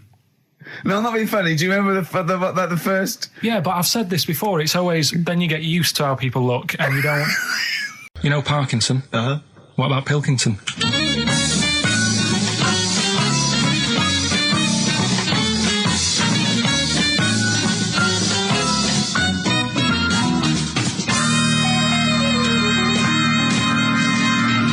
Welcome to Pilkington. Thank you. My guest today is Taryn. She's a plugger. You're still a plugger, right? No, do co-management. Right, now. she does co-management, but she was a plugger. She looked after Therapy, Raging Speedhorn, Slash, all the big names, yeah? But we're not here to talk about music today. We do a lot of that on XFM. Today we're talking ghosts. Now, Ricky and Steve, who I do the show with, they're not having any of it. So I said, well, I know someone who, gets on with ghosts. There's a lot of them. So I thought I'd get you in today, have a little chat for a couple of minutes, just to sum up the story so they get an idea of what happened. You had a horse, yeah? You had it in some stables. Yeah. He hasn't there to speak yet. You went to, look after it and that, play around with it, take it for a ride and that. Riding. Yeah. 2 of your mates were in the stable where your horse is. Not my stable, in the opposite stable. In the opposite stable. And I heard them giggling and they're getting messing up to about and something. that, yeah. You heard them having a laugh. So you thought, right, what are they up to? So you go in and they're messing about with a Ouija board. Yeah. Right. So this is where you come in. Did you get involved with the Ouija board? Unfortunately, I did. Right. And what happened then? I was like, oh, you don't believe in this. Oh, let me have a go. Right.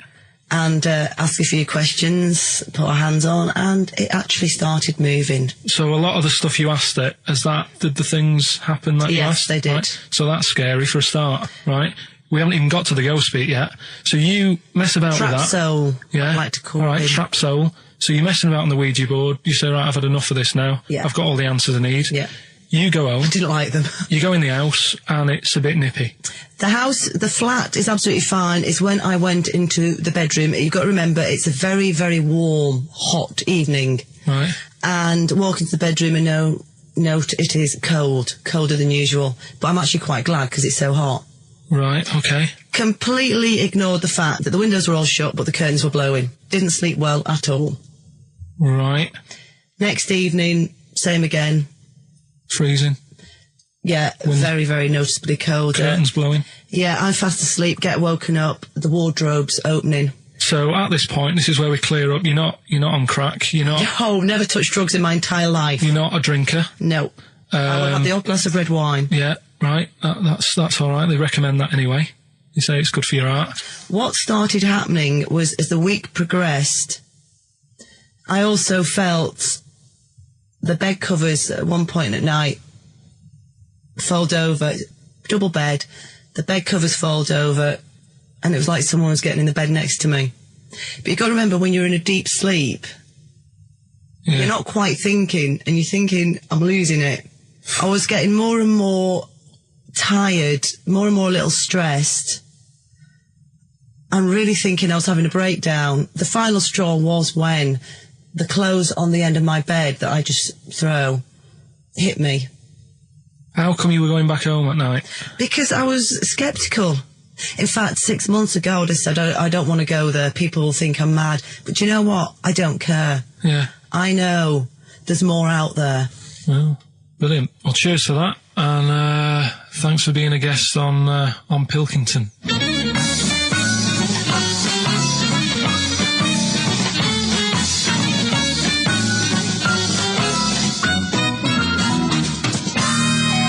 Incisive investigative journalism there. I like the fact that you've learned a lot from Parkinson, even stealing some of his questions, like, are you on crack? Which I know he always asks his guests. Yeah. I like the fact that when she went, I don't know, I have the occasional way, goes, well, that's all right for you. Good for your heart. That was great. It was brilliant. That is the best interview technique I've ever heard anywhere. I feel like there's still some questions unanswered. Yeah, it hasn't proved it to me, I'll be honest, Carl. It hasn't proved the existence of ghosts. I have to say, Rick, that I was worried as soon as she got involved with the Ouija board. I was thinking, please do not get involved with that Ouija board. Yeah. I was worried when she said I heard some giggling coming from the other stable. Yeah. Don't go over there. Don't go over there. What questions did she ask the Ouija board? You didn't ask her that, I noticed. She didn't want to. She didn't want to say? No. Okay. Do you think it was something like why that you did to try and confuse the computer, and the spirit world got really annoyed, and they got confused, and they came back and started messing up her clothes? But what do you think then? What do you mean? What do you mean? What do I think? What do you think? What about what? There's nothing I can answer there. There's nothing I can answer. All right. She said. Well, I'll just keep saying I don't believe in the existence of ghosts because of the impossibility. Right. Now, when she said, I mean, the interview I did for 50 minutes. You did for how long? 50 minutes. 55 minutes? Yeah, we might use that at Christmas or something, right? But the thing is... Well, that's the best you got out of 50 minutes. They're the highlights. No, MTV are not going to call again. I'll tell you what, right? It did get a bit dark, and I didn't want that sort of stuff going out. Saturday afternoon, yeah. But I can understand the heating thing. I said, well, you know, in the full interview, I was saying, you know, that could be anything, couldn't it? Heating broke or something.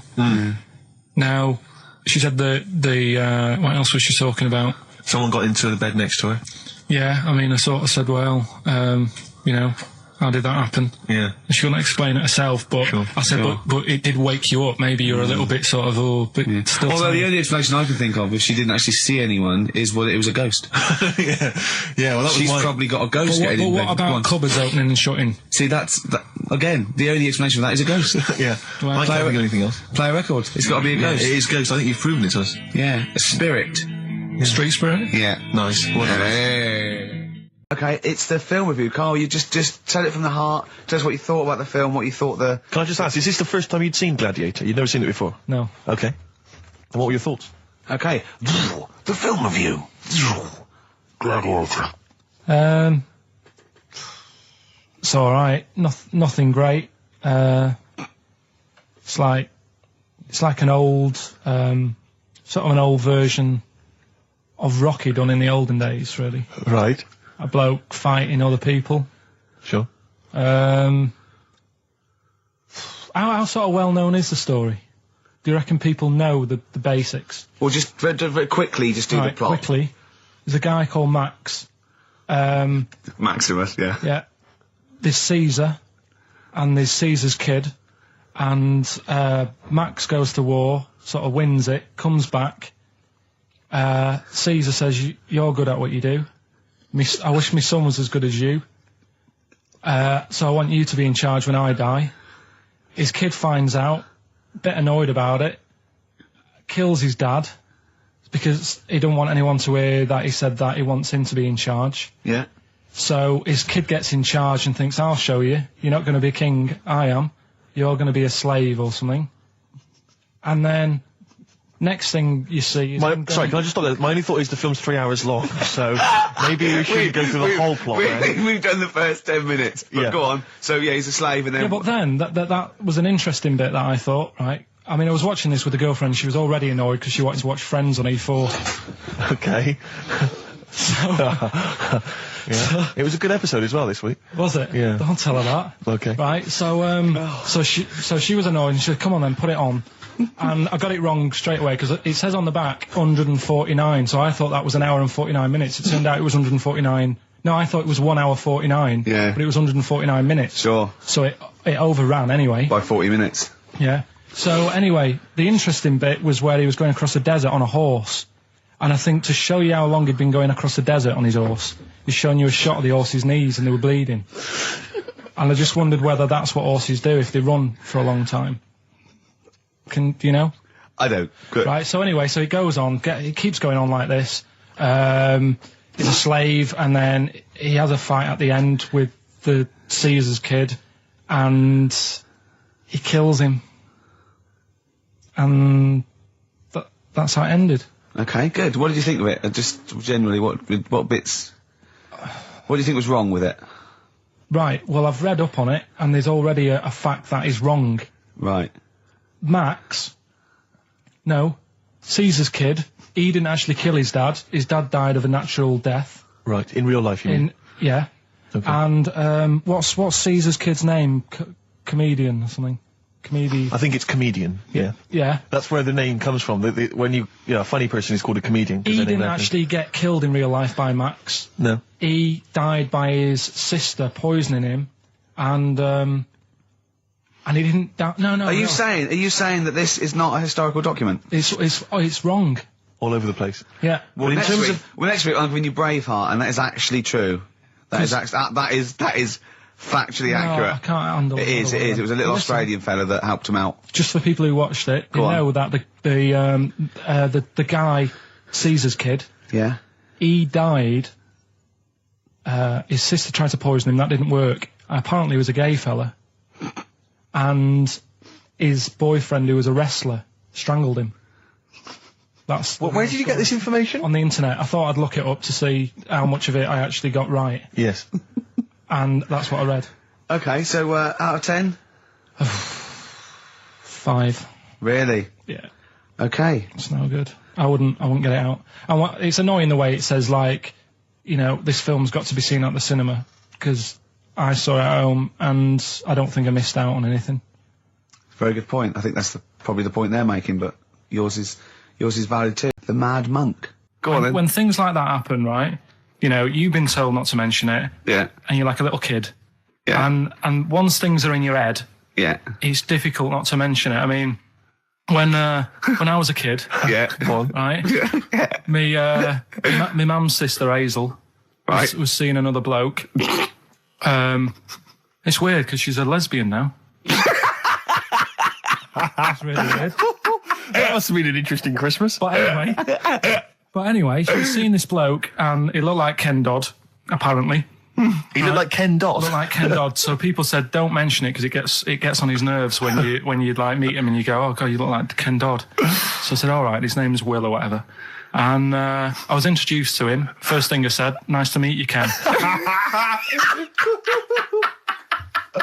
Did you do it as a joke, or did you? No, because when you know, it's like, I'm not allowed to say that. I can't say that. I mustn't say that. Can't. And then I saw him. I thought, Jesus, does look like him. It just came out.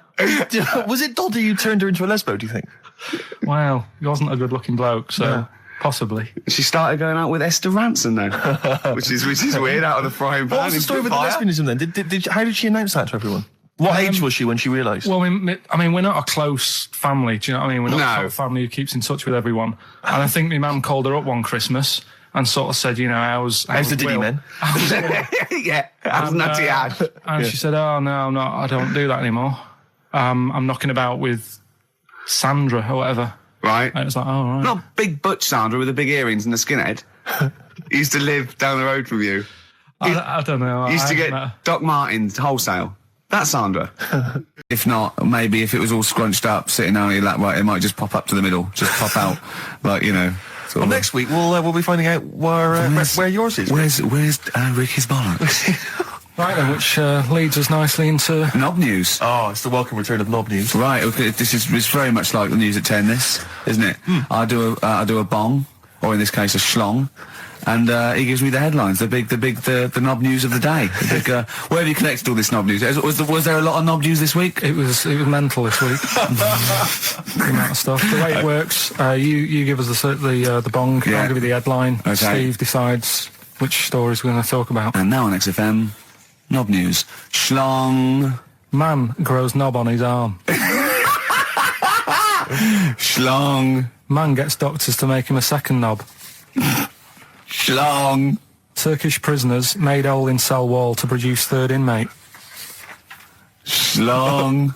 Doctors accidentally remove man's testicles. So, well, can I straight away go for the accidental removal of the testicles? Well, it's happened before, hasn't it? We've talked about that before. Well, how did what did he go in for a tonsillitis? What are they called? Tonsillectomy. And he went in the wrong way. What are you talking about? How can they accidentally remove his testicles? It says he didn't look at his folder, and the doctor said to the fella, "Oh, we've removed your testicles and we wanted to take out your prostate gland." So, That's what happened. There's the story. This is what I mean. That's why I don't like going to the doctors. It happens, doesn't it? Because all these sort of...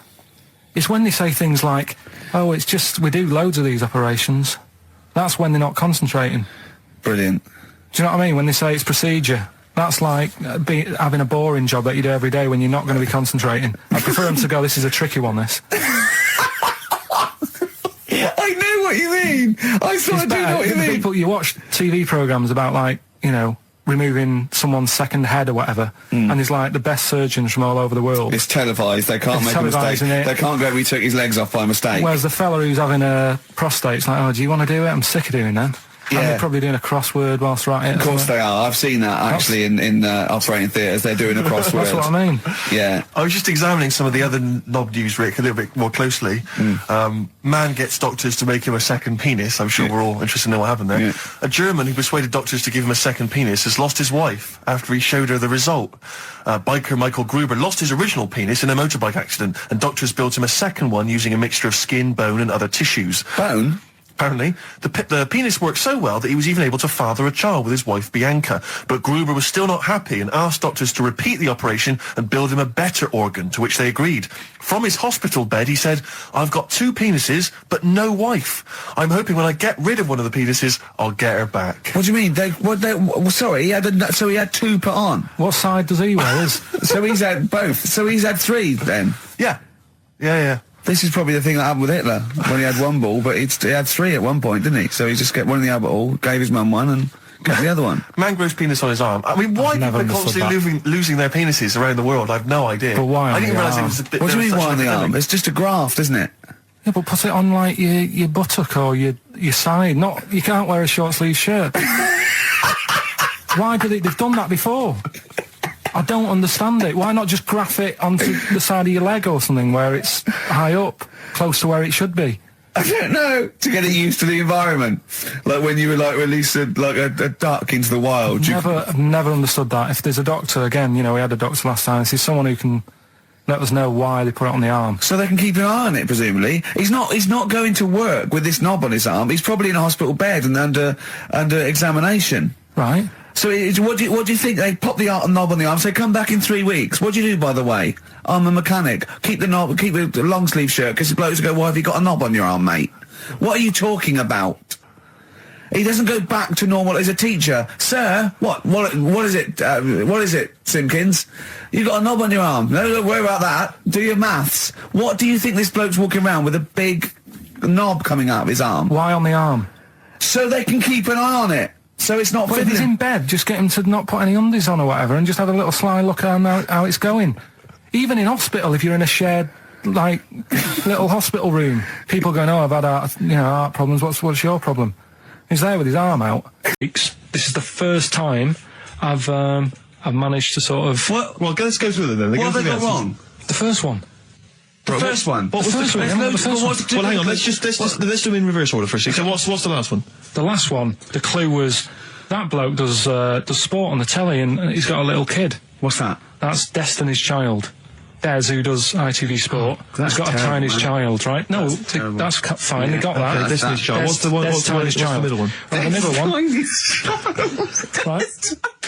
Child. The second one was, he doesn't like women, yet he's got a couple of kids. That's a bit weird. Yeah. Right? That was PD, that was Puff Daddy. That is offensive. Go on. But it's not Puff Daddy, it's Puff Daddy. And he's not even called that anymore, he's called P. Diddy. Well... Okay, fair enough. But they got that one. Yeah. And if I'm being tight, these lot are as well. Yeah. Yeah. Tight means something in Manchester. Go on. Right. And the first one that they're having problems with, I don't think them birds should be allowed in this area. They've got it. Boyzone. It's not Boyzone. What's the clue again? I don't think them birds should be allowed in this area. That is perfect. A Boyzone.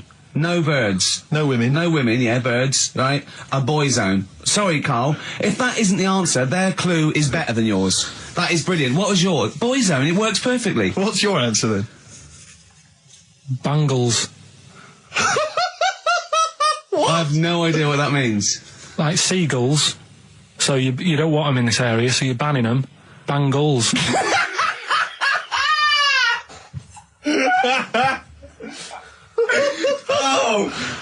give it to Boyzone, because Boyzone's better. Don't use Virtually Loudest area, it's a Boyzone. I think we should have a rollover. Carl beat them. Carl beat them. You have to use his logic, surely. But theirs works. You can't do what am I thinking? No, that's not what I'm thinking. It perfectly. It works perfectly. I think you've got to give it to the ones that got the Boyzone. Well, how about, right, because they didn't actually get into my head and my way of thinking, heaven right? forbid. How about we just keep back the David Attenborough, and they can have, I'll chuck in the Hellraiser, right? Okay.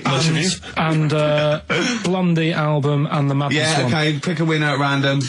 Pick a winner, Steve. I'm going to give it to Paul Sloman, who got those answers, and he also says, P.S. Carl, you're a moron. So, I'm giving that to Paul, and good luck to him. Right, well. He's got a crazy night tonight. If we can rush these over to him, he's got a cracking Saturday night. Well, if I'm a moron, I might get your address wrong when I send them to you. Ooh. Coming right back at you, Paul. Yes. Right, well, do you know what happened to me on the way in? Go on. A homeless person called me a dickhead. How did he know? Do you know him? Is that why? He's like the local big issue fella. Oh, yeah. And he knows me. He sees me walking up and down the street. Oh, that's how he knew you. Right. So normally I have a bit of a chat with him and that. And I walk past him. And, you know, I can be a little bit cheeky with him because I've been cheeky with him in the past with stuff. You pinched his arse. No, just, you know, saying stuff like, God, you're always there. I mean, you got home to go to and stuff like that. Yeah, just breaking the ice. No, but he knows, and he'd laughed at that, right, last time, so I thought I can be a bit cheeky, right? So he goes, do you want a big issue? I said, no. He said, come on, I've got loads of them, right? So I sort of said, when I was a kid, and I used to do a free paper around the free papers one, I said, just put them in the bin and go home, right? And he went, yeah, but how am I going to get any money doing that, you dickhead? You see, I can see his point. He is homeless and having to sell newspapers to get 50p or a quid or whatever. Yeah, and sometimes I treat him, right? And today I didn't have any money. I had a takeaway last night and I normally give them a quid. And I felt bad not being able to do that because I didn't have any money on me last night. Right. I couldn't look him in the eye. Did you explain this to the homeless person, the traumas of the takeaway without the tip? Did you explain that, you know, you've had it hard as well? I go, look, you don't I had food delivered to my warm flat. Yeah, it was you don't know what that's like. You don't know what the trauma is because you can't have food delivered to your flat because you haven't got one. So please don't look at me like that. You should have said. But most people ignore him. At least I gave him a bit of acknowledgement and sort of... took the mick. Yeah. I didn't think I was. I just was being friendly. No, I know. You got to be careful with the homeless because this is true. And this is you know when the clocks went back recently? Yeah. So you got an extra hour in bed. Yeah. And I was at Cash Point with a friend of mine, and there was a homeless person sat by the Cash Point, and you know we would get some money out, and she said spare some change, and my friend thought, he's a bit awkward. He's just trying to make conversation with her. He went, clocks go back. Extra hour in bed. Oh no. I gave her £2. I felt so bad. He didn't do it intentionally. He didn't realise what he'd said. Just making conversation. Bumbling. It's tricky making conversation with the homeless because there's so many areas you've got to avoid. You know, what was on the telly. Yeah. You know. Although I get recognised by homeless people and think, are they? I don't know where. But you got to remember that's very much your demographic, Rick. Yeah. You know, people who watch TV through the window of Dixon's. In Dixon's. Yeah, there was the Ricky Gervais on. Yeah. Pop the telly on. They can smell the alcohol on you. They think you're one of them. Have you actually punched anyone yet? Have you actually? Not any. No, I've punched person. I've punched pads and I've punched the bag and I've sort of sparred and that. I know you're going to get a chance to punch. Well, as I suspected, my punching power was all right, but my fitness is. I mean, it felt like I was smoking. Yeah. You know, but there's bits of lung that haven't had oxygen in them for 20 years. Yeah. And it's ridiculous. And also because it's not only it's being filmed, but there's other fighters there that are ridiculous. They're like machines, right? And it's that thing. I can go right. I can come out on top, but die now of a heart attack, but never give up. Or I can sit down and go, I'm sorry, I feel ill. And I chose that one. And of course they took the mick. Well, of course. But I mean, you know, soon.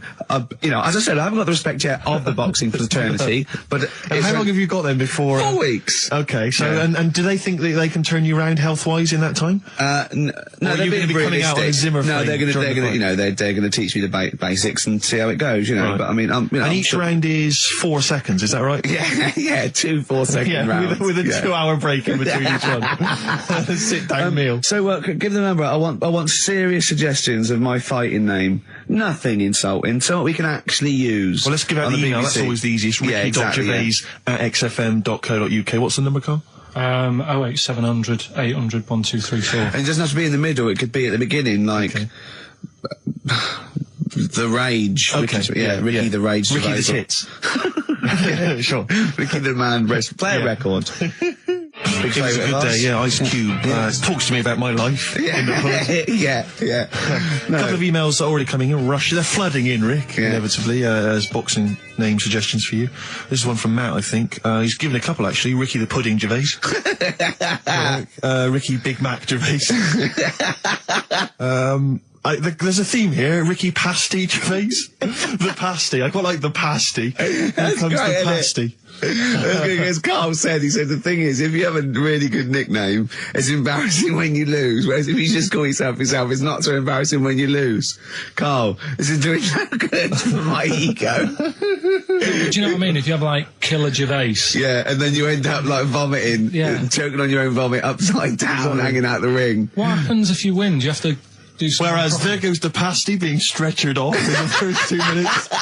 Yeah. Not such a problem. There he is, being lightly basted. And chucked down a mine. What do you mean, what do I have to do?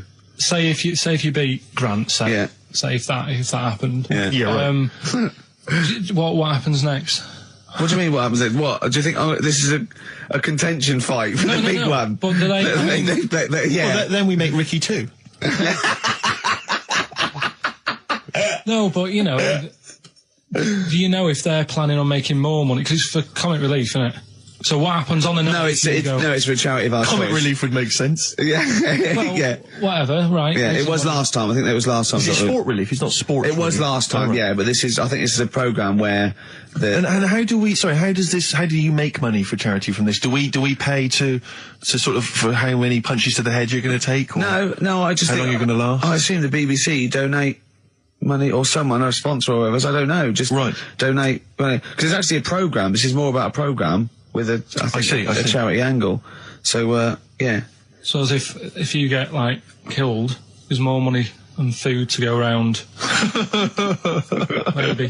But no, I mean, the thing is, what's the next step? Because if they go like, right, yeah, well done, you've won, thank you very much. Well, Carl, what do you expect? That it's winner stays on? Yeah. Like in a fair, where I go out there and I let people punch me. On Bernard Manning. Yeah. And then my twin gets up. Yeah. It's just it's a programme. He's not going to turn pro. It's like faking it. Yeah, but what's the point if it's not going to go anywhere? Well, sorry, him fighting Grant Bovey in a ring is not entertainment enough.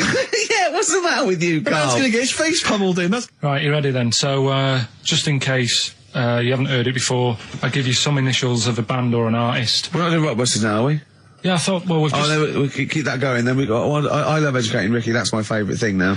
Well, what do you want to do, Steve? Let's do the clues. It's just like it's sort of bigged up the prizes. And so this is only by email. Give the email address out now for people to write it down now, Carl. Right, it's ricky.gervais@xfm.co.uk. ricky.gervais@xfm.co.uk. Only entries on email. Yeah. You're going to get 3 clues. You've got to get them all right. And you win all the You win all those prizes we just said. Okay, Carl, go on then. Right, and just a quick example, one of the first ones we did, it was like AK, and the clue was exploding pet, and it was atomic kitten, right? Yeah. So you understand how it works now. These are your clues. The first one, that army has got some nice trenches. That army has got some nice trenches. Excellent. Yeah. And the initials there are DW. Do you write some of the questions for 15 to 1? Go on. So that army has got some similar phrasing. Trenches. Okay. Okay. The second one. What were the initials there, Carl, on that person? DW. DW. Yeah. Right. The second one. The top of them curtains are all wrecked. All the materials all worn. He acts it out though. We've got to get him on telly. We have got to get him on telly because his little face and his gestures. That's the second one. The initials being HV. Okay. The top of those curtains are wrecked. All the materials all worn out. Right. HV. And the final one, here's the final clue. I was in Texas the other week, right? I tripped and landed on my knees in a puddle. What's the initials? WH for that one. So I was in Texas, I tripped up, landed on my knees in a puddle. So that's WH. Incredible. You've got it! Is it great? It's fantastic. It's best of all. Okay, time enjoying the record. Time enjoying the record. Do you remember you're playing for these compilation albums? We got the Fatboy Slim DVD, Linda Green on VHS, and of course Executive Decision, starring Kurt Russell as well. Oh God. Okay, what's the next one? What's the educating Ricky? I just got to make the little outfit. You and your merry men. She's got me like 2 yards of green felt. Sure, yeah. And I've just got to find and a tree house. Someone who can make me a lovely little natty outfit. Yeah. Why has she bought you a bow? You live in central London, so where are you going to be using We've got this? a garden. I did it yesterday. I've got my finger though because I'm meant to put protector, so it's just it goes so fast, isn't it? I didn't understand that sentence. I'm here in the studio. I saw you point to your finger, so I'm guessing from that maybe you injured your finger. Yeah. For the listener, again, what exactly were you talking about then? No, because when you pull it back, it's... Okay. So... And do you have a target? What do you use as a target? I've got a big cardboard box flat on it, down the tree. Right. I go, it's brilliant. Sure. I'm getting a bit excited thinking about it. Yeah, no, indeed. Because when I make that outfit, I'm going to be running round. Yeah. Yeah. So, and do you have a picture, like a face maybe on the target, like Osama bin Laden, something like that? Yeah. Sure. No, it just says this way up, fragile. Right, okay. I forget what came in it. But, it's good fun, isn't it, Carl? Bow and arrow, isn't it? Brilliant. Yeah? Would you like a little bow and arrow? Yeah, it's alright. Yeah. I had a rifle as a kid. Did you? Yeah, a real one? Yeah, just shooting cans and stuff. Yeah. It's alright.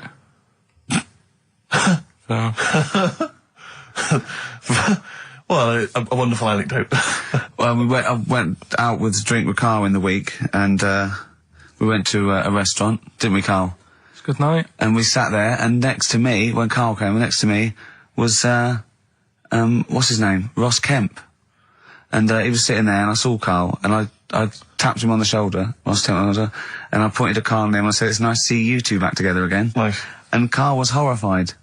But Carl didn't know that I'd already spoken to him before Carl arrived. I thought it was okay. I thought I could break the ice because I'd met him before. Sure. So he just thought I was insulting him. And when in the week we were talking about his little head, weren't we, Carl?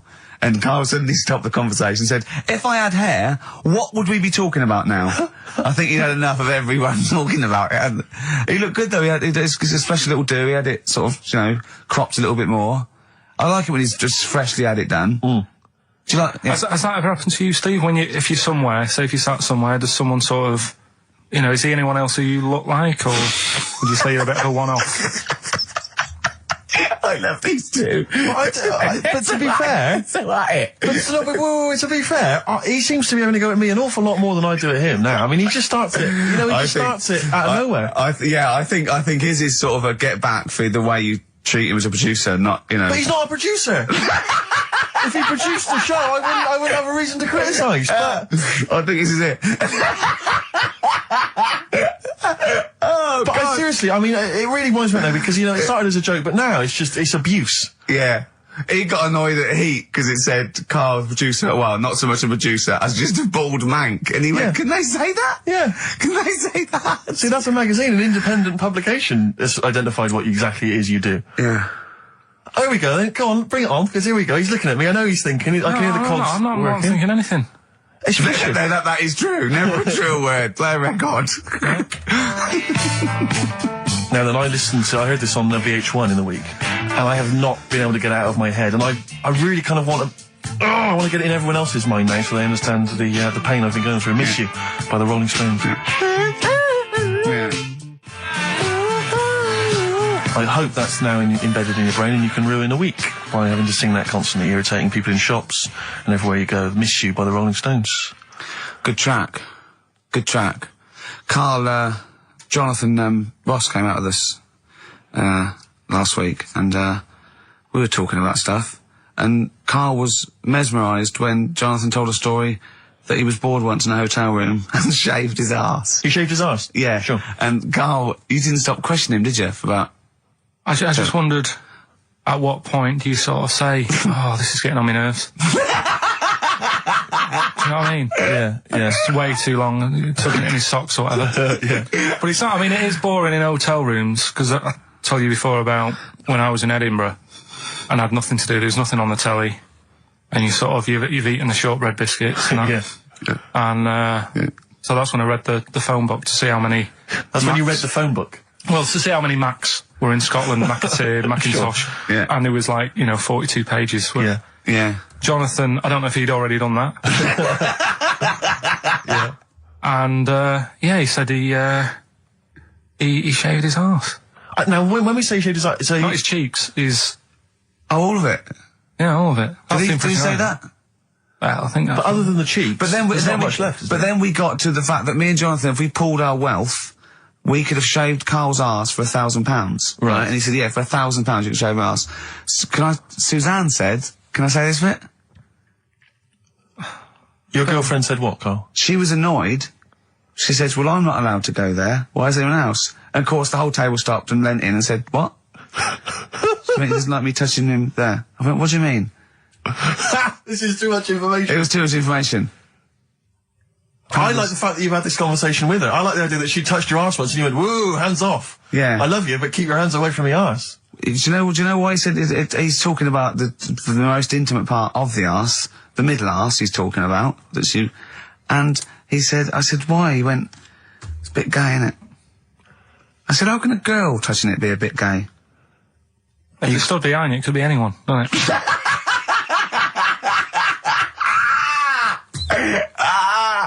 Oh, God. And it seemed, I mean, you can imagine the conversations we were having, right? And it's that thing that the waitress heard something every time she came over. She heard the word, cock or... Jonathan Ross saying I shaved my arse. Yeah. And, oh, dear. But it was, it was a good night, wasn't it? So, it's the £1,000 now, isn't it? But presumably you give Suzanne half anyway, so everyone will be happy. You've used the arse to best effect. She's got half out of it, so she's made as much out of your arse as you have, in a sense. Me and Jonathan are happy. Yeah, but to be fair, it's his arse on the line. So I know, but I mean, it's not like she's getting a bum deal. Well, she's getting 500, quid. No, I can understand that. But do you reckon? Just thinking of some more. Play a record. Can I just ask, before you play a record, if we were to shave your arse, let's say we did it for charity or something, got sponsorship, how would we do it? Would we use one of those big kind of old-fashioned razors? No, I'd use a Bic Safety. I'd just straight away. And would you use a gel or a foam? No, I first of all, I think I just, lather it up. Right, so you lather up his arse first? I do the outside bits, just goes straight down, big broad strokes, clean, right? Then I'd have to go in the crevices, and I'd need an assistant. I'd pop it apart, and just very gently go in there. I might even use electronic equipment, just so there was no sort of, like, nicks. Okay. So an electric razor? Or I might wax the internal middle arse. How did Jonathan do it? Because he did it on his own, didn't he? I use mirrors. Why do I'll ask him. We'll call him later. But, I don't know. Well, perhaps you listening have once shaved your arse, maybe during an exam or something. What I think, and this is conjecture, but I think he was probably there, he'd had a shower, he'd shaved his face, right, I thought, well, he was naked, looks down and goes, oh, what a hairy arse. Well, hold on, I've got the razor in this hand, I've got the mirror there, I'm not on stage for a good 10 minutes. Yeah. There's one thing I don't like going on stage with, is a hairy arse. Bang, swing, wallop, done. On stage, thanks, see you later. See you next week. Yeah? What are you thinking, Carl? No, it's just how hairy was it? Do you know what I mean? How hairy was it? Because I imagine, you're saying mirrors and stuff. But he's how old is he now? He's 42. And they say your testicles drop quite a bit once you start getting old, don't they? Yeah. So he's got to make sure they're out of the way. Yeah, but I don't think I can speak for myself, as a similar age to Jonathan, that, there's millimetres in it. It's not like we tuck them in our socks in the morning. Okay. They're still in the same place. You really wouldn't know the difference. It wouldn't, if we filmed it in, time-lapse camera, it wouldn't be like a bungee jump. Do you know what I mean? They wouldn't be moving a lot. Yeah. All right. Do you think I told him he's a good-looking fella, Steve. Would you agree with that? I told Jonathan that he said that he just went for it as well. Yeah. So you spent a lot of time picturing Jonathan's naked arse. You'd let him give you money for arse touchery. Yeah. Whereas your girlfriend's got no chance, and you're saying he's a good-looking man. Do you want to play a record and think about what you've done? Interesting. 50 Cent, 21 Questions, new single from him. Well, me and Carl got a joint favourite lyric now. I love you like a fat kid loves cake. Yeah. That's great, isn't it? I mean, I like it because it's funny and humorous and cheeky. You like it because it means something, don't you? You think that's the absolute truth. If someone was to say that to you, that would be the most romantic thing they could say in it, because it's... No, I'm just thinking you know what it means. It's like the Elephant Man, right? The Elephant Man, that's what he's called. Again, you know what you're going to get. The fat kid loves cake. You've said it all, you don't have to say any more. I can't believe it. I'll tell you what made his day the other day. I love it. Jonathan Ross said The Elephant Man is one of the best films ever made. Yeah. Endorsed by a celebrity. I know. Well, by a film buff, really. It is good though, isn't it? It is a very good film, yeah. We have got Cheeky Freak of the Week coming up. Right. There's been a lot of stuff going on this week. In the freak world? Yeah. Is it really? Yeah, there's loads. I mean, stuff that we can... The one that hasn't made it. God, this is what hasn't made it, so we'll judge it on that. Go on. There's a woman, right? Do you know how, I mean, in a way, I thought Elephant Man, it was a bit tight because, you know, they sort of took him on a freak show, did a bit of a road show with him and stuff. Yeah. There's some woman, I think she's in India, like now, who, makes a lot of money because she's got 3 legs and like 7 toes, stuff. And she was saying, people pay quite a lot of money. Not Swiddy Patel. It's not that much money, like, compared to here, but over there, it's like loads of money. Sure. And all you do is, you go around to her house and you pay this lot of money, and people just go, oh, look at that. Extra leg. Extra leg. Right. It's quite a lot of money in that. So she hasn't even got to go out on the road anymore, like in the old days? No, that's what annoyed me. It's like, well, you could get to them faster. You go and see them if they're paying the money. Sure. But yeah, what she could do is go in and buy a pair of shoes, right, and then nick one on the way out, because they only put one out, don't they? Good idea. So she could get, you know, 2, 3 for the price of 2. Just one of the many perks of having 3 legs. One of those having 3 legs. The other one is, I mean, keepy uppy. But she'd be good at that. She just stays at home and puts her feet up. But anyway, that's not even Cheeky Freak of the Week. That's coming up later. Oh, brilliant. Now, Rockbusters, Dead in the Water, isn't it? We've killed that off, have we officially? We killed off Monkey News and Rockbusters. Didn't I tell you that there was some sort of petition for Monkey News? Was there? What was the story? A lot of, it's loads of emails and that. You mean you've done Monkey News? You mean you want to do Monkey News? No, but seriously, there's uproar. And people were like, you can't get rid of Monkey News. Yeah. Don't be doing that. Who sort of what? Loads of people. Was it monkeys? Trying to write the complete works of Shakespeare? Did Tony Blair get a whiff of it, and he's coming down with a ton of bricks? And Rockbusters, Steve, if you've got a better competition, then we'll do yours. That's fine. Do you know what I mean? If that's what you want to do, we'll do. What did you want to do? No, I was just wondering whether we should perhaps not do a quiz at all, rather than do that piece of rubbish. Might be better to have nothing. Might be better just to have silence during that part of the show than have Rockbusters. I don't know. If I give you the clues and that, and if you think they sound rubbish, we're not doing it. I mean, for me, you know, a lightweight, frothy entertainment show on XFM on a Saturday afternoon is exactly the place where I want to discuss the desperate, lonely future that's inevitably coming my way. Oh, God. I'll tell you what will cheer you up and forget all that. A bit of Embrace. Oh, one of the most hated bands. What are these fellas doing? There's a couple it's quite noisy, it's just distracting. Yeah, there's a couple of fellas behind us, taking pictures. I don't know why it takes 2 of them. I think one of them just got, a couple of hours out of the office. Yeah. They're from the, what are you from, X-Mag? X-Ray. X-Ray. What's X-Ray? It's the XFM magazine, Steve. The XFM what? Magazine. And where does that go then? Is this available in shops? Is it just a giveaway thing? It's kind of giveaway, bit of information on bands. Right. Gigs are coming up. How is it available? Who gets it? It's in top magazines. You're really selling it, Carl. You're obviously a fan of the magazine. It's all right. Yeah. I don't want to make it... This seems now like you've said, let's pretend we don't know what it is. You sell it on air, make it sound... I don't know what it is. Well, I'll show you later. Okay, cool. And if people want a copy of it, they can go to the website and subscribe and you get it for free. That's all right. Yeah. Cool. And you're going to be in it. And we're going to be in it. Centre pages. I don't look my best. I don't dress for radio. And, Well, it's okay, because I'm photogenic, so I'll make up for whatever you, I'll push you forward. White Stripes and their version of Jolene. What did you make of it, Rick? I loved it. Good. I want to ask Carl a question, though, because Carl sometimes in awe of this newfangled world that we live in. What do you think of the scenario? What do you think is going on there? Because it's a bloke singing to a woman, begging her not to take his man. What do you think's going on there? Say again. Well, that's a bloke there singing. Yeah, to his wife Jolene. Right. Were you listening to the lyrics or? You see, I got mixed up anyway. I thought it was about that one about the person who chucks himself off a bridge. So I was thinking more about that than listening to that one. So right, listen. Well, go on it. Right. Jolene, I'm begging of you, please don't take my man. You flaming locks of auburn hair, even though you can, don't. He's all I've got. You're a beautiful woman. Don't take my man, because I can't compete with you, right? Yeah. What do you think's going on there, though? Because, you know, it's Dolly Parton singing it. We know what's going on. They're fighting over the same man, aren't we? Yeah. What do you think's going on when a bloke's singing it to Jolene? What do you think of the scenario there?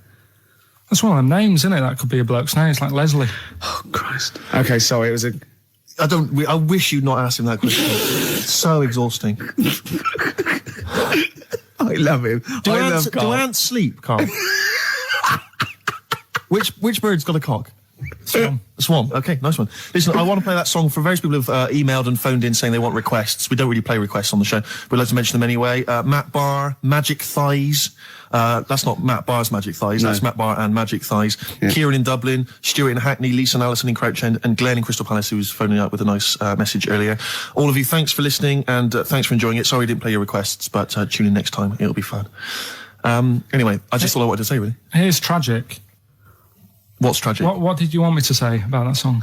Just your opinion. Your own opinion was fine. In fact, your own opinion is better than anything I could really hope for. Without doubt. Whenever I ask you a question, you constantly surprise us. Yeah, it's wonderful. So only ever carry on telling the truth, carry on saying exactly what's on your mind, and I think this could become a great... You're like a man who was frozen in Victorian era and has been reawoken and he's kind of discovering the world. Some things make sense, other things don't. It's beautiful. As opposed to one that was made in a castle in Victorian times, like Steve. Oh, that's just... Oh, I've joined in with Carl. I can't believe you're I'm sorry. On my side. Yeah, no, it was irresistible though, wasn't it? I'm really sorry. Yeah. It was Carl, it was you that worked out the maths and worked out I was 28. Because they just worked out I'm 27. You are 27. No way. Yeah, I asked you, didn't I? And I said... But what I sort of questioned was, I said, well, if you're 27 today, that means last week you were 26. Well done, yeah. That's irrelevant. So therefore you assumed that I must be 28 then? Yeah. Whereas I assumed you were using, your knowledge of maths, such as it is. I wouldn't do that. No, sure. Wow.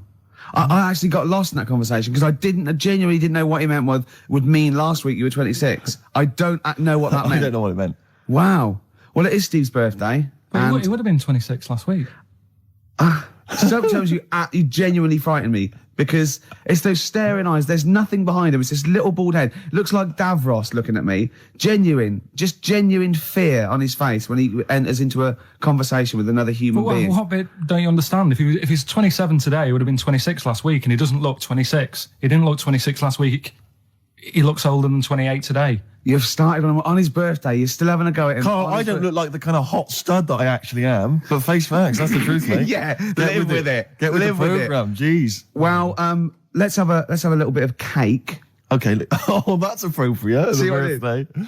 But you mean the band, don't you? Yeah. Not the cake. You haven't actually bought cake, have you? Got anything at all? Anyway, the winners, Carl, I think you took some answers. Tim and Neil. Well done, Tim and Neil. Are they going together or are they... No, two separate. Lucky people. Yeah. I don't think your heart's in it anymore either, Carl. I was all right today, but Steve's really dragged me down. Well, let's... Wait a minute, I just need to know why. No, do you know, people are being miserable around you? Yep. I was full of beans when I came in. Yep. Yeah, but you got to remember last week, you were really miserable and that really wound me up. Yeah, because he was devil to do stuff. Because, he'd been let down and they were worried about the next show. You were in a terrible mood. Yeah. Look at me like you were. Songs, I wasn't like going off and lying on the settee looking ill, talking in that voice. Oh, he's done you again. I said, just now, being quite friendly. Carl, Steve? Carl, have you ever tried to get into the Monarch for free? Because I'll be honest, mate, it's not going to happen for you. Come out with me, mate, you got a quid off. All right? When you can get in places in Camden for free. Yeah, I'm all right, yeah. Oh, yeah, he's done you. Right, now it's time for Song for the Lovers. Now, this is one of my favourite songs of all time. You'll know this song better done by... That was nearly a sentence. Oh, come on, that was nearly a sentence. What's his name? Glenn Campbell. It's Galveston. Oh, yeah. This is the man who wrote it. This is the original. This is Jimmy Webb. Oh, yeah. with Galveston. From what I can work out, I think it's about a bloke who goes off to the Vietnam War and he's missing his bird. And I've brought it down, haven't I? I've brought it down a tone by saying bird. It's a beautiful song. It was irony. Just play it. Galveston. It's beautiful. Yeah. This is the reason, because actors are often quite handsome people, but yet they're always quite obnoxious. We are. No, I mean, they're normally quite obnoxious, Rick. Again, you know, you're a good example of that. And yet, I think it must be the small man complex. That's what makes them so obnoxious and so kind of desperate for attention. Didn't realise it before. Steady on. Because, of course, I tower above everyone. You do, don't you? I'm, for people who don't know, who are listening, I'm 6'7" tall. That's high. Yeah.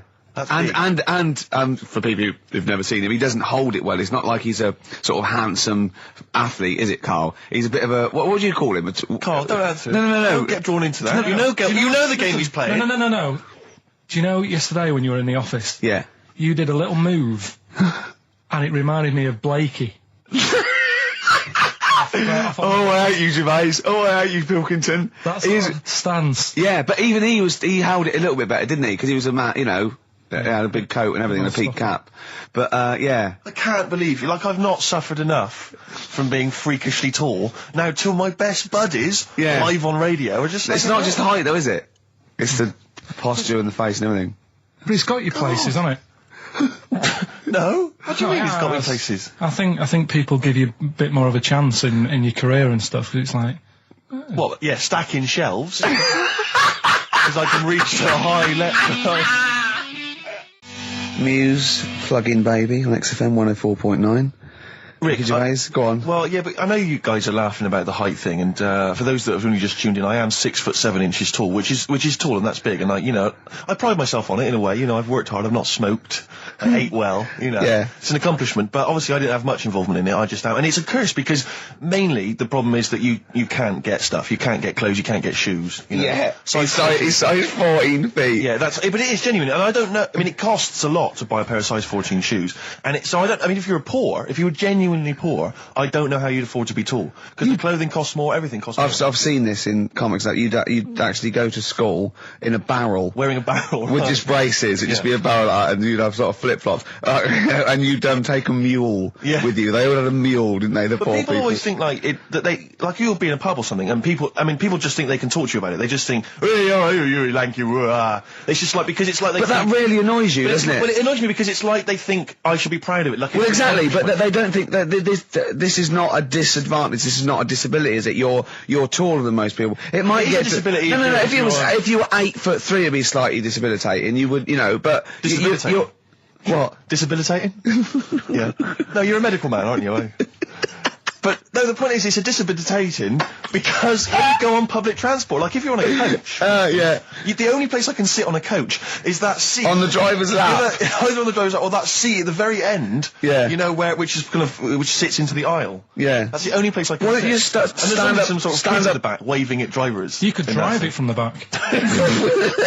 Here he comes, watch it. Were you a tall baby? Oh, Mr. and Mrs. Merchant, you've given birth to a basketball player. Look at his dribble already. Were you a tall baby? Babies aren't tall. Oh, at what point did you suddenly, Jesus, nothing fits me? Well, it didn't happen overnight, Carl. Let's do a little graph. How tall were you at 5? Oh, I don't know. 3 foot. 3 foot. How tall were you at 12? 6 foot. 6? What are you really? I don't know, do I? How do I remember? I don't remember this. Well, when did teachers start calling you freak boy and lanky? They didn't. It wasn't so much. It was no. You went to a funny school. I went bowling with him once, so I'd never been bowling before, and he'd been once before, and he went, let's go to this bowl. We went to a bowling alley, right? And you have to wear these special shoes. Now, they're sort of like pointed things anyway, and they're multicoloured, sort of red and green. They look pretty weird. And the woman said to me, oh, what size? I said, oh, 8. She went, yeah. So what size are you? He went, 14. She went, 14. He went, you probably haven't got them. She goes, yeah, I think we have got one pair. And she put them on the table, and it was like Krusty the Clown.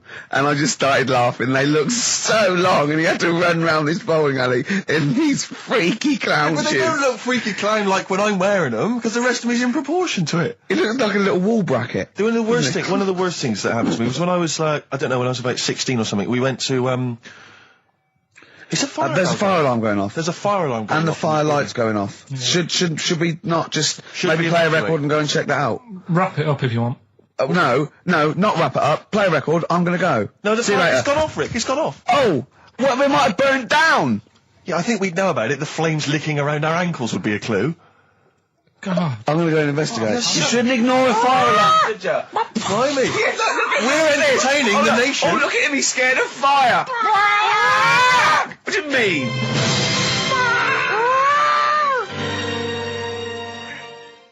The Lars, and there she goes. What a great start to a show.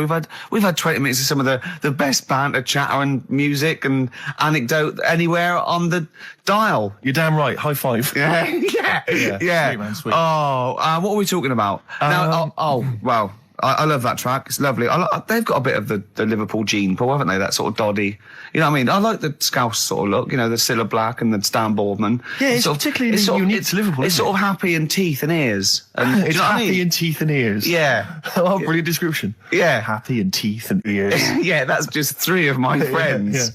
Yeah. Now, we've got a great track lined up, haven't we, Carl, that I've bought in? So I'm going to go off. Now, I'm not ashamed. As you know, me and Steve aren't worried about being part of a trend or you know, being trendy or jumping on the back. Steve particularly doesn't worry about, like, looking good or, well, you know. No, I'm saying, as a compliment, he doesn't worry about walking along like that or, you know. Well, I'm looking good. No. But I'm saying you don't mind the insults freak boy or goggle eye or... swore off a duck's back, mate. Do you know what I mean? Or a new phrase that's been coined because of Steve's face, walk off a frog's back. Who's saying that? Just a lot of you, a lot of friends and that. But I mean... my friends? Yeah, a lot of the people you... See, like I say, I was looking around and there's stuff that is interesting. Right? I was looking on the web. But there's no point. Well, it's just that I found one about... What's the point? About a lad who, 8 years old, but he's still breastfed. Now, I don't know if you can get anything out of that. Is that what his mum said?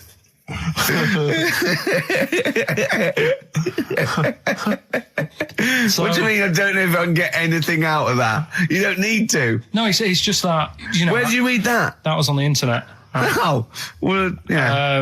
You're always unspecific when you mention it. It's just it was on the internet. Well, I'm trying to think what I put in. I think I put in Y to see if I'd confuse a computer.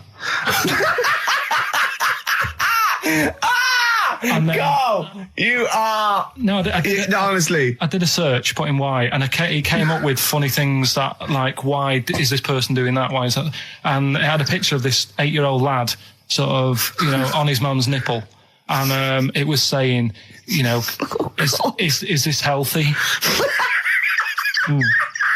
You sure that wasn't asking you that question? What? I put in why? Just to confuse the computer. Like, go, what do you mean? Yeah. Stop it. Yeah. Oh, look, last week, I was walking, home with him, and I went, he was saying something stupid, and I went, I've got a competition for next week. Let's do a phone-in, and it's called Karl Pilkington, Genius or Fool. Yeah. Right? And he went, No. I went, why not? He went, well, it'd be confusing because they say there's no difference between genius and being a fool. They do though, don't they? No, but it's rubbish, and people say there's a fine line between madness and genius, and you know, it's a ridiculous soundbite. They don't say there's a fine line between a genius and an idiot. Well, the people who do are idiots. Yeah. So what would you do there though, just to sort of wrap that little thing up? What would you do? That lad loves his mum's milk. What are you asking me to come up with? No, I'm just... A title for the... I think at one point you were trying to be sick on my leg. I do remember that. Yeah? Why? Just for fun? Yeah. All right. That's when I started getting annoyed. He was very annoyed last night. No, yeah, okay. Yeah, I can see where that could be annoying, but you just got to think, hey, look, so what? It's, you know... Well, I think you rub each other up the wrong way. Yeah. No, that's the problem. Well, no more cheap as chimps today. Right. Nothing to replace it because we didn't have a chat. Songs of phrase, we're doing that. You can win some stuff. Yeah, we've got the film that we haven't done for the last 2 weeks. The final film, we won't be doing that. Let him down. There's 2 weeks. So you're 2 weeks late on that. Yeah, can I just ask, guys, is there going to be some great music? Yeah. Well, what about something from the only ones? Yeah. The classic Another Planet. Brilliant. Placebo, The Bitter End. That's the first single to be lifted from their forthcoming album, Sleeping with Ghosts, which you can hear in full on the XFM online listening posts. I'm Ricky, you cheeky little devil, Gervais. With me, Steve. All right, ladies, what can I get you to drink? What, you think I'm made of money? I meant half a mile or something, merchant. And Karl, oh, I'm stressed. If it's too hard, I don't want to do it. Pilkington. Indeed. Oh, well, it's nice to be back, Rick. Rick, I heard a rumour that you weren't going to be playing great music today. I'm assuming that's wrong. It is wrong. This is what I mean about the grapevine and just Chinese whispers. I'm not having it. There's some great music coming up. Right. I heard that there was going to be some boring chat. Sorry, it's that. Well, I want names. I mean, I don't want to name names, Rick, but that's the gossip I heard. It's totally wrong. I heard it was going to be inane, ill thought out, often stupid. No, Carl's not going to talk so much this week. We're going to try and sort of bring it back to real radio. So that's an absolute lie. Yeah. Great. Good. Good. All right, Carl, had a good week. Yeah, not bad. Have you? Going on holiday now, aren't you? Well, I will be doing later. Tell you about that later on. What? There's a hook. Can I just check? Because there are rules in place, aren't there? Yeah. There was a big bust up in the week. I'm only allowed to wind him up. I'm not allowed to wind him up socially now. I'm not allowed to. What am I not allowed to do socially? I think squeezing the head. Socially, has been crossed off. Right, okay, and I agree to that because it got to a head where Carl was really upset and he was thinking of just giving it all in, weren't you? Yeah. Why was that? Because you were just winding me up too much. Yeah. I mean, do you want to bring it all up again? I don't mind. What was I doing? It was just. I mean, I should say now that there was a conversation where we were all sort of really walking on eggshells. It was frosty. It was a conference call, and Carl was on one end. And I'll tell you, I was very much a media. I was very much a UN mediator. What do you think of that? It was difficult to sort of keep it serious when I'm saying stuff like, "I'm sick of you putting a Burger King bag on my head." Do you know what I mean? Yeah. There's a part of me that's like, I can't believe we're doing this. What I like about it is that I'm laughing and going, well, I won't do that anymore. And he's going, you can still do it on air. And like today, I came in, I went to squeeze Zed, he went at 1 o'clock. I love those rules. Yeah. I love those rules. Well, between the hours of 1 and 3 on a Saturday, you can squeeze his head, you can put a Burger King back on his... I can't wait. It's terrible. Oh, dear. That all started last week as well, really, because I got in a bit earlier to do an edit for you on some track that had swearing in it, right? Yeah. So I get in early, he comes in, first thing he does is go to sort of squeeze me head. And my reaction was, not now, do it later. As if it's all right to do it later. Yeah. So that's kind of what made me think this isn't normal. We should just point out, when we say squeezing your head, what exactly does that mean? I put my hand on the front. I do 2 experiments, right? Yeah. One is the side, because you can crush an egg sideways, so I think that's more dangerous. Right. And I actually put my elbows out, and I pressed like a vice, and I really go for it until it really hurts. And the front one it shouldn't hurt so much, if my experiment's right. I don't know. Well, it was all this that sort of, built up. Sure. And the research that you're doing there, Rick, is that going to be available online at some point? Well, that was the problem. That's what I was saying to him, because it kind of started last week. Well, it's been going on since we've known you. Yeah, but I just upped it last week. It got out of hand a bit. I upped it to when I think it got to ahead on Thursday when I filmed it. That was it, yeah. That's right, I brought in a cameraman to film me torturing him. And there was some people from the 6th floor being shown round. Yeah, some management and that, showing probably clients round. Sort of, they've probably been on all the different floors, same what all the different radio stations do. This is XFM, the sort of this sort of noise going on. Yeah. You see them all look down and saying, don't do that, right? Sure. They might want to spend a load of money. Yeah. Right? Yeah. And he's doing that, he's wrestling with me, he's filming it. So that's when I just thought, It's mad, isn't it? And then when we were having the argument on the phone, I was saying, has this been some sort of experiment? Yeah. He did. He said that, and of course I lost it. Yeah, but it's all good now. Do you want to squeeze his head before we play the next? I won't at the moment because we've got to get on. It's not right, and that annoyed me as well because I was trying to find out where he was going. I was filming him. I was going on waiting for Karl. Told Johnny he's meeting a mate at 6, which annoys me on 2 counts. And I'm just doing it to the camera, So I'm gonna follow him and just turn up and go. All right, where you been? But then when I came in, he went, I'm meeting a mate, and he told me where it was. So I told him that spoils my fun. Of course. You'd want to just track him down. I don't want him to like it. Yeah. Which is pulled the rug under my carpet now that he's going to let me do. It's that thing though, you see. This happened years ago to me, right? When you know, you get pally with someone and then you wind each other up and then there comes a time when you just go over the line. Yeah. Right? What happened? Well, it was this lad called Anthony, right? Who was my mate. Yeah. And we used to sort of always have a little fight in the toilet and that. Sure. Right? Punch each other. No, I want to wipe it. And the punches, you know, used to get harder and stuff. And then, you know, so he hit me harder. Turned out into a proper fight. Yeah. I chipped his tooth on the sink. Right? Right. This happened at school, and it was time for assembly, and I thought, oh, and he's in the toilet crying. I thought, oh, go to assembly.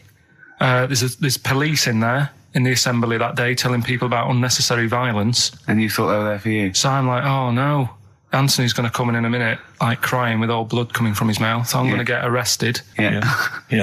Did you go running and sleep? And that was an example of. Yeah. I mean, it kind of happened because I went out with a girl who he fancied. How old are we now? About 8 or 9. I think that's out of order, going out with a mate's girl. Yeah, but she didn't like him. He had like big ears and that. He had no chance. You're so why should I? No, but do you know what I mean? All right, I haven't got the looks like I used to. Sure, when you were 8. But that's before the stress of, you know, having head squoze and that sort of thing. I have aged a lot. Having your head squeezed. I love your own grammar. I know, that's the past tense, is it? Squeeze or to have squeezed. Oh, he did squoze his head. Yeah. Oh, brilliant. So, you know. What about a bit of Bowie? Be my wife. Carl, I'm asking you. I think we can squeeze that in. Be my wife, Carl, come on. I thought you were going to say something. Really? Sorry. 3 hours. Yeah. I mean, I suppose for you two, at least, you know, you were going to get something. Sure. Yeah. But with me, it's like, I mean, I've never graduated or anything, so. Have you not? I'm trying to think of a situation. Basically, I sat there for 3 hours knowing that I'm not going to get anything out of the night. Yeah. Right? Now. Sorry, when we invited you and you said yes, did you think you were up for an award? No. I thought we were going to be sat round tables having a nice bit of food whilst people are going up there winning awards. Yeah. But 3 hours of the same thing over and over again. I mean, if a film's 3 hours in the cinema, you go, well, it's long, but, you know, I wonder how it's going to end. Yeah. But this was just like the same thing over and over again. Some guy going up, thanks a lot, cheers for the bit of brass. And then going down, sitting down, the same thing over and over again. Honestly, right? I'd say it was one of the worst things I've ever had to do. I enjoyed the night afterwards when we did have a bit of lamb and a nice bit of veg and that. That was all right, and I went home and I was happy, and I got the little freebie bag that you're talking about that we're giving away. Yeah.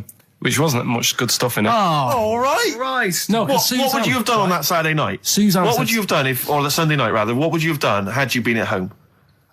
I would have stayed in with Suzanne, right? Watching telly, having a nice bit of pate on toast or something, cup of tea, watching 24. But instead, I had to buy an expensive suit so I didn't show you up, right? Jesus, yeah. How much did you spend on your suit? Well, in total, right, because, you know, the shoes and the suit and the shirt and the tie, it was about 600 quid. That's the most expensive evening ever. And that's what I'm saying to you. And the daft thing is, it's dark in there. I don't know why you've got to wear a nice suit. You can't wear a tracksuit, for goodness sake. It's dark in there. No, just the shirt and that. It doesn't make you a better person wearing a suit. No, doesn't make you a better person, no. We're not claiming it made you a better person. No, but that annoyed me. Yeah. I mean, it was an experience, isn't it? That's why I went, because you think, if I didn't go, if I would have said to you when you invited me, no, Steve, I don't want to go, then I would have never known, right? Yeah.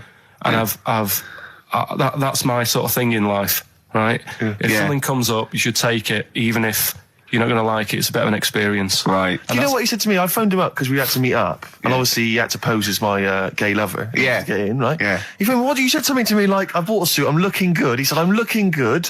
People will think, how on earth did he end up with that good-looking guy? So he got into the role. That was what he said to me. He started getting into it. Such an insight. Fair record. I just must say that we've had an email from Darryl Foss. Lots of people have emailed in and say, well done on the BAFTAs and well done on your Room 101. They really liked that. Thank you. There's one guy, Darryl says, Ricky, has your dad only got one D-Mob suit? Because I don't know if you noticed, but Ricky wears the same suit every single time he appears on TV because he spent a fortune on it getting it tailor-made. I've only got one. It's a good suit, and I he wears it all the time. And it's winter as well. It's like a pure wool, so I'm sweating everywhere I go. Anyway, usually it's too much cheese. I won't be buying another. Huh? I won't be buying another one. Ever. That's it. Yeah. Suzanne told me today, right, because I've handed it in today to have the trousers turned up a bit. Why? Because it was a bit of a bodge job for the night. Yeah. Right. It was just some pins sort of holding it up the other night, but you didn't notice, and I didn't tell you because I thought you'd be getting on the stage and saying, "Look at that freak over there with his pants hemmed up." But I took it to the place to get it done. Suzanne tells me that I'm going to start shrinking now and getting to that age where you start going small. I know that must have been a revelation to you and a worry. Like, how small do you get? How small do you get? Oh, don't what are we playing now? I thought we'd have a bit of Marley music. Marley music? Oh, okay, go on. If These Old Walls Could Speak by Jimmy Webb. Might play another track off that later if we've got time. What, today? Yeah, well, maybe, or maybe next week. We've got lots to pack in. We've got things like New Order, Cure. Oh, I'm just hoping that all those kind of new metal fans, Rick, can just calm down for a second, you know, yeah, and just enjoy that for what it was. Yeah, well, I hope their snobbery is not going to prevent them from enjoying it. I hope they can just leave it alone for 2 hours for our show. Exactly. We try and try and pack lots of. Well, whilst you're talking about new metal, can I just say Ian Camfield is here tonight. He's moving from Fridays. Right. What the hell does he think he's doing? He's just offering up information now.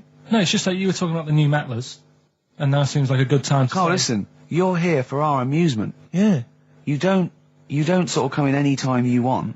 When we decide it's time to sort of have some fun at your expense, then we'll let you know, but otherwise... We're not here to help other DJs or even this station. We don't give a about this. See, this is what my girlfriend said. What's that? Well, you should listen to her. She knows what she's talking about, clearly. Now, put your microphone down. She said they just wheel you out when they need you. Switch your microphone off, Carl, and let us finish what we were saying. Right, just... What were we saying, Rick? Ian Camfield has got a rock show. Oh, right, yeah. Starting today. It's 4 hours of pure rock. Yeah, he's probably here smoking, drinking Jack Daniels and just like having pictures of Vance put up around him to get in the mood. Then he'll go out and rock. Carl, don't be silly. Turn your microphone on. We're joking. Is that right? When's he on? 8 till 12 tonight. 4 hours of rock. Lovely. Listen, some big classics coming up, plus huge news about Carl. Please, let's play some more ads. Do you really want some ads? I'm tired of the music and chat. Please play some more ads, Carl. Please. Carl. You are going to be a turntablist. Yeah. Steve never learnt an instrument, which he regrets. You know, and you know, he's a modern lad, and he's using turntables as his instrument. I just got 2 turntables on the microphone, and so far, I mean, seriously, I'm cutting it up big style. No, don't laugh, because it is mental, the sort of kind of stuff I'm coming out with. And I'm scratching, I've got the beats, you know, matching. Can you imagine that? Shut up! It's that. No. Look at the Chemical Brothers, for goodness sake. If you're talking about freaks, look at those weirdos. Man alive! At least you cut your hair at Gavin. You know that whatever it's called. They used to kind of at least faintly appear in their videos. The next one is just some shots of like what you see from outside a train. To them, that is more glamorous and exciting, apparently, than seeing the lads themselves in the video. Who do you think's cooler to look at, Steve or the Chemical Brothers? Steve. Definitely, yes. You're absolutely right, Carl, and that's the first sensible thing you've said for a long time. If I was to work with Steve on some music, if I had the choice, I think Steve would look better on an album cover. Really? Yeah. What would you do? Would you change him at all? What would you do with his image? I'd put him in the distance, so I can't believe this is... No, just so you don't look as tall, that's doing you a favour. You know, I was on the tube, right, coming in to meet Gervais the other day, and I was wearing a suit, and my mobile phone slipped out of my pocket, and it landed on the seat, and I didn't realise this, and as I was about to get off, some bloke who was sat there like an old guy, he picked up the phone, he went, "Oi, lanky, you dropped your mobile phone." And I was like, well, I thank you for pointing out I dropped my phone, but did you have to do the lanky? Well, you knew who he meant. I bet you turned round straight away. It worked. Knew he meant, Steve. But he's done you again. But I was the only person stood up. It was a fairly empty train. Was there any other lanky people there? No. Well then. No, but my point was there was no one else at all who was about to exit the train. Okay, so he didn't need lanky. He could have got "excuse me, sir," or "oi you," anything, but "oi lanky." I know. It's that thing, though, isn't it? That's what I'm talking about. You say the thing that you don't want to say. It's like me with Ken Dodd and Will. I think he wanted to say this. Oh, well. I think he took pleasure in it. I think he went, "That bloke's lanky. I shouldn't say that." Yeah, I should. Oi, lanky. What's he going to do? Phone. Yeah.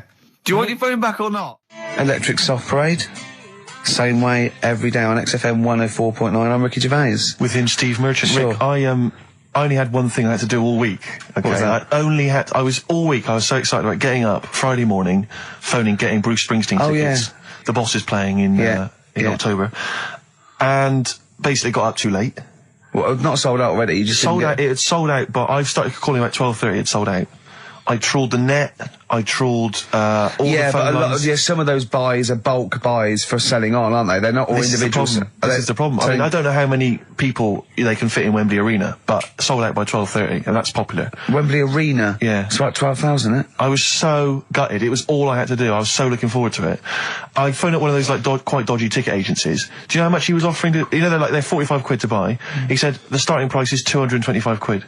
I mean, that to me is like a ticket tout, like a legal ticket tout. Are they allowed to do that? I don't know. It's crazy. I was so angry. They could make they'd have to say their booking fee was £150. Exactly.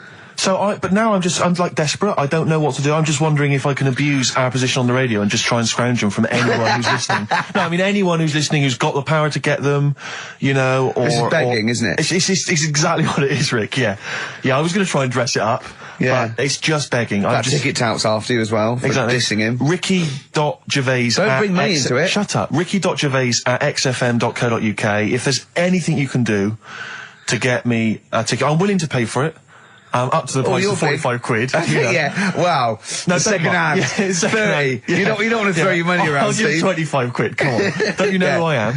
Yeah. But that, I mean, do you know what I mean? Because I'm just, like, I asked Karl if he could sort it out. He's done nothing. He's achieved nothing. I know. So I'm just desperate. I'm in a desperate situation and I don't quite know what to do.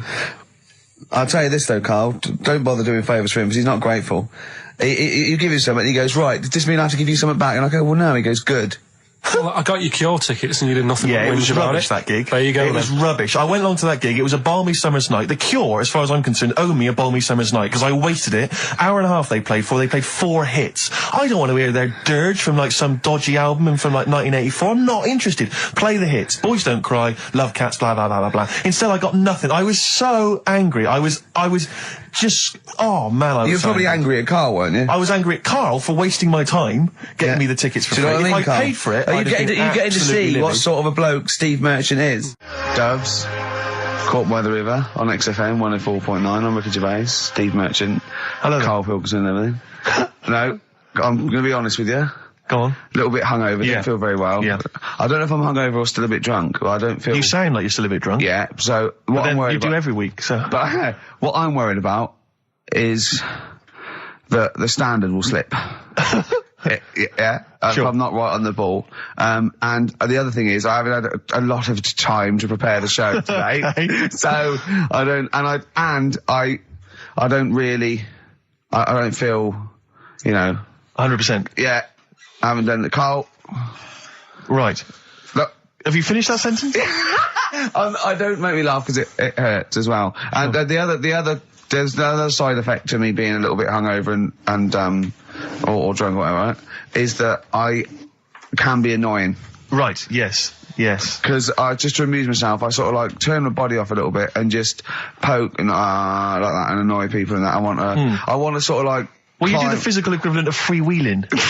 Don't you? You just I sort of want to climb on Karl and go to sleep on him. Yes. Do you know what I mean? Yes. They both annoy him and it'd be comfortable. Yes. Which is...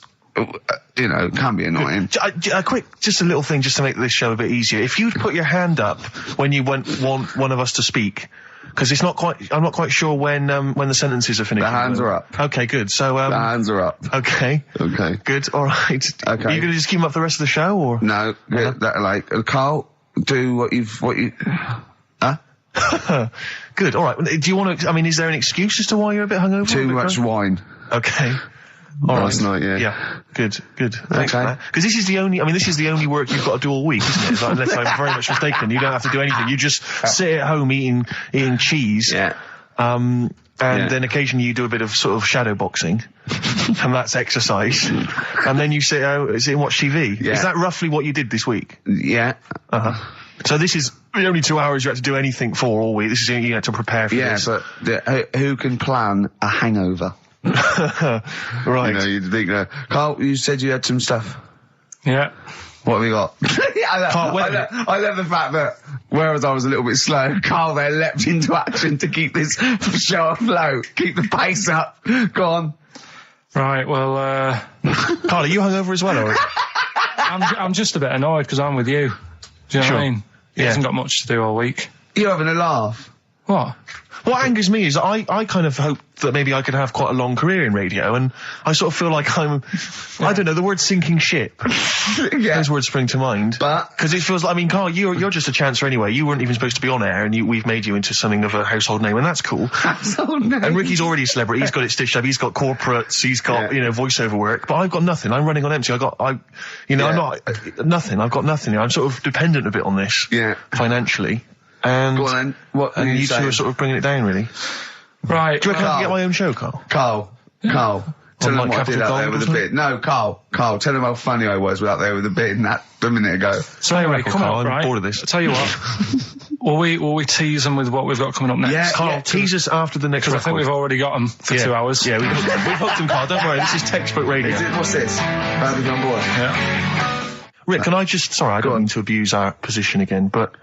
Bruce Springsteen's performing in London tomorrow night, and you remember I made an appeal to try and get a free ticket. Yeah. Well, I don't even mind paying. I tried to pay, but that's good of you. No, I'm a generous kind of guy. And I thought you were mean. No, go on. What are you going to say? You were all I'm saying is, face value. I mean, you don't want to be ripped off, do you? No, don't be crazy. You know, ideally half price. Yeah. And I've been chasing kind of my tail really.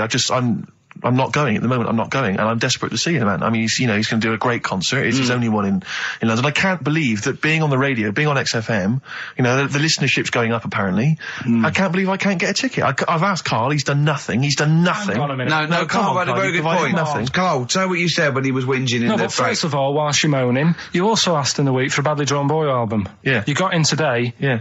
There's one there for you. Well, yeah. But it's yin and yang. And it's Carl. like, but I do, Carl, what's Steve ever done for you? That's what you got to ask yourself. What has Steve ever done for you? Well, he took me to the BAFTAs. Yeah, but only because no one else would probably want to go with you. I can't believe that. What is this? I do not believe that. Oh, Steve, I'm going to stitch you up now, Carl. And it's in a nice way, and don't worry, it won't be too bad. He won't take too bad. Carl sent me a little text message today. Right. No, Oh, what is this? Right, okay. Okay. I'm in a very frail mood at the moment. No, you're like this one. This is funny, because me and him have been, sending trivia back and forth to each other. Which is another point, right? I sent him... Oh, well, I'll get to that in a minute. I thought he'd really be amazed with, Well, while you're fiddling, if you can make my dream come true, to go and see Bruce Springsteen tomorrow, then give us a call on the usual number. But like I said, Steve... What? Right?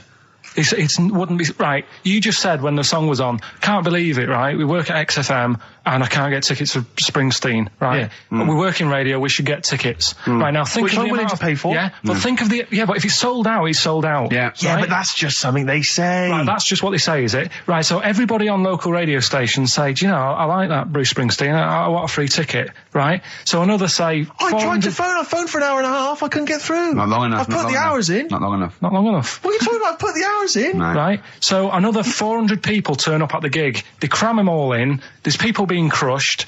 They've paid the money early. They were up early that day when the phone lines were open, whilst you were probably sleeping and that. So they're dedicated, and they're the ones at the front getting crushed.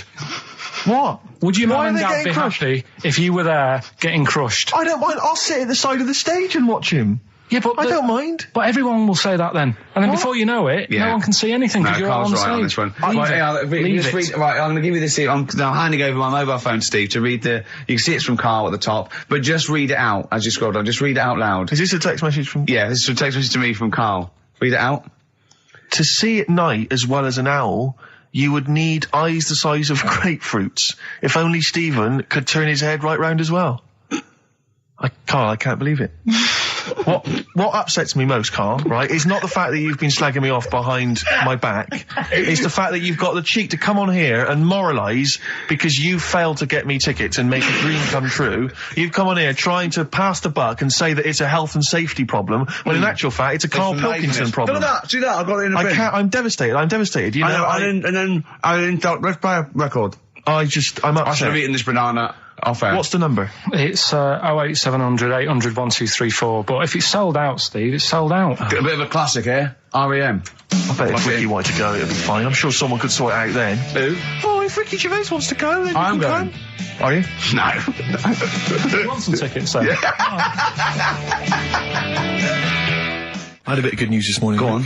I was on the tube coming down, and I don't want to sound arrogant, I don't want to sound pushy, but I was at Green Park, and I'm fairly certain, Rick, it's not 100% corroborated, I'm fairly certain that a woman pinched my arse. So what do you think of that? Yes. There's a lot of pickpockets around Green Park, so be careful. No, my wallet was still there. Really? But even if it wasn't, you know, that would have been money well spent. But the wallet was still there, so what do you think of them apples? Eh? So what did you just pinch off? I can't confirm it at this stage, exactly what happened, but it certainly felt like a pinch. I looked round, there was a woman behind me. Right. She was fairly old. I think she's probably in her mid-30s. Right. Kind of reddish hair. Right. I don't know if she's listening. Right. But she knows where I am. And so I don't know how to proceed, really, Rick. I don't know if it's worth putting up some posters around the Green Park area. Well, what you could just do... to try and corroborate it. If you saw a woman pinch the lanky guy's arse... No, you could probably get in contact with British Rail and go back over their CCTV CCTV cameras, yeah. And then they could probably zoom in and, you know, so identifying sort of birthmarks, or she might have been holding something. Then I could hire a private eye. Yeah. Again, money well spent. Well, so there you go. You know, I'm just saying maybe maybe things are looking up. Things it's getting are towards Christmas. The worm has turned. I mean, you know, it's a little sexy story to get the show going. It is but pretty what do you make of that then, Carl? What do you think of that, you're Carl? quite damning. What's your answer? Well, I mean, you're quite a tall fella. Sure. So she must have really wanted to sort of reach up and have a pinch. Mm. Do you know You think she wasn't a dwarf? She did it with her teeth. He didn't say she was a dwarf. No, but Steve's taller than, you know, his arse. Yeah, but his arse isn't 6'9", is it? His arse is about 3 foot off the floor. 4 foot? What? 4 foot off the floor? No, I don't think so. About 3. She'd have to be a midget to have to reach up to pinch Steve's arse. He is very tall, but I don't know what your point is there, Carl. You're just trying to, you're just. I think maybe just a little bit jealous. Just a little bit of jealousy. How many cats do you say you've got through? I'd say whilst I was living at home, I mean, it's still on the increase even though I'm not there. So whilst I was there, probably 5. God. Oh, wow. Oh. Yeah. And were you upset each time, or you just got used to it? It's one of them things, isn't it? Like I've said before, when you first see something, it's a bit of a shock. Do you know what I mean? It's like the Elephant Man or whatever. Yeah. First time you see him, it's that sort of, oh, look at that. Yeah. Do you remember the first time you saw Steve? No, I'm not being funny. Do you remember the first? Yeah, but I've said this before. It's always, then you get used to how people look, and you don't... No.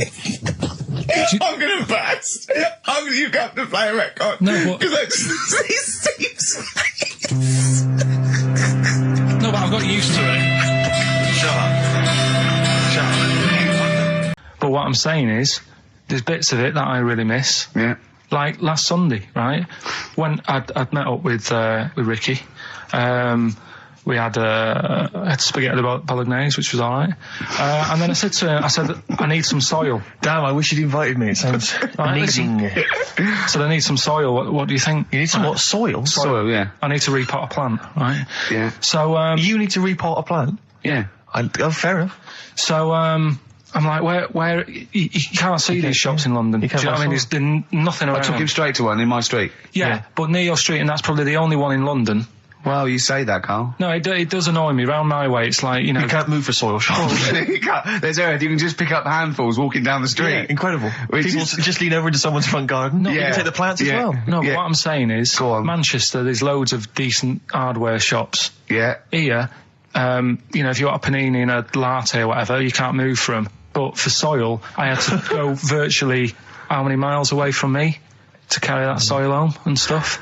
Yeah. It's not good. I mean, London's all right, but if cities were sort of marked... It's neglecting the peat market, really, well, isn't it? there's barely any mulch available in central London. I'm sick and tired of not getting a good, decent compost of a Sunday. Indeed. So, you know, I'm thinking of moving to the north, where there is loads of soil and gravel.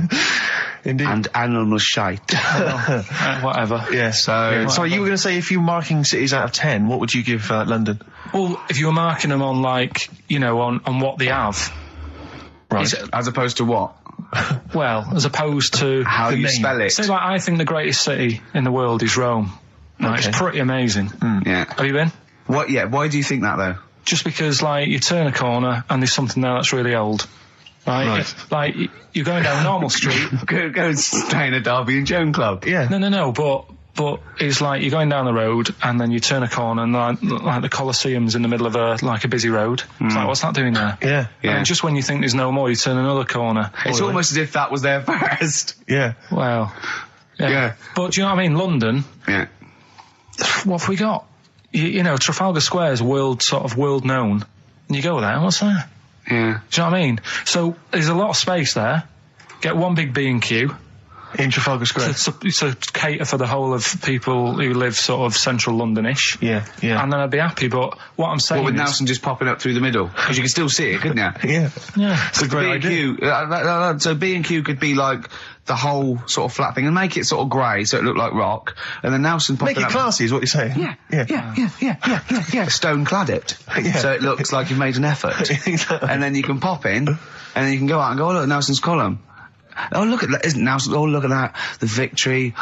Defeat. That's fantastic. One of the greatest living. Yeah. I need some nails. Yeah. Perfect. Killing two birds with one stone, you say? But why isn't there more than them shops?